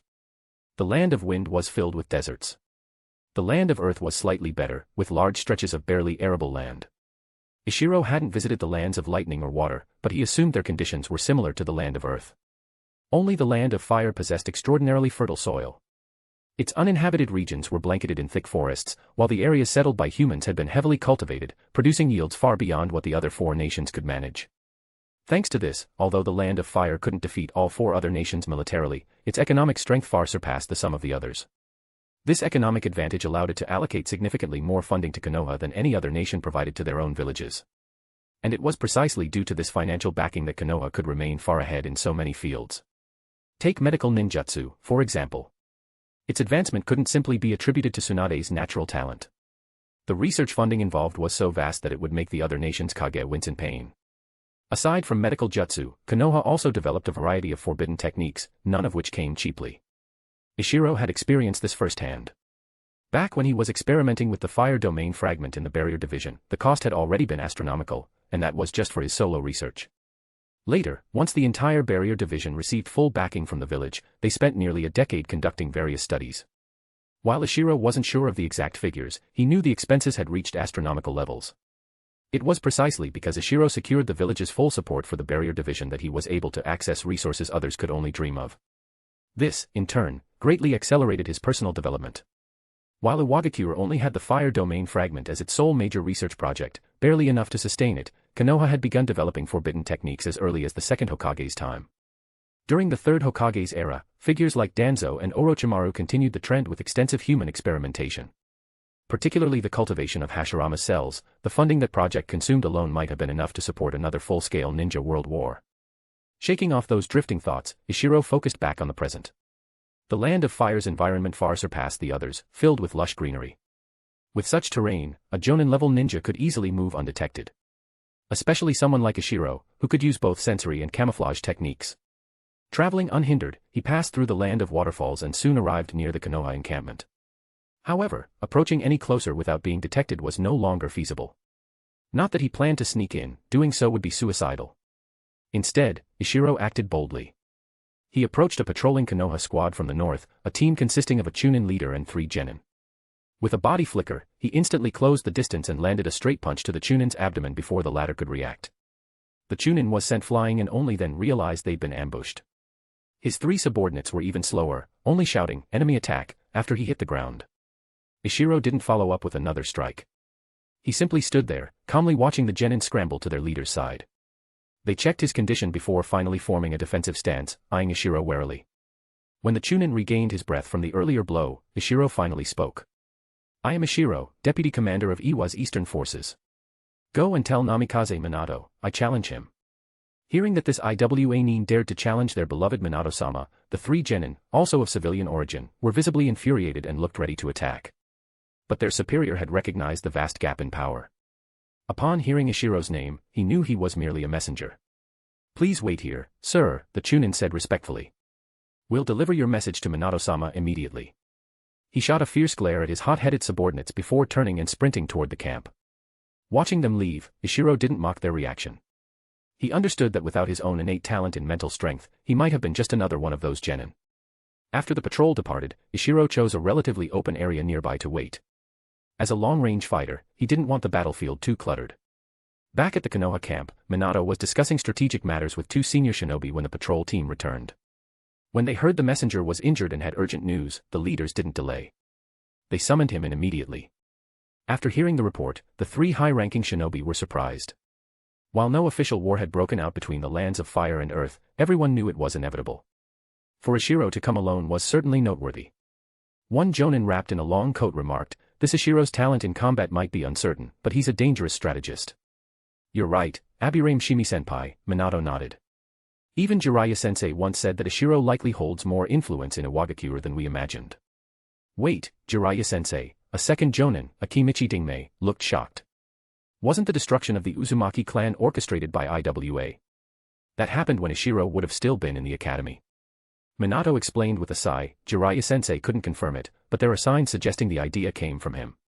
Though still speculative, a guess from one of the legendary Sannin carried considerable weight among Konoha's forces. Dingmei hesitated before asking, "So, will you accept his challenge?" Minato smiled. "Of course. The war hasn't started yet. If I beat him now, maybe it'll make Iwa hesitate." He said this with unwavering confidence in his eyes. About half an hour later, Ishiro opened his eyes from meditation. He sensed a group of over a dozen approaching fast. Sure enough, Minato soon arrived with a team including Abirame Shimi and several other elite jonin. They stopped about 100 meters away. Though Minato had wanted to come alone, his companions insisted on escorting him. Ishiro ignored the others. Once Minato appeared, Ishiro's gaze never wavered. Minato broke the silence. "Iwagakure elite jonin Ishiro. We don't seem to know each other. Why challenge me?" "No need for small talk," Ishiro replied, beginning to form hand seals. Minato's eyes narrowed. "Fall back," he shouted, as he used body flicker to reposition. Water style, drizzle technique, mass water lines. A B-rank jutsu requiring just 5 hand signs. Ishiro cast it in under a second. Hundreds of water lines burst forth, sweeping in waves across a 120-degree cone. Each time Minato flickered, Ishiro launched another barrage. Though Minato could use techniques without seals, Ishiro's speed in weaving signs, nearly 5.7 per second, combined with his own flicker, allowed him to keep pace and prevent Minato from closing in. The Konoha spectators were stunned. "This guy's ceiling speed must be over 5 per second, one jonin exclaimed. "Approximately 5.5, Abirame Shimi calmly confirmed. Another ninja added, "And his body flicker is seamless. He could probably use it 5 times without hand signs. If I tried to approach, I'd just get riddled with holes." Guess it makes sense, anyone bold enough to challenge Minato-sama would have this level of skill. Someone then noticed the terrain where Ishiro's jutsu had struck, small holes peppered the ground and trees. Thankfully, that technique's power isn't too destructive. Everyone breathed easier. Though dangerous, the attacks weren't lethal if not aimed at vital points. However, the dense forest provided cover for Minato. Using the trees to his advantage, he finally closed the distance. Just as Minato prepared to strike, Ishiro changed his hand seals. Water style, downpour technique, mass water pressure lines. This version had fewer water lines, but each carried high-pressure penetration power.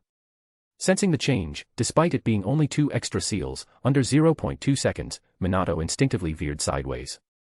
He narrowly dodged the incoming attack, forcing the distance between them back to its original range. Both sides paused. Though the first round appeared even, Ishiro knew he was at a disadvantage.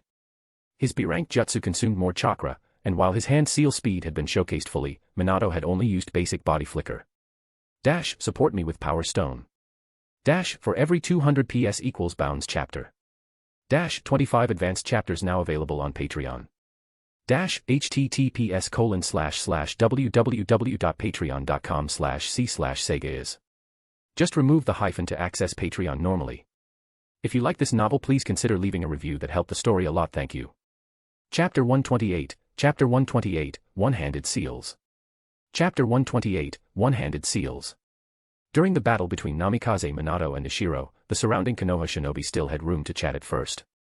But now, as the two entered a tense standoff, everyone held their breath and watched intently, afraid even the slightest sound might disturb the clash. Everyone knew this silence wouldn't last. At any moment, the two might collide again. Their chakra auras locked, and a suffocating murderous pressure spread across the clearing. Even the Jonin watching nearby were beginning to feel overwhelmed. It wasn't that the pressure itself was immense, but rather that the earlier exchange made it clear, putting oneself in either combatant's shoes meant only one outcome, death. That fear, the sense of death being utterly out of your control, created a psychological weight most couldn't bear. If the crowd hadn't been composed of Jonin with naturally strong wills, someone might have already panicked and fled. Fortunately, just as a few of the special Jonin with weaker mental fortitude were on the verge of collapsing, the duelists moved.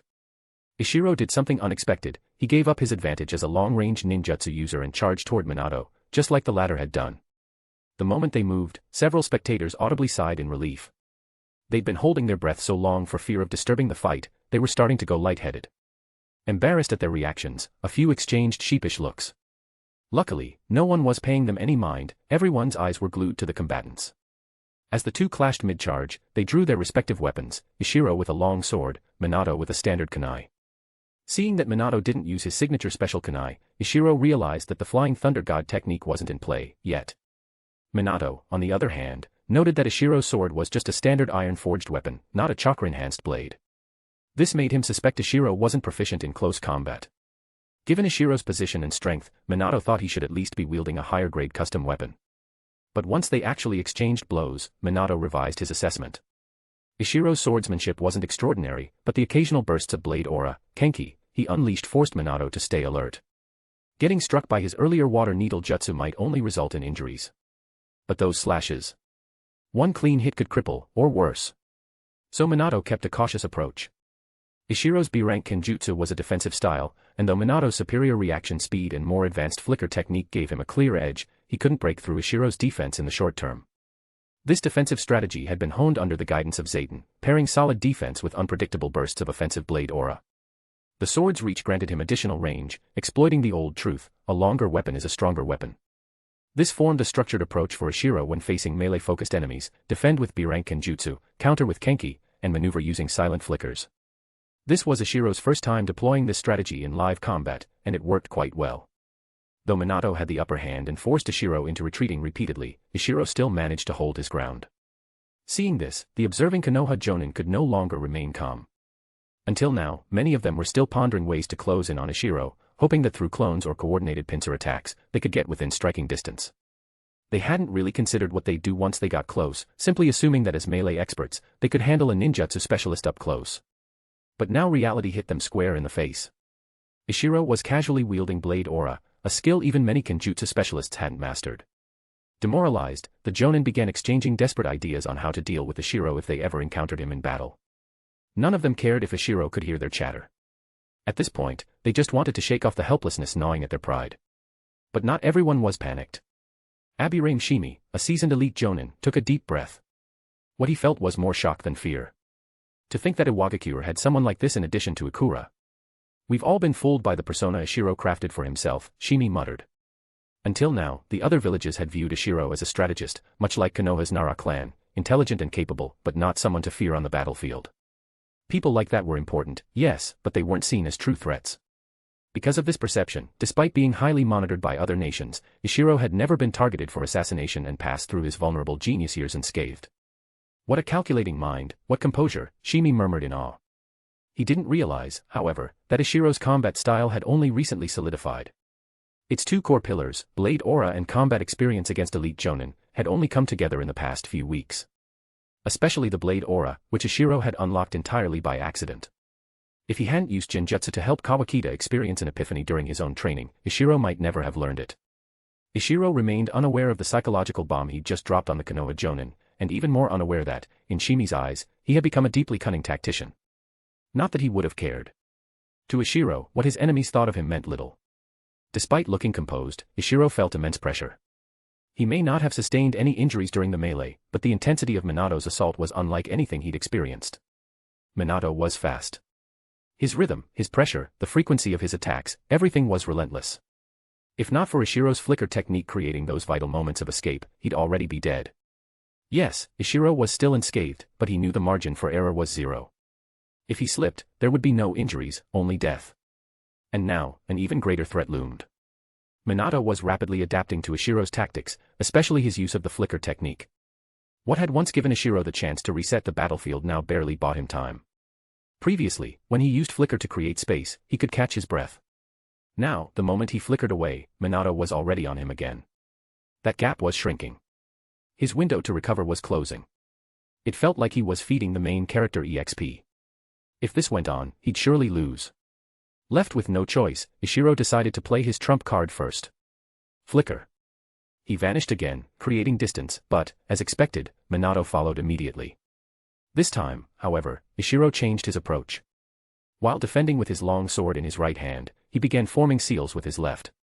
It was slower, certainly slower than his double-handed sealing speed of 5.2 to 5.7 signs per second, but his one-handed seals still reached 3 signs per second. Minato was startled. He instinctively aborted his assault, flinging a kunai and retreating rapidly. Ishiro parried the kunai effortlessly and continued sealing. After 6 signs, a simple water line shot toward Minato's throat. Minato shifted mid-air and dodged cleanly, but Ishiro took advantage of the moment to execute 2 extreme-range flickers and re-established a 100-meter gap between them. They stared at each other once more. The second round had ended, and Ishiro was still on the losing side. The tactics he had forged through a month of training under Zayden had proven too passive against someone like Minato. And Ishiro knew it. Their earlier exchanges only appeared balanced because Minato hadn't yet fully grasped his fighting style. If they repeated that exchange now, Ishiro was certain he'd be completely overrun. Most critically, he'd been forced to reveal his greatest trump card, one-handed sealing, just to buy a moment of breathing room. Meanwhile, Minato hadn't shown even a fraction of his true capabilities. If Ishiro didn't know the original story, he might have been proud of his performance so far. But he did. And he knew, Minato wasn't just a close combat ninja, he was a master of one-handed seals.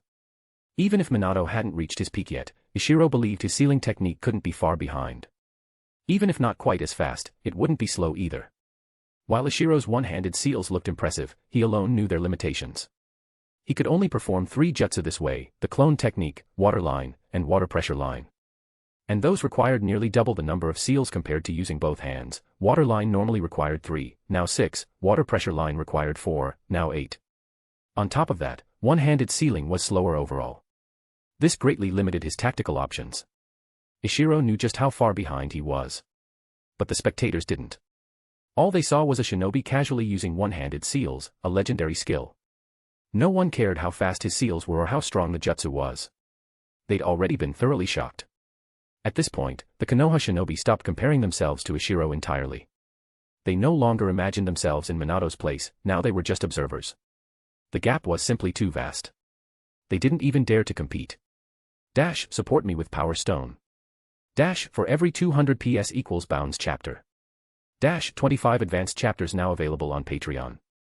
Dash, https://www.patreon.com/c/Sega is. Just remove the hyphen to access Patreon normally. If you like this novel, please consider leaving a review that helped the story a lot, thank you. Chapter 129, Chapter 129, Seal-less Ninjutsu, Reiznon. Chapter 129, Seal-less Ninjutsu, Reiznon. As the one fighting Ishiro directly, Namikaze Minato's perception was vastly different from the other spectators.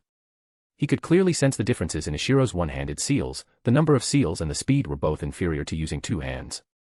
However, even with these differences, Minato didn't dare to let down his guard. No matter what, if Ishiro combined his one-handed seals with his swordsmanship, he could absolutely turn the tables in an instant. Although Ishiro's one-handed ninjutsu took longer to cast, Minato wasn't confident that he could seize victory before Ishiro finished. With both sides wary of each other, they once again fell into a tense standoff.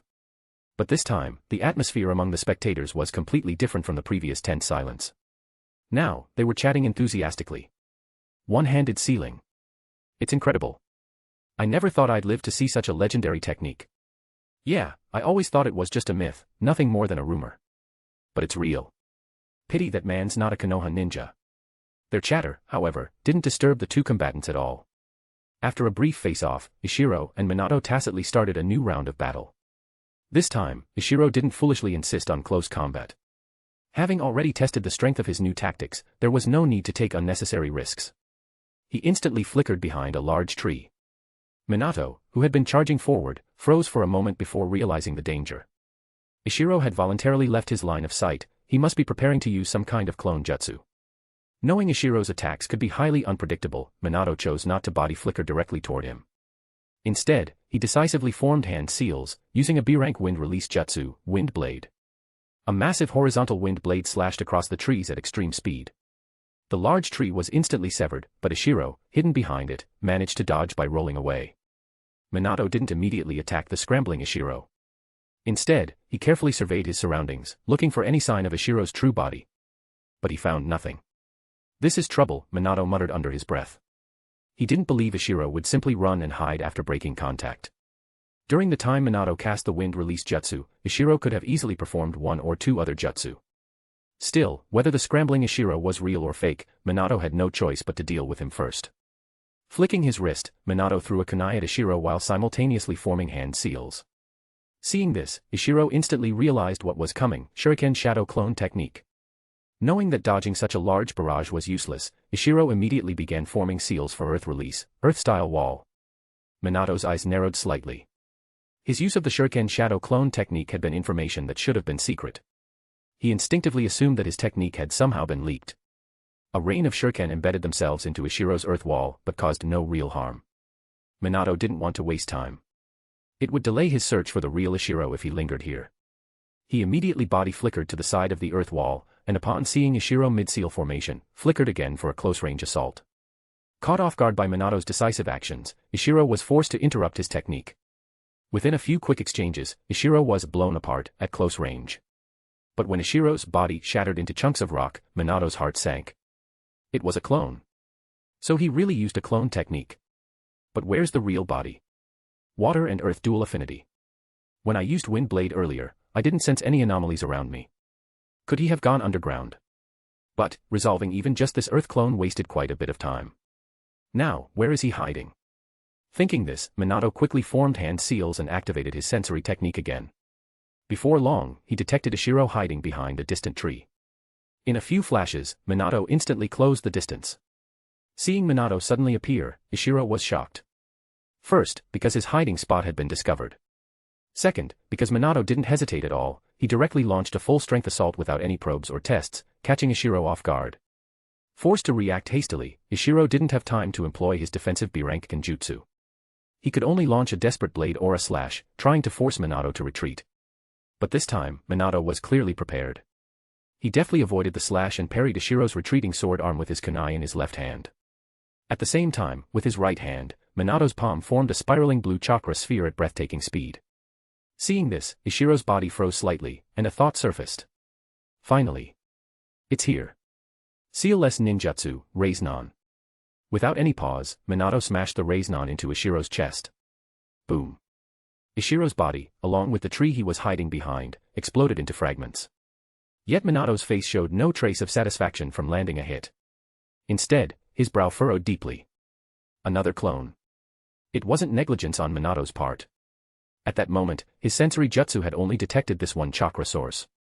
If Ishiro had truly fled, he should have sensed something different. Under Ishiro's precise control, his earth clone had behaved stiffly and mechanical, while the water clone had been far more fluid and lively.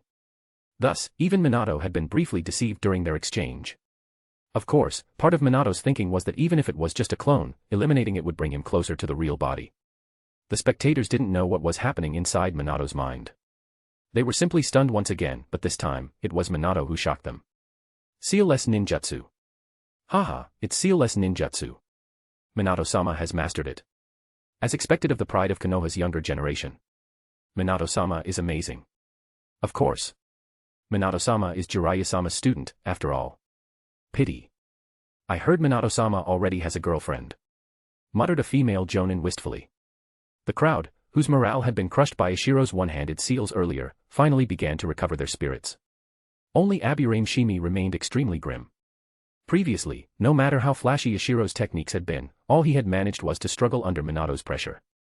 In Shimi's view, Ishiro was a prodigy, yes, but he hadn't yet fully turned his potential into absolute strength. Victory for Minato had seemed inevitable. After all, during the battle so far, Ishiro had been steadily forced to reveal his trump cards one after another. Seal-less body flicker, high-speed hand seals, one-handed seals, blade aura. Each time Ishiro exposed an ability, Minato would adjust and steadily take control. Unless Ishiro had a completely unpredictable trump card, his defeat was only a matter of time. But now, the battle had shifted. Ishiro had finally leveraged the true advantage of a ninjutsu-type shinobi, combining various auxiliary techniques to seize the initiative. Starting from the first Earth clone, every step Minato took had unknowingly fallen into Ishiro's calculations. Wind release, shuriken shadow clone technique, sensory ninjutsu, Reiznon. Minato had unleashed dazzling abilities one after another, but the result was, he had lost track of Ishiro. Aburame Shimi, familiar with Minato's sensory prowess, knew. If Minato had deployed the Reiznon, it meant he was truly certain there were no other chakra sources nearby. And Ishiro had deliberately led him to that conclusion. Using two clones, Ishiro had successfully reversed the flow of battle. Watching Minato once again activate sensory jutsu to search, Shimi's brows furrowed tightly. As an elite Jonan from the Aburame clan, famed for their scouting abilities, he was extremely sensitive to matters of tracking and stealth.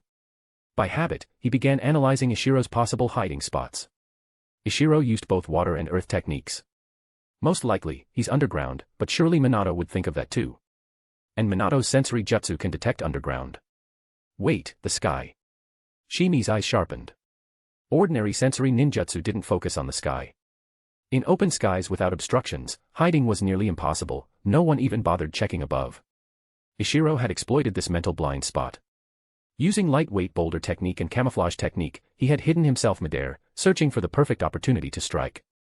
After leaving Minato's sight, Ishiro had created an earth clone, burrowed underground, moved far away, then produced a water clone.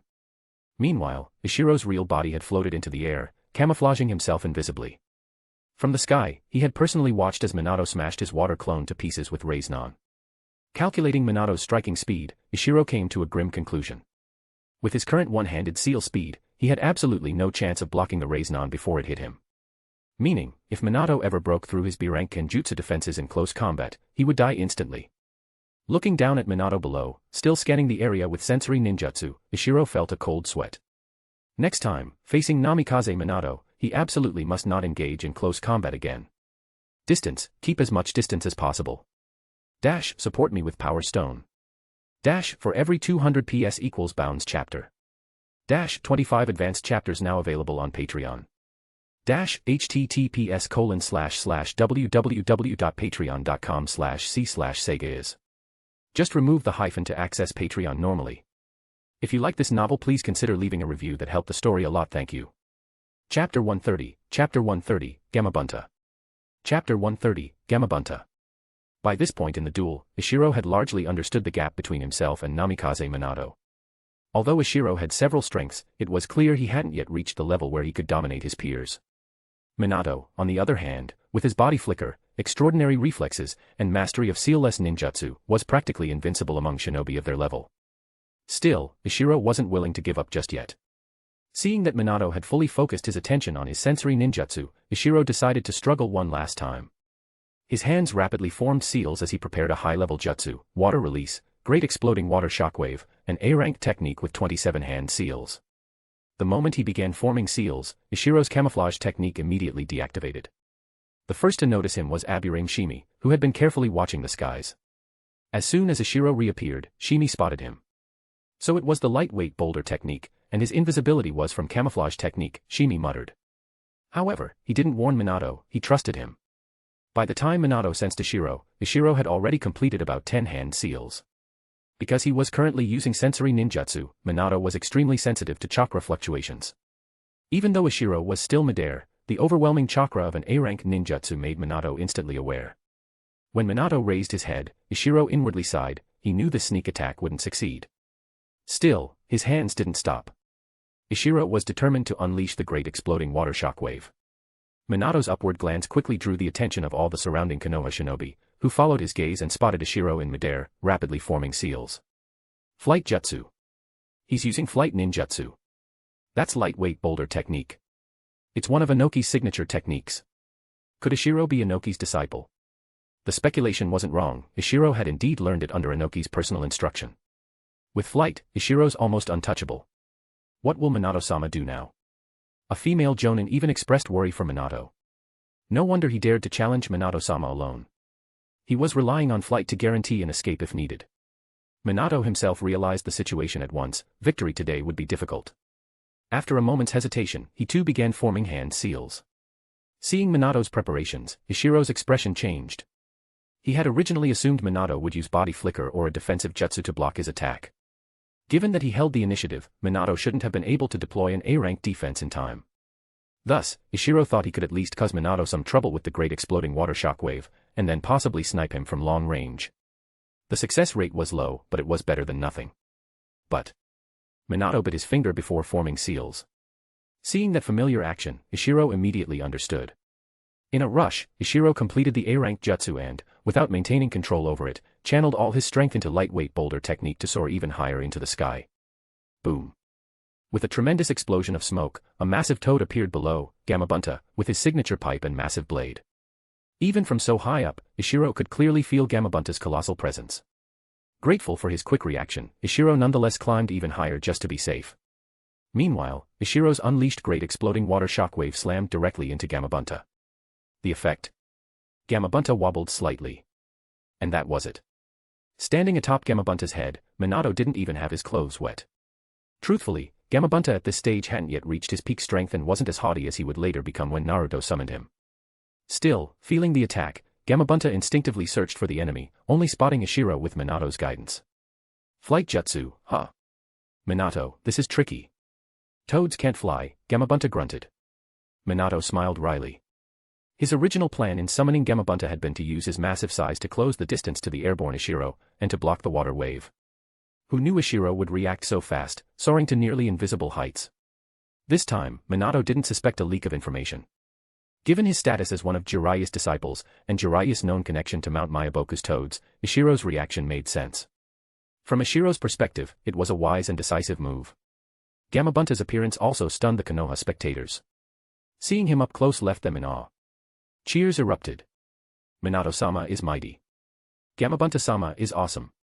Moments ago they had been worried about Ishiro's flight, now the atmosphere completely shifted to celebrating Minato and Gamabunta. Gamabunta, seeing the tiny speck that was Ishiro high above, didn't want his summoning to go to waste. He formed a water-style ninjutsu. Water release, iron bullet. A massive glob of water shot upward, but Ishiro easily dodged it thanks to the huge distance. Gamabunta then crouched low, flexed his limbs, and leapt high into the air. Ishiro, watching the rapidly enlarging form of Gamabunta rushing toward him, was startled. Luckily, he was still high enough that Gamabunta couldn't reach him. Even after the toad's maximum leap, there remained a large gap. But at the apex of his jump, Gamabunta unleashed another iron bullet. Prepared this time, Ishiro again narrowly avoided it. Bang. When Gamabunta landed, the earth shook violently. Countless trees were flattened, and a windstorm, no weaker than a C-rank wind release, swept outward in all directions. Even high in the sky, Ishiro was shaken by the scene. No wonder giant summons could match Kage-level forces. Ishiro was too far away to be affected, but the Konoha Jonan weren't so lucky. They were caught right in the blast zone. Fortunately, Abirame Shimi reacted quickly, shouting, "Defensive jutsu, now." The faster responding Jonan immediately deployed barriers. Earth release, earth-style wall. Water release, water formation wall. After a chaotic scramble, they finally blocked the winds. The gust might not have seriously injured them, but it would have been utterly humiliating otherwise. Standing atop Gamabunta, Minato called out. "Gamabunta, that's enough. Thank you for your help." Gamabunta glared once more at the distant speck of Ishiro but knew he was of no more use. With a puff of smoke, he cancelled the summoning and disappeared. Minato landed steadily back on the ground and raised his head to look at Ishiro. Seeing there was no immediate danger, Ishiro slowly began to descend. Yet he still didn't fully land, stopping about 100 meters above ground. Minato understood. Today's battle was over. Using body flicker, he quickly returned to stand beside Abirame Shimi and the others. After checking their condition, he turned and addressed Ishiro.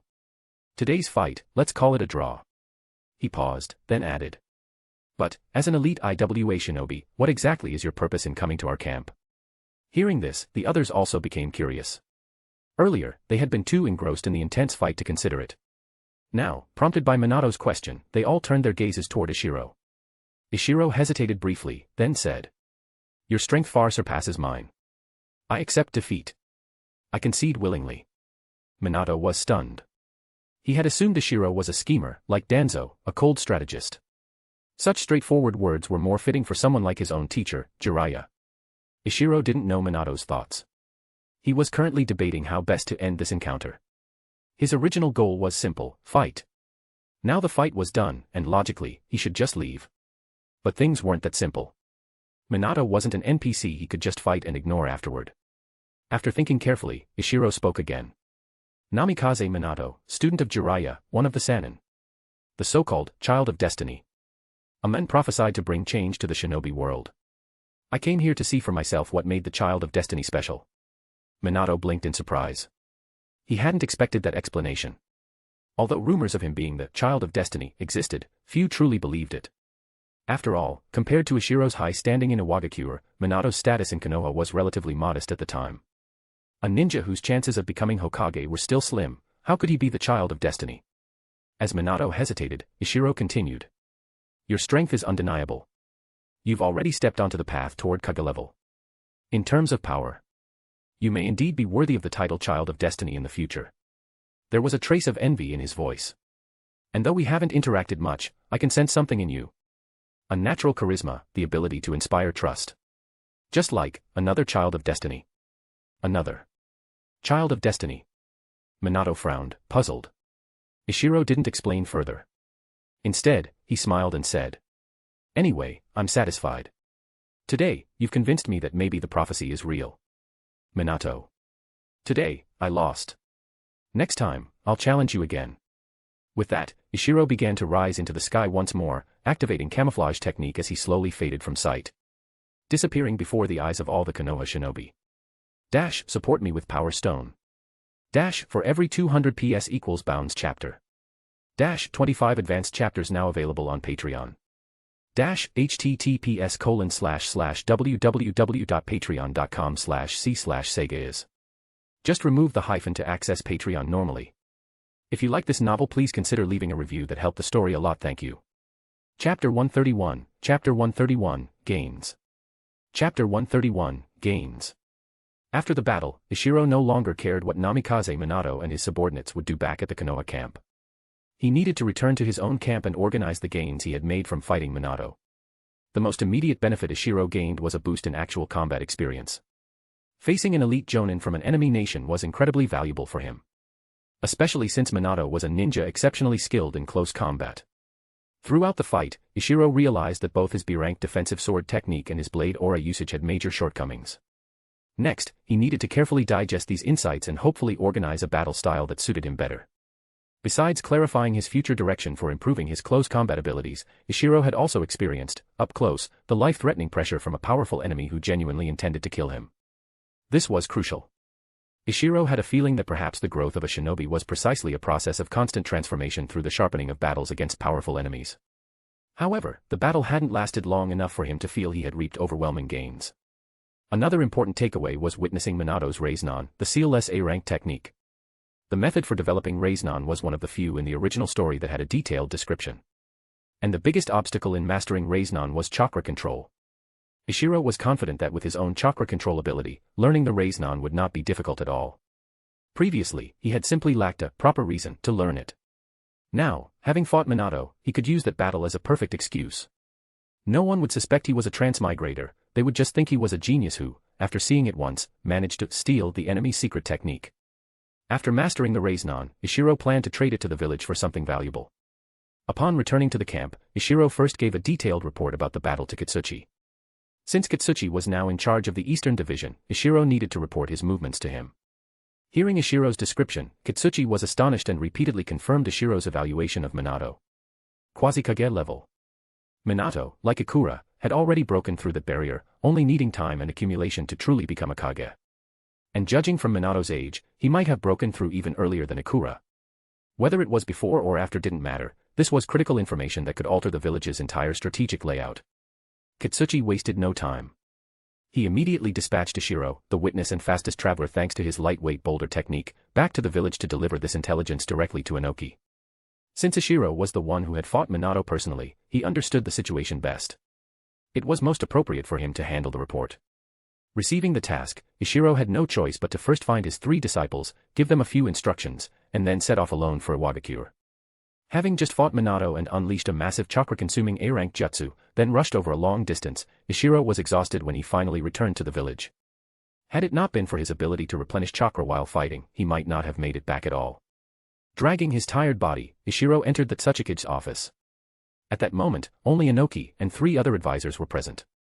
Sokka, the former Eastern Division commander, had already been transferred to the Southern Front. The reason for the adjustment was simple: Kumo and Konoha were now in a standoff. Thus, Iwagakure no longer needed to station so much power at the eastern border against Kumo. Sokka could be reassigned to reinforce the southern lines.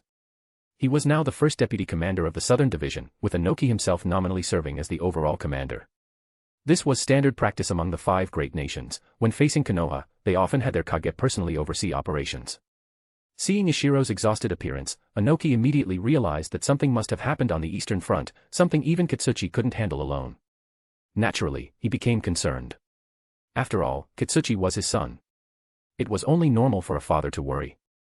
The 3 advisors also immediately tensed up. The youngest female advisor spoke first, anxiously asking, "Ishiro, you rushed back. Did something happen on the Eastern Front?" Ishiro didn't waste time and responded bluntly. "There's no immediate danger. I've returned to deliver an important piece of intelligence. The commander of Konoha's Eastern Division, Namikaze Minato, has, like Ikura, broken through to Quasi-Kage level." "What? How is that possible?" It wasn't that they doubted Ishiro's words. It was just that shock and envy overwhelmed them. Shock that Konoha would soon have yet another Kage-level combatant. Envy at Konoha's endless stream of talent. Were Kage-level ninjas something they could mass-produce? Understanding their feelings, Ishiro didn't keep them in suspense. He briefly described how he had been thoroughly suppressed by Minato during their fight. Hearing how Ishiro, who was considered one of Iwagakure's top talents, had been completely overwhelmed, the room finally fell silent, accepting the harsh truth. Before continuing the discussion on Minato, Inoki immediately issued an order to the ANBU. "Send a message to Sokka on the Southern Front. Tell him not to provoke Konoha yet." Why? Because Konoha, aside from Hiruzen Sarutobi, already had 4 Kage-level fighters. Danzo, root leader.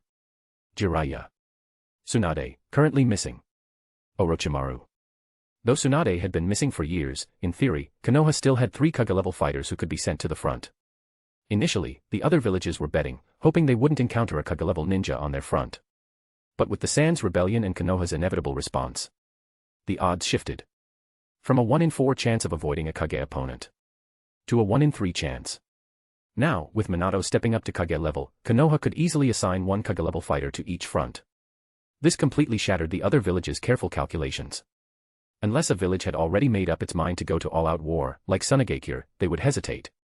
Because no one could guarantee they could handle the losses.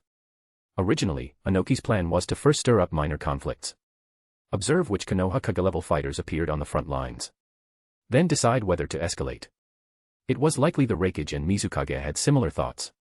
In fact, Inoki understood something critical. In the early stage of war, being marked by Konoha's Kage was not necessarily a bad thing. It was actually better than being left alone. Because the empty front might seem easy at first, but would invite Konoha's eventual revenge. In the past, the nations that preserved too much strength early in the war were always the ones that suffered most during Konoha's counterattacks. This pattern had already played out during the Second Great Ninja War. If you benefited early, you were targeted later. This was why the 4 allied nations would eventually turn on each other by the war's end. In the original timeline, Inoki had even orchestrated the death of the 3rd Reikage for this exact reason. From analyzing both the current situation and bits of canon information, Ishiro deduced. Iwagakure and Sunagakure fought Konoha fiercely in the early stages. Kirigakure was slow to engage and became more active later. Kumogakure remained unbowed until much later.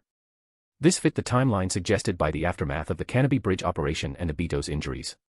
Thus, in the present, the title of second strongest nation remained vacant. Previously, that title belonged to the Land of Wind. But after the disappearance of the 3rd Kazekage, the strongest user of magnet release, sand had declined sharply. Meanwhile, the other major villages had only 1 standing Kage-level fighter each, excluding Jinchuriki. As for the upcoming new Kages, people like Yugura, Mist, Raza, Sand, and Cloud. No one could say yet whether they had broken through. Thus, the current ninja world had no clear second power after Konoha. After sending the intelligence off to Sokka, Inoki asked Ishiro for more details on Minato. Ishiro carefully replied. Minato's reflexes are extraordinary. He's a natural close combat fighter. But he's also well-rounded. When I fought him, he used B-rank wind release. And his hand seal speed was astonishing. As Jiraiya's disciple, he inherited the Mount Myaboku Toad summoning contract. The giant toad he summoned possessed strength comparable to Kage level. And lastly, he displayed a seal-less A-rank jutsu, likely of his own invention, based on the comments from the Konoha side. Hearing this, the advisors couldn't stay silent. Seal-less ninjutsu. An A-rank seal-less ninjutsu. You're sure? No one was surprised that much anymore, except that they were. In the shinobi world, the value of seal-less techniques was universally understood. Just Ishiro being able to use seal-less body flicker had already skyrocketed his combat power. And body flicker was just a C-rank technique. Imagine the impact of a seal-less A-rank ninjutsu like the Raise-non. This was practically unheard of. Unless you were Hashirama Senju casually clapping his hands. Or the Uchiha using their mysterious ocular powers. And even those were special bloodline techniques. Seeing everyone's stunned expressions, Ishiro quietly added. Lord Tsuchikage. When my water clone took a direct hit from Minato's Raise-non, I was nearby and observed it carefully. I think. If you give me some time, I can replicate it. What? Inoki, who had merely been frowning until now, jumped to his feet. The gift Ishiro offered was simply too immense. Adding a seal-less A-rank technique to Iwagakure's arsenal. Unthinkable. Without any hesitation, Inoki turned to the three advisors and said. If Ishiro succeeds in developing this Raise-non, and if it can be taught to others, I propose we reward him with access to an S-rank ninjutsu. The advisors were stunned. In Iwagakure, only those who reached Kage level were normally permitted to learn S-rank jutsu. For example, Ikura, after his breakthrough, was now studying an S-rank jutsu under Inoki's guidance. Ishiro knew this well, being close friends with Ikura. Previously, after helping Ikura awaken his fifth chakra nature, the two had grown even closer. Though Ishiro didn't know which S-rank jutsu Ikura was learning. He knew Ikura had been in closed-door training ever since. The oldest male advisor was the first to nod in agreement. After a moment's hesitation, the other two also approved. Ishiro himself had originally only hoped to trade the Raise-non for an A-rank jutsu. He had never expected it could be worth an S-rank jutsu. This outcome completely stunned him. We've hit 200 Power Stones goal as promised this week, here's the bonus chapter. Thank you for your support, please keep it coming. Chapter 132, Chapter 132, S-rank ninjutsu. Chapter 132, S-rank ninjutsu. After leaving the Tsuchikage office, Inoki ordered Ishiro not to leave the village until he fully developed the Raise-non. Exhausted, Ishiro first returned to his small house and rested for the night. When his chakra and stamina were fully restored the next morning, he bought a batch of balloons and began training following the method described by Jiraiya in the original story. Thanks to his exceptional chakra control, the process went even smoother than Ishiro had anticipated. He hardly used any of the balloons he had bought. After just 2 or 3 attempts, Ishiro successfully completed the training for the Raise-non. Due to the chakra consumption being quite heavy, he simply created a miniature Raise-non about the size of a ping-pong ball to conserve chakra. Then, Ishiro wrote down the training method, his understanding of the Raise-non, and even speculations about adding chakra nature transformations into it, compiling it all into a scroll. After finishing, he headed straight to report to Inoki. At that moment, Inoki was reading intelligence reports from the front lines. Seeing Ishiro return so quickly surprised him. Inoki had assumed Ishiro would be wholly focused on developing the Raise-non and had even told him he could requisition supplies directly from logistics. Ishiro, sensing Inoki's confusion, casually said. Lord Tsuchikage, I've completed the training. Here's the method for the Raise-non. He handed over the freshly written scroll. Inoki didn't take it immediately. He stared at Ishiro for a moment, stunned. Are you kidding me? An A-rank seal-less ninjutsu developed this quickly. Inoki had mentally prepared to sideline Ishiro for 1 or 2 months. Still, trusting Ishiro's character, Inoki accepted the scroll and began reading carefully. Once he finished reading Ishiro's notes and explanation of the Rasengan's core principles, he finally understood why Ishiro had succeeded so quickly. So the greatest difficulty lies in chakra control, Inoki muttered. Someone, call the 3 advisors to my office. The ANBU nearby immediately moved. Inoki then looked at Ishiro and asked. You mentioned balloons in your notes. Do you have any with you? Ishiro blinked, then said. Yes. Pulling out a large pile from his scroll storage. I originally thought training would take a long time, so I prepared a lot of balloons. Turns out. I succeeded very easily, so I had plenty left over. Inoki nodded, took a balloon, and began attempting the Raise-non training right there. The first try failed. But on the second attempt, Inoki succeeded in forming the chakra sphere. At that moment, the 3 advisors arrived. Their offices were close, so they came quickly. Seeing Inoki practicing with the balloon stunned them. Inoki immediately ordered. Head to the training grounds. Without waiting for a response, he left the office. The three advisors quickly realized something big was happening. They turned to Ishiro for confirmation. Ishiro simply nodded and said, "The Reborn has been successfully developed. Lord Tsuchikage has already learned it." Hiss. The advisors gasped and hurried after Inoki, with Ishiro following behind them. Before long, Inoki, the three advisors, Ishiro, and an ANBU squad arrived at an empty training field. Inoki looked extremely eager. He walked up to a giant boulder, extended his right hand, and in an instant, formed a chakra sphere slightly smaller than a soccer ball. Following Ishiro's description of Minato's combat method, Inoki pressed the Reborn against the boulder. Boom. The giant boulder shattered instantly, sending fragments flying everywhere. Everyone watching drew sharp breaths. It really is seal-less ninjutsu. And the power, definitely A rank. Inoki turned and looked at Ishiro. "Ishiro, you've learned it too. Show us." Embarrassed, Ishiro reluctantly walked to another boulder, extended his right hand, and slowly formed a tiny chakra ball. In the awkward silence of the crowd, he pressed it onto the stone. Boom. The sound wasn't bad. But the impact was vastly inferior to Inoki's. Everyone silently thought. If Ishiro had demonstrated first, would we even have considered this an A-rank technique? Probably not. Inoki and the others quickly realized the problem. Ishiro's chakra reserves were simply too low. Not wanting to embarrass Ishiro further, Inoki directly said, "Good job.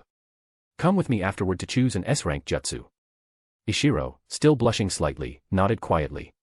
Inoki handed the Reborn scroll to the advisors, instructing them to arrange for suitable ninjas to study it. Then, he personally led Ishiro to the secret vault. This was Ishiro's second time entering the vault. The first time had been to learn an S-rank sealing technique. However, sealing techniques held a lower status than true ninjutsu. Back then, Ishiro had been supervised by a Jonan. Now, coming to study an S-rank ninjutsu, he was personally accompanied by the Tsuchikage himself. Inside, Inoki explained. "Our village doesn't have many S-rank ninjutsu. Honestly, based on your chakra reserves, it's a bit early for you to learn one. But with your excellent chakra control, it's good to get exposed early." Inoki retrieved a massive scroll, turned his back to Ishiro. Performed a complex series of seals. Then unlocked the protective jutsu. Opening the directory, he said, "Look through it. Pick one that suits you." Ishiro glanced at the index. Whoa, that's a lot. There were over 100 high-level techniques and sealing jutsu recorded here. Among them, at least 20 were true S-rank ninjutsu. Inoki shook his head and said, "Although there are 20 or so S-rank techniques, you'll see the problem once you look carefully." Ishiro looked, and immediately understood. Many S-rank techniques had special training requirements. For example, dust release, detachment of the primitive world technique. Dust release, boundary stripping technique. Both required mastery of dust release, a bloodline limit. Meaningless for Ishiro. There were several others similarly requiring bloodline abilities. Other techniques required massive chakra reserves, something only the Uzumaki clan could satisfy. Still others required bizarre conditions, like special affinity to earth element. After careful selection, Ishiro realized none of them were truly suitable for him. Probably, Inoki had expected Ishiro to choose ultra-lightweight boulder technique, an S-rank upgrade of lightweight boulder. Though its exact effects were unclear, it was unlikely to be disappointing. In the original story, Inoki and Gaara used it to block Uchiha Madara's meteorite. However, instead of following expectations, Ishiro picked another strange jutsu. This technique required an unusual sensitivity to gravity. Thanks to learning lightweight boulder technique, Ishiro barely qualified. The jutsu had no name. Its description was vague. After casting, it would pull surrounding objects toward the caster. Ishiro immediately thought, "Isn't this the Rinnegan's Bansho Tenin, universal pull?" Pointing to the technique, Ishiro asked, "Lord Tsuchikage, what's the origin of this one?" Inoki shook his head. "I don't know. My teacher died suddenly. He didn't pass on many secrets. I only know that no one's ever succeeded in mastering this jutsu." Seeing Inoki's puzzled look, Ishiro explained, "I'm on good terms with Nagato. He's even given me a few C-rank jutsu before. If I ask him for help, I think he wouldn't refuse. And with his help, I might really be able to learn this technique." Inoki thought for a moment, then nodded. "Very well. This technique consumes relatively little chakra among S-rank jutsu. If you can master it, it will indeed suit you." Inoki opened the scroll to the correct page, unsealed the technique, and allowed Ishiro to study it. Ishiro carefully memorized the entire description. taking nearly an hour to commit it to memory. Afterward, Inoki resealed the technique and relocked the scroll. Finally, as per protocol, he applied a sealing jutsu onto Ishiro's body to prevent the technique from falling into enemy hands if he died.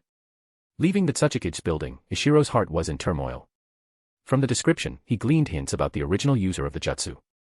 And based on that, Ishiro developed a bold hypothesis. This nameless gravity jutsu probably originated from Otsutsuki. Perhaps even one possessing the Rinnegan or the Tenseigan. Thinking back to the techniques surrounding it in the scroll. The technique before it, summoning a giant stone golem. The technique after it, forming a massive chakra sword to slay enemies. The next, a technique related to manipulating souls. Placed together, these jutsu resembled abilities linked to the Tenseigan. Though the Tenseigan and Rinnegan differed in form, their essence shared many similarities. After comparing the differences between the two, Ishiro concluded. This gravity technique likely originated from the Tenseigan. Support me with Power Stone. For every 200 PS equals Bounds chapter. 25 advanced chapters now available on Patreon. https://www.patreon.com/c/Sega is. Just remove the hyphen to access Patreon normally. If you like this novel, please consider leaving a review that helped the story a lot. Thank you. Chapter 133, Comprehending Gravity. Chapter 133, Comprehending Gravity. In Ishiro's memories, the Tenseigan had various abilities. Controlling puppets, manipulating giant stone golems, manipulating souls, and powers related to gravity and repulsion. In Tenseigan mode, one could even divert moonlight with a massive sword. These powers coincidentally corresponded closely to some of the ninjutsu recorded in the village's secret scroll. The Rinnegan's abilities were broadly similar, puppets, soul manipulation, and gravitational control, but they did not match the scroll's techniques as precisely as the Tenseigan's. This made Ishiro wonder.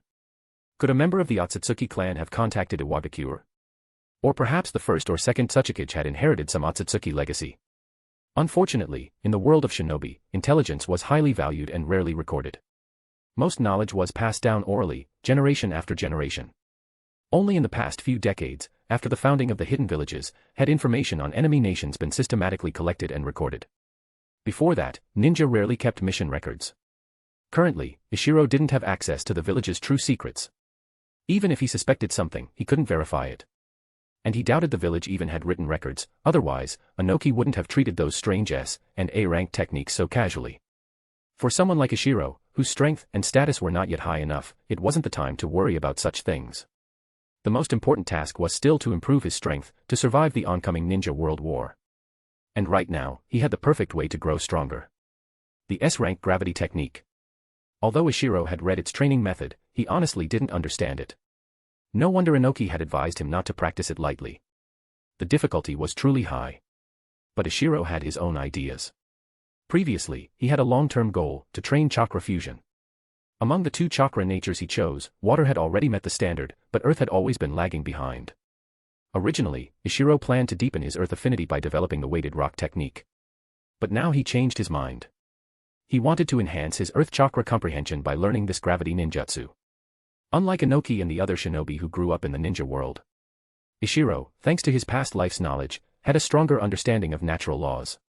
For example, he knew the farther from the ground, the weaker the gravitational pull. Yet living constantly inside an unchanging gravity field made it very hard to feel that force. Thus, Ishiro decided he would go into the sky to try sensing it. Once he decided, he acted immediately. Ishiro used the lightweight boulder technique to ascend as high as possible. In theory, it sounded simple. But in reality, things were not ideal. The planet he stood on was similar in size to Earth. Even at high altitudes, the gravitational difference was extremely minimal. Ishiro soared up to 5,000 or 6,000 meters. But still couldn't feel any meaningful change. Frustrated, he pushed another 1,000 meters higher. At this height, the lightweight boulder technique was clearly reaching its limit. No matter how hard he tried, Ishiro couldn't ascend further. He didn't understand why, but didn't dwell on it. Looking around at the clearly thinner atmosphere, he wondered what would happen if he cancelled the lightweight boulder technique here. Considering his body, strengthened by years of training in chakra reinforcement, he felt confident he would survive. With that, Ishiro deactivated the technique. Immediately, he felt himself enter a weightless state, and began free-falling. At first, Ishiro had planned to quickly reactivate the technique and halt the fall. But on impulse, he changed his mind. He decided to let himself fall freely. For about 20 seconds. He dropped from thousands of meters above the ground. Before hastily forming seals to activate lightweight boulder technique again. However, because of the long free fall and the delay from forming seals, by the time Ishiro acted, his falling speed had become terrifying. Even faster than his normal body flicker speeds. And he was falling straight downward. Had he delayed just a few seconds more, he would have smashed into the ground and turned into bloody paste. Exerting all his effort, Ishiro reversed his velocity with the technique, barely stopping about 100 meters above the ground. Even though he survived, the experience left him shaken. Landing shakily, Ishiro deactivated the lightweight boulder technique, intending to rest. But something was different. Maybe it was lingering fear. Maybe it was the trauma from weightlessness. But when he cancelled the technique, he sensed gravity differently. Because he had just been studying the gravity-related S-rank ninjutsu. Ishiro noticed this subtle change immediately. He carefully focused on it. He did sense something strange. But the sensation was too brief, vanishing quickly as his body adapted back to normal. Damn it, Ishiro thought. If only my body weren't so tough, maybe I could have sensed more. Still, it was progress. Originally planning to rest, Ishiro changed his mind. He checked his chakra, barely any was consumed. Let's do it again. Repeating the process. Ishiro once again ascended into the sky. Closed his eyes. Deactivated lightweight boulder technique. And began free-falling. As he fell, he counted. 1, 2, 3, 20. After reaching 20, he quickly activated the lightweight boulder technique to counteract his speed. Then, while still immersed in the lingering feeling of weightlessness, he meditated on the sensation of gravity. It worked. Over the next few days, Ishiro used all his time reserved for Earth Chakra meditation for this method. Though repetitive, his understanding of Earth Chakra improved dramatically. However, as his body gradually adapted to the experience, the method's effect weakened. But Ishiro didn't panic. He had another plan. Ask Inoki for help. Inoki knew Ishiro hadn't been assigned to the front lines yet, as he was focusing on training the S-rank technique. So he didn't rush him. Now, seeing Ishiro seek him out, he grew curious about the boy's progress. When he heard Ishiro's bizarre training method, Inoki was both shocked and furious. He harshly scolded Ishiro. But in the end, he agreed. He would spare a few minutes each day to assist Ishiro. Considering how busy Inoki was, Ishiro was truly grateful for this favor. Thus, each day, Inoki would fly Ishiro high into the sky. Then, Ishiro would deactivate lightweight boulder technique. Inoki would immediately apply weighted rock technique on Ishiro. This made Ishiro fall even faster than before. At the last moment, Inoki would switch from weighted to lightweight boulder, stopping Ishiro from crashing into the ground. Because of this process, the weightless sensation Ishiro experienced grew far stronger. Although his body suffered greatly, Ishiro forced himself to concentrate purely on perceiving gravity. The results were incredible. After one training session, Ishiro tested himself. According to a classified training scroll, the chakra cost of forming a standard-sized Earth-style wall could be used to measure one's Earth affinity. When Ishiro performed the test, he found he met the minimum standard. He could now begin chakra fusion training. Ishiro's eyes brimmed with tears. Since the moment he transmigrated, he had dreamed of using chakra fusion to evolve his body, to ascend to a higher form of existence. Today, he had finally taken the first step, though the road ahead was still long. At last, he had qualified to walk it. He quickly composed himself. There was no rush to begin fusion immediately. Since his Earth affinity was still relatively new, it would be better to further refine his chakra control. Thus, for the next 10 days, Ishiro continued practicing with Inoki's help.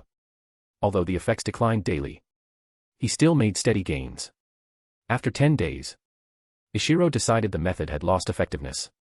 There was no need to keep wasting Inoki's precious time. He proposed ending the training and heading to the front lines.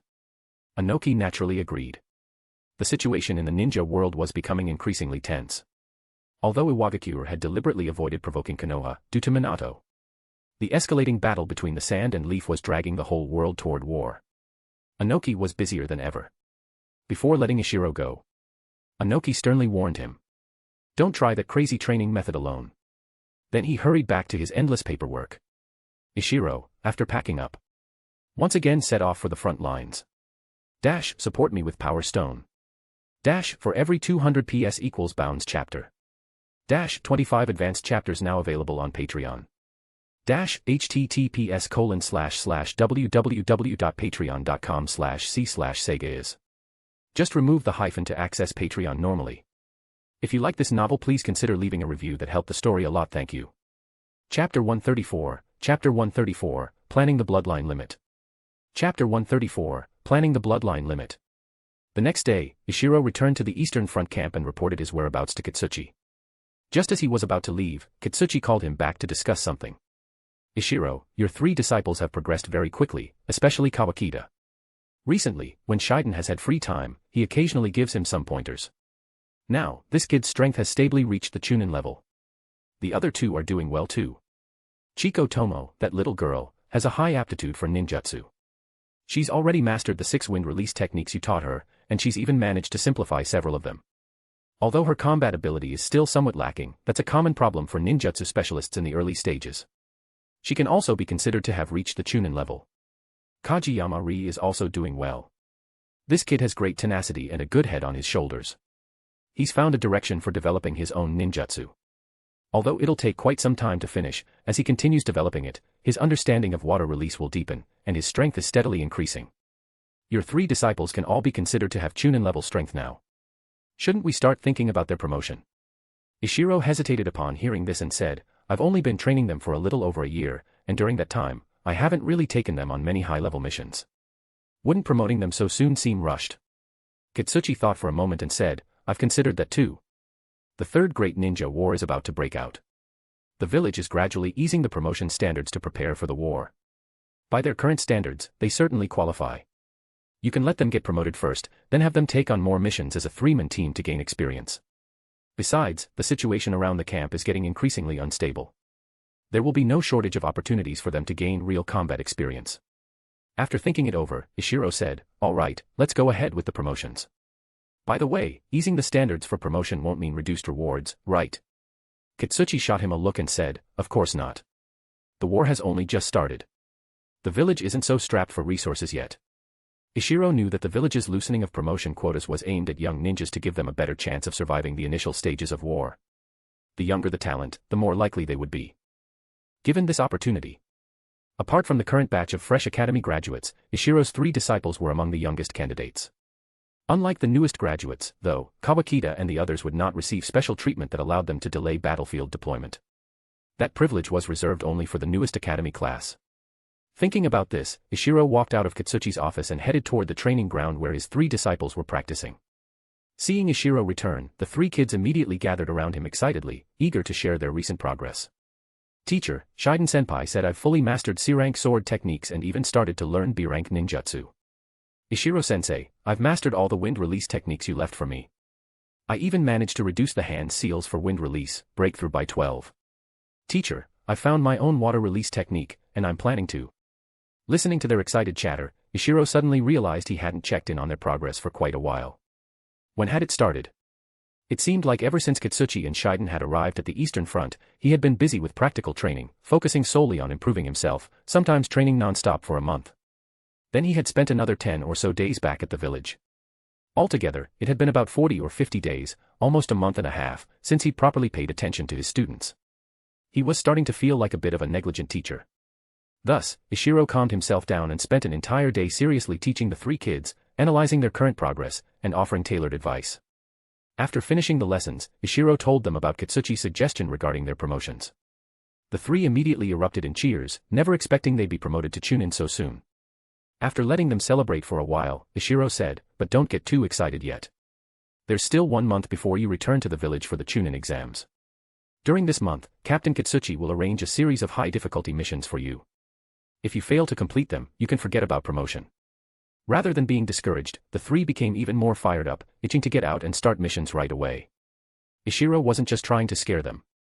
From the next day onward, Katsuchi began assigning them 1 C-rank or B-rank mission per day to toughen them up. Since they were stationed on the front lines, missions generally didn't take long to complete, but they were all fairly dangerous.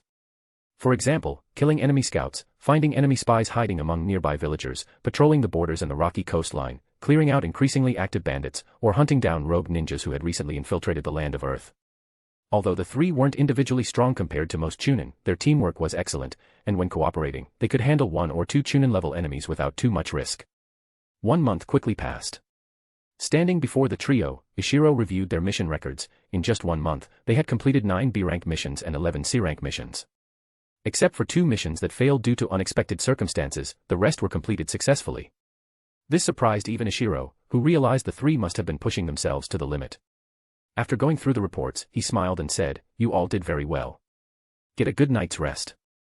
Tomorrow, I'll take you back to the village to participate in the Chunin exams." Yeah. The 3 cheered excitedly. Kawakita, in particular, got so carried away that he pulled at an arm injury, causing Ishiro to laugh heartily. Over the past month, all 3 had accumulated some minor injuries, but since the camp had medical ninjas on standby, they had been properly treated. A night's sleep would be enough to recover almost fully. The next day, Ishiro led his 3 students back to Iwagakure. Given the tight schedule, they traveled in a rapid marching formation and arrived at the village in just 3 days. The village had opened up the promotion eligibility to a wide range of candidates. Several hundred genin had registered for the Chunin exam this time. According to what Ishiro had heard, there would be around a few dozen slots available for promotion. With war looming, the village wasn't planning to make Chunin selection as complicated as Konoha's traditional system. Because the standards had been loosened, the exams wouldn't require participants to fight a seasoned Chunin like in past years. The rules were simple: all candidates would draw numbers and compete in 4 randomized matches. Based on their performance, the instructors would select who would be promoted. This year's chief examiner was none other than Ikura. As the only ninja aside from Inoki to have broken through a certain bottleneck, Ikura's strength made him more than qualified to oversee the exams. Assigning Ikura as chief examiner was also part of the village's plan to build his prestige. The day before the matches, Ishiro and his students arrived back at the village. Considering the kids had been away from their families for quite some time, Ishiro announced that they had the day off. The 3 children cheered and quickly dispersed to visit their families. Ishiro didn't concern himself too much with the upcoming exam. As a seasoned elite jonin who frequently interacted with the village's upper echelons, he understood the village's thinking very well. As long as his students didn't perform terribly, even if they failed to promote this time, once the war started and casualties mounted, they would eventually be promoted anyway. The only difference would be whether it happened sooner or later. For Ishiro, this return to the village was a break as well. Over the past month, while his disciples had been frantically completing missions, Ishiro hadn't been idle either. He had officially started training in chakra fusion. Following the detailed methods recorded in the secret archives, Ishiro began his experiments. The steps were laid out clearly.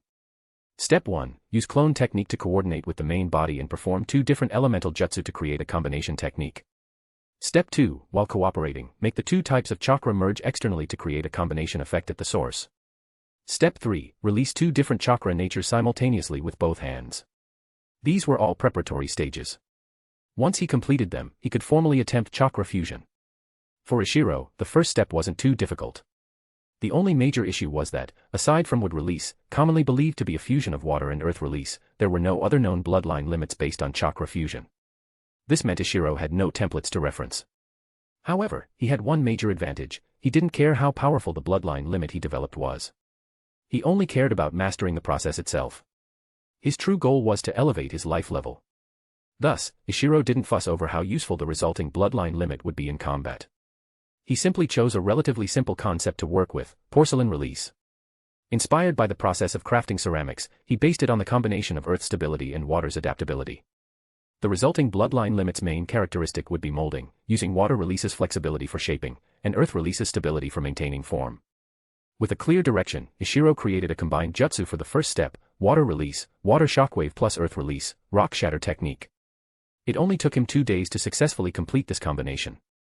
Watching the mixed torrent of water and stone rush forward, Ishiro couldn't help but regret not thinking of it sooner. Compared to the wide but low damage water shockwave technique alone, embedding it with fine stone fragments drastically boosted its lethality. If the caster could control the movement of the embedded stones within the water, concentrating attacks on specific targets, Ishiro believed the technique's rank could even be upgraded by 1 level. After achieving this success, Ishiro immediately convinced Katsuchi to have all frontline ninjas train in this new combination jutsu. He even experimented by combining water shockwave plus rock shatter plus lightning conduction into a 3-element hybrid jutsu. The results were even more astonishing: water shockwave covered a wide area, lightning conduction paralyzed enemies, and rock shatter delivered precise follow-up attacks. The combined technique was powerful enough that even Jonan wouldn't dare take it lightly. Support me with Power Stone. For every 200 PS equals bounds chapter. 25 advanced chapters now available on Patreon. https://www.patreon.com/c/sega. Just remove the hyphen to access Patreon normally. If you like this novel, please consider leaving a review. That helped the story a lot. Thank you. Chapter 135, Preparations for the Bloodline Limit. Chapter 135, Preparations for the Bloodline Limit. The first step only took Ishiro 2 days, but the second step was much more troublesome. Both Ishiro and his Earth clone could cast jutsu independently, but once their chakra began to intermingle, the techniques could no longer be formed. After the two chakra natures infiltrated each other, they would collapse and dissipate before a jutsu could be established, due to mutual interference. This was the first major obstacle in chakra fusion training. If one couldn't even control chakra after mutual permeation, then fusion was impossible. Fortunately, Ishiro had a solid foundation. His Earth nature had already surpassed the minimum requirements due to extensive S-rank ninjutsu training. His understanding of water release was even deeper. After all, he had successfully developed an A-rank water release technique. Additionally, Ishiro's chakra control was far superior to that of an average elite Jonan. So although this process was difficult, after a month, Ishiro managed to overcome it. However, when he began the third step, he ran into more trouble. For a ninja, splitting focus wasn't too difficult. It wasn't like those martial arts novels where someone needed to draw a circle with one hand and a square with the other. Chakra was a miraculous energy source. It enhanced not only a ninja's body but also their mind. So multitasking came naturally to shinobi. The best examples were puppeteers who could simultaneously control multiple puppets with flawless precision. But converting chakra within one's body into two different elemental natures at the same time, that was a true challenge. After many attempts, Ishiro found that the real bottleneck was still his insufficient understanding of Earth release. So after returning to the village, Ishiro decided not to attend his disciples' Chunin exams. Instead, he would spend the next few days pushing forward his S-rank ninjutsu training. Ishiro had already reached the bottleneck of gravitational insight. So, he decided to seek out the Akatsuki. Ever since the Akatsuki had left the land of rain, Ishiro had lost all contact with them. At the time, he hadn't even known the Akatsuki's future direction. But now that over a year had passed since their departure, and with Ishiro deliberately paying attention, he had learned a few things about their movements. Surprisingly, the Akatsuki had abandoned their stronghold in the land of rain and relocated to the small countries between the land of birds and the land of bears, places so minor they didn't even have hidden villages. Over the past year, the Akatsuki had managed to convince the daimyos of those countries to allow them to establish Akatsuki branches. Moreover, the Akatsuki avoided dealings with mid-sized countries like the land of rain, birds, or bears. Instead, they began promoting peace among the many tiny nations in between. To these small nations without any ninja villages or protection, the Akatsuki offered security and peace that they had never known before. Many daimyos expressed enthusiastic support. Since the Akatsuki didn't place unreasonable demands like the great nations did, the small country daimyos were more than happy to cooperate. From the looks of it, the Akatsuki were now fully committed to the small country route. Unlike Ishiro's tendency to wash his hands of political matters, Inoki had been keeping a close watch on the Akatsuki's movements. For every small nation the Akatsuki took under their wing, Inoki sent someone to establish trade deals with them. So even though Ishiro hadn't followed up much over the past year, once he explained the situation to Inoki, he was immediately updated on the Akatsuki's recent developments. Once Ishiro learned the whereabouts of Yahiko's team, he paid a quick visit to Ikura's home, asking him to watch over the 3 disciples. Then, he departed the village in a hurry. While Ishiro's search for the Akatsuki will be covered later, back in the village, his 3 students' participation in the Chunin exams had already stirred quite the commotion among the genin. News of this special round of promotions had spread widely. Most genin had heard something about it, though many didn't take it seriously at first.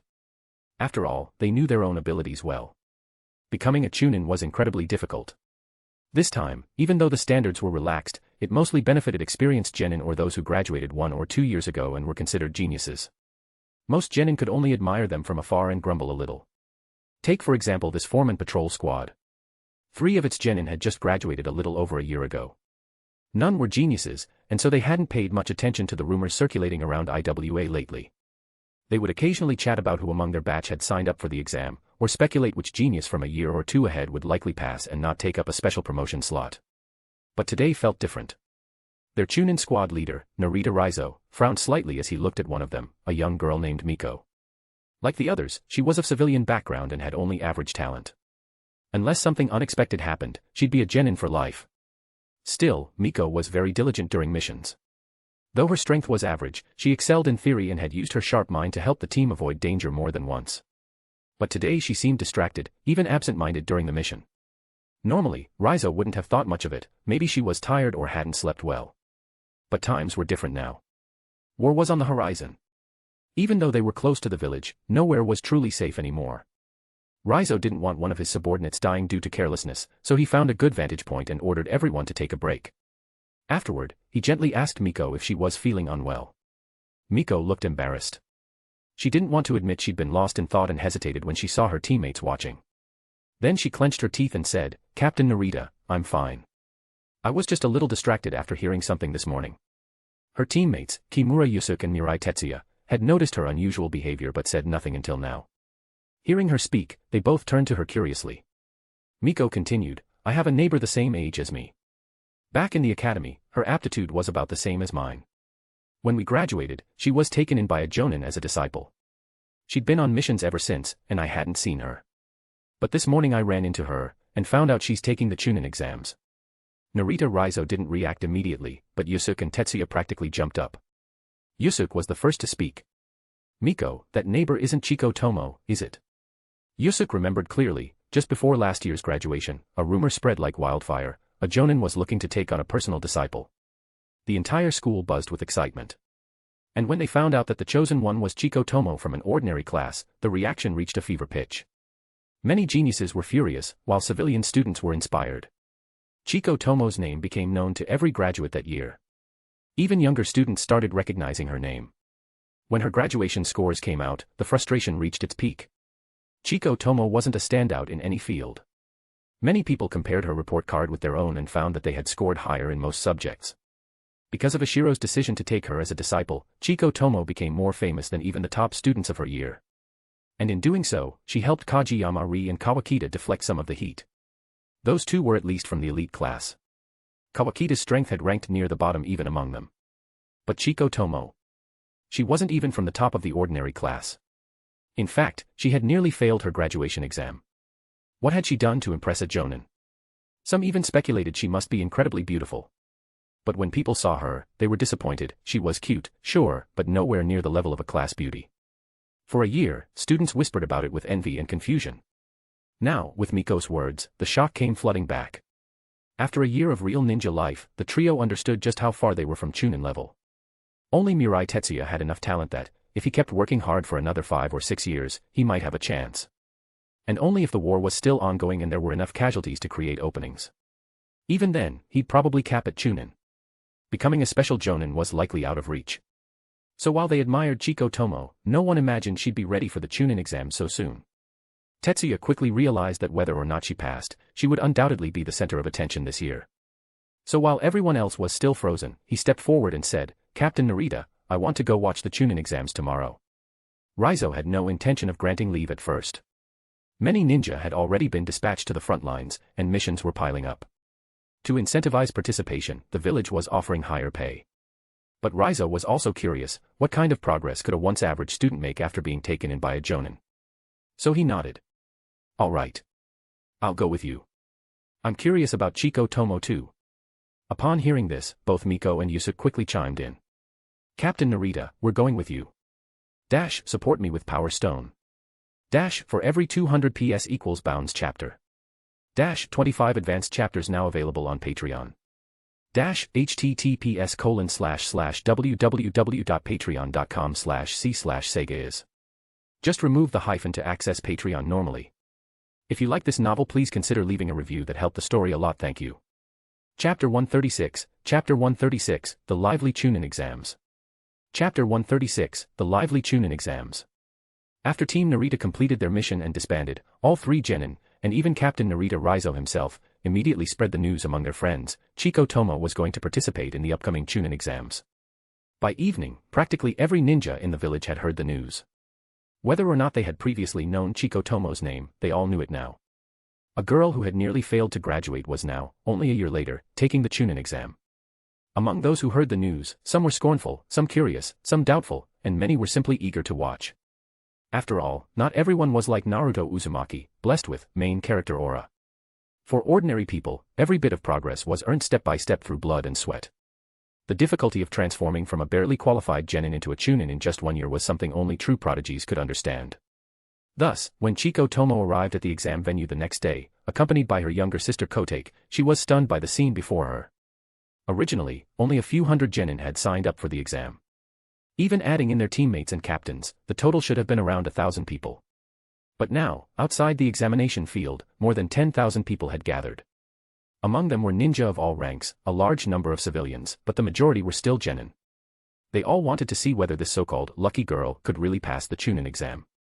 Only Chiko Tomo and her sister Kotake, who had stayed indoors all day yesterday, were unaware of the uproar they had caused. Kageyama Ri and Kawakita had, of course, heard the news early on.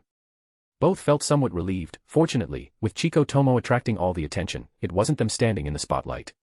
At this moment, the two boys were waiting outside the training field for Chiko's arrival. When they saw Chiko's utterly confused face, Kageyama Ri immediately understood. She had no idea she was the culprit behind today's spectacle. Kageyama quickly pulled Chiko and Kotake aside to a quiet spot and gave the two bewildered sisters a quick summary of what had happened. Upon hearing it, the sisters' mouths formed perfect O shapes. Before they could recover from the shock, Kawakita spoke first. Now we've become the focus of this year's Chunin exam, and with Ishiro-sensei absent, what should we do? That had been the very reason Kageyama and Kawakita had been waiting outside. Influenced by Ishiro, none of them enjoyed being in the spotlight. They weren't used to being the center of attention. Although Kageyama and Kawakita came from ninja families and had some composure, Chiko Tomo, as a civilian-born ninja, was even more overwhelmed.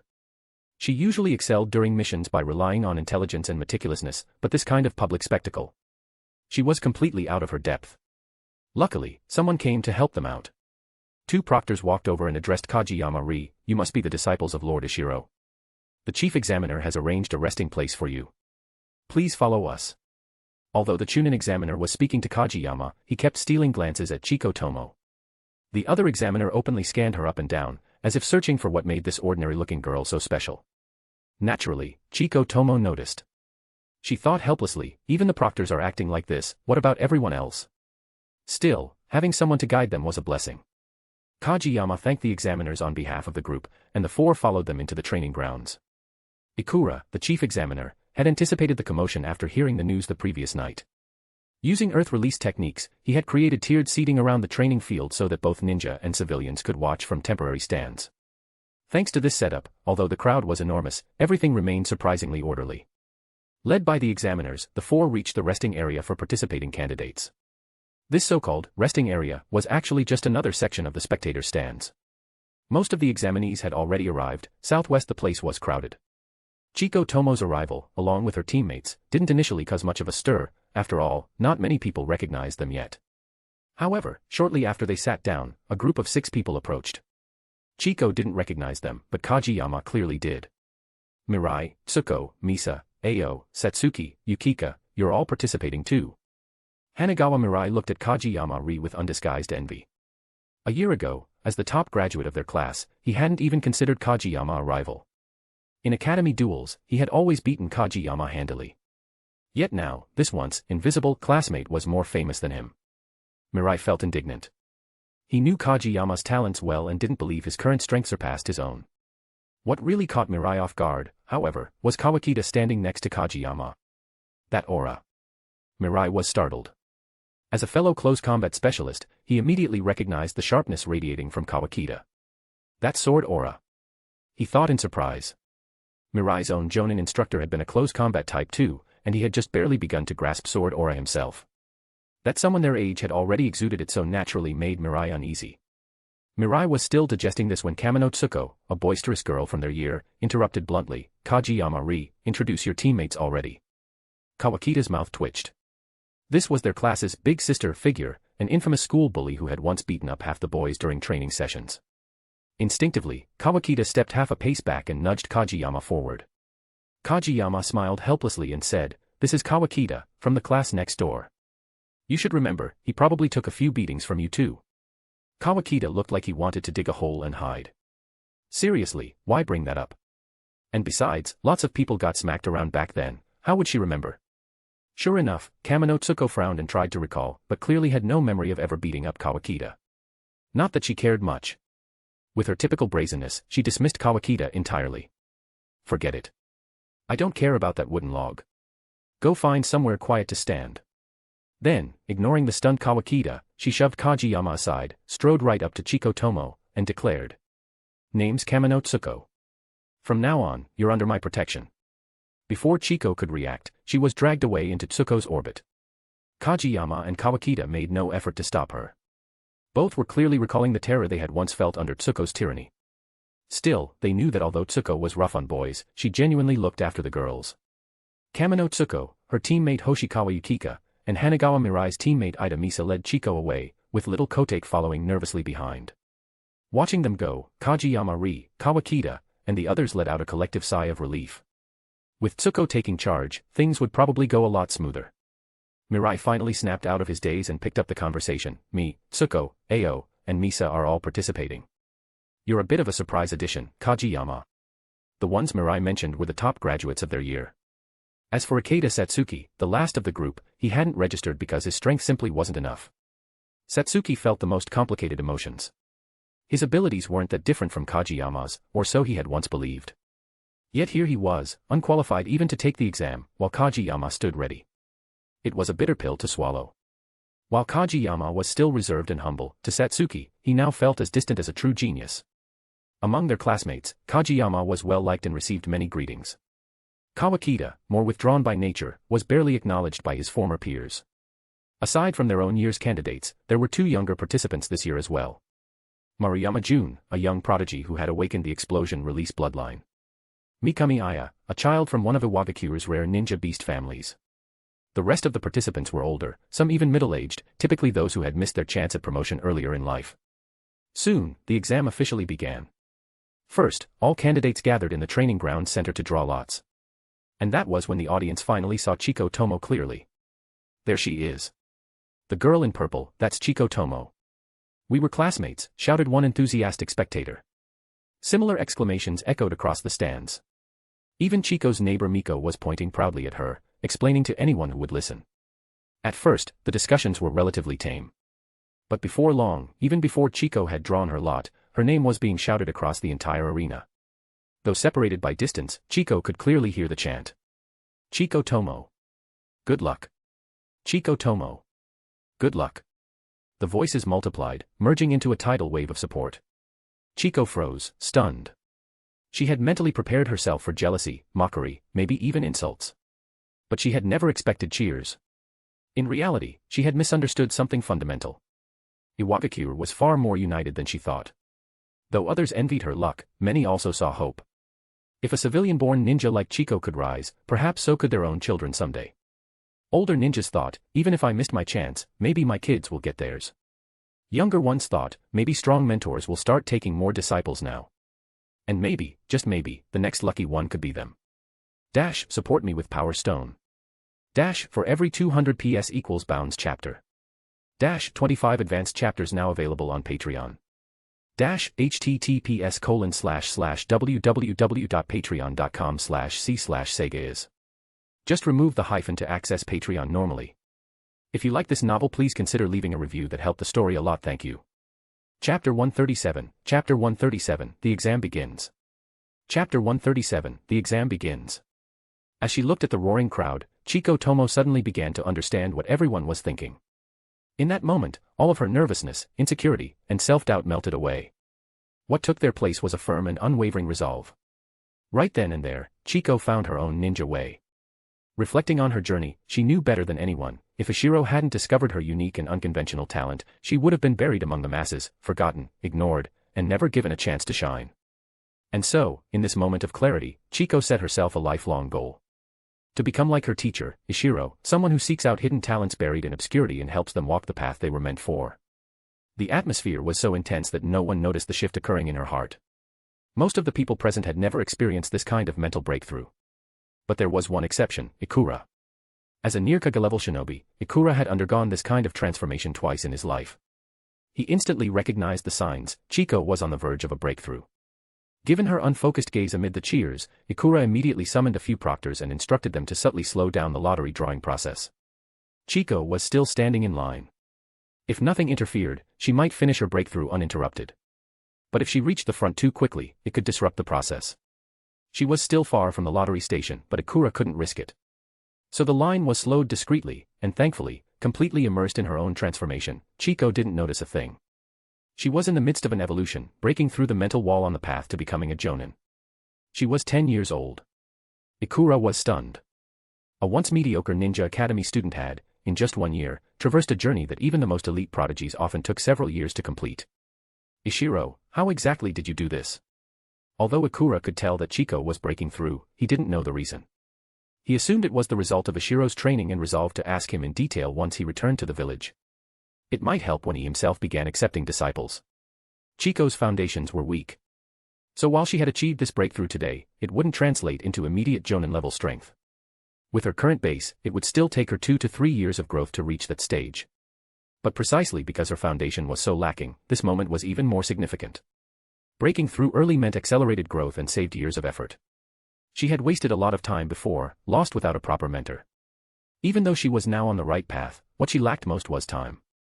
After a while, just before she reached the front of the line, Chico completed her breakthrough. Ikura let out a breath of relief. He had been more anxious about her progress than he ever had been about his own.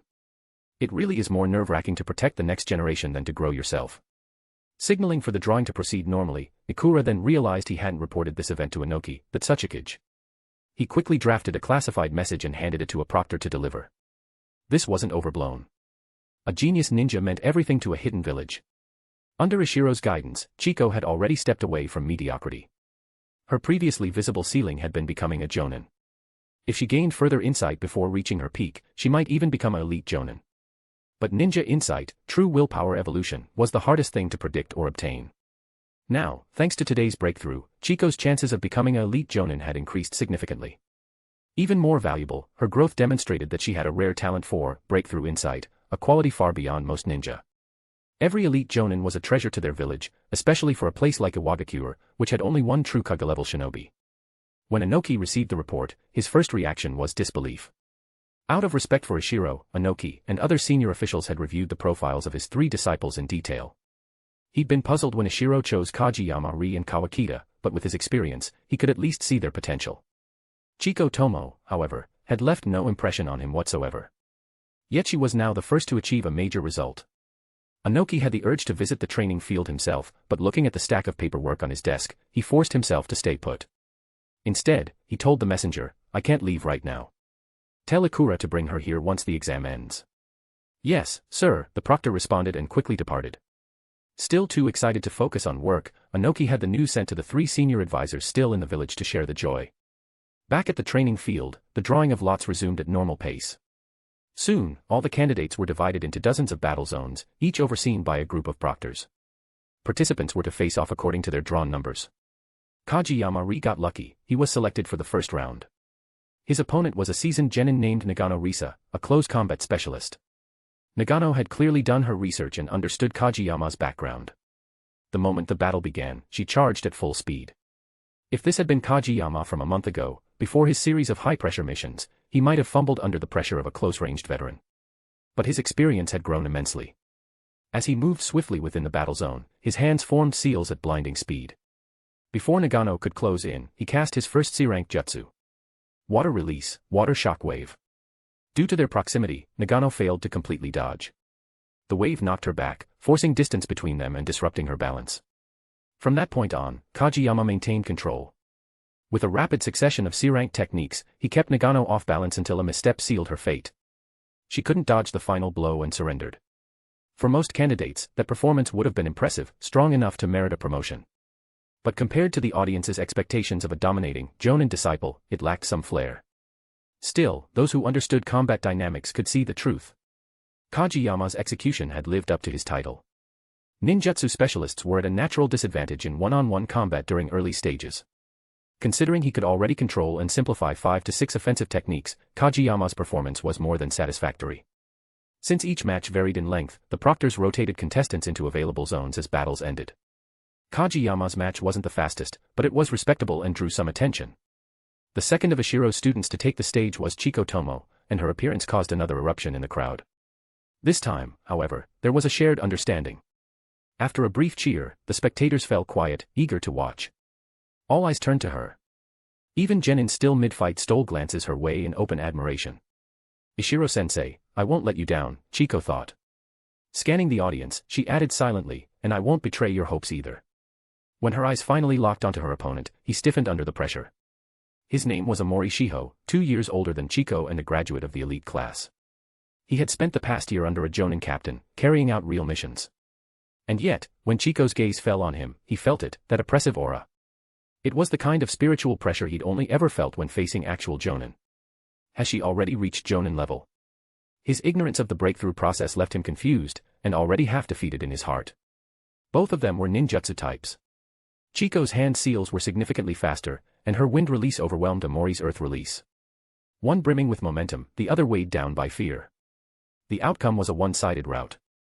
With just 2 wide-area wind release attacks and flawless control, Chico forced Amori into retreat and left him no opening. In the end, he had no choice but to admit defeat. The crowd erupted.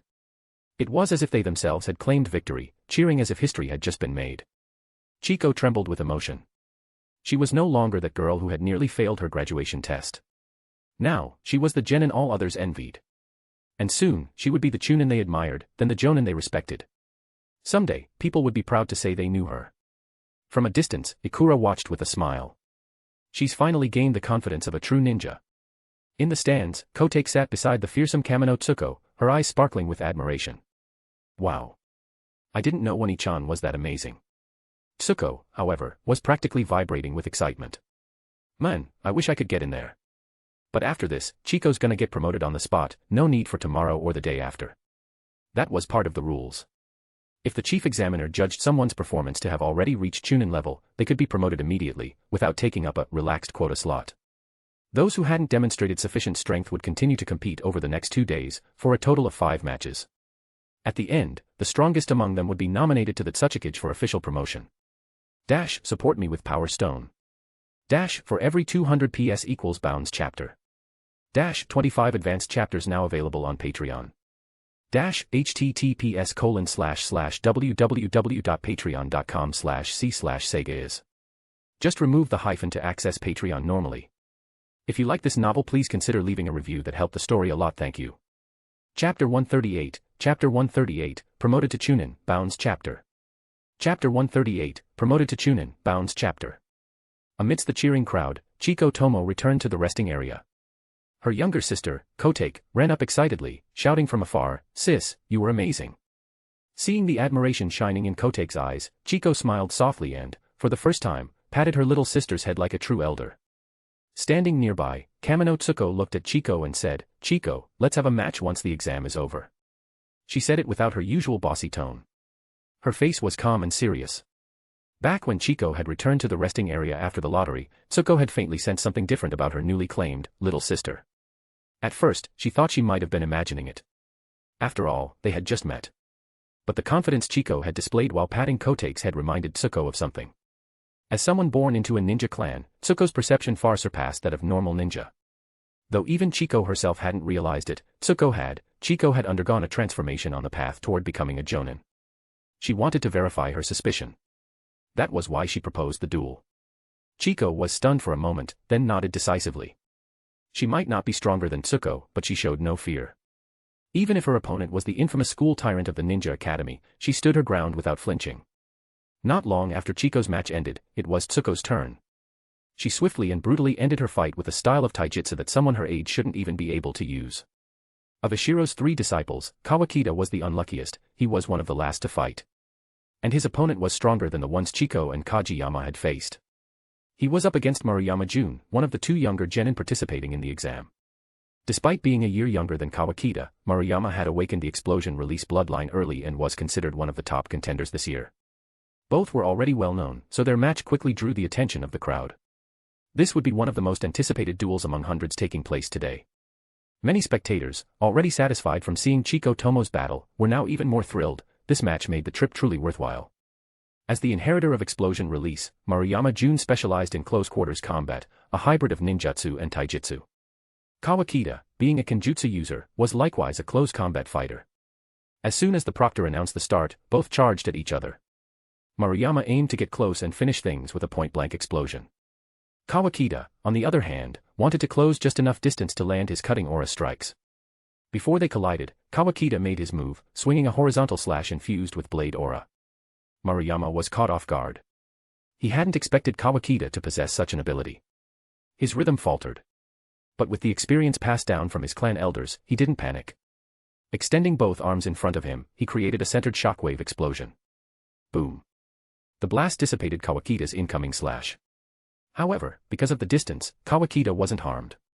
He frowned. This was his first time facing a bloodline limit technique, and the power of explosion release alarmed him. Even though his blade aura was still at the beginner stage, it could easily slice through standard C-rank jutsu. But explosion release not only dispersed his attack, it continued to expand afterward. Its destructive power was likely on par with some B-rank techniques. Sensei was right, Kawakita thought. Bloodline limits often push a technique up by a full rank. Judging from how effortlessly he used it, that was probably a C-rank jutsu, yet its power was closer to B-rank. And, he didn't even form hand seals. Kawakita's brows furrowed. If this technique had no major weakness, this fight might be in real danger. While Maruyama's advance had stalled from the explosion, Kawakita unleashed another diagonal slash. Maruyama noted that this attack also didn't require seals. His expression tightened, his opponent was clearly a threat. Previously, close-range enemies couldn't handle his sudden explosions, and ranged opponents couldn't cast fast enough to pose a danger. But Kawakita's blade aura could be used both near and far, and without seals. For the first time, Maruyama felt like he had no clear opening. As they exchanged several moves, Maruyama managed to neutralize Kawakita's attacks using his explosive fists and palms. But the repeated clashes revealed a major flaw in explosion release, its limited range. Explosion release was a fusion of lightning and earth chakra, granting explosive properties. While that was an advantage, it also posed a problem. Once released from the body, the chakra became unstable. Controlling it wasn't impossible, but it was extremely difficult. Maruyama's control wasn't refined enough yet. Kawakita smirked. Found your weakness. After a brief pause, Kawakita came up with a plan. He deliberately made it seem like his blade aura technique had a delay, like his control had lapsed. Maruyama took the bait. Seeing the opening, he accelerated and quickly closed the gap. At the same time, he prepared for another explosion, anticipating a counterstrike. But the blade aura never came. Instead, a kunai flew straight at him. A kunai. Maruyama was puzzled. Kunai were common tools, sure, but not something capable of breaking through explosion release. Then, he noticed the faint red glow. An explosive tag. His eyes widened. No way. Could he really have figured out explosion release's flaw so quickly? While explosion release users could control their own explosions, they couldn't control external ones. In fact, outside explosions disrupted their chakra. Maruyama wasn't advanced enough to counter this flaw. Maybe in a few years, with more training, he could refine his control and mitigate the weakness. But not today. He couldn't take the risk. Quickly dispersing the chakra gathered in his hands, he changed direction, trying to avoid the blast. Boom. The explosive tag detonated. Thanks to his experience, Maruyama adjusted his position just in time. The shockwave still hit him, but he wasn't seriously injured. Yet before he could recover, a blade aura sliced right past him, grazing his side. He froze. I lost. Maruyama was stunned. He knew Kawakita had held back, otherwise, that last strike could have ended him. It was his first loss against a peer. He had always taken pride in being unmatched among his age group. Now, he struggled to accept the result. The proctor announced Kawakita's victory. Maruyama looked at Kawakita's calm expression with mixed feelings. Was this guy really the bottom-ranked student in the elite class a year ago? No way being a Jonan student could cause this much improvement, could it? After all, he'd also been personally trained by his clan's top Jonan instructors. But it didn't matter how much he resisted the truth, he had lost. The crowd erupted in surprised cheers. Even though the fight had gone several rounds, the techniques were fast and seal-less. To the audience, it looked like a quick, intense exchange, and then Kawakita emerged victorious. Wow, this Kawakita's amazing. He just took down Maruyama Jun. Being chosen by a Jonin really changes your fate, huh? At that moment, Ishiro's reputation in the village hit a new high.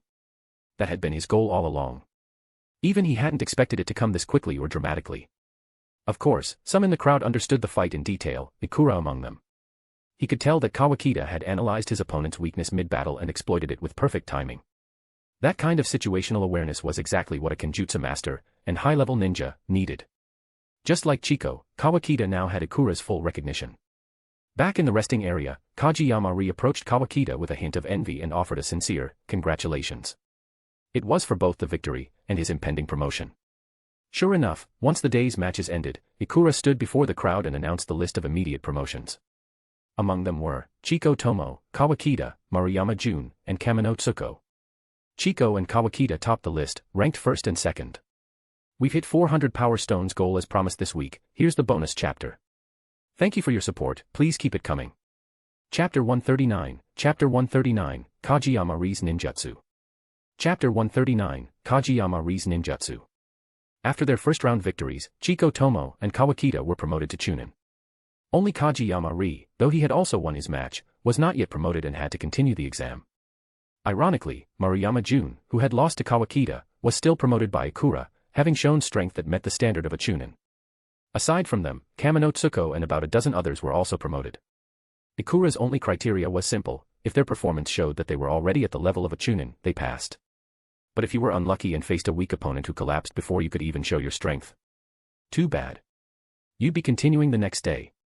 Hanagawa Mirai was one such case. His strength was unquestionable, but his opponent was too weak, he didn't even have time to go all out before it ended. So, among the promoted were the standouts, and others with similar strength were still left waiting. Kageyama Ri was barely among the latter. His abilities had just reached the lower threshold of Chunin level. Without an evenly matched opponent, it was difficult for him to show his full power. After the matches ended, Kageyama, Kawakita, and Chiko were about to leave the training field together when they were stopped by a proctor. The proctor was sent by Ikura, but only to summon Chiko. So, Chiko had no choice but to entrust her sister Kotake to her two teammates while she went to meet Ikura. Chiko wasn't too surprised. Given her performance and the attention she'd received, she expected some sort of follow-up. But when Ikura told her that Tsuchikage Inoki wanted to see her, she couldn't help but cry out in shock. The Tsuchikage, leader of Iwagakure, said to be one of the strongest shinobi in the world. Yes, according to IWA propaganda, that was the truth. After all, Inoki wielded the only known dust release, a Kekii Tota. In terms of jutsu tier alone, it was the ultimate. Unlike the outlier Ishiro, most ordinary shinobi of IWA had never seen the Tsuchikage up close, except in public ceremonies. To them, Inoki was a powerful and mysterious figure. And now, that godlike man wanted to meet her. Chiko was understandably overwhelmed. Ikura, knowing what she was feeling, calmly explained everything to her on the way to the Tsuchikage's office. He also took the opportunity to teach her about the process of breaking through to Jonan. The girl who had just been celebrating becoming a Chunin now found herself dazed once again, her future suddenly clearer and brighter. Still in a daze, Chiko followed Ikura all the way to the Tsuchikage Tower, where she was granted an audience with Inoki. Inoki studied her briefly before speaking. Chiko Tomo, right? You're just like your teacher. Achieving a key breakthrough at such a young age. This is wartime, and I need morale boosters. I plan to publicize your advancement. I hope you'll understand. Chiko nodded automatically, unsure if she even fully grasped what was being said. But if the Tsuchikage said it, it had to be right. As compensation, you may select one B-rank ninjutsu, free of charge. This was a rare privilege. Even Ishiro and Ikura hadn't received such treatment in their youth. Though Inoki claimed it was compensation for using her as a symbol, it was also to make up for the village's long-standing neglect of her potential. He didn't want her, a budding genius, to carry resentment toward the village, regardless of how loyal she might seem now. This time, Chiko fully understood. The moment she heard she could receive a free B-rank jutsu, she almost jumped with joy. Her ninjutsu development had been stuck. In this respect, Kageyama had it easier, thanks to Ishiro knowing multiple high-level water release jutsu and guiding him through them. But Ishiro didn't know wind release. Chiko, with her limited chakra reserves, hadn't been given the 1 B-rank wind jutsu Ishiro had. Thus, her development had hit a major wall, a lack of exposure. Broader perspective is everything when developing new jutsu. For example, Ishiro's water-cutting blade was inspired by the water whip. Chiko had mastered 6 C-rank wind release jutsu taught by Ishiro, and all her attempted jutsu creation had been based on them. Frankly, it was laughable. Fortunately, even if Ishiro didn't know wind release, he still had sharp insight and had introduced Chiko to various canonical wind techniques. That had allowed her to keep developing, barely. But she was still facing a bottleneck. Now that I've broken through to the Jonan path, Chiko thought, my chakra capacity will grow fast. Once that happens, Ishiro-sensei should let me learn that B-rank wind release. I'll have 2 in total. Her eyes lit up with hope. The meeting with Inoki was short. After a few parting words, he let Ikura escort her out. Once they exited the Tsuchikage Tower, Chiko rushed off to find her teammates and sister to share the good news. The next day, Kageyama's bad luck continued. His opponent was even weaker than his first-round foe. He still wasn't promoted. It wasn't until day 3 that things turned around. His opponent was the equally unfortunate prodigy Mikami Aiha. Maybe this was Ikura's arrangement, but many capable genin were now matched with opponents who could push them. After seeing both Kawakita and Maruyama promoted despite their duel, everyone had realized something. A good opponent was a blessing. Winning didn't matter as much. When Kageyama and Mikami saw each other, both breathed a sigh of relief, and began their match in earnest. Mikami Aiha was the same age as Maruyama and one of the youngest participants. While Maruyama's edge was his bloodline limit, Mikami's strength lay in her ninja beast companion. Iwagakure had very few ninja beast clans, and even fewer ninja beasts. That was why Shironiko cat companion had been so highly valued. Mikami hailed from one such rare clan. Her ninja beast was an armadillo. Though still in its growth stage, it was fast and specialized in piercing attacks. Most genin couldn't withstand it. And she didn't fight alone, Mikami herself was also a capable shinobi. Kageyama had watched her battles over the past 2 days. He remembered the armadillo clearly. While its overall strength wasn't yet at Chunin level, its speed and power were already there. For a ninjutsu-type shinobi like Kageyama, that was the worst kind of matchup. So, from the beginning, he adopted a counterattack strategy. He began with a water shockwave, altering the terrain. Armadillos preferred dry rocky ground. The water disrupted both Mikami and her beast's rhythm. Though they dodged the initial attack, Mikami quickly realized what had happened. Damn, we walked into it. But Kageyama didn't press forward. Instead, he cast water clone jutsu, a rare and taxing technique. Seeing this, Mikami cursed herself for not reacting sooner. Letting a ninjutsu user prepare at their own pace was a rookie mistake. Without delay, Mikami and the armadillo circled left and right, attempting a pincer maneuver. She assumed the clones were to even the numbers, so they'd fight 1v1. But Kageyama had other plans. His water clone formed hand seals and cast water wall. To Mikami's disbelief, a circular water barrier surrounded both Kageyama and his clone. That's when she realized his real intent, to create a protected zone where he could cast high-level attacks. Not wanting to give him that chance, Mikami tested the wall with pincer attacks from both sides, only to see the barrier regenerate. That was one of Kageyama's recent innovations, a self-repairing ring-shaped water wall. Unless overwhelmed by an extremely powerful strike, it could sustain itself as long as chakra allowed. Did Mikami have such power? Yes, but only through a combination attack. She and the armadillo regrouped. Then, the beast climbed onto her back. Mikami retreated slightly, then charged forward. Halfway through, she curled into a ball, enveloped by the armadillo's shell. Together, they formed a spinning, high-speed projectile. Wham! The sphere struck the water barrier. The outer layer, hardened by 2 chakra sources, grinded the barrier down in seconds. Then, boom! The water wall shattered. But once they emerged on the other side, surrounded by misty water vapor, they realized something was off. Before they could split apart, a high-pressure water thread shot up from below and wrapped around them, binding them tightly like a cocoon. When the mist finally cleared, the proctor saw the two unharmed, just bound, and let out a breath of relief. Then, the announcement. Kageyama re-wins. Only then did Kageyama release the water thread and let out a deep sigh. This match had weighed heavily on him. Both of his teammates had passed in one try, yet he, the acting team leader, was the last. But now, it was finally over. And today, his performance had definitely earned him the promotion. Dash, support me with Power Stone. Dash, for every 200 PS equals Bounds chapter. Dash, 25 advanced chapters now available on Patreon. Dash, https://www.patreon.com/c/Sega is. Just remove the hyphen to access Patreon normally. If you like this novel, please consider leaving a review that helped the story a lot. Thank you. Chapter 140, Reunion. Chapter 140, Reunion. The jutsu Kageyama used to bind Mikami Aiha at the end of their battle was actually a self-developed C-rank technique. It wasn't fully refined yet and came with many limitations. First, it required a water-rich environment. Second, it had an excessive number of hand seals. And third, it was relatively easy to detect. But during today's match, everything Kageyama did was to set up this one jutsu. He used water shockwave to change the terrain and create a water base. Then, protected by his water wall, he had enough time to complete the lengthy sequence of hand seals. Finally, when his wall collapsed under Mikami's combination technique, he allowed the wall to disperse, creating mist and droplets that obscured Mikami's vision. Only then was Kageyama's water thread able to slither, undetected, from his own feet toward Mikami, hidden beneath the water's surface. It struck at the perfect moment. The nearby Chunin proctors hadn't caught on, but Ikura had. He clearly saw the jutsu's weaknesses, and Kageyama's ingenious planning around them. This raised Ikura's opinion of him greatly. To manipulate the battlefield to one's advantage, utilize every available condition, and secure victory, this was exactly the mindset of a Chunin. Among Ishiro's 3 students, Kageyama Ri was the most mentally mature. It proved Ishiro had chosen the right person to act as team leader. After the 3rd day of matches, Kageyama's promotion to Chunin was finally confirmed. Surprisingly, Ikura also promoted Mikami Aiha, after some hesitation. Mikami's strength had long since reached the required level, but her mindset had been lacking. Originally, Ikura hadn't planned to promote her. But her behavior after losing to Kageyama changed his mind. She didn't complain or protest. Instead, she grew noticeably calmer. After a long look at Kageyama, she simply said, "Next time, I'll win," before walking off. With that, all 3 of Ishiro's disciples were officially Chunin.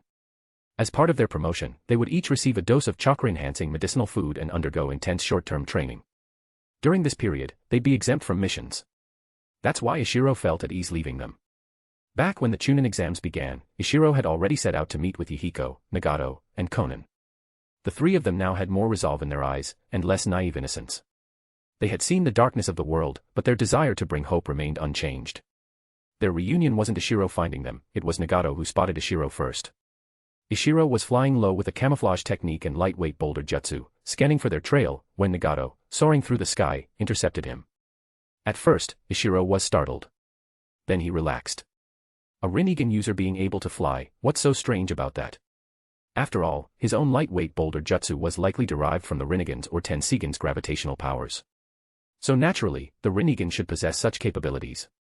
Still, a flying Rinnegan user, in a timeline where the protagonists aren't even embryos yet, who could possibly fight that? But that didn't matter. The Akatsuki now had good relations with Iwagakure. Ishiro had done them many favors. Even if Yahiko were to die in the future, and Nagato fell into darkness, he likely wouldn't become an enemy of the Stone Village. When the 4 reunited, Yahiko, Nagato, Konan, and Ishiro, they each shared their stories. Ishiro's was simple. He didn't talk much about his war preparations, that was something he knew the 3 wouldn't like. Instead, he focused on his disciples. When they learned Ishiro had already taken on 3 genin as students, the trio was stunned. Ishiro was younger than them, so they couldn't quite imagine him teaching. But after hearing that all 3 students were now participating in the Chunin exams, they were shocked. They had just begun training recruits for Akatsuki's next generation. They understood how hard it was to raise a capable shinobi. Most of their recruits were civilians. But among civilians, prodigies like Yahiko or Konan were exceedingly rare. By Nagato's estimate, most of their children would only become genin. A few might become Chunin. And that was when comparing them to Rain Ninja standards. Compared to major villages, like Konoha, they might not even reach genin level. But Ishiro had brought a civilian-born girl, Chiko Tomo, to Chunin level in just 1 year. The 3 were fascinated, and eager to learn. Of course, Ishiro didn't admit that Chiko's progress was due to her rare talents. Instead, he offered advice. Every shinobi has different strengths. As mentors, we must identify their specialties and guide them down the right path. We can't expect everyone to become balanced in ninjutsu and taijutsu. That's unrealistic. Shinobi teams exist for a reason. Weaknesses can be covered by teammates. This is especially important during the genin and chunin stages. There's no need to force people into becoming jack-of-all-trades. For example, one of my students, Kawakita, only cares about swordsmanship. So I did everything I could to help him unlock blade aura. I never taught him a single ninjutsu, not even basic 3-body techniques. Because for him, they're not helpful. He has teammates. They can cover his blind spots. Konan listened intently. She was the one responsible for training Akatsuki's children. After a long conversation, Yahiko handed Ishiro 3 scrolls. One for each of your students, water, wind, and a sword technique. Ishiro opened them, and gasped. B rank. He knew the Akatsuki's old inventory. Aside from a few C-rank techniques, their B-rank jutsu were extremely limited. Even Yahiko, Nagato, and Konan rarely used B-rank techniques in battle. Yet here they were, scrolls of matching B-rank ninjutsu. Straight-up rich kid behavior. Ishiro scanned the scrolls. The water and wind techniques were decent. But the sword art, though only B-rank, was top-tier within its class. Suspicious, Ishiro looked at Yahiko. Yahiko laughed and explained. These were acquired by trading land with Hanzo. Konan, embarrassed, lowered her head. As it turned out, when they left the Rain Village and sought to expand into nearby small countries, Konan had the idea. Rather than risk a fight, they struck a deal. Hanzo was happy to take land back and offered a wide range of B-rank jutsu in return. Each scroll came from that exchange. Ishiro nodded in understanding. After the battle, Hanzo had realized Nagato was stronger than him. He didn't want to provoke them further. Since they were leaving anyway, trading jutsu for peace made sense. After chatting, Ishiro got to the point. Nagato, I'm here to train in gravity-style techniques. Nagato looked shocked, not unwilling, just confused. So Ishiro explained. There's a gravity technique recorded in the Earth Country. But I haven't fully grasped it. I want to use your power to improve my understanding. Nagato relaxed. How do you want to train? Ishiro grinned. Simple. Treat me like a toy. Use Shinra Tensei and Bancho Tenin on me non-stop. Push and pull. Over and over. Nagato blinked, then nodded. Okay. And so, training began immediately. Nagato launched him with Shinra Tensei. Before Ishiro could hit anything, he was yanked back with Bancho Tenin. Back and forth. Rinse and repeat. Because Nagato was still using his own body, not a proxy like in canon, his chakra drain was much lower. These basic Rinnegan techniques cost him almost nothing. He could do this all day. All Ishiro had to do was meditate during flight and analyze the shifting gravitational forces. Thanks to his prior foundation, his progress was rapid. Soon, Ishiro began to deconstruct gravity's application through chakra. Within days, he could partially resist Bancho Tenin. His progress outpaced what he achieved under Inoki's training. After all, Inoki's techniques, lightweight and heavyweight boulder, were merely gravity adjacent. Nagato's abilities, however, used gravity directly. It was a more straightforward and effective training method. After 2 weeks, Ishiro could actively resist Bancho Tenin, but still had no counter to Shinra Tensei. Still, this was likely his limit for now. He had adapted to the forces. Further gains would diminish. Though he hadn't mastered gravity-style ninjutsu yet, Ishiro was satisfied. These 2 weeks were equal to a year of Earth Chakra training. Even if he didn't learn an S-rank technique here, he was confident his chakra fusion practice would now go much smoother. During this time, Ishiro also helped out at Akatsuki's base, specifically with Conan's work teaching children. He didn't get involved in leadership decisions. Instead, he helped Conan categorize their recruits. Those with taijutsu or ninjutsu talent were easy to sort. But Ishiro focused on more easily overlooked traits. Genjutsu potential. Sealing aptitude. Medical ninjutsu affinity. Tactical planning capability. Traps and tracking skills.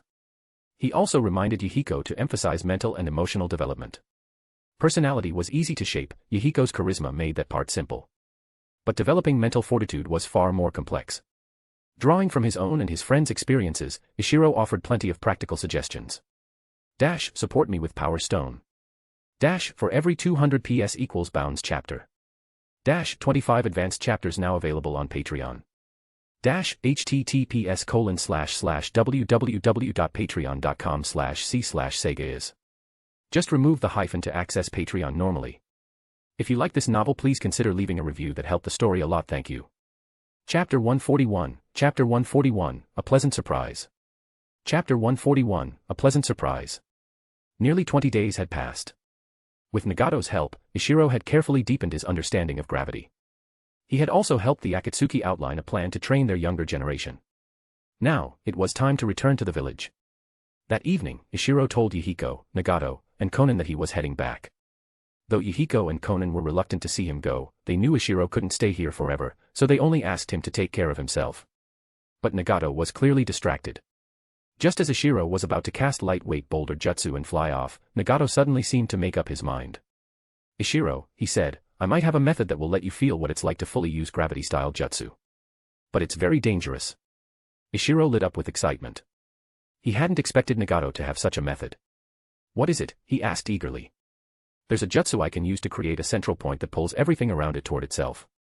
I can set that point as you. But I'm not skilled at controlling the strength. If too many objects crash into you, it could be very dangerous.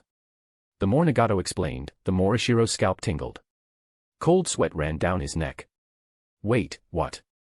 Could this be? Planetary devastation. Nagato, noticing Ishiro's growing anxiety, stopped explaining. Still, despite how terrifying it sounded, the idea sparked inspiration in Ishiro. Yes, it was dangerous, but with his knowledge of the technique, perhaps there was room to maneuver. After thinking it over carefully, Ishiro proposed a detailed plan. Nagato agreed that it was feasible.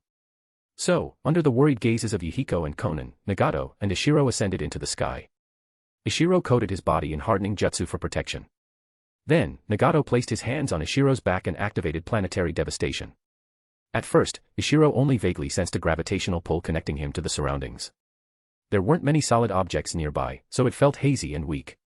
But as the technique extended outward, Ishiro began to sense a link with the distant ground. Tiny pebbles started drifting toward him, then larger stones began to rise. Soon, all manner of rocks, big and small, accelerated toward him through the sky. With each stone that neared him, Ishiro's perception of gravity sharpened. The sensation was profound and exhilarating.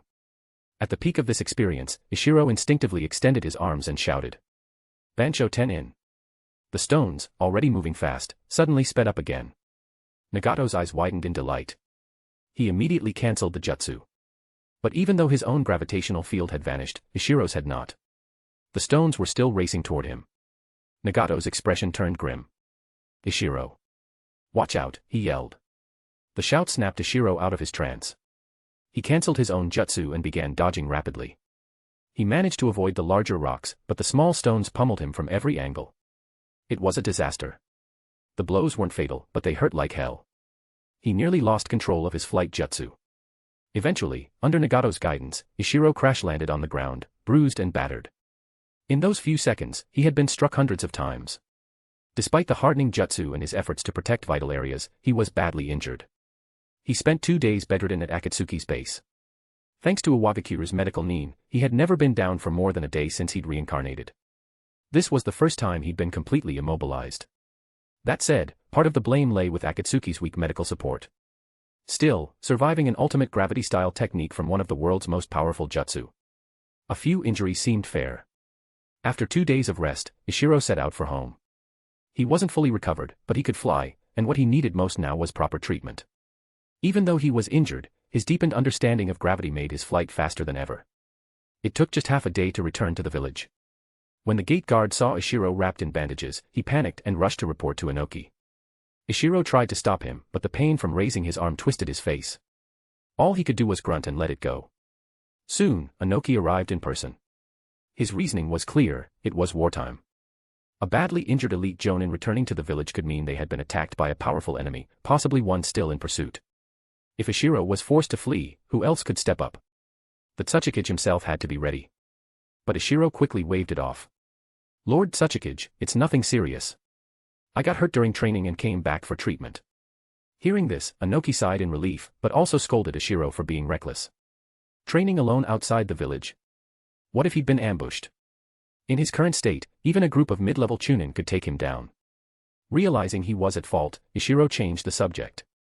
"Oh right, Lord Tsuchikage, I've mastered the jutsu." That instantly got Inoki's attention. He'd known Ishiro had gone to train an S-rank jutsu. But to have succeeded so quickly, especially before Akura, who had started even earlier, was shocking. "Hee, shall I head to the hospital first?" Ishiro asked with a wry smile. Inoki couldn't help but laugh and waved him off. Go. Oh, and by the way, your 3 students all passed their exams. Also, someone left you a little surprise." Then Inoki turned and left. He had other matters to attend to. Ishiro had no idea what the surprise could be, but the news of all 3 students becoming chunin was good enough for now. At the medical department, an experienced Jonan medic treated him thoroughly. Afterward, Ishiro headed to Inoki's office to report what had happened. Hearing the full story, Inoki felt both impressed and alarmed. Ishiro's boldness was admirable, but also frightening. Still, remembering how dangerous dust release training had been for himself, Inoki relented. No S-rank jutsu was ever easy. He pointed at a nearby cup and said, "Show me." Ishiro smiled and held out his hand. "Bansho Tenin." The cup floated slowly into his palm. Inoki exhaled slowly. "All right. Write a training report later. Now go visit your students." "Oh, and that surprise? It's Chiko Tomo." She broke through the Jonan barrier. "What?" Ishiro stared blankly. Completely unexpected. How? When? Why her first? What had she experienced? What path had she found? His mind was flooded with questions. He urgently wanted to see them. But there was still one issue to settle. Now that all 3 were chunin, the village would usually assign them to other squads or departments, possibly ANBU. That had been Ishiro's own path. But the decision wasn't his to make, it rested with the higher-ups. I don't think it's wise to split them up yet, Inoki said. The war is coming. Better to keep them under your command for now. Once they mature, we'll reassess. Ishiro nodded. That was a relief. Normally, a newly promoted Chunin team would be disbanded. There simply weren't enough experienced Jonin to lead all the new squads. But prodigies complicated that logic. A prodigy team captain might be strong but lacked experience. Worse, pushing such talent into leadership early often backfired. After getting Inoki's approval, Ishiro made his way to the training ground. As expected, the 3 students were there. It was the same location where all newly promoted Chunin trained after receiving their chakra-infused medicine. There were dozens of them gathered here. Aside from a few clan kids, the rest were all present. Ishiro ignored the others and walked straight to his 3 disciples. When they saw him, they were shocked, not at his presence, but at his appearance. Even after treatment, he was still wrapped in bandages. For a renowned elite Jonin to be in such a state could only mean one thing: he'd fought a brutal battle. The students ran over at once. Sensei. What happened? Who did this to you? Did you fight Konoha ninjas? In their minds, only a battle with an elite from Konoha could injure Ishiro this badly. But Ishiro didn't have the heart to admit the truth, that he'd done this to himself. So, with all the authority of a teacher, he said. Have you forgotten the village's confidentiality protocol? Don't ask questions. It wasn't untrue. But it definitely wasn't in line with Ishiro's usual relaxed demeanor. His students immediately looked skeptical. Still, the firm tone cut off their questions. Changing the subject, Ishiro said. First of all, congratulations on becoming Chunin. None of you disappointed me. He looked at them with emotion. After more than a year together, they weren't just tools to build his reputation anymore. They were bonds. Ties to the village. To the world of shinobi. Then he looked at Chico. Especially you, Chico. Your progress astonished me. If I recall, I didn't break through the Jonin threshold until a few years after graduation, and I was older than you are now. Chico blushed. She didn't even fully understand how the breakthrough had happened. But she could definitely feel the changes, her body stronger, her chakra reserves greater. Dash, support me with Power Stone. Dash, for every 200 PS equals Bounds chapter. Dash, 25 advanced chapters now available on Patreon. Dash, https://www.patreon.com/c/Sega is. Just remove the hyphen to access Patreon normally. If you like this novel, please consider leaving a review that helped the story a lot. Thank you. Chapter 142, Chapter 142, Envy. Chapter 142, Envy. Ishiro pulled out a scroll and handed it to Chico Tomo. I never gave you a B-rank jutsu before, he said. Now that you've broken through, your chakra will grow rapidly in the short term. This one suits you well. Seeing Kawakita and Kajiyama looking over with envy, Ishiro chuckled and pulled out 3 more scrolls. I recently visited some old friends I hadn't seen in over a year. When they heard I'd taken on 3 disciples, they each sent you a gift. He handed a scroll to each of them. Then he stepped back and watched them eagerly unravel the scrolls. B-rank, it really is B-rank. This is amazing. The moment they received the scrolls, all 3 disciples forgot about Ishiro entirely and immediately rushed off to train, capitalizing on the medicinal energy still coursing through their systems. With nothing else to do, Ishiro created a small earth-style wall and sat on it like a bench, calmly watching them. Though his physical wounds would take a while to fully heal, it didn't mean he couldn't train. Even during his bedridden days in the Akatsuki base, Ishiro had practiced the newly learned Bancho Tenin, named after Nagato's technique, since the effect was the same and he hadn't come up with a new name. Now, in addition to training Bancho Tenin, Ishiro also resumed his work on chakra fusion. He had already completed the first 2 steps before his journey. This time, having mastered an S-rank jutsu, he was confident the 3rd step would no longer be a barrier. And he was right. His time away had been like a long period of building momentum. Now it was time to harvest the results. In just over an hour, Ishiro was able to simultaneously emit 2 chakra types, earth in his left hand, water in his right. All the other Chunin around the training ground couldn't help but steal glances of admiration. And who could blame them? They'd just witnessed Ishiro casually hand out 4 B-rank jutsu scrolls. Most of them were still grinding away at C-rank techniques. Some who had only scraped through the promoted ranks were still learning their very first C-rank move. But Ishiro's disciples each had a B-rank technique now. And Chico Tomo had too. What they didn't know was how many other jutsu these 3 had received in private. Was this what it meant to be the disciple of an elite Jonin? Some even whispered, did Ishiro get hurt because he went out of the village just to find those B-rank jutsu? If so, what an amazing teacher. Ishiro, meanwhile, paid no attention to the murmurs. He didn't know any of these people. Even those who knew his students didn't come to chat. After all, Ishiro was present. So the master and his 3 disciples trained quietly, undisturbed. Once Ishiro completed the 3rd step of chakra fusion, he began working on the next stage as described in the secret scroll, external chakra merging. This stage was much more complex, but the scroll included warnings and advice from predecessors who had succeeded. The core of the technique could be summed up with one word: grinding. The process wasn't technically difficult, it just required constant repetition. Ishiro had to slowly blend water and earth chakra outside his body while continuously replenishing what was lost. To pass this stage, he had to successfully create enough of the new fused chakra to equal a single C-rank jutsu's chakra volume, before he ran out of chakra. At first, Ishiro thought it would be easy. His reserves were equivalent to 30 A-rank jutsu, or 300 C-rank. A typical C-rank jutsu required about 1 C. He guessed that since he was still unfamiliar with the fused chakra, he might need around 10 C worth to succeed. That should be simple, right? He began by releasing 100 C of water chakra from his right hand and 100 C of earth from his left. But as fusion began, both chakra types were burned through at an alarming rate. It took the entire 200 C just to form the equivalent of 0.1 C of fused chakra. Worse, this new chakra quickly began to evaporate. Its decay was faster than he could replenish it. In other words, if things continued like this, Ishiro would never be able to sustain even 1 C's worth of fused chakra. The scroll had anticipated this. Every successful fusion practitioner had gone through this stage. The only solution was repetition. Chakra, being a mysterious force, could somehow retain memory of prior training. The more he practiced, the easier the process would become. Even simple-minded shinobi could learn complex techniques this way. Ishiro had experienced this before, many of his jutsu had become clearer the more he trained. Seeing no other choice, Ishiro resumed the grind. He glanced over at his disciples, still hard at work, and continued channeling chakra. But just as he started again, someone approached him. It was Ikura. Ikura had spent the last 6 months training in an S-rank jutsu, but progress had stalled. As a near-Kage-level ninja, he had yet to fully ascend. His frustration deepened when he heard from Inoki that Ishiro had mastered his own S-rank jutsu in just 2 months, and one no other Iwagakure ninja had ever succeeded in learning. Naturally, he was curious. He wanted to learn from Ishiro's methods.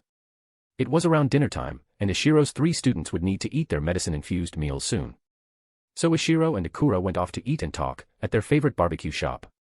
They started discussing their S-rank jutsu training. Ikura's jutsu was a massive area trap designed to collapse a vast zone and bury anyone within it, ideal for containing large enemies. As soon as Ishiro heard that, he understood.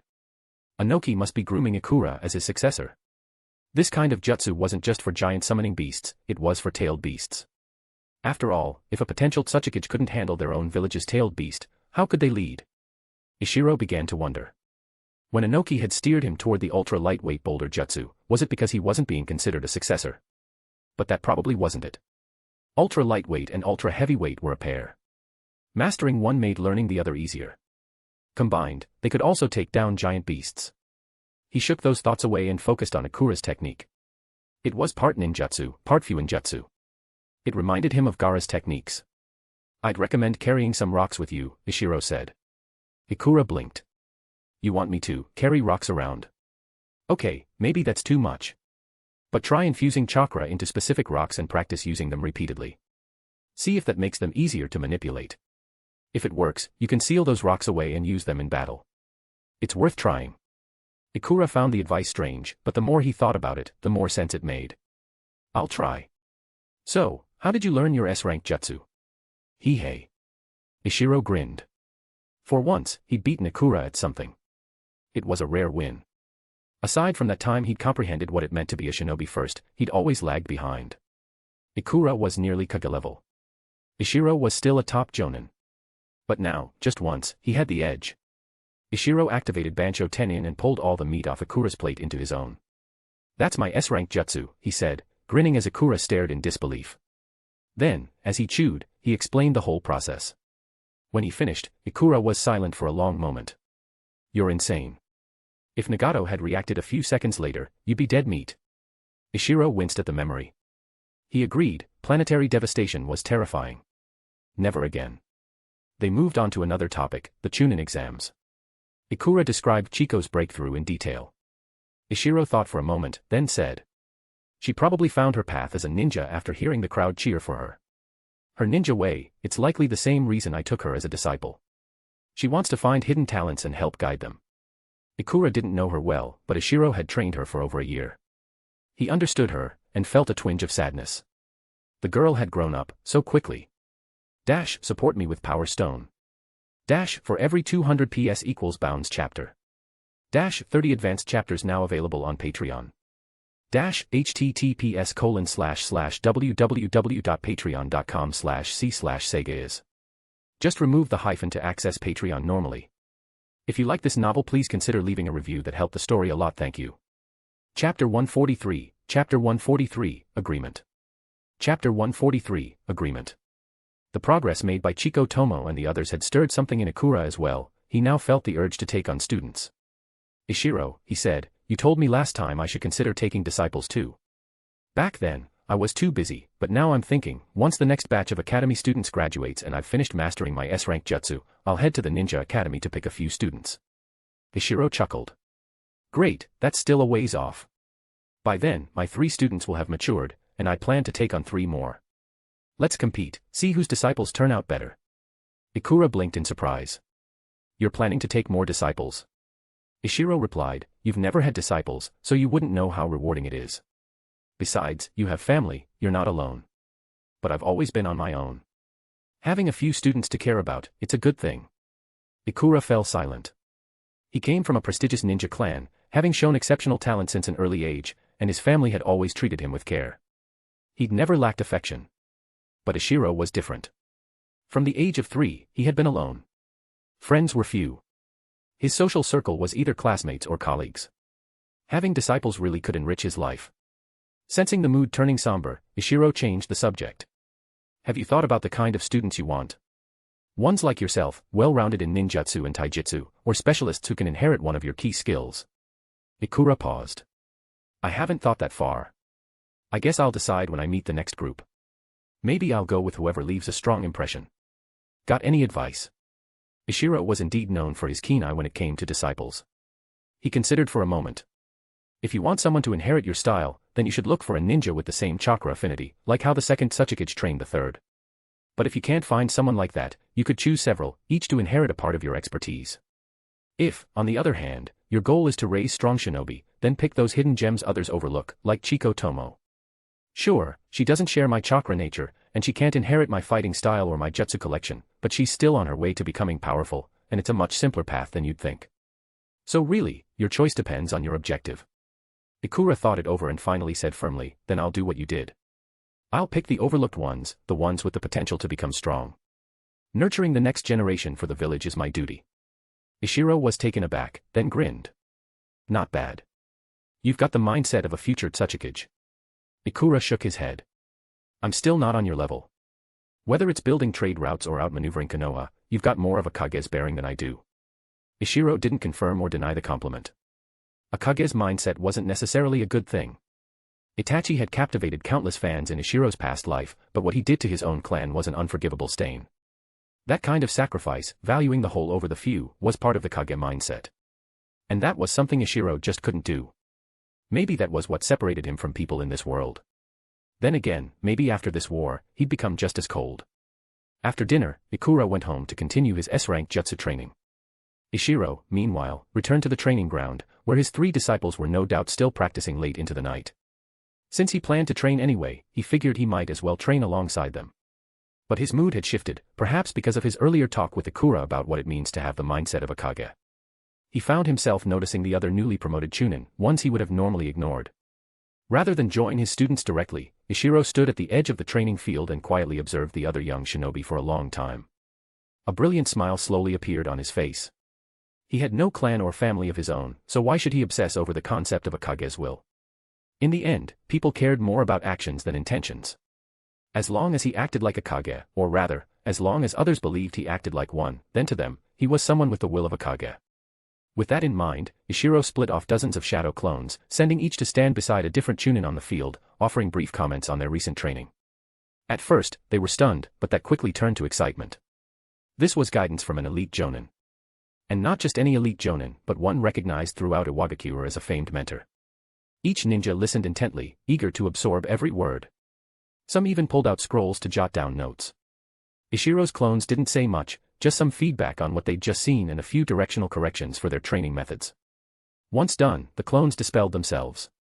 Surprisingly, the Chunin didn't immediately resume training. Instead, they gathered together to discuss the advice they'd received. And in this discussion, those with similar techniques and specialties naturally gravitated together and started cooperative training. Watching this happen, Ishiro smiled. Over the next 10 days, his 3 students continued to train at this field while Ishiro stayed nearby, quietly working on his chakra fusion. Occasionally, he'd pause his training to offer guidance to others. The 10 days passed quickly.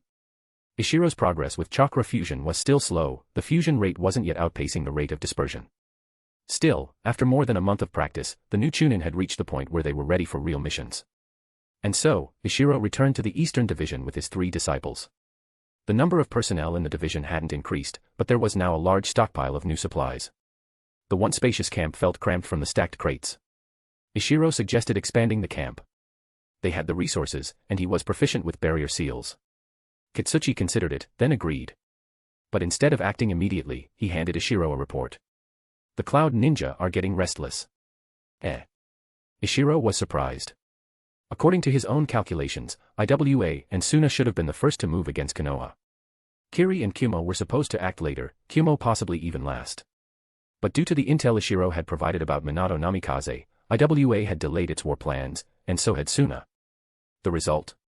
Despite the Third Great Ninja War having been underway for a while now, only 2 nations had engaged in low-level skirmishes.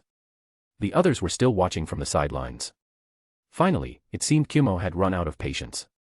The intel showed that Kumo had begun deploying troops into the Land of the Moon, and small squads had already infiltrated the Land of Hot Springs, right next to Konoha. Konoha responded immediately, sending both Jiraiya and Danzo to the front lines. Sending 2 Kage-level figures wasn't about matching strength with the Third Raikage. In war, Kage-level ninja rarely engaged directly early on.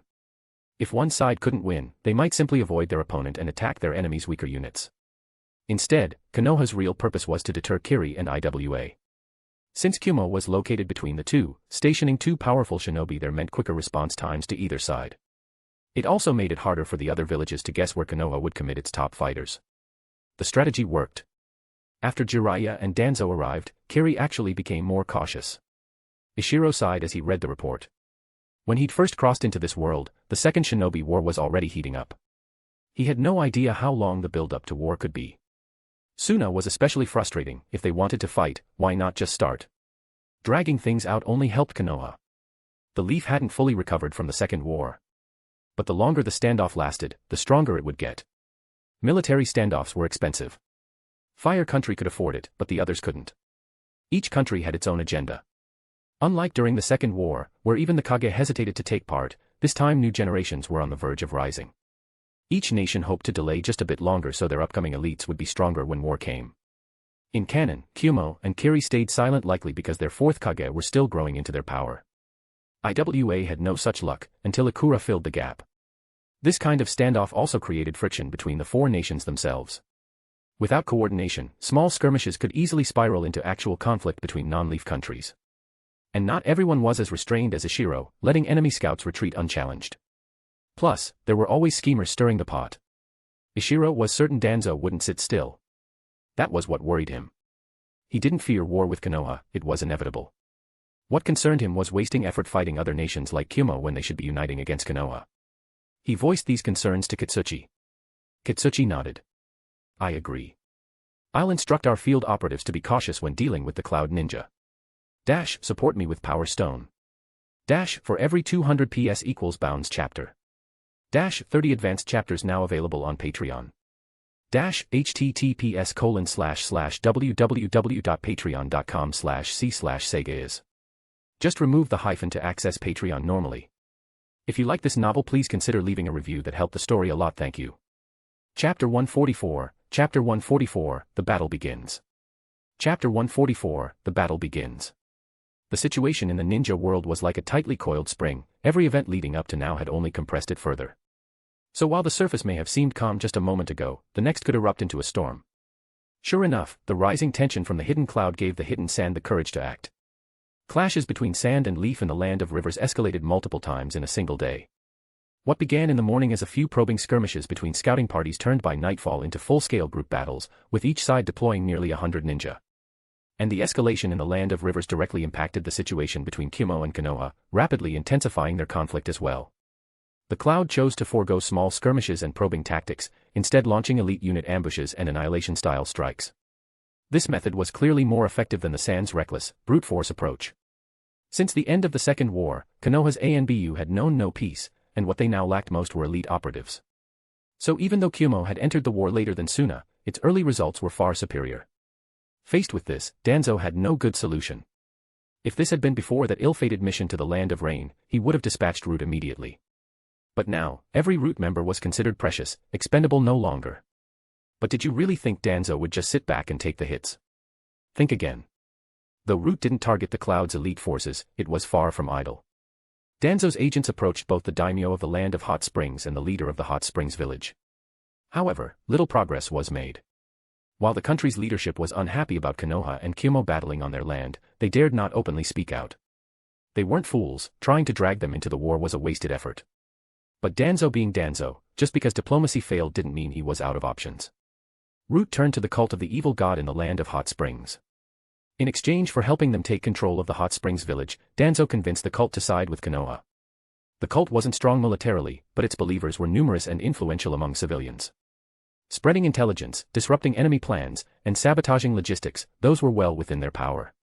With the cult's cooperation, Danzo managed to counter Kumo's elite tactics blow for blow. Danzo handled this very covertly. No one outside was aware. Kumo hadn't taken the cult seriously, and now its leadership began to suspect the Hot Springs village or even the daimyo of betrayal. How Iwagakure got wind of this, Ishiro didn't know. But as the battles in those regions intensified, the calm days at Ishiro's eastern division came to an end. According to intel, the situation in the Land of Waterfalls was becoming unstable too. However, the Waterfall ninja had not taken sides with either Iwa or Konoha. They were simply unhappy about the possibility of war breaking out in their country. Some younger ninja even declared that whichever side first sent a large army into their land, they'd oppose it and go to war against that side. On the surface, this seemed fair to both Konoha and Iwa, but in truth, it favored Konoha. After all, Iwa was the aggressor, initiating the conflict, while Konoha had been passive, at least for now. Ishiro strongly suspected this was Konoha's doing. This kind of setup had Danzo's fingerprints all over it. Still, ever since he learned that the commander across from him was Minato Namikaze, Ishiro hadn't planned on making the first move. Katsuchi was just an elite Jonan, no one in their right mind would pick a direct fight with Minato. With that in mind, Ishiro decided not to concern himself with whatever schemes Konoha might be stirring up in the Land of Waterfalls. But now that Suna had escalated their conflict and Kumo had entered the fray, what exactly was Minato up to? If Ishiro kept holding back, would Minato simply continue this quiet standoff? What if one day Minato suddenly broke through to the Kage level, and then came alone to wipe out the entire Eastern Division camp? TCH. Ishiro shuddered. What should he do? Should he go talk to Minato? He remembered mentioning the Child of Prophecy the last time he fought Minato. Since he'd just returned from meeting Yahiko and the others, maybe that could be a good excuse to strike up another conversation. After checking in with Katsuchi, Ishiro made his way once again into the patrol zone near Konoha's encampment. This time, he didn't sneak up on any patrols. Last time had been about making a statement. Now, his presence was well known. Everyone in the Konoha camp should already know who he was. He walked straight up to a patrol squad, making no effort to hide, and announced, "I'm Ishiro, Eastern Division Deputy Commander of Iwagakure. I'm here to see Minato Namikaze. Go notify him immediately." The squad froze when they saw him approach. They were just about to respond aggressively when they heard his name and request. Then they paused, clearly remembering the recent rumors that had swept through camp. That previous duel, featuring one-handed seals, no-hand sign jutsu, flight, and a giant summoning beast, had already become the stuff of legend. Everyone knew about the men who'd fought Minato to a standstill. Even though he ultimately conceded, he had walked away completely unharmed. The Chunin team leader didn't dare be careless. He gave Ishiro a respectful nod before leading his three subordinates back toward the camp. Ishiro didn't have to wait long. Minato arrived alone. Whether it was out of trust, or simply an acknowledgement that numbers wouldn't matter against someone who could fly, Ishiro wasn't sure. Standing about 100 meters away, Ishiro sized him up. From his aura alone, it was hard to tell whether Minato had broken through to Kage level. However, Ishiro did notice the special kunai hanging from Minato's waist. It seemed he was now practicing the Flying Thunder God technique. Whether he had mastered it or not remained to be seen. Though surprised, Ishiro didn't show it, he'd expected as much. Minato studied Ishiro as well. This time, Ishiro felt more composed, his presence more restrained. Minato was experienced enough to recognize what that meant. This was someone who had begun to truly settle into the rank of elite Jonan. After a few moments of mutual observation, Minato spoke first. Ishiro, what brings you here? And that other child of prophecy you mentioned before, who is it? Perfect. He brought up the subject himself. Did your teacher Jiraiya never mention it to you? Ishiro asked with mock surprise. Minato thought for a moment, then said, he did once mention taking in 3 orphans from the land of rain, but they haven't kept in touch for a long time. Heh. Your teacher Jiraiya once went around the ninja world claiming that the great toad sage of Mount Maiboku gave him a prophecy, that he would take on the Child of Destiny as his student. That rumor still circulates, but few people take it seriously anymore. I didn't either. I thought it was just Jiraiya, or the toads, boasting. But then I met those 3 students of his in the land of rain. At this point, Ishiro deliberately paused. As expected, Minato's expression grew a little anxious. He quickly hid it, returning to a calm gaze. Smirking, Ishiro continued, one of them actually possessed the legendary Rinnegan, said to belong only to the Sage of Six Paths himself. This time, Minato didn't react. Ishiro couldn't tell if he already knew, or if his mental state was just that stable. From that moment on, I was sure that the one with the Rinnegan, Nagato, was the prophesied child. But as I got to know them more, I began to feel that Yahiko, their leader, was an even better fit. He had this natural charisma. People just gravitated to him, trusted him instinctively. Compared to that, the Rinnegan user seemed more like a supporting figure. That was my belief for a while, until one incident changed it again.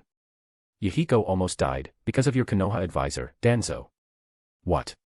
That's impossible. Minato blurted out instinctively. It was his first spontaneous outburst during the entire conversation. Ishiro was satisfied with the reaction. Caught you slipping, golden boy. I got involved. Disrupted Danzo's plan. Saved Yahiko's life. But that made me wonder, was my intervention part of destiny too? Or was my original judgment flawed? So I started over. And discovered Jiraiya had another student, Minato Namikaze. I dug into your background. One detail stood out. Want to guess what it was? He let the question hang. Minato thought for a moment, then answered confidently, my personality. Ishiro was impressed. No wonder this guy became the 4th Hokage. That quick thinking, that insight. No wonder he was the first to figure out Kamui's weakness in the original timeline. Refocusing, Ishiro said, exactly. The record said you had remarkable charisma and likability. That instantly reminded me of Yahiko. And then a new thought struck me, maybe the child of prophecy isn't just one person. Maybe it's all 3 of you, Yahiko, Nagato, and you.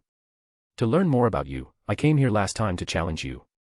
Though your power isn't on par with Rinnegan Nagato, becoming a Quasi-Kage so young means you have no real weaknesses. And while I didn't directly experience your personality, I saw how your subordinates looked at you. It confirmed the reports. However, whether it's you or Nagato, both of you lack one thing compared to Yahiko, an actual attempt to change the world. Yahiko founded the Akatsuki long ago with the goal of transforming the land of rain, and he has stuck to that ideal. After I spoke with him, he expanded his goal, now he wants to change the entire ninja world. Later, Danzo and Hanzo tried to destroy Akatsuki. The organization nearly collapsed. I feared Yahiko would lose his way. But he didn't. If anything, that experience strengthened his resolve. Now, starting with his small country, he's slowly improving people's lives. Akatsuki may have less influence now, but I believe his dream is more achievable than ever. At this point, Ishiro noticed a faint spark in Minato's eyes. Smiling, he continued, according to reports, your dream when you entered the ninja academy was to become Hokage. With the talent you've shown, let me ask, do you still want to be Hokage? Minato hesitated. Of course, his dream hadn't changed. But he wasn't sure if Ishiro was trying to trick him. What if this was just bait to drive a wedge between him and his allies? No one becomes Hokage by being naive. Still, in the end, Minato gave a firm answer, my dream has never changed. From his calm tone, Ishiro could hear a deep resolve. Was it Minato's strength that forged that will? Or had that unwavering dream been what shaped Minato? Very good. Since your dream is to become Hokage, then tell me, what will you do to change the ninja world? How will you break this endless cycle of war? Hashirama Senju believed that by founding the hidden villages, he could end the warring states era. But his naivete only led to new cycles of brutal wars. So, future Hokage, how will you transform a world ruled by hatred and conflict? Dash, support me with Power Stone. Dash, for every 200 PS equals Bounds chapter. Dash, 30 advanced chapters now available on Patreon. https://www.patreon.com/c/sega is. Just remove the hyphen to access Patreon normally. If you like this novel, please consider leaving a review that helped the story a lot. Thank you. Chapter 145, Chapter 145, Cooperation. Chapter 145, Cooperation. At this point, Minato Namikaze finally understood Ishiro's true intent. Was he trying to recruit him? Trying to bring him into some sort of alliance to change the shinobi world? Realizing this, Minato stood straight, locking eyes with Ishiro. Slowly, he said, "If I become Hokage, I will eliminate distrust between the villages and build relationships of mutual trust between nations." Before he could finish, Ishiro sneered and interrupted. I thought Minato Namikaze would be something more, but you're just another idealistic hot-blooded youth with naive dreams. The chaos in the shinobi world is rooted in human desire. People want profit. Nations want profit. As long as strength exists, someone will always start wars for gain. The Land of Fire controls the best territory in the world and doesn't want to give it up. But the other four great nations covet that prosperity. They all want a piece of the pie. Under such circumstances, what makes you think mutual trust is even possible? You think you can talk no jutsu your way through that? Minato paused, not knowing what talk no jutsu meant, but he grasped the implication. So you created trade routes, Minato replied thoughtfully. You want to pull everyone onto the same path, to let every village benefit from the same system. You believe that when everyone profits, no one will want war anymore. Right. But a mere trade route isn't enough to satisfy every nation. Once they get used to that profit, they'll feel it's not enough. When that time comes, what will you do? Ishiro smiled, deeply and triumphantly. As long as Minato kept thinking along the path he'd laid out, his purpose was achieved. The outcome didn't matter, Minato would likely still die to Obito anyway. What mattered was that Minato now saw him as someone who shared the same goal, changing the ninja world. So Ishiro continued, deliberately persuasive, when I created the trade route, I was just a special Jonan, my abilities were limited. But if I one day become one of Iwagakure's top leaders, I'll find more ways to weave everyone together through shared interests. You're right about one thing, one trade route alone can't erase the urge for war. But what if there are countless trade routes, countless mutual benefits tying everyone together? What if the web of benefits we build becomes so vast that those who oppose war are no longer the minority? What if their voices grow loud enough to drown out the war hawks? Minato was stunned. Could such a thing actually work? Maybe. Maybe it could. Even if Ishiro's approach couldn't succeed alone, combining it with his own ideals might improve the odds. Minato's gaze toward Ishiro shifted slightly. Though this man wasn't stronger than him, it was clear, he had taken the first step. He was ahead. You've convinced me, Minato said. If I become Hokage, I'll do as you say. While striving to foster trust, I'll also build a network of mutual benefits between the nations, to align interests and prevent war. Ishiro gave a modest smile. Excellent. Too bad our two villages are about to go to war. Otherwise, we could have used our border camps as a trial zone, open a trade route between us. Minato's heart stirred at that. Konoha didn't want war, or at least wanted to delay it. If the trade route could be used as a reason to postpone conflict, the higher-ups might actually agree. So he responded, Konoha would likely agree to opening a trade route. Ishiro was surprised, but quickly collected himself. After some thought, he said, if we make a promise that, even in the event of war, the trade route won't be destroyed, I might be able to convince Iwa's leadership. Minato weighed the pros and cons and nodded. I'll try as well. But his promise wasn't as certain as Ishiro's. After all, Ishiro held much more influence in Iwa than Minato did in Konoha. Especially when it came to trade routes, Ishiro had far more credibility. But Ishiro had another idea. Regardless of whether Iwa and Konoha succeed in opening a route, I suggest you try contacting the Akatsuki. Because of Danzo, the Akatsuki don't trust Konoha. But you're different. You're also Jiraiya's student. That should give you some credibility. You could take the lead in building a trade route between the Land of Fire and the Akatsuki. Right now, they're active in the bear and bird countries.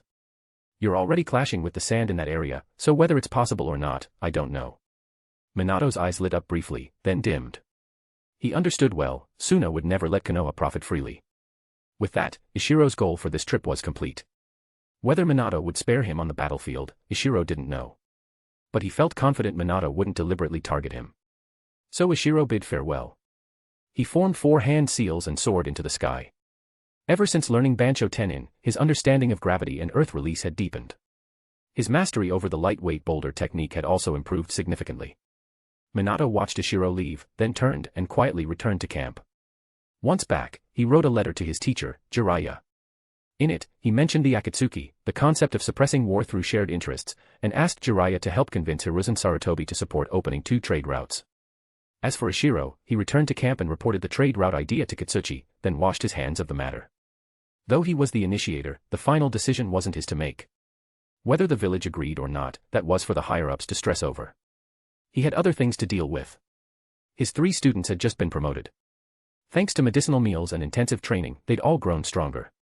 Ishiro now needed to help them adjust to their new strength. Especially Chiko Tomo, her power was rising fast, and she still had 3 B-rank wind release jutsu to learn. There was a lot to do. And Ishiro had his own training to worry about. He couldn't stop his chakra fusion training, it was his main goal. He also needed to start working on lightning release. Having another element could be a game-changer in a critical moment. Of the 3 B-rank jutsu Yahiko gave him, he still needed to practice the water technique and the Kenjutsu one. Especially the sword technique, it was likely a creation of Hanzo, the famed swordmaster, making it well worth Ishiro's time. Fortunately, Ishiro wasn't planning to develop water cutting any deeper for now, and earth release didn't need much work either. That freed up plenty of time. Katsuchi wasn't thrilled about the problem Ishiro dumped on him, but after some thought, he did the same, wrote a report, entrusted it to a squad of ANBU to deliver back to the village, and left it to the elders. With Minato pacified, Ishiro also stopped paying attention to the land of waterfalls and threw himself into training. But things didn't go smoothly. Chakra fusion took persistent effort. Ishiro had mentally prepared himself for that.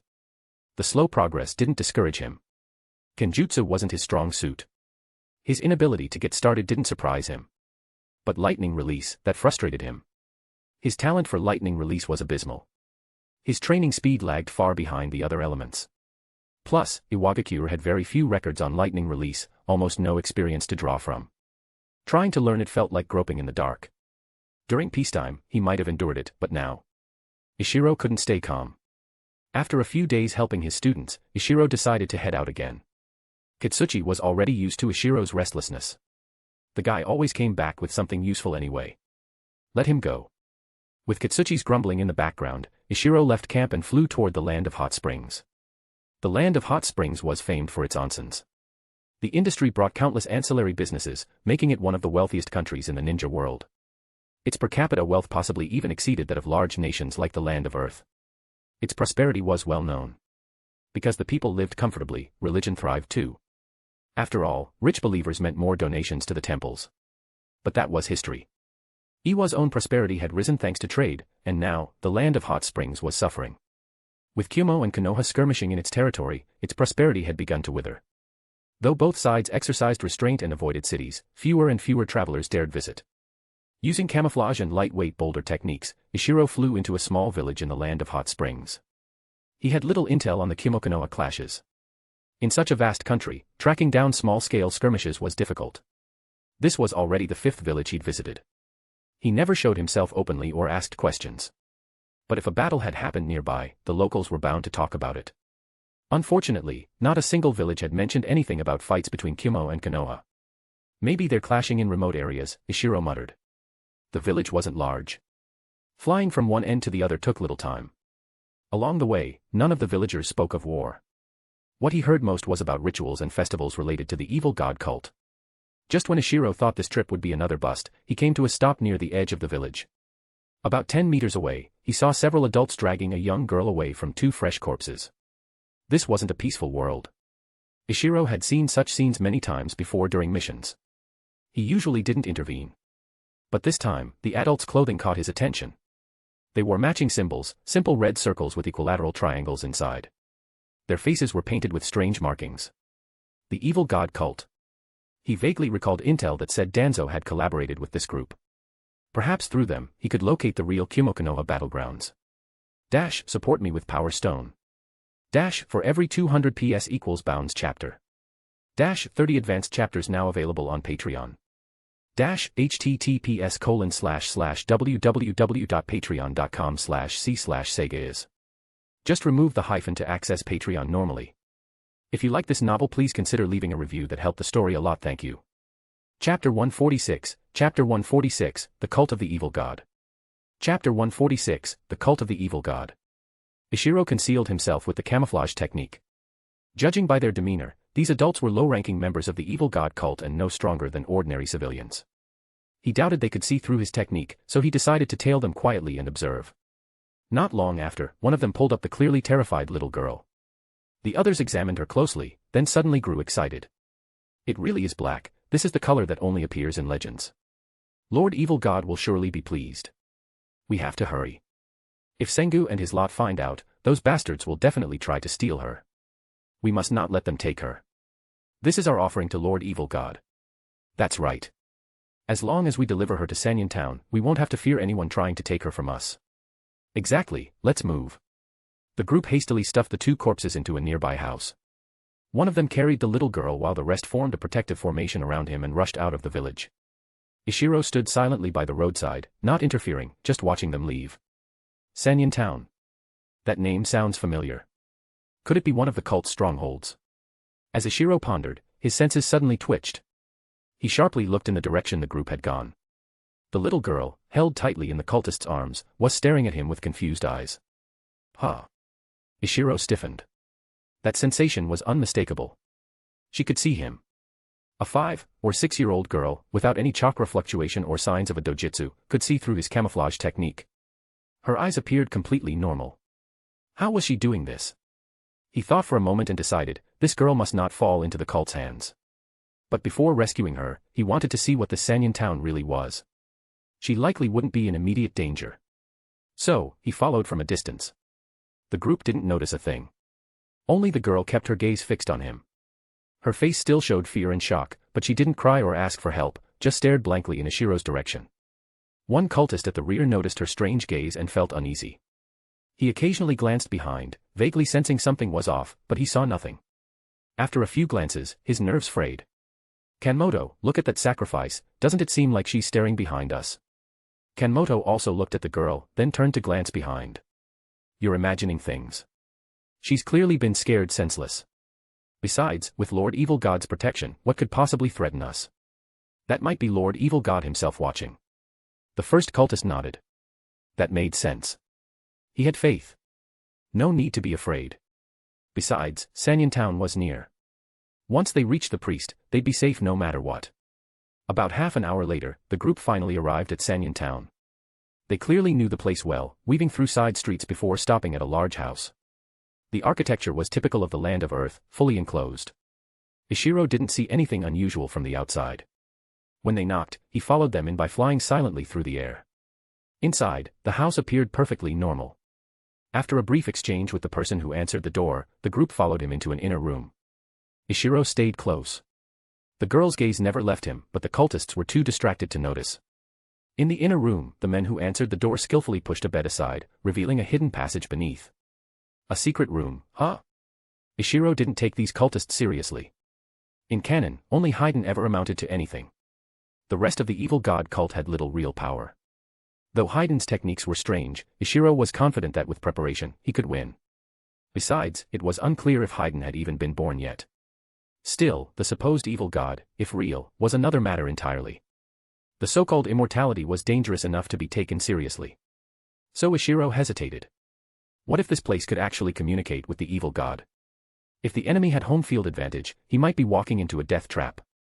Underground, his signature escape jutsu, lightweight boulder, wouldn't be usable. As he debated, the cultists had already descended. Once they were out of sight, Ishiro dispelled his camouflage and used a sensory jutsu.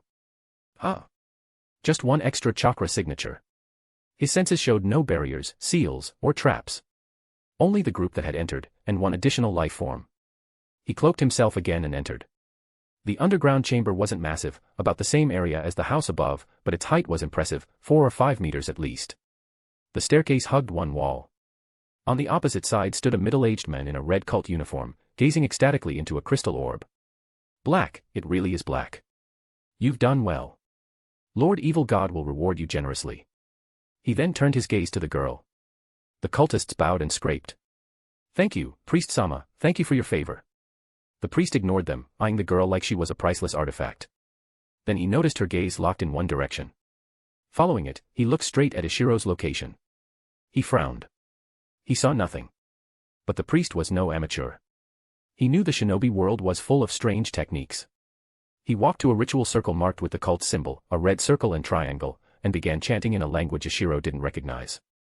Ishiro sensed nothing yet, but the girl's gaze shifted from him to the priest. Something was wrong. Before Ishiro could react, a harsh voice barked out, "Who are you?" Discovered. Ishiro narrowed his eyes. The priest's demeanor had changed entirely. The man's aura became chilling, and the symbols painted on his skin seemed to come alive, exuding malevolent energy. Ishiro's mind raced. Clearly, the priest hadn't detected him himself, he must be using borrowed power. The nature of it felt cold, invasive. In release. Ishiro had studied In Chakra's properties, though Iwagakure lacked techniques to apply it. Still, he was sensitive to its presence. This definitely felt like In release. The ability to possess others through In Chakra. That would take an immense amount of power. Besides the bug-like Kurozetsu, the only similar ability was Konoha's S-rank spirit transformation technique. Even the Yamanaka clan's jutsu didn't compare. Still, based on his tone, this was likely just a temporary empowerment, not a full descent of the evil god. Even Haiden never summoned the god directly. If that's the case, Ishiro might stand a chance. But first, save the girl. Without a word, he formed hand seals. A water clone took shape and lunged toward the cultists.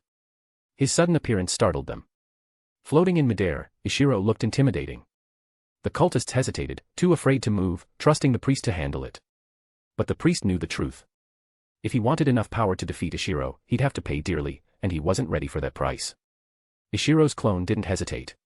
It dashed in, dispatching the cultist swiftly and catching the girl before she hit the ground. The priest didn't care about the others. But losing the girl, that, he couldn't allow. She was the finest offering he'd ever seen. No, the finest in the entire history of the cult. Seeing his clone succeed, Ishiro didn't pause. He began weaving seals, preparing a jutsu. But the priest also sprang into action, shouting more of that strange language. His body rapidly aged, the lines on his face deepening. At the same time, the In aura around him intensified drastically. Water style, water cutting technique. Ishiro didn't hold back. Knowing the cult's reputation for immortality, he wasn't going to gamble. A razor-sharp water jet sliced across the room, bisecting the priest. Ah! That easy. Ishiro blinked in disbelief.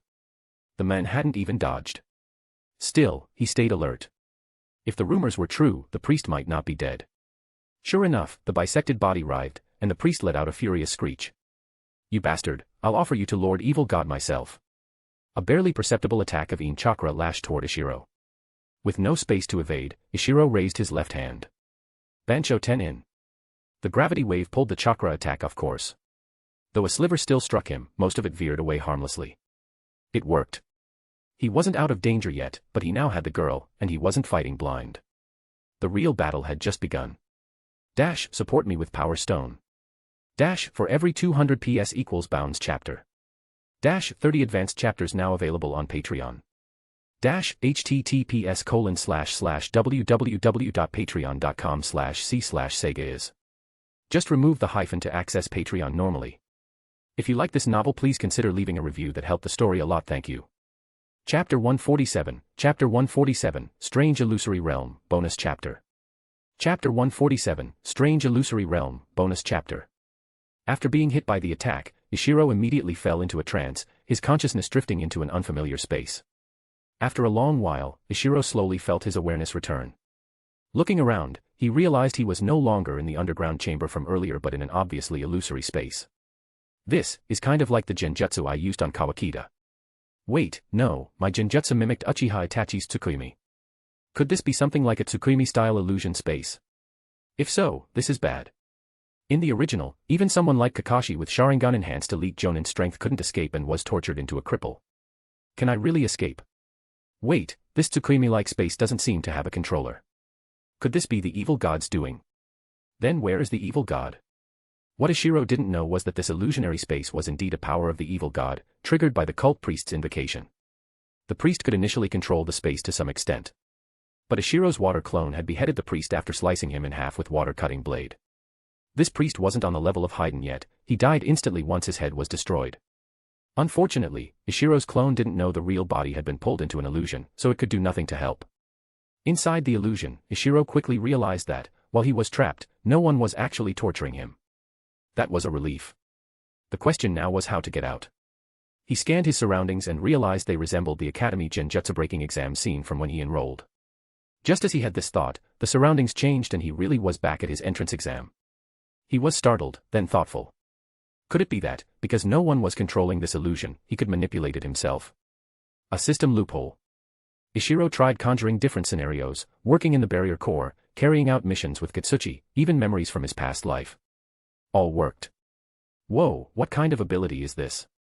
Then he had a sudden inspiration. If he could recreate vivid memories, what about training? He replayed his recent chakra fusion training. Now, from a dual perspective, both participant and observer, he could see flaws in his technique, the proportions, and the fusion process. It was eye-opening. He couldn't tell how much time passed, but he felt he gained a lot. What a place. Unfortunately, his foundation in chakra fusion was still thin, so the effect was limited. If only he could go back, train more, and return here again.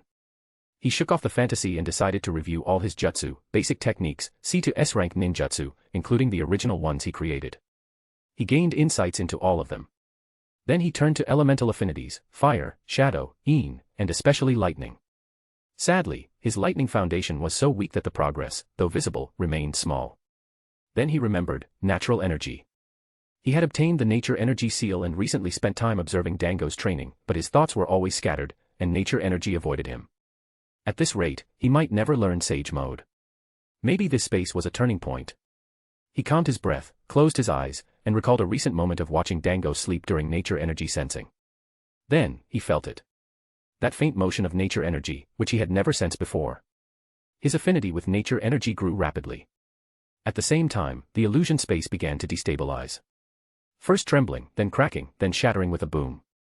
Ishiro snapped out of the trance. An overwhelming fatigue rushed in. With his last strength, he stuffed a soldier pill into his mouth before blacking out. Who knows how much time passed before Ishiro slowly woke up. He was still exhausted, couldn't move his arms, and had no chakra left. Just then, a small hand reached over, holding a soldier pill. From the angle, he couldn't see who it was, but he knew the intent. With great effort, he opened his mouth, and the pill was fed to him. He fell back into a light rest. Some time later, he felt a bit stronger and struggled to sit up. He was still in the same underground chamber. The one who helped him, unsurprisingly, was the little girl. The cult members he'd slain were still around, and his water clone had vanished. He turned toward the passage, there was a ceiling barrier there. He realized the clone must have set it before disappearing. He finally let out a sigh of relief. He looked at the girl. She was cute, but her face was blank and lifeless, likely traumatized by the recent events. She held a few more soldier pills, clearly given by the water clone. Man, what a considerate clone, Ishiro chuckled inwardly. Not like those silly clones in some transmigration novels. After recovering a bit more, he tried talking to her. Hey little one, what's your name? Do you have any family besides your parents? She remained silent through every question. He scratched his head. His 3 disciples were all mature, he'd never taken care of a kid like this before. He gave up for now and focused on reviewing what he gained from the illusion. Despite the huge energy drain, he had learned much. Every jutsu had been revisited, with reduced hand seals and lower chakra consumption. His elemental affinities had deepened, especially yin release. Chakra fusion had improved, he estimated the fusion rate could now match the dissipation rate.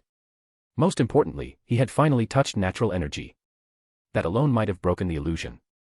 After about an hour and more pills, he finally regained some stamina and chakra. He picked up the girl, cast lightweight boulder, removed the seal, and flew away from Three Eyes Town. Still weak, he flew directly back to the Eastern Division base. Seeing him return battered and spent, Katsuchi was stunned. Didn't you get mummified last time you left? Now you look worse. He wasn't wrong, Ishiro looked like he was half dead. Shiden immediately summoned the medics. Ishiro handed off the girl and underwent examination. The diagnosis, no injuries, just extreme chakra and energy depletion. The treatment, rest and tonics. Katsuchi relaxed a little, then asked about the girl. Given that it was wartime, even someone like Ishiro couldn't bring strangers to camp without scrutiny. Ishiro answered, it's a long story. Just let her stay for now. Once I'm better, I'll take her to the village and let Lord Tsuchikage decide. That convinced Katsuchi. If Ishiro said that Tsuchikage would handle it, then the girl wasn't ordinary. We've hit 200 Power Stones goal as promised this week, here's the bonus chapter. Thank you for your support, please keep it coming. Chapter 148, Chapter 148, Settlement. Chapter 148, Settlement. While recovering from his injuries, Ishiro tried once again to talk to the little girl, but she still wouldn't open her mouth no matter what he asked. At one point, he even suspected she might be mute or deaf. However, she clung tightly to Ishiro and refused to be separated from him. Both Katsuchi and Shiden attempted to take her elsewhere so Ishiro could rest, but she simply wouldn't let go of his clothing. This made Ishiro think the girl had suffered psychological trauma, leaving her withdrawn and emotionally dependent on him. It likely wasn't a physical condition. Fortunately, the girl didn't reject everyone. She was willing to accept the kindness shown by Tomo Chico. Although she still refused to stay far from Ishiro, she would at least follow Chico's lead for daily activities. Perhaps it was because they were close in age. Ishiro's overexertion was temporary. With the help of medical nin, he recovered within a few days. But once recovered, Ishiro faced a dilemma. The girl relied on him too much for him to feel comfortable leaving her alone in the village. However, taking her along on missions was clearly inappropriate, and he couldn't stay with her full-time either. In the end, Chico, the only other person the girl trusted, came up with a solution. She would return to the village with Ishiro to see if the girl was willing to stay with her family. Chico's family were civilians and didn't serve on the front lines. She also had a younger sister, Kotake, who was still in the academy, someone the girl could befriend. Plus, given her age, the girl was eligible to enroll in the ninja academy, where she could meet more children. Ishiro thought this was worth trying. He used lightweight boulder technique to bring both girls back to the village at high speed. Once back, he first went to see Inoki and explained the situation, especially highlighting the girl's unusual talent. As the Tsuchikage, Inoki understood how valuable such talent could be. After meeting the girl himself, he quickly approved Ishiro's request to become her guardian. There was one unexpected twist. While the girl was willing to interact with Chico's family, she insisted on sleeping in Ishiro's cabin at night. In fact, she even spoke for the first time to express this desire. It was a strange request, but since she was willing to remain in the village, that was good enough. Ishiro arranged for her to stay in his small home and asked Chico's sister, Kotake, to escort her to and from school each day. As for her name, no matter what he asked, she wouldn't say. So when it came time to register her, Ishiro gave her a name himself. Since it was summer when they met and he had just experienced a powerful genjutsu, he named her Natsuki, Summer Moon. With Natsuki properly settled, Ishiro finally relaxed and returned with Chico to the Eastern Division camp.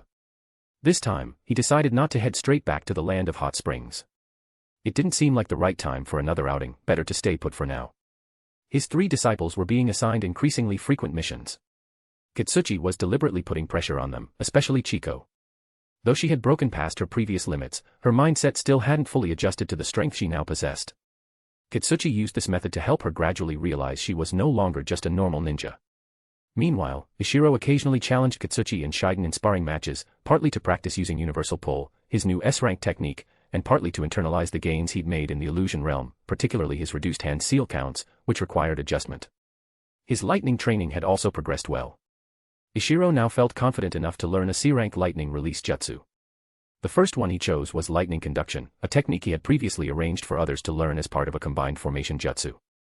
Although the process was slow, he managed to succeed after a few days. However, it still required 31 hand seals and consumed 8 C chakra. If he were just a genin, it'd be nearly unusable. But Ishiro was still pleased. He had officially mastered his 4th nature transformation, not counting in release. The most surprising breakthrough came in chakra fusion. His gains in the illusion space far exceeded expectations. His fusion speed now greatly surpassed his consumption rate.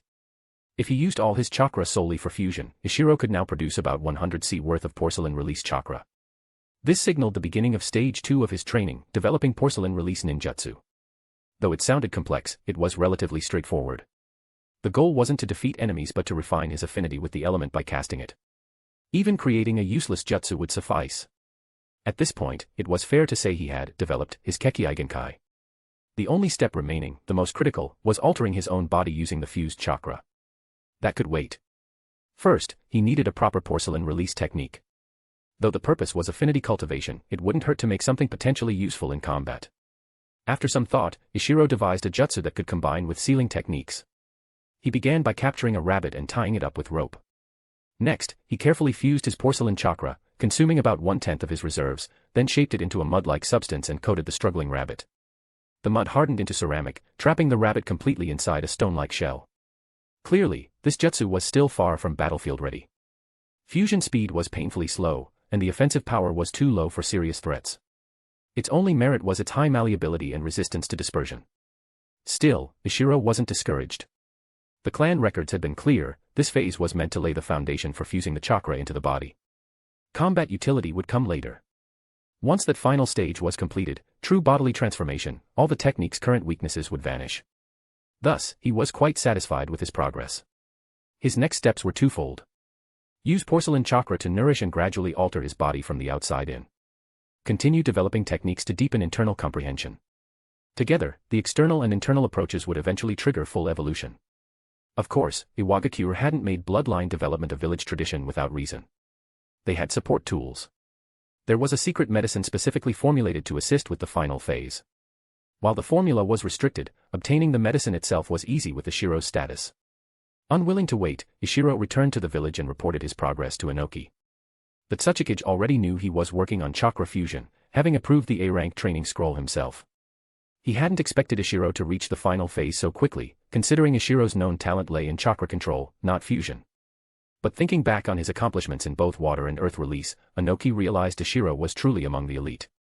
So he signed off on a supply requisition and sent him on his way.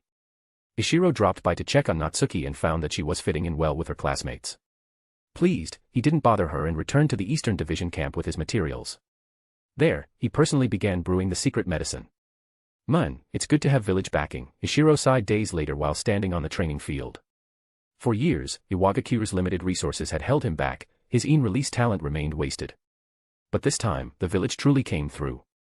In just a few days, he had already begun to feel signs of metamorphosis. His constitution had subtly improved, his chakra reserves were increasing, and his fusion speed was rising rapidly. Though the changes were minor, Ishiro couldn't shake the sense that he was growing stronger, like everything was gradually coming under his control. He imagined this must be how Sasuke felt each time he powered up. The world's mine, kind of vibe. Thankfully, as a reincarnated soul, Ishiro knew better. He'd seen the god-tier battles of the Fourth Shinobi War. Even if his instincts whispered power, his reason stayed grounded.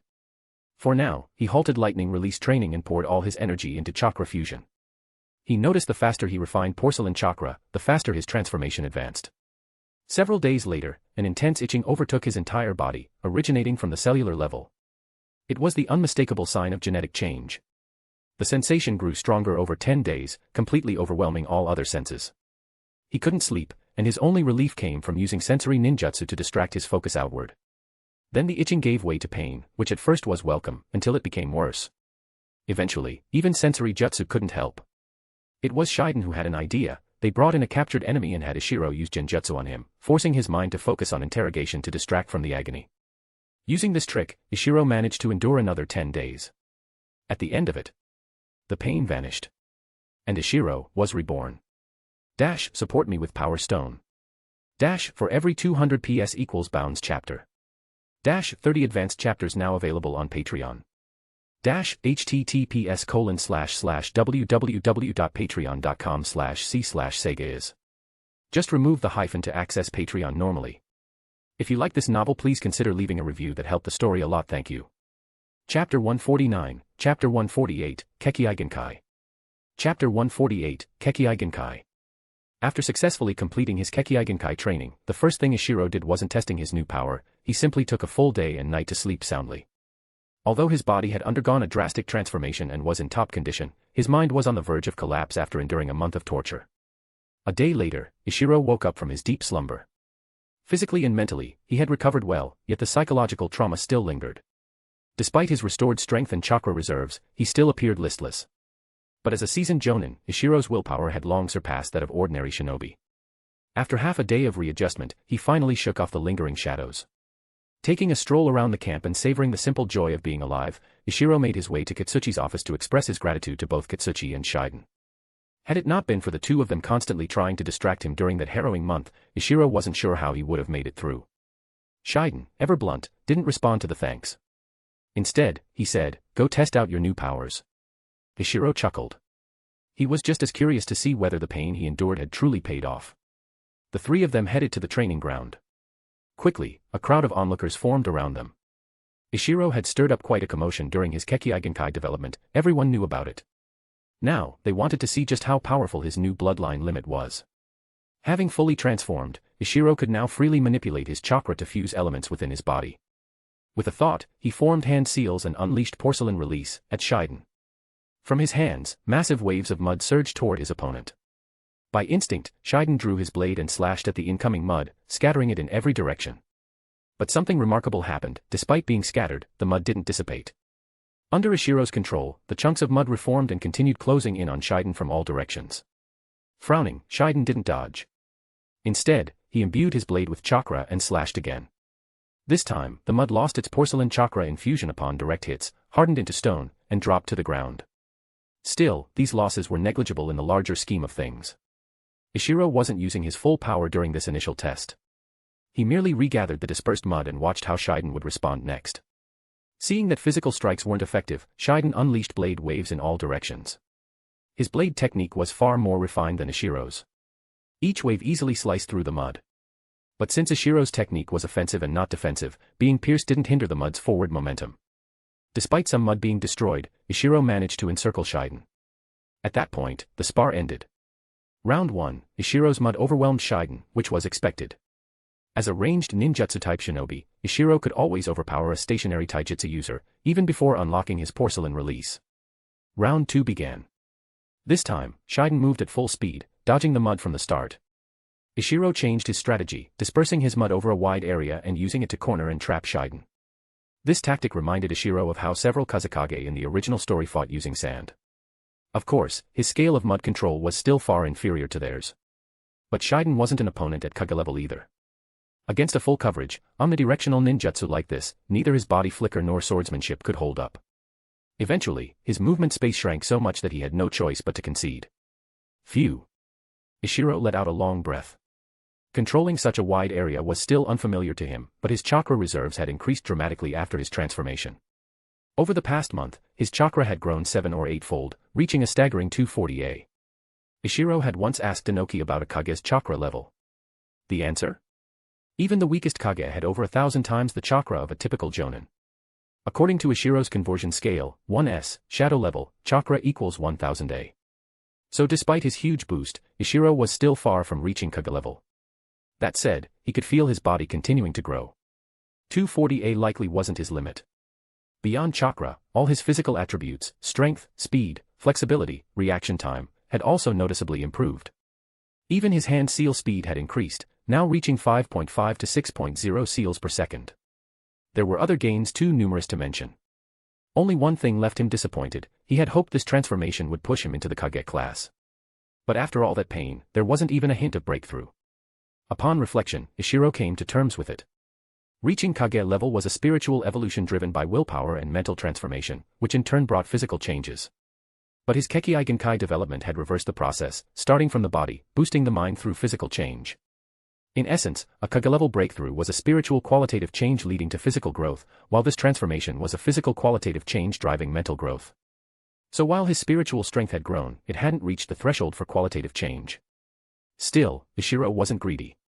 Though disappointed, the feeling quickly passed. Adapting to his new powers was now the priority. More importantly, porcelain release proved far more useful than he'd imagined. He'd need to build entire strategies around it, maybe even change his whole combat style. He used to think Gaara's combat style was too one-dimensional. But now, he understood, if one technique works universally, why change it? Previously, facing an elite close-range Jonan required combining multiple ninjutsu and using body flicker to maintain distance. Now, he could pin an enemy down without even moving. With time, who wouldn't abandon the old ways? This was the true power of a Kekkei Genkai. Later, after some rest, Ishiro also sparred with Katsuchi, but this time, things weren't so easy. It wasn't that Katsuchi was much stronger than Shiden, but that Katsuchi also specialized in wide-range ninjutsu. Porcelain release had plasticity advantages over earth release. But Katsuchi's massive scale techniques easily overwhelmed Ishiro's mud. Against him, porcelain release had no room to shine. Overall, Ishiro was now stronger than Katsuchi. But in a direct ninjutsu clash, he still lost. Katsuchi's chakra was clearly far beyond even Ishiro's new levels. In other words, even though Ishiro had made up for his chakra shortcomings through effort, he still wasn't on par with someone like Katsuchi, who naturally emphasized and excelled in chakra-heavy techniques. To be outmatched in chakra by earth release when porcelain release was supposed to surpass it left Ishiro feeling frustrated. Clearly, he couldn't blindly copy Gaara's battle methods. This spar was a wake-up call. Porcelain release was only the first step. He couldn't neglect his main affinity, water release. Porcelain release was only the first mainline goal. It was a step, not the end. If not for its proven utility during the match with Shiden, Ishiro would have halted its research here. Now that he had undergone his first evolution, Ishiro wasn't about to settle. Even if he wouldn't rush into it, it was time to plan the next step. Step 2, Dual Kekkei Genkai. Since he still had no clue how to develop in release, he had to rely on combining two basic elements again. The reason porcelain release had come so quickly was because water and earth were both his main attributes. But if he wanted to develop a second Kekkei Genkai, he'd have to choose an element beyond those two. Unfortunately, neither fire nor lightning came easily to him. This meant the next transformation would take much longer. Sigh. How greedy can I be? Which one should I choose? Under the influence of the original story, Ishiro had always preferred lightning release over fire release. Characters like Kakashi, Sasuke, and the fourth Raikage showed its full potential. By contrast, fire release had a bad reputation. Great Fireball technique was practically a meme for missing its target. Plus, lightning release had excellent support functions, as shown during the Chunin exams with Sasuke. Fire release. Outside of offense, it had little else to offer. Ishiro already had high-level offensive jutsu and porcelain release. So if both were equally viable, Ishiro would have picked lightning release without hesitation. But reality hit hard. He had learned a B-rank fire technique early on. Lightning. He barely scraped through a C-rank guided lightning jutsu. His talent for both wasn't great, but comparatively, fire release was more developed. So, in the end, Ishiro had to bow to reality and chose fire release. As for whether he would pair it with earth or water, he would decide that later. Dash, support me with Power Stone.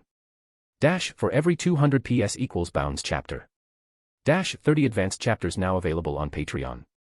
Dash, https://www.patreon.com/c/Sega. Just remove the hyphen to access Patreon normally. If you like this novel, please consider leaving a review that helped the story a lot. Thank you. Chapter 150, Chapter 149, Full-Scale Eruption. Chapter 149, Full-Scale Eruption. Although Ishiro ultimately chose fire release over lightning release as the second element for his chakra fusion, that didn't mean he was giving up on lightning release. Fire release was difficult to grasp and would take a long time, likely not achievable during the Third Great Ninja War. But lightning release had the potential to improve his combat effectiveness in the short term. Therefore, Ishiro still planned to learn lightning chakra stimulus techniques. Unfortunately, Iwagakure didn't have any complete or systematic lightning release stimulation methods available for training. That left Ishiro no choice but to find a way to extract such techniques from the minds of his enemies. Sadly, in the original story, while Naruto's training for summoning and Rasengan was well detailed, Sasuke's training for lightning manipulation and Chidori wasn't described thoroughly. He wanted to freeload some knowledge, but there was no easy way. In recent days, Ishiro had been experimenting with strengthening the guided lightning jutsu, not through evolution or upgrades, but simply by increasing chakra output to boost its power. This method wasn't cost-effective. In the past, when Ishiro had limited chakra reserves, he never even considered wasting chakra this way. But his recent development of porcelain release had drastically evolved his body. His chakra capacity had exploded and was still growing, so Ishiro figured it was time to indulge a little. The first practice target was guided lightning, not because of any special preference, but because mastering lightning release was now the most urgent among all his side objectives. Reinforcing the technique was easy. Thanks to his superior chakra control, he quickly succeeded. With Katsuchi's help, Ishiro developed new chakra manipulation methods that suited him. For example, the optimal thickness of earth flow wall to follow it up with rock fragment jutsu, or the ideal water-to-lightning ratio when combining water surge wave with guided lightning. These were things Ishiro had never thought about before. But with Katsuchi's experienced guidance, he progressed smoothly in this area of training. As for obtaining the lightning stimulus method, that still required careful planning. Previously, he had rushed off to the land of hot springs, hoping to catch some cloud ninja in action, but found nothing, not even traces of battle. He realized he had to wait until the fighting between Kumo and Konoha intensified before making his move. Unfortunately, reality had its own plans. Iwagakure and Konohagakure had just gone to war. The exact cause was unclear. Both sides had been probing each other under high tension. Despite top-level efforts to avoid escalation, a misfire eventually occurred. By the time Ishiro received word, the main southern force was already engaged in intensified battle. Recon squads had turned into full-on clashes between larger teams. Iwagakure had deployed at least 500 to 600 ninja into the Land of Grass. Adding the small squads already infiltrating the Land of Grass and Land of Fire, the total force approached 1,000. Konoha wasn't far behind. According to intelligence received by Commander Ban, the total number of Konoha shinobi in the Land of Grass was about 700. On that same day, the Land of Wind officially declared war on the Land of Fire. Within hours, the lands of Lightning and Earth followed suit. In a single day, Three great nations declared war on the land of fire. The fragile balance that had barely held together crumbled instantly, and Hiruzen Sarutobi's authority as Hokage took a massive hit. But Sarutobi reacted quickly, mobilizing all of Konoha's ninja, including every major clan, with a strong, unyielding stance. The Uchiha clan, however, didn't respond to Sarutobi's summons. Some even publicly declared they would not follow the Hokage's orders. Seeing this, the Hyuga clan also began to stall.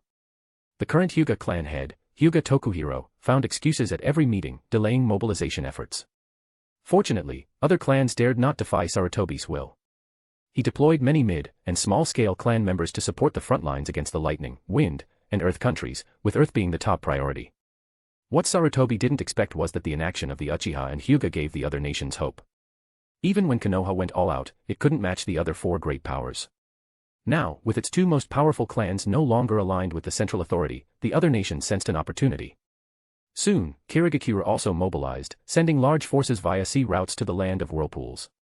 Although they didn't declare war, their intentions were clear: if there was a chance to profit, they'd take it; if not, they'd pull out. With this, the barely held situation crumbled. Sarutobi had no choice but to make three promises to win back the Uchiha and Hyuga. 1. He would publicly promise to step down after the war. 2. The next Hokage would be chosen based on who contributed the most during the war. 3. All accomplishments by clan members would be credited to their clan leader. This immediately stirred both clans into action. They lacked a Kage-level powerhouse to compete for the title directly. Under normal rules, there was no way their leaders could outmatch Jiraiya, Orochimaru, or Danzo. But if merit was aggregated by clan, then who could challenge them? After all, Jiraiya and Orochimaru were both civilians. Danzo's family had nearly perished in the previous wars. When it came to personal power, they couldn't compete, but in terms of clan foundation, Uchiha and Hyuga feared no one. Both clans sprang into unprecedented action, mobilizing their forces and outright refusing Sarutobi's proposal to disperse their members. Who would trust the Hokage's faction with their own children when they had already fallen out? What if he sent them to die? In the end, both clans agreed to jointly handle the Kiri front, commanding large numbers of civilian ninja. They also made it clear, if the Mizukage personally entered the battlefield, Konoha must send a Kage level to counter. At this point, even though the early stages of the Third Great Ninja War were supposed to be filled with probing and restraint, it had quickly escalated, dragging all five major powers into full-blown war faster than in canon. What made this war different from canon was the breakneck pace, leaving no room for internal politicking, except in Konoha, where things had already started spiraling. What Sarutobi failed to realize was that his actions had thrown Konoha into a worse state than in canon. In the original timeline, even children were sent to fight. In this world, Ishiro genuinely didn't know whether Konoha could hold on. Events were unfolding too quickly. Ishiro, reliant on the original story, suddenly felt the drawbacks of that approach. Despite his precautions, he couldn't predict what Minato Namikaze might do upon seeing Konoha in danger. Would he take the initiative and come after them? Facing a potential Kage-level opponent like Minato, especially one as broken as him, Ishiro had no good answer. After much thought, he decided, launch a preemptive strike. Of course, he wouldn't be targeting Minato's camp directly. Ishiro had his sights set on a 700-man Konoha unit fighting against Iwa's southern division in the Land of Grass. Isolated from the main forces and relatively weak, they were perfect targets. He approached Katsuchi to share his plan. To his surprise, Katsuchi firmly rejected it. Ishiro, our objective is to defend against Kumo. Konoha is only a hypothetical threat. If we leave this post, Kumo might make a move. Even if we succeed, wiping out 700 men won't change the tide of war. Besides, if that Konoha unit needs to be dealt with, the southern forces can do it themselves. Don't stir up trouble. Our division is a backup force. Unless the southern front fails, we aren't supposed to be deployed. Katsuchi's reasoning was solid, calm, and objective, leaving Ishiro speechless. He had been too impulsive. Thinking of Kumo as an ally was just wishful thinking. If his rash actions caused Kumo to view Iwa as a better target than Konoha, and they turned around and attacked, Ishiro would bear full responsibility. Calming himself, Ishiro reanalyzed the situation. Now that the war had begun, Minato would definitely want to join the fight. He wouldn't stand idly by while comrades died. But Ishiro's division was a threat, and Minato was cautious about leaving them unchecked. Regret began to bubble up. Why had he set the camp so close to the Land of Fire? If they had built it farther from the border, Konoha wouldn't be this wary. Then, an idea struck him: if Konoha stopped seeing Iwa's eastern division as a threat, maybe Minato would be reassigned. Minato, an extremely powerful asset, was essentially on hold. Konoha's leadership must hate that. So how could Ishiro make Konoha drop their guard? Heh. Easy. The breakthrough lies with Kumo. If he stirred up conflict with Kumo, Konoha might ease up, perhaps even offer goodwill. If Konoha feared a full-scale clash between Iwa and Kumo, they might even withdraw Minato's unit entirely. Ishiro was quite pleased with this plan. Then he froze. Wait. Isn't this the same internal chaos I've been trying to avoid all along? Is this how the chaotic wars in the original timeline started? Am I becoming the kind of short-sighted fool I always mocked? His confidence wavered. In the end, Ishiro decided to let Katsuchi make the final decision. Previously, Ishiro hadn't told Katsuchi about his concerns regarding Minato. To Katsuchi and others, Minato was still a near Kage, and even if he reached Kage level, the eastern camp was well fortified, one person couldn't threaten them. After all, no Kage in history had ever acted alone in the middle of war, it was too risky. Even the third Raikage learned that lesson the hard way. It wasn't that Kage-level ninja couldn't fight alone. It was just that the risk was too high, and no nation would accept that. But Ishiro knew Minato Namikaze was the exception. His ideals would drive him to take that risk. And if Minato had mastered Flying Thunder God, then the risk didn't even exist. So when Ishiro approached Katsuchi again, he began by analyzing Minato's character, arguing why he might solo the eastern camp. After all, Ishiro had met Minato twice. Among the Iwa shinobi, he knew Minato best, and he could say anything he wanted about Minato's personality. Support me with Power Stone. For every 200 PS equals Bounds chapter. 30 advanced chapters now available on Patreon. https://www.patreon.com/c/Sega is. Just remove the hyphen to access Patreon normally. If you like this novel, please consider leaving a review that helped the story a lot. Thank you. Chapter 151, Interrogation. Chapter 151, Interrogation. Under the pursuit of Ishiro's porcelain-style mud, and due to the Jonan's intentional stalling, the latter was slowly pushed back toward where the mud had previously been neutralized. But just as the Jonan stepped into the area affected earlier, Ishiro acted.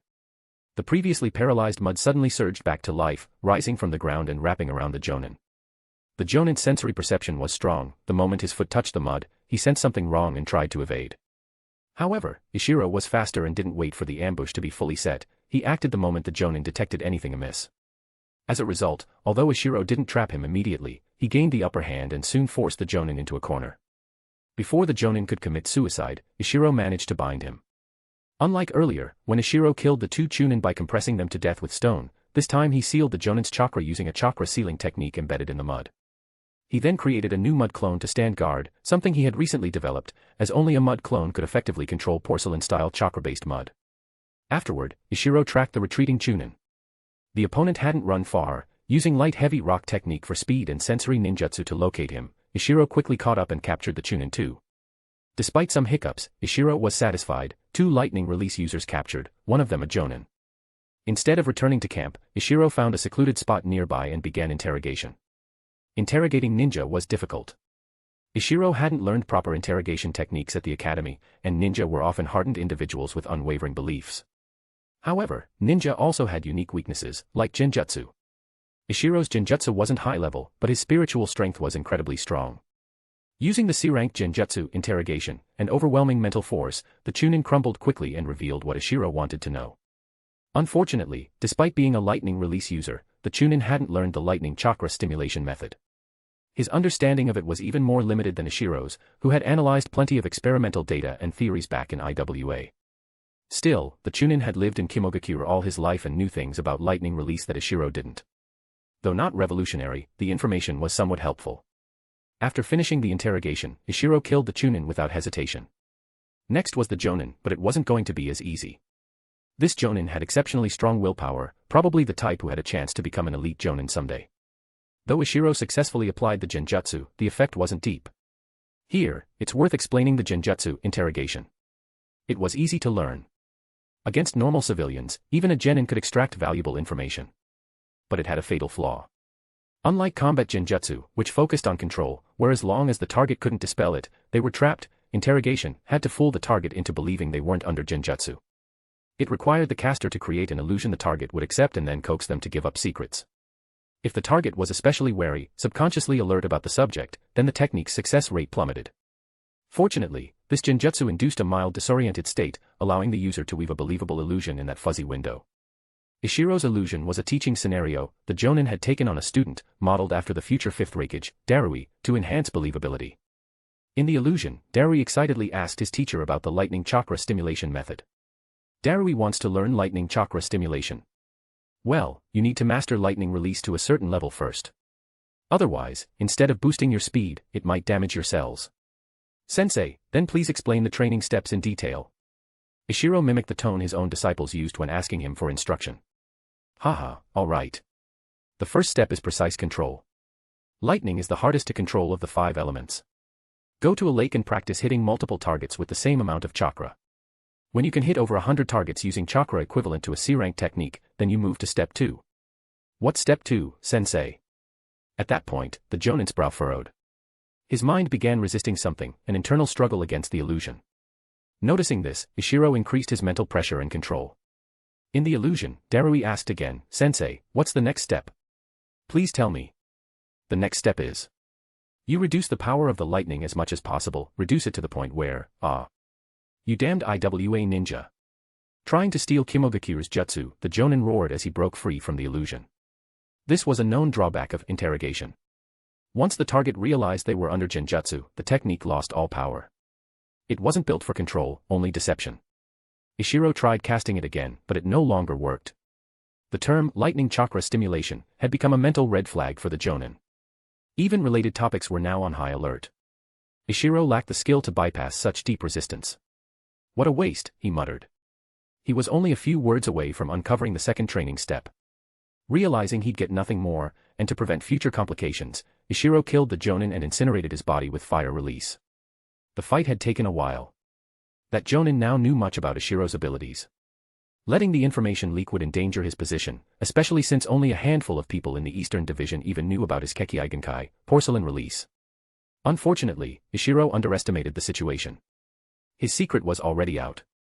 And it hadn't leaked through the usual suspects. The problem came from 2 sources, both tied to this battle. He had left no witnesses and cleaned the battlefield. Theoretically, no intel should have escaped. But the Chunin, Kuromaya, though weak, was experienced. Uncertain whether he'd escape, he left hidden messages while fleeing, multiple ones, in fact. 2 of them were later found by Kimogakure shinobi and sent to the 3rd Raikage's desk. Even if Ishiro had found them, it wouldn't have mattered. Because his fight had also been observed, by a hidden pair of eyes. A White Zetsu clone. Since the Rain Country incident, White Zetsu had never approached Ishiro directly, not out of fear, but caution. Back then, Ishiro had lured Akatsuki with false information and killed a tracking clone. He'd even used sensory ninjutsu to monitor another clone from afar. While Zetsu hadn't thought much of it at the time, once Ishiro sabotaged Danzo and Hanzo's meeting, the connections became clear. The information trail pointed straight to him. Since then, Zetsu had avoided direct surveillance. Every time Ishiro appeared, Zetsu kept a safe distance. The Eastern Division camp was never directly scouted. Only distant observation was conducted. Ishiro's sensory skills were sharp, capable of identifying disguised white Zetsu in trees, but only if he was actively looking for it. This time, he wasn't. Zetsu saw everything. And even if Kuromeya's information hadn't reached Kimogakure, Zetsu would have sent it himself. After all, someone like Ishiro, who was growing dangerously close to the Rinnegan's vessel, was a threat. And now, in Zetsu's eyes, Ishiro's carelessness made him seem less dangerous than expected. Someone who overlooked something so basic couldn't possibly set a trap for him. We've hit 400 Power Stones goal as promised this week. Here's the bonus chapter. Thank you for your support, please keep it coming. Chapter 152, Chapter 150, Targeting the Cloud Shinobi. Chapter 150, Targeting the Cloud Shinobi. This time, Katsuchi was persuaded with surprising ease. Truth be told, he also felt uneasy about facing off against a near-Kage-level opponent. Now that Ishiro had come up with a plan to avoid direct confrontation, Katsuchi was more than supportive. In his view, even if Minato Namikaze ended up relocating to Iwa's main frontline, it wouldn't be a big problem. Against a large-scale shinobi army, even a Kage-level ninja wouldn't dare to attack alone.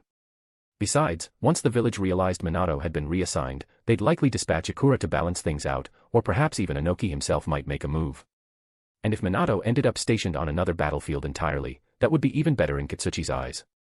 Thus, Katsuchi assigned Ishiro a mission, seek out traces of Cloud Ninja, and if safety could be assured, even try provoking their main force. With official approval, Ishiro happily set off on his assignment. Originally, he'd already planned to find some Cloud Ninja to study lightning release stimulation methods from. Now that he had the perfect excuse, he certainly wasn't going to let the opportunity slip by. Since the Eastern Division base was established, their policy toward Kyumo had been one of repulsion, not eradication. As a result, after several encounters, Cloud Ninja became increasingly bold in their reconnaissance. While they still avoided approaching too closely, they had clearly grown lax in masking their presence. It had even gotten to the point where Katsuchi's desk held detailed activity maps of nearby Cloud Shinobi. So with all this intel, finding the Cloud Ninja wasn't difficult for Ishiro, especially with his sensory ninjutsu. Not only could he locate enemy ninja with ease, he could also distinguish their chakra natures. While Cloud Shinobi were known for their lightning release, not all of them specialized in it. For instance, the first two he encountered clearly didn't possess lightning chakra. Ishiro handled such irrelevant targets with brutal efficiency, he ambushed them using porcelain release. These two Chunin weren't alert enough to guard against an elite Jonan like Ishiro.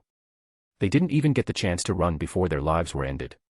Without even bothering to clean up the battlefield, Ishiro moved straight to the next target zone marked in the intel.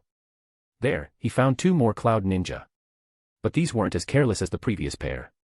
According to his chakra senses, one of them, a Jonan, possessed both lightning and wind release, while the other Chunin also had lightning chakra. That was a bit of a problem. If it were just one, Ishiro could easily kill one and capture the other. If it were two Chunin, he might be able to capture them both. But a Jonan and a Chunin.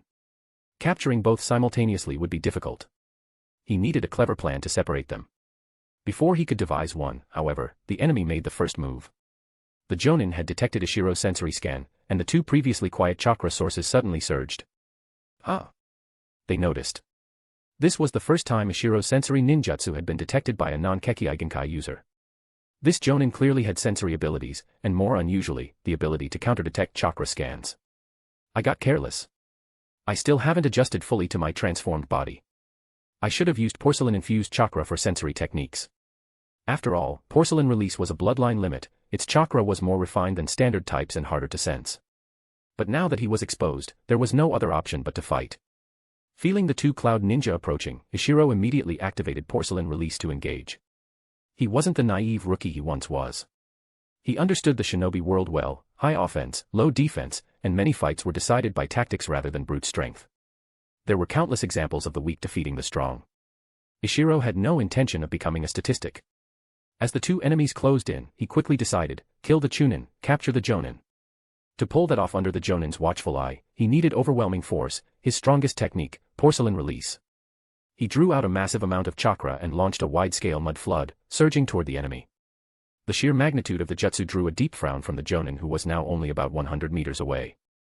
What is this technique? It resembles sand jutsu, but it's not sand. And it feels different from earth release. Has IWA developed some sort of secret technique? Bloodline limits rarely came to mind, after all, they were rare, difficult to develop, and new ones almost unheard of in recent years. Though he didn't know exactly what he was facing, the Jonin knew one thing for sure, he couldn't charge in recklessly or allow the mud to spread unchecked. He unsheathed his blade. Lightning release, thunder disperse. With a single slash, he didn't launch blade energy, but rather a wave of electricity. When the lightning struck the mud, Ishiro immediately lost control over that portion. What's more, the lightning spread rapidly across the mud's surface. A massive section in front of them became inert and collapsed to the ground.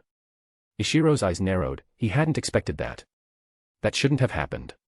Porcelain release is a fusion of two chakra natures, it shouldn't be so easily countered by lightning release. He sensed the fallen mud. The chakra link was still there, just temporarily severed.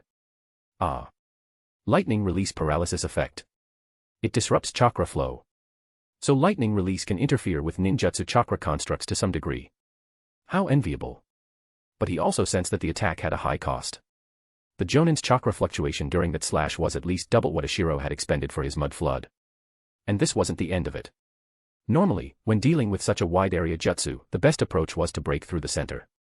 If it had been fire, wind, water, or earth, losing a chunk of the middle would have crippled the jutsu. But porcelain release mud could bend at will under Ishiro's control. While retreating using taijutsu, he kept both hands in hand seals, redirecting the remaining mud from the sides into a second pincer attack.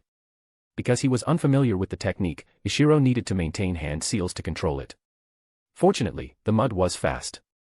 The Chunin wasn't particularly agile, and the Jonin didn't dare stray too far from his comrade. Before the two could get close, the mud had already cut off their advance. The Jonin could try to use Thunder Disperse again, but he knew the truth, he had started charging for that move well before the initial clash. Had Ishiro not cast his jutsu first, that lightning slash would have been aimed directly at him. But Ishiro had faster hand seals and attacked first. The Jonin had no choice but to repurpose his move as a counter. Now. There was no time to charge it again. Still, as a seasoned shinobi, the Jonin calmly analyzed the situation for weaknesses. Never seen or heard of this jutsu before.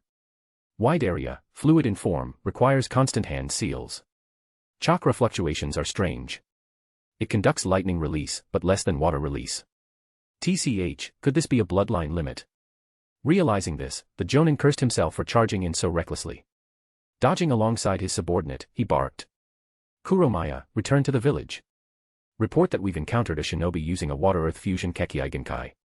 His hand seals are extremely fast. Peering through the thinning mud, he added. Also, he's young. Probably hasn't had the bloodline for long. Yes, sir. The Chunin named Kuromaya hesitated but quickly understood the importance of this intel. He turned and sprinted toward the sea. Once he reached the ocean and submerged, he would be virtually untraceable. No one could track a determined shinobi through open water. Though Cloud Ninja weren't known for water release, as warriors who crossed the sea, they were more than capable of surviving in it. Of course, Ishiro noticed Kuromaya trying to flee, but he couldn't go after him immediately. If he shifted focus to the Chunin, the Jonin might either intervene or attack directly. If the Jonin chose to attack, Ishiro would be caught off guard by his superior speed. But Ishiro wasn't worried, he had sensory techniques. As long as the Chunin didn't get too far, he could be tracked later. All he needed to do was finish the Jonin quickly. Could he? Ishiro believed he could. The mud that had been disrupted by lightning release was already re-establishing connection. The recovery speed was accelerating. More importantly, the Jonin hadn't noticed. Feigning urgency, Ishiro controlled the unaffected mud to swing around and attack from the front. The Jonin's strategy was now pure delay. As long as his subordinate escaped, his mission was a success. If Ishiro lost composure, perhaps he could even seize an opening to retaliate. He didn't strike back aggressively. Instead, he used his sword in tandem with lightning chakra, scattering several smaller mud attacks while retreating step by step. Dash, support me with Power Stone. Dash, for every 200 PS equals bounds chapter. Dash, 30 advanced chapters now available on Patreon. Dash, https://www.patreon.com/c/sega is. Just remove the hyphen to access Patreon normally. If you like this novel, please consider leaving a review. That's helped the story a lot, thank you. Chapter 153, Chapter 152, Frustration. Chapter 152, Frustration. Returning to the camp in high spirits, Ishiro immediately threw himself into lightning release training. With his water release mastery, creating a practice lake was a trivial task.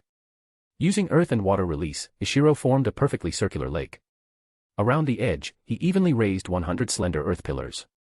In the center of the lake, he constructed a small platform. Standing atop it, he cast the C-rank ninjutsu guided lightning. The jutsu successfully struck dozens of the earth pillars at the lake's edge. However, none of the pillars were struck with precision. The lightning simply spread in a single direction, hitting whatever was in its path. This was awkward. Put simply, Ishiro's score was 0. In fact, calling it 0 might be too generous. Technically, it was negative dozens, because none of the hits were intentional. This, training in the lightning stimulation method feels like developing a second chakra nature all over again, completely hopeless. The difficulty of lightning release training was deeply frustrating. Days had passed, and Ishiro's results remained in the negatives. Not only could he not control the jutsu accurately, he couldn't even confine it to the central platform without it spilling to the lake's edge. And then came even worse news. Today, Katsuchi handed him a report. Kumonin had learned about his porcelain release. What was Ishiro's first reaction? He had clearly cleaned up all evidence, there wasn't even a corpse left behind. His next thought was White Zetsu. Ishiro was confident he hadn't made any mistakes, but he was well aware of Zetsu's capabilities.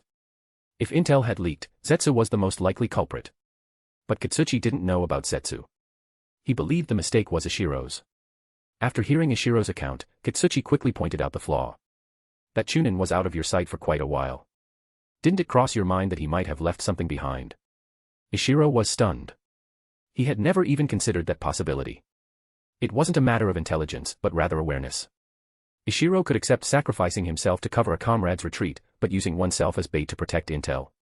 That was still beyond him. It was a blind spot. In his past life, people had admired how Hoshigaki Mangetsu had sacrificed his life to protect intel. But in the ninja world, that was just standard procedure, especially for those on infiltration missions. Sometimes, intel truly was more important than life. There were even times when survival was impossible, but transmitting intel still had a chance. The best move then wasn't to search for clues, it was to ambush anyone who might come to retrieve them. Or, during interrogation, force him to reveal where he hid the intel. Ishiro nodded. No one could know how many clues that Chunin left behind, searching them all would be impossible. As for interrogation, that wasn't easy either.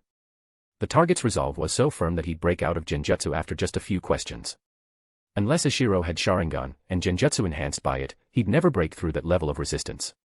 Despite the failure in lightning release training and the intelligence leak, the Eastern Division had at least achieved its initial goal, drawing the attention of Kimonin.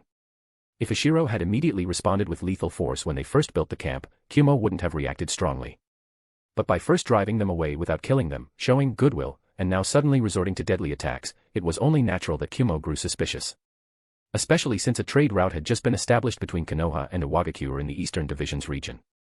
Kumo began to wonder, is Inoki up to something again? Kumo's response wasn't immediate. First, they were cautious, wary of secret dealings between Iwa and Konoha. Second, the distance was an issue, they had to cross a sea. If not for the recent joint declaration of war by the lands of Earth and Lightning against the land of Fire, the Reikage would have thought Inoki had sided with Konoha. Eventually, Kumo dispatched a 2,000-strong force. They didn't land directly in the land of Earth, but under the pretense of escorting their daimyo's envoy to the land of Iron, they landed on a small island off its northwest coast. Though the island wasn't part of the land of Earth, it was close enough, and coincidentally near Ishiro's camp. This marked the beginning of formal confrontation. As Ishiro expected, Konoha reacted quickly. While Minato's camp wasn't abandoned, about a third of the ninja stationed there were transferred elsewhere. Seeing Konoha's response, Ishiro breathed a sigh of relief. Under such circumstances, Minato was unlikely to launch an attack on his position.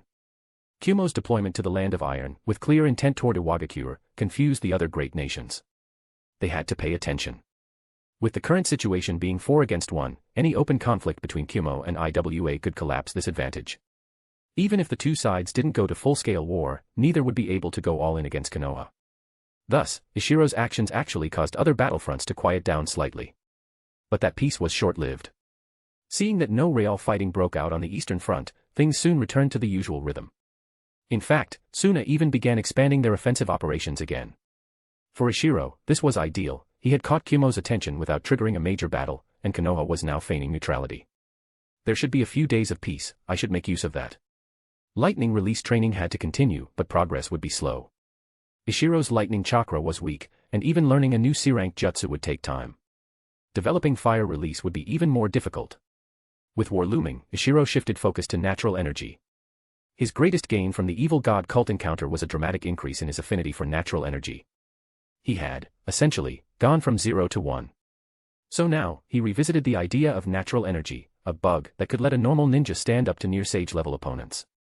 In his past life's memories, natural energy had one key trait, it was overwhelming. To harness it, one needed 1. A massive amount of chakra. Ishiro's body wasn't there yet, but it was improving thanks to porcelain release. 2. Harmony with nature. Previously, Ishiro had lacked the mindset for this. 3. The ability to perceive natural energy, normally difficult due to its scarcity, but he had solved this with a seal. The first requirement would take time. Ishiro didn't know how far his body would evolve with porcelain release. But he could begin preparing for the second. In the original story, Naruto's sage training involved several steps, some of which relied on unique tools like toad oil and black rods, none of which Ishiro had. But the mental training aspect, that was replicable. Naruto's process involved 1. Using toad oil to absorb natural energy. 2. Training his mind to absorb it without help. 3. Learning to manipulate sage chakra. Thanks to his sensory techniques, Ishiro could skip step 1 and start straight with step 2, training within a sealed space filled with natural energy. But he still faced two problems. 1. Learning to quiet his mind. 2. Figuring out how to actually absorb the energy. Quieting his mind was easy, he'd just copy Naruto's method. But as for absorption, that was a challenge. Ninja training had never involved drawing in outside energy. Chakra came from food, not the environment. Still, Ishiro had a theory. Perhaps chakra inherently carried a connection to nature, that would explain why eating a little food could fuel incredible power. He didn't need to understand the mechanics. He wasn't a sage, just a Jonan. He just needed results. So, how could he absorb it? Maybe he could learn from Dango when the time came. With that thought, Ishiro used Earth Release to create 2 stone spikes, mimicking the ones Naruto used during training. Each had a pointed top. He placed a wooden board on one and sat on it, practicing balance. Unlike Naruto's original version, Ishiro's spike was only 1 meter tall. He didn't want to break his neck. The second spike was for Dango. Shironiko watched curiously, joined by Ishiro's 3 disciples. Together, they gathered around the man and the cat, watching them wobble and struggle to stay atop the spikes without chakra. Chiko Tomo asked, "Sister Shironiko, what is teacher doing?" Shironiko replied, "He says he's training to quiet his mind, to merge with nature." Kageyama asked, "Then why is Dango doing it too?" "Probably something to do with natural energy." Shironiko guessed. "Should we try it too?" asked Kawakita, thinking it might help his swordplay. "I'm not sure. Let's wait and ask Ishiro once he's done." Just then, Ishiro fell off the spike. The 3 disciples rushed over to check on him. Having made no progress, Ishiro didn't know how to explain, so he just said vaguely, "I'll tell you once I succeed." Shironiko ignored him. Her focus was on Dango, who was still perched on the board, wobbling slightly but never falling. Cats had excellent balance, and Dango had already absorbed a good amount of natural energy. He hadn't reached Naruto's later stillness, but he was clearly doing better than Ishiro. Watching, Shironiko asked curiously, "Ishiro, why did you fall while Dango didn't?" Ishiro was speechless. "What am I supposed to say? That I'm worse than a cat?" Dango's power was improving rapidly. He could now match a special Jonan in speed, and his other weaknesses were being compensated for. Still, Dango was a ninja cat. Ishiro was an elite Jonan. To say he was losing to a cat, that would destroy his dignity. Support me with Power Stone. For every 200 PS equals Bounds chapter. 30 advanced chapters now available on Patreon. https://www.patreon.com/c/sega is. Just remove the hyphen to access Patreon normally. If you like this novel, please consider leaving a review. That's helped the story a lot. Thank you. Chapter 154, Chapter 153, Am I Just Trash? Chapter 153, Am I Just Trash? Ishiro gave Shironiko a look of disdain and refused to answer her question. With the help of a shadow clone, he climbed back onto the stone spike and began his second attempt. It didn't go much better than the first. He quickly fell off again. Ishiro was speechless. The spike was only about a meter off the ground. If he had been training at Naruto's original height, it would have been a disaster.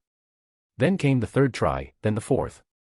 Ishiro kept falling, and Dango kept struggling to balance on the wooden board. Although Dango hadn't succeeded yet either, even the densest observer could now see what was going on. "Maybe, teacher just has worse talent in this area than Dango," Kawakita remarked, clearly the only one with no sense of tact. Chiko Tomo and Kageyama pretended not to hear, wearing serious expressions as if they were earnestly watching Ishiro's lesson. Shironiko cast a scornful glance at Ishiro. "Humph, so much for acting proud. You're not even worthy of tying my Dango's shoes." Ishiro heard Kawakita loud and clear and saw every one of Shironiko's expressions. But he didn't show a hint of embarrassment. As long as he wasn't embarrassed, then it was everyone else who would feel awkward. Half an hour passed, and Ishiro was still diligently undergoing what could only be described as falling training. Meanwhile, the 3 students had resumed their own daily drills. Shironiko, however, remained intensely focused on Dango. After 30 minutes, Dango still hadn't fallen once. Not only that, but it was slowly getting the hang of the balance, and the wobbling was decreasing. A little while later, as Ishiro once again fell off, board and all, he suddenly heard a wave of cheering. Turning his head, he was stunned. Dango was now sitting steadily atop the board, which no longer swayed at all. As Shironiko cried out joyfully, the 3 students rushed over, circling around Dango in excitement. Ishiro quietly picked up the wooden board and walked to a corner of the camp. There, he created a new spike with Earth Release and silently resumed his training, back facing everyone. Watching his back, the 3 students felt a certain sadness, but they also really wanted to laugh. They tried to hold it in, but Shironiko laughed freely. "Haha. That's what you get for acting all high and mighty, Ishiro. Eat your humble pie." Now that one spike was vacant, Kawakita found a wooden board somewhere and, with Kageyama's help, tried to mimic Ishiro and Dango's stance. As Kageyama let go, Kawakita immediately began swaying, and before long, he fell. Silence. Not because he fell, but because he'd lasted longer than Ishiro. Everyone, Shironiko, Chiko Tomo, Kageyama, and even the fallen Kawakita, turned to look at Ishiro's corner. He seemed to be slowly turning his body around. Clearly, he had seen Kawakita's attempt. "Ha ha ha ha ha. This time, all four of them burst into laughter. There's no greater pain than comparison. Everyone had thought this training would be incredibly difficult, but now it seemed the real issue was Ishiro's own poor talent. Kageyama Ri, Chiko Tomo, and even Shironiko took turns trying it out. Everyone fell quickly, but each of them lasted longer than Ishiro. Each time someone fell, the crowd cheered loudly. Ishiro heard it all, but pretended not to. By the afternoon, this training method had become a game across the entire camp. All the ninjas who weren't out on missions had tried it. While Ishiro's performance wasn't the worst, it was certainly one of the worst. He didn't join everyone for dinner that night. Instead, he sent a shadow clone to fetch his meal. After all, the #1 trending topic in the camp now was the training Ishiro had come up with. If that were all, it wouldn't be so bad. But Shironiko had broadcasted Ishiro's score across the camp. Now, everyone measured their own results using Ishiro units. Conversations sounded like this. Bro, I lasted 3 Ishiros. What about you? Ha, I did 5 Ishiros. Only 5. I managed a full 9 Ishiros. Wow, 9. That's amazing. Of course. I'm a genius. No one got angry at these boasts. Everyone believed they were geniuses, just varying degrees, big genius or little genius. Even those who scored worse than Ishiro didn't feel embarrassed. After all, they were being compared to an elite Jonan. Ishiro felt like he was being emotionally bludgeoned with every overheard conversation. He suddenly felt a strange kinship with Kakashi from the original story. Both of them were elite Jonin, and both had their chakra levels turned into units of measurement. Only difference was, Kakashi didn't know people did that. Which somehow made Ishiro feel even worse. After dinner, Shironiko approached Ishiro. So, Ishiro, what's Dango's next step? We're not gonna wait until you master it, right? Who knows how long that'll take? Ishiro took a deep breath and said nothing. Instead, he used Earth Release to raise a stone spike 100 meters high, the limit of his current ability. Then, without a word, he resumed his falling training. Despite being trash, Ishiro did feel some progress. I can probably last 2 Ishiros now. TCH. 2 times, not 2 Ishiros. He felt ashamed of himself for even using that term. Shironiko looked up at the sky-piercing spike, skeptical. She thought Ishiro was just trying to get back at her, but had no proof. As if reading her mind, Ishiro, now falling off the board yet again, dusted himself off, picked up the board, and said coolly, "You'd better ask Captain Shiden to watch over Dango." Then he turned and walked off, ignoring her completely. Umph. Shironiko snorted and went to find Shiden. She had to admit, at that height, she couldn't guarantee Dango's safety. Soon, under Shiden's watch, Dango began training again. The high winds and erratic air currents made the spike training much harder than on the ground. Dango couldn't succeed immediately. But because the spike was so tall, every ninja in camp could see it. No one could ignore it. Each time Dango swayed up top, the camp fell silent, watching nervously. Each time it fell, they let out a synchronized gasp. And the commentary followed. Amazing. Dango-sama lasted 30 Ishiros at that height. Yeah, I only got 4 on the ground. Dango-sama is incredible. Ishiro couldn't focus anymore. Like everyone else, he ended up just watching the show. After catching Dango and sending it back up again, Shiden came over and said to Ishiro, "Where did you come up with this method? The whole camp is training like this now." Ishiro's face darkened. This was the last thing he wanted to talk about. Shiden, I still fixed on Dango, continued, "I've observed that some people are gaining better control over their bodies after training. It's not drastic, but it's noticeable." Ishiro was stunned.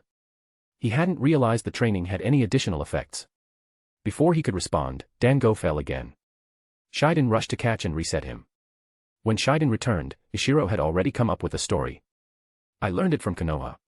One of the 3 great sage lands, Mount Mayaboku, supposedly uses this method. It's said to increase the success rate of sage mode training, so I figured I'd let Dango try too. Dango might have it easier because of how much natural energy it's absorbed." He tried to salvage a bit of pride. No one replied. Shiden was still focused on Dango. The 3 students looked even more anxious than Shironiko, as if they were its real owners. Umph. Ishiro snorted and walked off. Better to go train more than keep losing face here. This world isn't worth it. The 3 students glanced at his retreating back, then looked at each other, and burst into quiet laughter, hands over their mouths. In the days that followed, Ishiro did improve, but was still far from fully balancing. He began to suspect his biggest issue was overthinking. In the original, Fukasaku had told Naruto, "You must clear your mind. Ishiro's thoughts were always racing, he could never calm down. He suspected that without his initial natural energy encounter at the evil god cult, he wouldn't have improved at all. He might have spent a lifetime stuck at this level. Finally, he decided to consult Shironiko and Dango. Though cat instincts and natural energy helped Dango, it might still have advice he could use. Shironiko, proud as ever, was smug at first, but didn't give him any trouble. She dutifully translated between Ishiro and Dango. After some communication, Ishiro's progress did speed up, slightly. But it still wasn't impressive. Looking back, his lightning training had stalled. Fire release had gone nowhere. Sage mode wasn't progressing either. Ishiro started to feel like all his good luck had been used up with the porcelain release breakthrough. Add to that the intelligence leak when killing the Kimo ninja, he'd made a rookie mistake. His mind had become clouded. The last time this happened was right before he committed to mastering water release. Back then, it had taken a push from Myosha of the barrier core to realize it. This time, at least, he noticed the instability in his heart on his own. Dash, support me with Power Stone. Dash, for every 200 PS equals bounds chapter. Dash, 30 advanced chapters now available on Patreon. Dash, https://www.patreon.com/c/Sega is. Just remove the hyphen to access Patreon normally. If you like this novel, please consider leaving a review. That's helped the story a lot, thank you. Chapter 155, Chapter 154, Adjusting the Mindset. Chapter 154, Adjusting the Mindset. This time, Ishiro detected his mental imbalance early, unlike last time. That previous delay had cost him dearly, widening the gap between him and top-tier geniuses like Ikura. The result? Those prodigies had all reached the Quasi-Kage level, and some might have even become full Kage class by now. And Ishiro? He was still just an elite Jonan. Though he had successfully developed the porcelain release Kekkei, he remained far from true Kage level power. Fortunately, he realized it early. Otherwise, if his training had turned into an obsession, things would have gotten messy. There was no special method to deal with this kind of mental fixation. The only solution Ishiro could think of was balance, work and rest. So he decided to give himself a proper break. Truth be told, ever since he reincarnated, Ishiro hadn't taken a proper rest unless he was injured. Even when injured, he still practiced less physically demanding techniques. Like when he was bedridden in pain, he'd still practiced Bancho Tenin, universal pull, from bed. After explaining things to Katsuchi, Ishiro was granted a few days off. During this time, anything related to personal training was paused. Any intel that might induce anxiety was filtered out. The effect was immediate. The moment his leave was approved, Ishiro felt his whole body relax. Thinking further, he returned to his quarters and took off all his weighted gear. He even changed out of his standard Jonan uniform, swapping it for plain civilian clothes. Since reincarnating, he had trained until late every night. But tonight, after dinner, Ishiro just took a casual stroll and went to bed early. He had thought that his years of strict biological clock might make it hard to fall asleep. But the moment he laid down, he was out cold, and slept soundly straight into late morning the next day. About 14 to 15 hours in total. When he finally woke, still groggy, he shook his head, slowly washed up, and left his room. Yawning as he walked, Ishiro went to the logistics office to get some food, then returned to the training field. But he wasn't there to train. Dragging a chair to the edge of the field, Ishiro sat down and, with eyes half closed, basked in the sun while watching others train. Watching others work while I rest, what a great feeling. As the Eastern Division's deputy commander and a public figure, Ishiro's uncharacteristic behavior immediately drew attention. Many glanced his way curiously, wondering, what strange plan does this guy have now? In their minds, Ishiro was a visionary leader. When the camp was first established, he had led them in learning collaborative jutsu. Then he developed a Kekkei, porcelain release, which had now spread across the shinobi world. Just a few days ago, he had introduced balance training. Some even said he had created multiple jutsu, including powerful A-rank offensive ones. Ishiro didn't care about the whispers. Half dozing, he continued watching the others. These days, most of the camp was focused on balance training. Katsuchi not only encouraged it as the commander, but had submitted a report to the village recommending all shinobi adopt the practice. Watching the others treat training as a fun game, Ishiro's mood unknowingly improved. Sigh. Ishiro murmured, "It's been years since I looked around and enjoyed the scenery." This thought brought a tinge of regret. For years, driven by fear of that god-tier battle in the Fourth Shinobi World War, Ishiro had lived like a taut bowstring. Even eating and sleeping felt like exertions. Maybe it was the warm sun, or his accumulated fatigue, but soon Ishiro dozed off on his chair, snoring softly. Everyone in the camp noticed immediately. They were shinobi, after all. But none of them disturbed him. In the shinobi world, no one could tell whether a comrade's strange actions were part of some esoteric training. So Ishiro peacefully napped through the afternoon. Eventually, his 3 students returned from a mission and, seeing it was dinner time, gently woke him. Still half asleep, Ishiro stretched, slowly realizing he had slept on the edge of the training ground. He found it funny. As a shinobi, one should always stay alert, even in sleep, one should be able to spring into action. But he was pleased with this mental state. Balance and rhythm, that's what had been missing. He had been far too tense. His 3 students found his behavior a little odd. Kawakita, ever straightforward, voiced their shared question. "Teacher, what's wrong? Why were you sleeping out here? You don't seem like yourself." Ishiro chuckled and ruffled Kawakita's hair without explaining. They were still far from understanding his level. Even Chiko Tomo, the most advanced of the 3, hadn't yet become a Jonan. Kajiyama and Kawakita weren't even special Jonan. "Don't worry about it. Let's go eat." Ishiro yawned and headed toward the mess hall. The 3 students followed, dazed and confused. Ishiro maintained this relaxed mindset for 5 full days. He slept more than half the time, still getting over 12 hours of sleep each night. During waking hours, he mostly sunbathed and relaxed, occasionally giving casual advice to his students. But all 3 were at a stage where they needed to walk their own paths. They didn't need much guidance for now.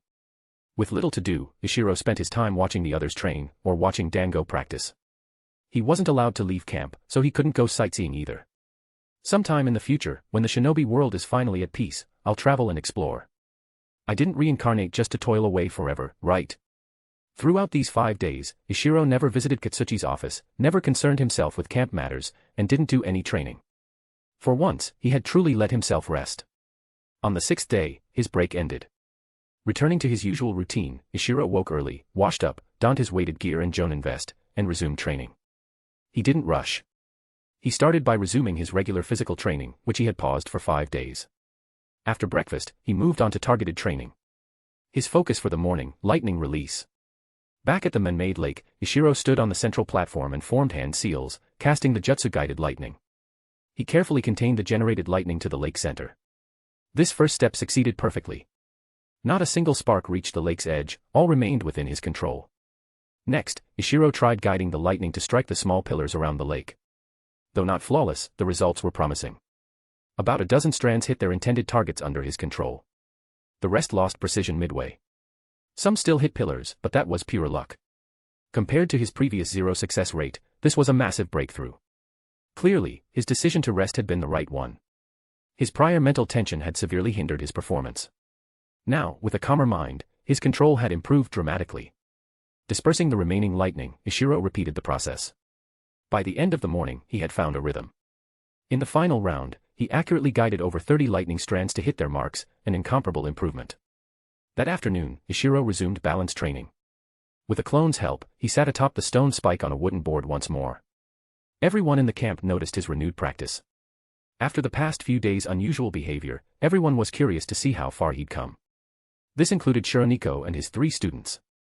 Once the clone let go, Ishiro began swaying, but this time, the movements were much smaller than before. 1 Ishiro, 2 Ishiros, 3. A shinobi began counting. At first, Ishiro remained very steady. Even past 40, he only swayed slightly, likely due to a breeze. But that little shift snowballed, and he soon fell. 44. Ishiro-sama lasted 44 units. Incredible. Does basking in the sun really improve your skills?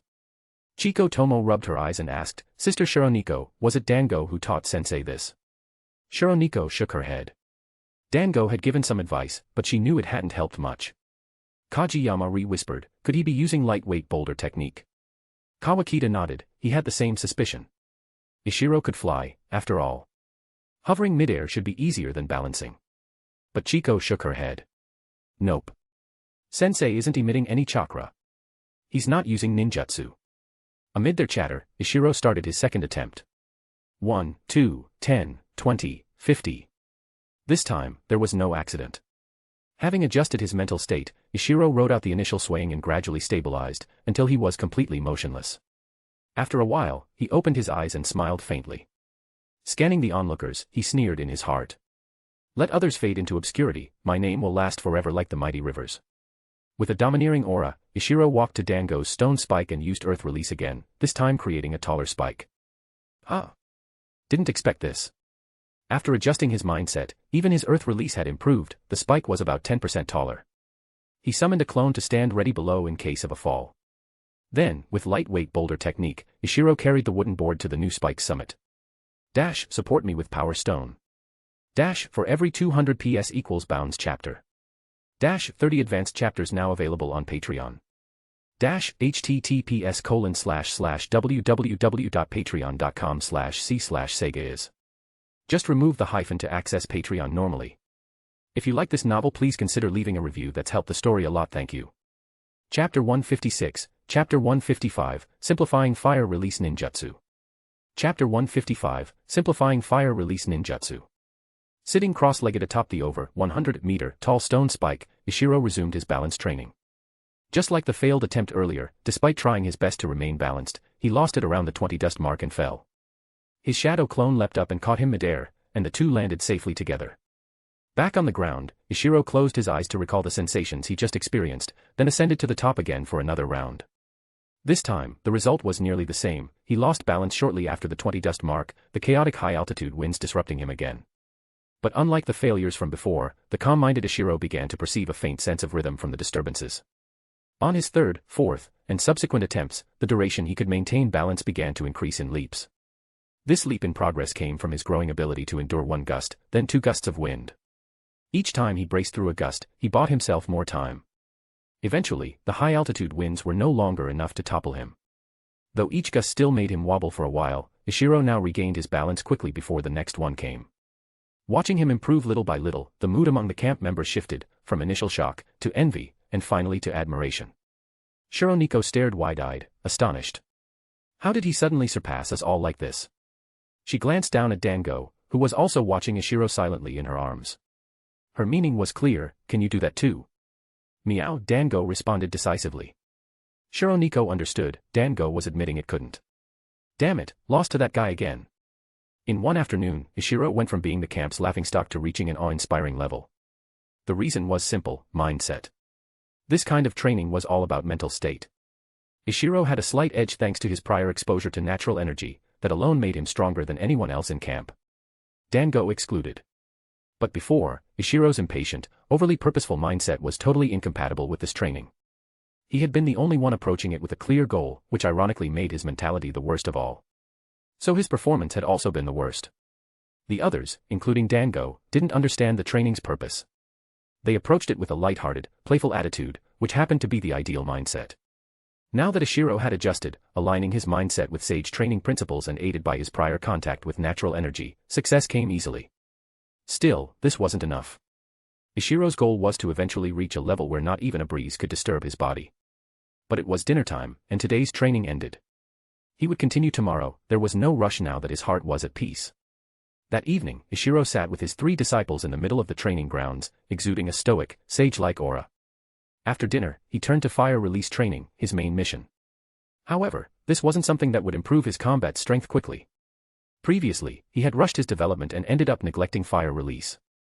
But with his mindset corrected, he now understood, chakra nature mastery required steady accumulation, just like how he built up his water release over time. His mastery of earth release had come through a life-or-death situation and guidance from 2 Kage-level mentors. That was a one-time shortcut, not something he could replicate. So Ishiro decided to go step by step, day by day, bit by bit.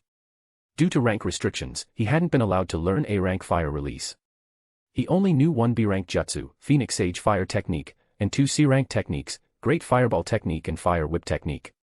Thanks to the original manga, Ishiro could cast Great Fireball in just 6 hand seals. He had also reduced Fire Whip to 14 seals after insights gained in the evil god cult's genjutsu illusion. But Phoenix Sage Fire still required a whopping 24 seals. Before coming to the Eastern Division, Ishiro had exchanged for over a dozen C-rank jutsu from the village, including 3 more fire release ones. But he hadn't touched them yet, he'd been too focused on his Keki-Igenkai training. Now, his fire release training focused on 2 goals. 1. Learning the 3 unused C-rank fire release jutsu.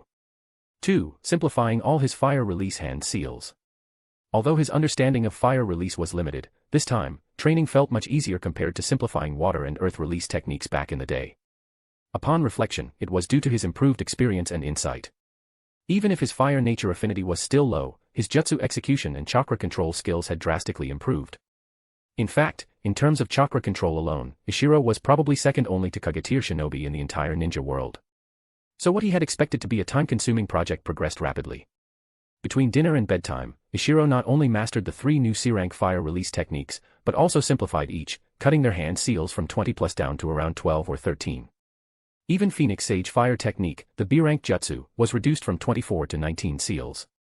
After wrapping up his training, Ishiro did a quick wash and went to bed feeling satisfied. Meanwhile, in Katsuchi's office, he and Shiden were still buried in paperwork. They, too, had heard about Ishiro's rapid progress. That little brat, Katsuchi grumbled with a chuckle, didn't even think to report back from leave or help out with some of this damn paperwork. Though not Ishiro's teacher, Katsuchi had once been his squad leader and took pride in his growth. Still, it was hard not to gripe when Ishiro dumped all the work on him and Shiden. Shiden smiled and said, "When I was helping Dango train, I did notice something interesting about Ishiro. His talents are unusual. I remember when he became a Jonan, his mental shift was very strange. I only demonstrated an A-rank jutsu to him, Shironiko, and little Ishikawa, and boom, he broke through. He suddenly realized he was a ninja. It was like, he matured in an instant. He's always had a different way of thinking. I reviewed his records, he had a creative spark even when he was very young. He notices paths others ignore. So with that kind of mindset, it's not surprising he comes up with odd but effective methods." Katsuchi nodded thoughtfully. He had always thought Ishiro was simply mature. But Shiden's analysis revealed something else, his ideas really were unique. After a moment, Katsuchi added, "A while back, he developed the porcelain release bloodline limit. Now that it's done, he isn't digging deeper into it or refining his water release. Instead, he's spending time on lightning and fire. What's he trying to do?" Shiden didn't have a definitive answer but thought aloud. He once mentioned the lightning stimulation method. From the way he talked about it, I could tell he was fascinated. I think he wants to develop lightning release so he can make that method usable. As for fire release, what if he's aiming to create a Kekki Tota, like the Tsuchikage? No way. That's Kekki Tota. Katsuchi's first instinct was to reject the idea. Understandably so, in Iwagakure, and even the entire ninja world, dust release was the only known Kekki Tota, the signature of the Tsuchikage. In the eyes of the IWA leadership, Ikura was the true heir to the Tsuchikage title. It was hard to associate Ishiro with something that grand. But still. Ishiro had just developed a Kekki Genkai. Creating a Kekki Genkai and a Kekki Tota were worlds apart in difficulty. But with Ishiro. After Shiden's analysis, Katsuchi began to wonder, maybe, just maybe, it wasn't impossible. Well, let's wait and see. Let's see just how big of a surprise this kid brings to us, and to the village. After a solid night's sleep, Ishiro woke up ready to continue yesterday's training. But after finishing his physical exercises, he was unceremoniously dragged away by Katsuchi. Katsuchi dumped a stack of intel onto him and told him to review all recent events in the shinobi world. As an elite jonin and deputy commander of a military division, Ishiro couldn't afford to be ignorant. In addition to intelligence, he was also required to participate in internal affairs and logistics management. Reluctantly, Ishiro cut into his lightning release and balance training time. He'd hoped to get it over with quickly and return to his training, but clearly, he had underestimated the situation. Kumo had been acting up recently, and Ishiro was the one who provoked them in the first place. So this mess. It was his to clean up. Thus, Katsuchi handed him all Kumo-related duties. Ishiro's first reaction was, let's go hit their camp hard. Kill a few jonin and see if they still want to act up. But then he reconsidered. If he really escalated things and triggered full-on war between the Land of Earth and Land of Lightning, he would be the one blamed. Still, the intel said Kumo had been constantly provoking IWA patrol squads along the coastline, sometimes even blatantly crossing the border. If IWA didn't respond with some firmness, those Kumo lunatics might think IWA was afraid. This was a delicate balance. After reviewing the intel, Ishiro made a decision. He gathered 7 or 8 teams along with his 3 disciples and headed for the coast. There would be a fight. But to avoid escalating the conflict, IWA couldn't appear to bully with superior ranks. If equally ranked teams, Chunin versus Chunin, Genin versus Genin, fought fairly under Jonin supervision and IWA came out on top, it would be enough to make Kumo back off for a while. Dash, support me with Power Stone. Dash, for every 200 PS equals Bounds chapter. Dash, 30 advanced chapters now available on Patreon. Dash, https://www.patreon.com/c/sega is. Just remove the hyphen to access Patreon normally. If you like this novel, please consider leaving a review. That's helped the story a lot. Thank you. Chapter 157, Chapter 156, Confronting the Kimonin. Chapter 156, Confronting the Kimonin. Ishiro led a squad of over 20 to the coastal region. With his sensory jutsu, he quickly located traces of Kimonin activity. Their actions were nothing short of blatant.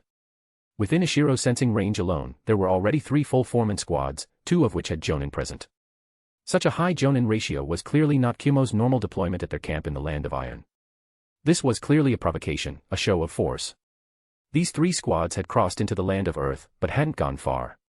They maintained formation and spacing that allowed for rapid support or retreat, clearly tactical posturing. Ishiro sneered. This wasn't a reconnaissance, it was bait. They entered IWA territory but didn't push inward. There was little intel of value here, and this was the heart of Iwa's border patrol zone. Their purpose was clear: antagonize. And from their composition, Kumo was clearly prepared for escalation. Perhaps their high command had ordered them not to strike first, so they hoped to provoke IWA into making the first move, so they could retaliate under the guise of defense. Classic bait and retaliate. As Ishiro and his force arrived, Kumo's position had subtly shifted. One of the Chunin squad leaders is missing. That speed-type lightning user, Ishiro muttered, deducing that he had likely gone back to report.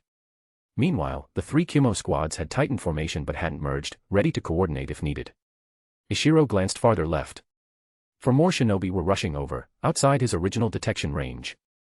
Ignoring them for now, and the 2 Jonan-led squads, Ishiro focused on the remaining Kumo unit, the one left with only 3 genin. He turned to a Chunin squad leader on his side. Captain Akino, have your team engage those 3 Kumo genin. Akino nodded and immediately relayed orders to her team. This unit was handpicked from the camp's elite. Each squad had specific specialties. Akino's subordinates were Ida, Osamu, and Eriko Kosugi. Without hesitation, they charged toward the Kumo genin. On Kumo's side, the 2 Jonin glanced at each other and silently reached consensus. Since IWA hadn't attacked outright, but chose to use genin, Kumo could stall and buy time for reinforcements. They didn't interfere. On the IWA side, Eriko Kosugi was the core. She came from a clan with inherited techniques. Though not considered top-tier among her peers and never part of the elite class, she was still a formidable shinobi. As a fire-release-focused ninjutsu type, she began hand seals as soon as they entered range. But even earlier than her, Ida began forming seals. Originally, Ida and Osamu had been taijutsu types. But after the Eastern Division formed, both were forced to study ninjutsu. They were initially resistant, until they witnessed the sheer power of combined ninjutsu firsthand. Especially after Ishiro led a mission where he killed a Konoha elite Jonin using team techniques, the 2 were completely convinced. Then word spread that all 3 of Ishiro's personal disciples had been promoted to Chunin just a year after graduating. Chiko Tomo's example in particular had stunned the camp. And since Ida and Osamu were always training near Ishiro's disciples, they'd witnessed their rapid growth firsthand. So Ishiro's reputation as a master teacher spread like wildfire. Now, Ida had successfully learned a wind release technique, making their team one of the few that could perform a coordinated jutsu without requiring the captain's participation. Due to his lower proficiency, Ida needed to start his seals earlier than Eriko. On the Kumo side, the genin were already prepped. One used lightning release, one specialized in kenjutsu, and one focused purely on taijutsu. They didn't play defense. As soon as they saw seals forming, they fanned out and launched countermeasures. The lightning user began hand seals, and the taijutsu user hurled shuriken and kunai to disrupt Iwa's ninjutsu users. Osamu stepped forward to intercept the projectiles aimed at Ida, who lacked the ability to dodge and cast at the same time. Eriko, however, dodged nimbly while forming seals. 10 seconds later, all 3 jutsu were complete. Fire release, flame net jutsu. Wind release, breakthrough. Lightning release, lightning strike. Both sides launched their techniques, surprising each other. Kumo hadn't expected the wind-fire combo. Though the individual techniques were C rank, when combined, their power nearly reached B rank, and with an expanded area of effect. This was Eriko's strategy. Ishiro had originally assigned Great Fireball to most trainees, but she had opted for the wider flame net. Though its base power was weaker, when supported by wind release, its destructive area ballooned, and it still packed a serious punch. The Kumo genin had spread out slightly, but not enough to avoid such a wide area combo. All 3 tried to dodge, but it was too late. Seeing this, the 2 Kumo Jonin finally moved, using body flicker to rescue the trio. However, saving 2 genin while escaping themselves was a heavy load, even for them. All 3 took burns, with the Jonin suffering the most. IWA didn't escape unscathed either. The Kumo lightning user hadn't used an AoE move, but a powerful piercing technique aimed straight at Osamu. It cut through their combined jutsu with deadly precision and nearly impaled him. Luckily, one of Ishiro's own Jonan aides had anticipated it. He intercepted just in time, shoving Osamu and Ida aside. In the end, both sides got bruised. But the cold fact was clear: without Jonan intervention, IWA would have lost one and suffered another injured, while Kumo would have lost all three. So it was a clear IWA victory. The shock hit Kumo hard. One exchange, and they'd lost. To them, IWA had always ranked lowest among the 5 great nations in single combat power, tied with the still unreformed Mist. Konoha was strongest. Kumo and Suna both claimed to be second, or first, in Kumo's case. Now, Kumo's genin were decisively outmatched in a 3v3 against IWA. Even if they tried to rationalize that these were Iwa's elite genin, the implication was clear. The Kumo jonin weren't as forgiving. They saw the truth. These 3 IWA shinobi weren't particularly strong individually. What gave them the edge was their combined jutsu. And that was even more alarming. IWA was already known for its numbers. Its affinity for earth release made it dominant in defensive and structural jutsu. Now it had found a way to maximize teamwork. Was IWA rising again? Thankfully, they weren't using earth release, one of the Kumo jonin muttered. There aren't many wind or fire users in IWA. Meanwhile, Iwa's morale was soaring. As expected, Lord Ishiro's training method works. 1 round and Kumo's genin are already down. Everyone looked at Ishiro with reverence. The match was halted, and Eriko's team returned. Though victorious, Osamu was still shaken. His teammates comforted him. Ishiro gave the trio a nod. Good work. That's a B-rank mission credit for each of you. Their fear faded into joy. Once both sides had calmed down, Ishiro addressed the Kumonin. Honored Kumo seniors. I am Ishiro, Deputy Commander of the Eastern Division of Iwagakure. We bear no ill will toward you. Please withdraw from the land of Earth. If you are unsatisfied, we can settle this through matches. Just like earlier, 3-on-3 genin battles. For every match we win, you stay out of the land of Earth for 1 day. What do you say? Before the nearby Kumonin could respond, a deep voice rang out from the distance behind them.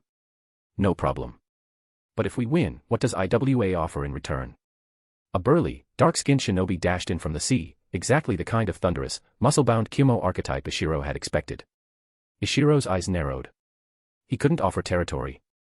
Iwa's actions here were defensive, Kumo was the intruder. But he had a trump card. The man arrived in moments, clearly a master of lightning stimulation. Once he stood beside his comrades, Ishiro replied. IWA and Kumo share a common enemy, Konoha. If you win, I can provide you with intel on Konoha. What kind of intel? The large Kumo shinobi asked. Ha.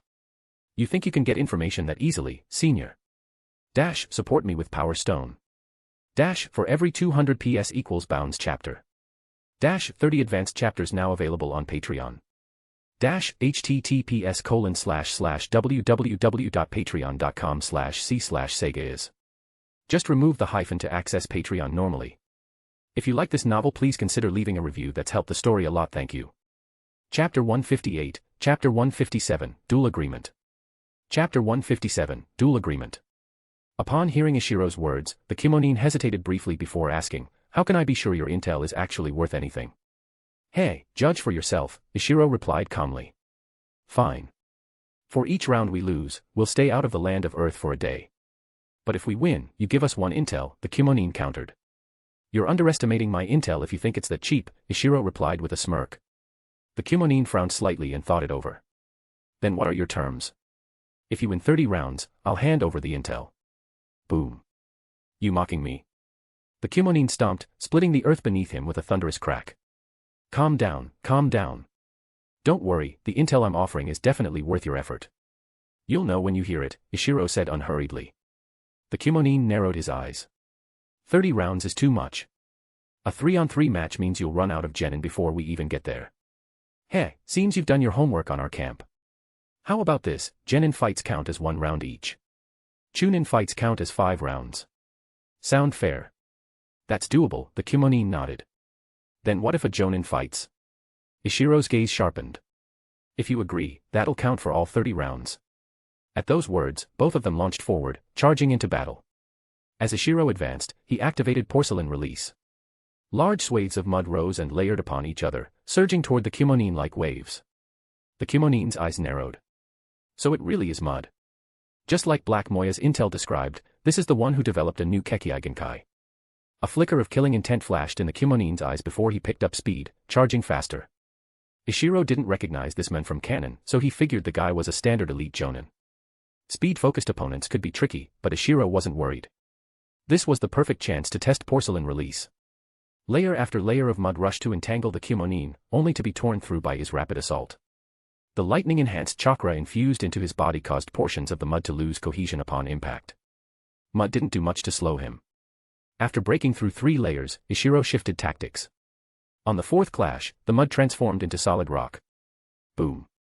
Though still blasted open, the impact significantly slowed the Kumonin. The 5th and 6th layers followed the same pattern. By now, the Kumonin's speed had dropped below Ishiro's. The mud he had outrun earlier now caught up, surrounding him. The Kumonin refused to be restrained. He attempted to escape, changing directions frequently. But under Ishiro's control, the mud could alternate between soft and hard states, becoming rock when charged at, then mud again to close the encirclement. After several attempts, the Kumonin's advantage in speed was completely nullified. Ishiro felt victory nearing, until the Kumonin roared, Storm Release, Azure Flash Dance. In an instant, countless blue streaks of light burst forth, engulfing the mud barrier. The mud instantly lost connection with Ishiro, crumbling into stone and falling apart. The remaining light beams surged toward Ishiro. Fortunately, he reacted swiftly, canceling his jutsu, using body flicker to escape, and immediately beginning the hand seals for the lightweight boulder technique. Thanks to the mud having delayed the blue light slightly, Ishiro had already taken to the air when the light struck. Phew. I let my guard down.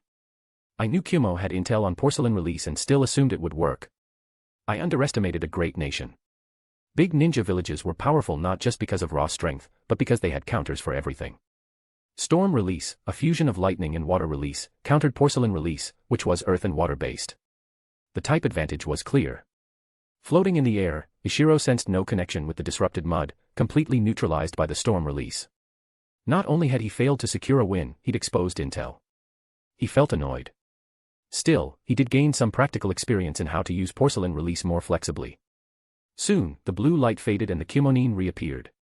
Seeing Ishiro hovering in midair, he frowned. Flying. Storm release was powerful, yes, but its range was limited. It wasn't suited for high-altitude combat. That gave Ishiro the upper hand now. But Ishiro wasn't comfortable either. When he first learned lightweight boulder technique, it gave him a major strategic edge. But these days, most high-level enemies had ranged options. If he wasn't flying high enough, he was still in danger. And if he flew too high, he couldn't attack. Lightweight boulder had become more of a defensive retreat option than a battlefield advantage. Against close combat types, Ishiro used to engage up close with blade techniques and high-speed seals. Against ranged types, he used instant movement and ninjutsu. With porcelain release, he finally had an efficient way to counter melee threats. But now, his opponent was a close-range fighter with a Kekkei Genkai that countered his. For the first time, Ishiro tasted what it meant to be on the losing end of a matchup. Considering the current political situation, Iwa wasn't ready for war with Kumo. He couldn't afford to kill this man, even if he could.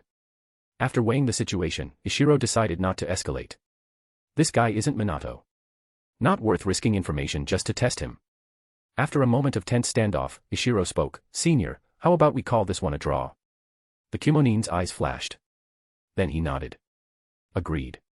Ishiro clapped his hands with a grin. Wonderful. Then shall we discuss the terms of the duels?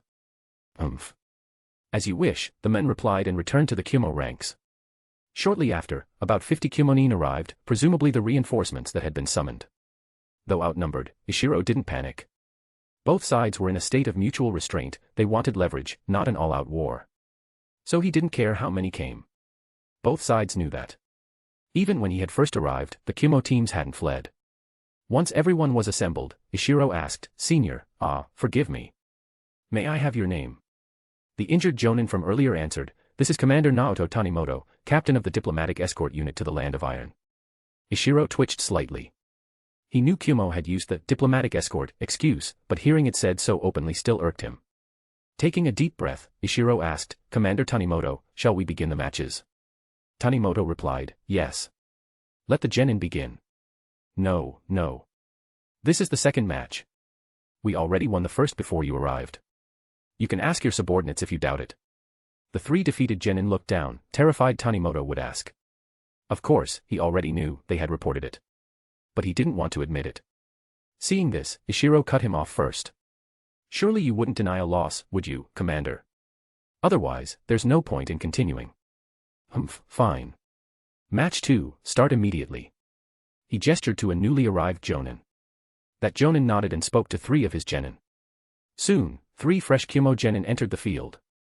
Tanimoto didn't want to play along with Ishiro's pacing, but he did want to see this new IWA strategy firsthand. The second IWA team wasn't as conveniently structured, 2 of the 3 new Earth release, which was the most common element in IWA. But many Earth release users lacked ninjutsu talent and only now began studying jutsu under Ishiro's guidance. This trio wasn't particularly strong. Ishiro brought them because they were extremely well coordinated. That synergy became even more effective after they learned ninjutsu. The match went smoothly. At first, the 2 Earth users didn't use ninjutsu, opting to feint and maneuver. Then, one blocked an attack with Earth style, mud wall, while the other immediately followed up with rock shatter technique on the same wall. Kumo hadn't expected that. Seeing the wall, the genin rushed forward, only to be caught off guard by the sudden counterattack. One was injured immediately. Now it was 3v2. After a hard-fought scuffle, Iwa's genin narrowly secured victory, losing 2 in the process. Hee, second match is ours too, Ishiro said cheerfully. He was in a very good mood. Support me with Power Stone. For every 200 PS equals Bounds chapter. 30 advanced chapters now available on Patreon. https://www.patreon.com/c/sega. Just remove the hyphen to access Patreon normally. If you like this novel, please consider leaving a review. That's helped the story a lot, thank you. Chapter 159, Chapter 158, Exchanging Intel. Chapter 158, Exchanging Intel. The Kumo Elite Jonin, Storm release user Tanimoto Naoto, was in a foul mood. The previous 3-on-3 match had been a blow, though the IWA shinobi were clearly weaker individually, they still won, and in a way Naoto found hard to accept. The tactics IWA used seemed simple on the surface, but their effectiveness was undeniable. If the first match had been a fluke, 2 consecutive victories painted a different picture. Could it be? Iwagakure has really found a method to compensate for their individual weakness. Third match, Naoto called out, trying to test that very thought. No, Tanimoto Dano, Ishiro quickly interrupted. That's enough for today. Let's meet again in 2 days. Naoto didn't flare up this time. It was obvious he'd reined in his temper after realizing he couldn't easily defeat Ishiro. 2 matches a day. How are we supposed to reach 30 like that? Don't play games with me, boy. If Kumo were winning every match, I wouldn't stop you. Blame your own side's lack of strength, Ishiro replied with a cheeky grin. Naoto clearly didn't want to argue further. So, what's this intel of yours about? You think information from me is so easily obtained? Ishiro frowned. This guy was awfully direct. We can exchange intel, Naoto countered immediately. Ishiro hesitated. Using intel as bait to stall Kumo had been part of his plan. He never actually intended to hand over valuable secrets this early. Keeping the bait just out of reach ensured Kumo remained cautious and hesitant. If he gave it up too soon, there was no guarantee they'd honor the match terms. I'm not ready to trade information yet, Tanimoto Dano. Let's stick to the agreement. Naoto narrowed his eyes, then said, very well. 2 days from now, we continue. With that, he led the Kumonin away toward the sea. Phew. Ishiro let out a breath of relief. He wasn't afraid of Naoto, but if the men chose to start a real fight, many of Ishiro's subordinates wouldn't make it. Thankfully, Naoto's brutish attitude was a facade. Once Ishiro showed sufficient strength, the men became much more reasonable. After confirming Kumo's full retreat, Ishiro granted B-rank mission credits to the second match's participants and led everyone back to camp. At the Eastern Division headquarters, Katsuchi frowned after hearing Ishiro's report. What intel would you give them if we really lost 30 matches? It was a fair concern. IWA wasn't known for individual strength. Their prowess came from teamwork and numbers. Ishiro thought for a moment, then answered, if it comes to that. I'll give them intel on Namikaze Minato. Katsuchi nodded. That was valuable, intel on Minato hadn't yet spread widely. But its time-sensitive value had already diminished somewhat. He didn't press further. Instead, he brought up a new assignment. Pointing to a map, he said, over here, between the land of grass and the land of waterfalls, there's a small country called the Land of the Moon. Multiple villages have reported mass disappearances. Go investigate. I'll assign someone else to handle the next Kumo matches. Ishiro accepted the mission and studied the report. The Land of the Moon was insignificant, no ninja village, and previously not worth Iwa's attention. But now it sat between Konoha and Iwa's war fronts. Katsuchi worried it could involve Konoha. Ishiro didn't delay. After reviewing the intelligence, he took off immediately using flight jutsu. The land of the moon was tiny. Ishiro barely remembered it from geography texts and had never visited it during missions. However, since arriving at the Eastern Division, he had studied the local maps. The moon country's location, lying between two great nations, made it tactically relevant. With his aerial mobility, Ishiro reached it swiftly. Comparing the map to the landscape below, he quickly pinpointed the affected villages. First, he stayed hidden and used sensory techniques. After confirming there were no life signs, he entered the first village. As a trained shinobi, it didn't take long for him to detect something was off. The villagers had disappeared suddenly. There were no signs of a struggle, no blood, no broken furniture. Based on clues, Ishiro concluded the abduction happened at night. Almost all villagers were taken from their beds. There was no resistance whatsoever. This wasn't surprising. For shinobi, subduing civilians without alerting them was easy. Ishiro himself could cast a large-scale genjutsu to do it. While his illusions weren't top-tier, with prep time, he could easily learn a low-powered one effective on civilians. Ishiro investigated the remaining villages. Inside the homes, he found no clues. But outside, he uncovered something useful. Poison, he muttered. In less ventilated corners, he detected lingering toxins. He also found wildlife corpses nearby that contained trace amounts of the same poison. From there, he deduced the chronological order of the attacks, and predicted the next likely target. He then positioned himself high above that region, lying in wait. With camouflage and lightweight boulder techniques, Ishiro remained practically invisible in the sky. So long as he didn't move erratically, he was undetectable from below. He wasn't worried for his own safety, he was more concerned the perpetrator wouldn't show, making the trip a waste. But before the culprit appeared, something else caught his attention. From high above, Ishiro noticed something strange about the moon country's terrain. One nearby valley, for example, it looked too round.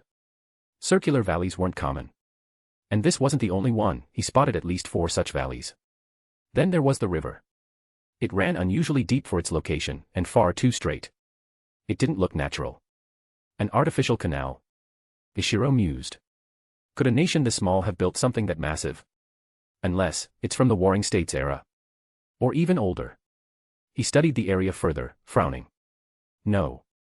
Even a rookie engineer wouldn't choose this path for a canal. The terrain doesn't support it. A chill ran down his spine. Was this cut by a sword? What kind of blade could cause that kind of damage? As he stared toward the round valleys again, names and concepts surged into his mind. Shinra Tensei, Golden Will Reincarnation Explosion. Rinnegan, Tensegan. Otsutsuki, Hagoromo, Hamura, Kagaya. Could this be the remnants of that war from 1,000 years ago? There were no written records anymore, only legends passed down by oral tradition. The establishment of the ninja villages buried those ancient tales. In the land of Earth, stories of the first Tsuchikage were far more prominent. Only minor countries, ones without ninja villages, still maintained rituals and oral lore. Some still retained traditions from the Warring States period, like priesthoods. These Miko, shrine maidens, weren't exclusive to the evil god cult. Many ancient faiths had them. The most widespread current deity was the goddess of the hair, clearly inspired by Kagaya Otsutsuki. Beyond her, other gods appeared in scattered mythologies. Perhaps they, too, were real. These oral traditions had been passed down by shrine maidens across generations. Maybe I should investigate these old shrines, see if I can dig up more clues, Ishiro thought. Just then, he spotted something. In the region he had marked, a faint black mist began rising from one village. It was nearly imperceptible, especially as the sky darkened. But Ishiro had been watching for it. He slowly descended, stopping at about 100 meters above the village. And there, he saw it. A figure, shrouded in a black cloak, stood in the center of the village. From his aerial angle, Ishiro couldn't make out the person's face, or even their gender. So he studied the figure longer. Perhaps sensing the scrutiny, the cloaked individual suddenly snapped their head up and locked eyes with Ishiro. Dash, support me with Power Stone. Dash, for every 200 PS equals Bounds chapter. Dash, 30 advanced chapters now available on Patreon. Dash, https://www.patreon.com/c/Sega is. Just remove the hyphen to access Patreon normally. If you like this novel, please consider leaving a review. That's helped the story a lot, thank you. Chapter 160, Chapter 159, Human Puppet. Chapter 159, Human Puppet. After the black-robed figure looked up in Ishiro's direction, he didn't immediately spot Ishiro's presence. However, perhaps a ninja's sense of danger was warning him, so he didn't hesitate and directly launched a probing attack. Ishiro, however, promptly identified the newcomer, Sasori of the Red Sand. An old friend, huh? Having captured Sasori of the Red Sand once before, Ishiro was quite familiar with him. Although the light was poor and Sasori of the Red Sand had applied some simple disguise, the red hair beneath the black robe had firmly caught Ishiro's attention. At this moment, Sasori of the Red Sand had already swiftly taken out 3 puppets, and then dozens of poisoned steel needles shot towards Ishiro's direction all at once. Because Ishiro was prepared, was at a distance, and Sasori of the Red Sand couldn't confirm Ishiro's exact position, he easily dodged them. However, it was precisely this movement from Ishiro that allowed Sasori of the Red Sand below to discover the flaw in his camouflage jutsu. Then Ishiro heard a voice from below, he can fly, can turn invisible, but the invisibility effect isn't that great. You're Ishiro of Iwagakure. Hearing this, Ishiro was somewhat surprised, he hadn't expected Sasori to identify him so easily. On the other hand, Ishiro wasn't particularly surprised that these 2 pieces of information about him had been leaked. Ishiro had used these 2 abilities countless times, it was likely that any intelligence report concerning him would list these 2 ninjutsu first. This was because both were ninjutsu convenient for sneak attacks, and what ninjas feared most was dying an obscure death before even having a chance to display their skills. Few could ignore Ishiro's ninjutsu that allowed him to approach opponents silently. I didn't expect Sasori of the Red Sand to remember me, Ishiro said, deactivating his camouflage jutsu. Thanks to you back then, I was captured by you Iwagakure ninja. Today, it's time to repay that humiliation. Saying this, Sasori of the Red Sand took out a scroll. Gently stroking the scroll, Sasori of the Red Sand said, let me show you my most perfect masterpiece. And then, you too will become part of my collection. It must be the 3rd Kazekage, Ishiro mused internally. Indeed, the next moment, the 3rd Kazekage human puppet appeared before Ishiro. Then, the 3rd Kazekage human puppet manipulated iron sand to carry itself rapidly towards Ishiro. Upon recognizing Sasori of the Red Sand, Ishiro knew this battle was unavoidable. For no other reason than the 3rd Kazekage could also fly. Until Ishiro could confirm the speed of the 3rd Kazekage human puppet, he couldn't be sure if he could escape pursuit. However, facing the 3rd Kazekage human puppet, Ishiro was not without the strength to fight. Before the 3rd Kazekage got close, Ishiro retreated while storing all iron-related weapons on his person into a sealing scroll. Then, while flying, Ishiro performed hand seals and unleashed his porcelain release. A large amount of slurry blasted towards the 3rd Kazekage's iron sand. In the first exchange, Ishiro didn't come off worse, as Sasori hadn't expected Ishiro to have such a technique up his sleeve. But the second attack from the 3rd Kazekage human puppet made Ishiro feel the pressure.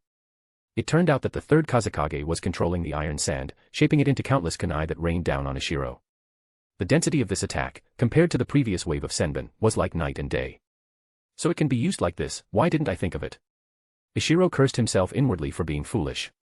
Although his porcelain release wasn't as sharp as iron sand, if he formed it into kunai to attack the enemy like this, the effect would surely be stronger than just turning it into rocks to block them. However, now was not the time to dwell on such thoughts. Ishiro controlled the slurry to form a thick layer of rock in front of him. As soon as the rock layer formed, Ishiro heard a series of dull thuds. Evidently, a large number of iron sand kunai had embedded themselves into the rock layer. At the same time, from the directions around Ishiro not blocked by the rock layer, a large number of iron sand kunai quickly bypassed Ishiro and shot towards his rear. Knowing that his slurry could be controlled at will, Ishiro paid close attention to the kunai shooting past him. Indeed, after flying some distance, the kunai quickly slowed down, then turned around and shot back towards Ishiro again. Fortunately, neither the 3rd Kazekage nor Sasori of the Red Sand possessed the Uchiha clan's kunai throwing techniques. These speeding kunai couldn't make sharp turns while flying at high speed. Otherwise, Ishiro would have been in a very tight spot today. Ishiro controlled the slurry to repeatedly block the kunai attacks while continuously flying higher into the sky. Initially, the 3rd Kazekage human puppet also flew up, following Ishiro as he gained altitude. But soon, Sasori understood Ishiro's intention. With a cold sneer, he manipulated the 3rd Kazekage human puppet to form a platform of iron sand beneath his own feet, and then Sasori stood on the iron sand and flew up. This was, of course, within Ishiro's expectations. Ishiro naturally wouldn't be foolish enough to think that such a simple trick could allow him to escape Sasori's pursuit. Ishiro's goal was to get Sasori off the ground. Although the 3rd Kazekage human puppet could fly, Sasori himself could not. Sasori's conventional fighting style was ground-based. Being further from the ground was advantageous for Ishiro.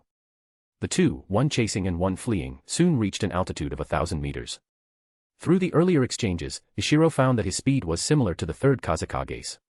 Trying to escape Sasori of the red sand through a speed advantage would be quite difficult. So Ishiro decided to take a risk. In the previous clashes, although Ishiro appeared to be handling things with ease, he was actually the weaker party. Firstly, with Sasori's strength, he could undoubtedly control more than just this one puppet simultaneously. He hadn't brought out other puppets yet merely because he felt the third Kazekage human puppet was sufficient. More importantly, the third Kazekage human puppet controlled iron sand with great flexibility, while Ishiro, though able to instantly manifest his slurry, had to maintain hand seals with both hands. In other words, while Ishiro was controlling the slurry, many of his other techniques could not be used. Therefore, upon reaching an altitude of 1,000 meters, Ishiro changed his tactics. At this point, Ishiro was at the highest position, the third Kazekage human puppet was below and to his side, while Sasori's main body was cautiously hiding beneath the third Kazekage human puppet. At this moment, Ishiro suddenly stopped his ascent and abruptly plummeted downwards. Seeing Ishiro change tactics, Sasori didn't panic. He promptly controlled the third Kazekage to form more iron sand to intercept Ishiro. Simultaneously, the iron sand platform beneath his feet moved horizontally, away from Ishiro. But Ishiro had anticipated this. He first controlled the slurry to form a rock layer below him, then directed the rock layer to forcefully break through the iron sand's interception. Although the iron sand didn't completely stop Ishiro, his blatant intention to approach Sasori's main body to attack was seen through by the enemy. At this point, although Ishiro was now below the third Kazekage human puppet and at the same altitude as Sasori, there was still a considerable distance between them. Furthermore, above and between the two, the third Kazekage human puppet was maneuvering to interpose itself. At this moment, even if Ishiro wanted to use some ninjutsu, there wouldn't be enough time. Unless it was a ninjutsu that could be cast instantly without hand seals, by the time Ishiro finished the seals, the third Kazekage human puppet would surely have blocked the way. And even if Ishiro launched some sealless ninjutsu at the distant Sasori could take out new puppets to block the attack. Under normal circumstances, Ishiro would have no way to deal with Sasori at this point. But Ishiro wasn't a normal person, he had a trump card. This trump card was an S-rank ninjutsu. Speaking of which, this was the first time Ishiro had truly used an S-rank ninjutsu in battle since learning it. Ishiro's S-rank ninjutsu, Bansho Tenin, Universal Pull, its biggest bug was that it didn't require hand seals and could be activated just by extending a hand. However, this ninjutsu's practical use in combat wasn't actually that great. In the original work, Pain relied on Shinra Tensei, Almighty Push, to attack enemies. Bansho Tenin was mainly used to complement Shinra Tensei. But for Ishiro, at this moment, it was perfect. Under Sasori's bewildered gaze, Ishiro extended a hand towards him. Then, Sasori was shocked to find his body being pulled by an unknown, immense force. This was no small shock. Sasori only reacted after his body had left the iron sand platform, but by then it was too late, as Ishiro himself was already rapidly descending. And as Ishiro descended, he dragged Sasori down with him. This descent was extremely fast. After all, Ishiro had used his light/heavy rock technique, and besides that, there was the effect of gravity itself. Sasori's main body plummeted with Ishiro at a terrifying speed. Although he had already completed his body's modification, he couldn't guarantee that his body could withstand a fall from such a great height. However, Sasori didn't panic. While rapidly descending, he controlled the third Kazekage human puppet to follow, while continuously taking out puppets one after another. These puppets varied in form, but most were humanoid. Clearly, Sasori's human puppet technique was already very mature. With each puppet he took out, Sasori would use it to slow his descent. If this continued, Ishiro's plan to make Sasori fall from 1,000 meters high was bound to fail. But Ishiro's plan was clearly not over. After they had fallen about 200 meters, Sasori suddenly felt the pulling force Ishiro had exerted on him disappear. Ishiro not only stopped using Bansho Tenin on Sasori, halting Sasori's accelerated descent, but he himself also stopped his own downward momentum. After ending Bansho Tenin, Ishiro reversed direction again, passed by Sasori, and then used his full strength to unleash Porcelain Release, creating a massive amount of slurry that directly blocked the downward path of the third Kazekage human puppet above. Only then did Sasori understand Ishiro's true intention. It turned out Ishiro wanted to use this method to sever the connection between Sasori and the third Kazekage human puppet. Puppet masters control puppets using chakra threads. Ishiro didn't have the Sharingan or the Byakugan, so he couldn't see chakra threads. Therefore, Ishiro created a vast amount of slurry to directly seal off the area between Sasori and the third Kazekage human puppet. Even so, Ishiro wasn't entirely at ease. Sasori was, after all, the most formidable puppet master in the entire ninja world. Who knew if he had other methods to control his puppets? That's why Ishiro hadn't resorted to this method earlier, but waited until Sasori lost his ability to fly. The current Sasori, although continuously slowing down with the help of other puppets, was still increasing the distance from Ishiro at a heart-stopping speed due to his initial rapid descent.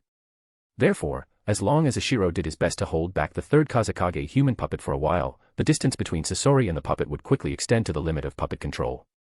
Ishiro didn't believe Sasori could still flexibly control the third Kazekage human puppet from hundreds of meters away. Support me with Power Stone. For every 200 PS equals Bounds chapter. 30 advanced chapters now available on Patreon. https://www.patreon.com/c/Sega. Just remove the hyphen to access Patreon normally. If you like this novel, please consider leaving a review. That's helped the story a lot. Thank you.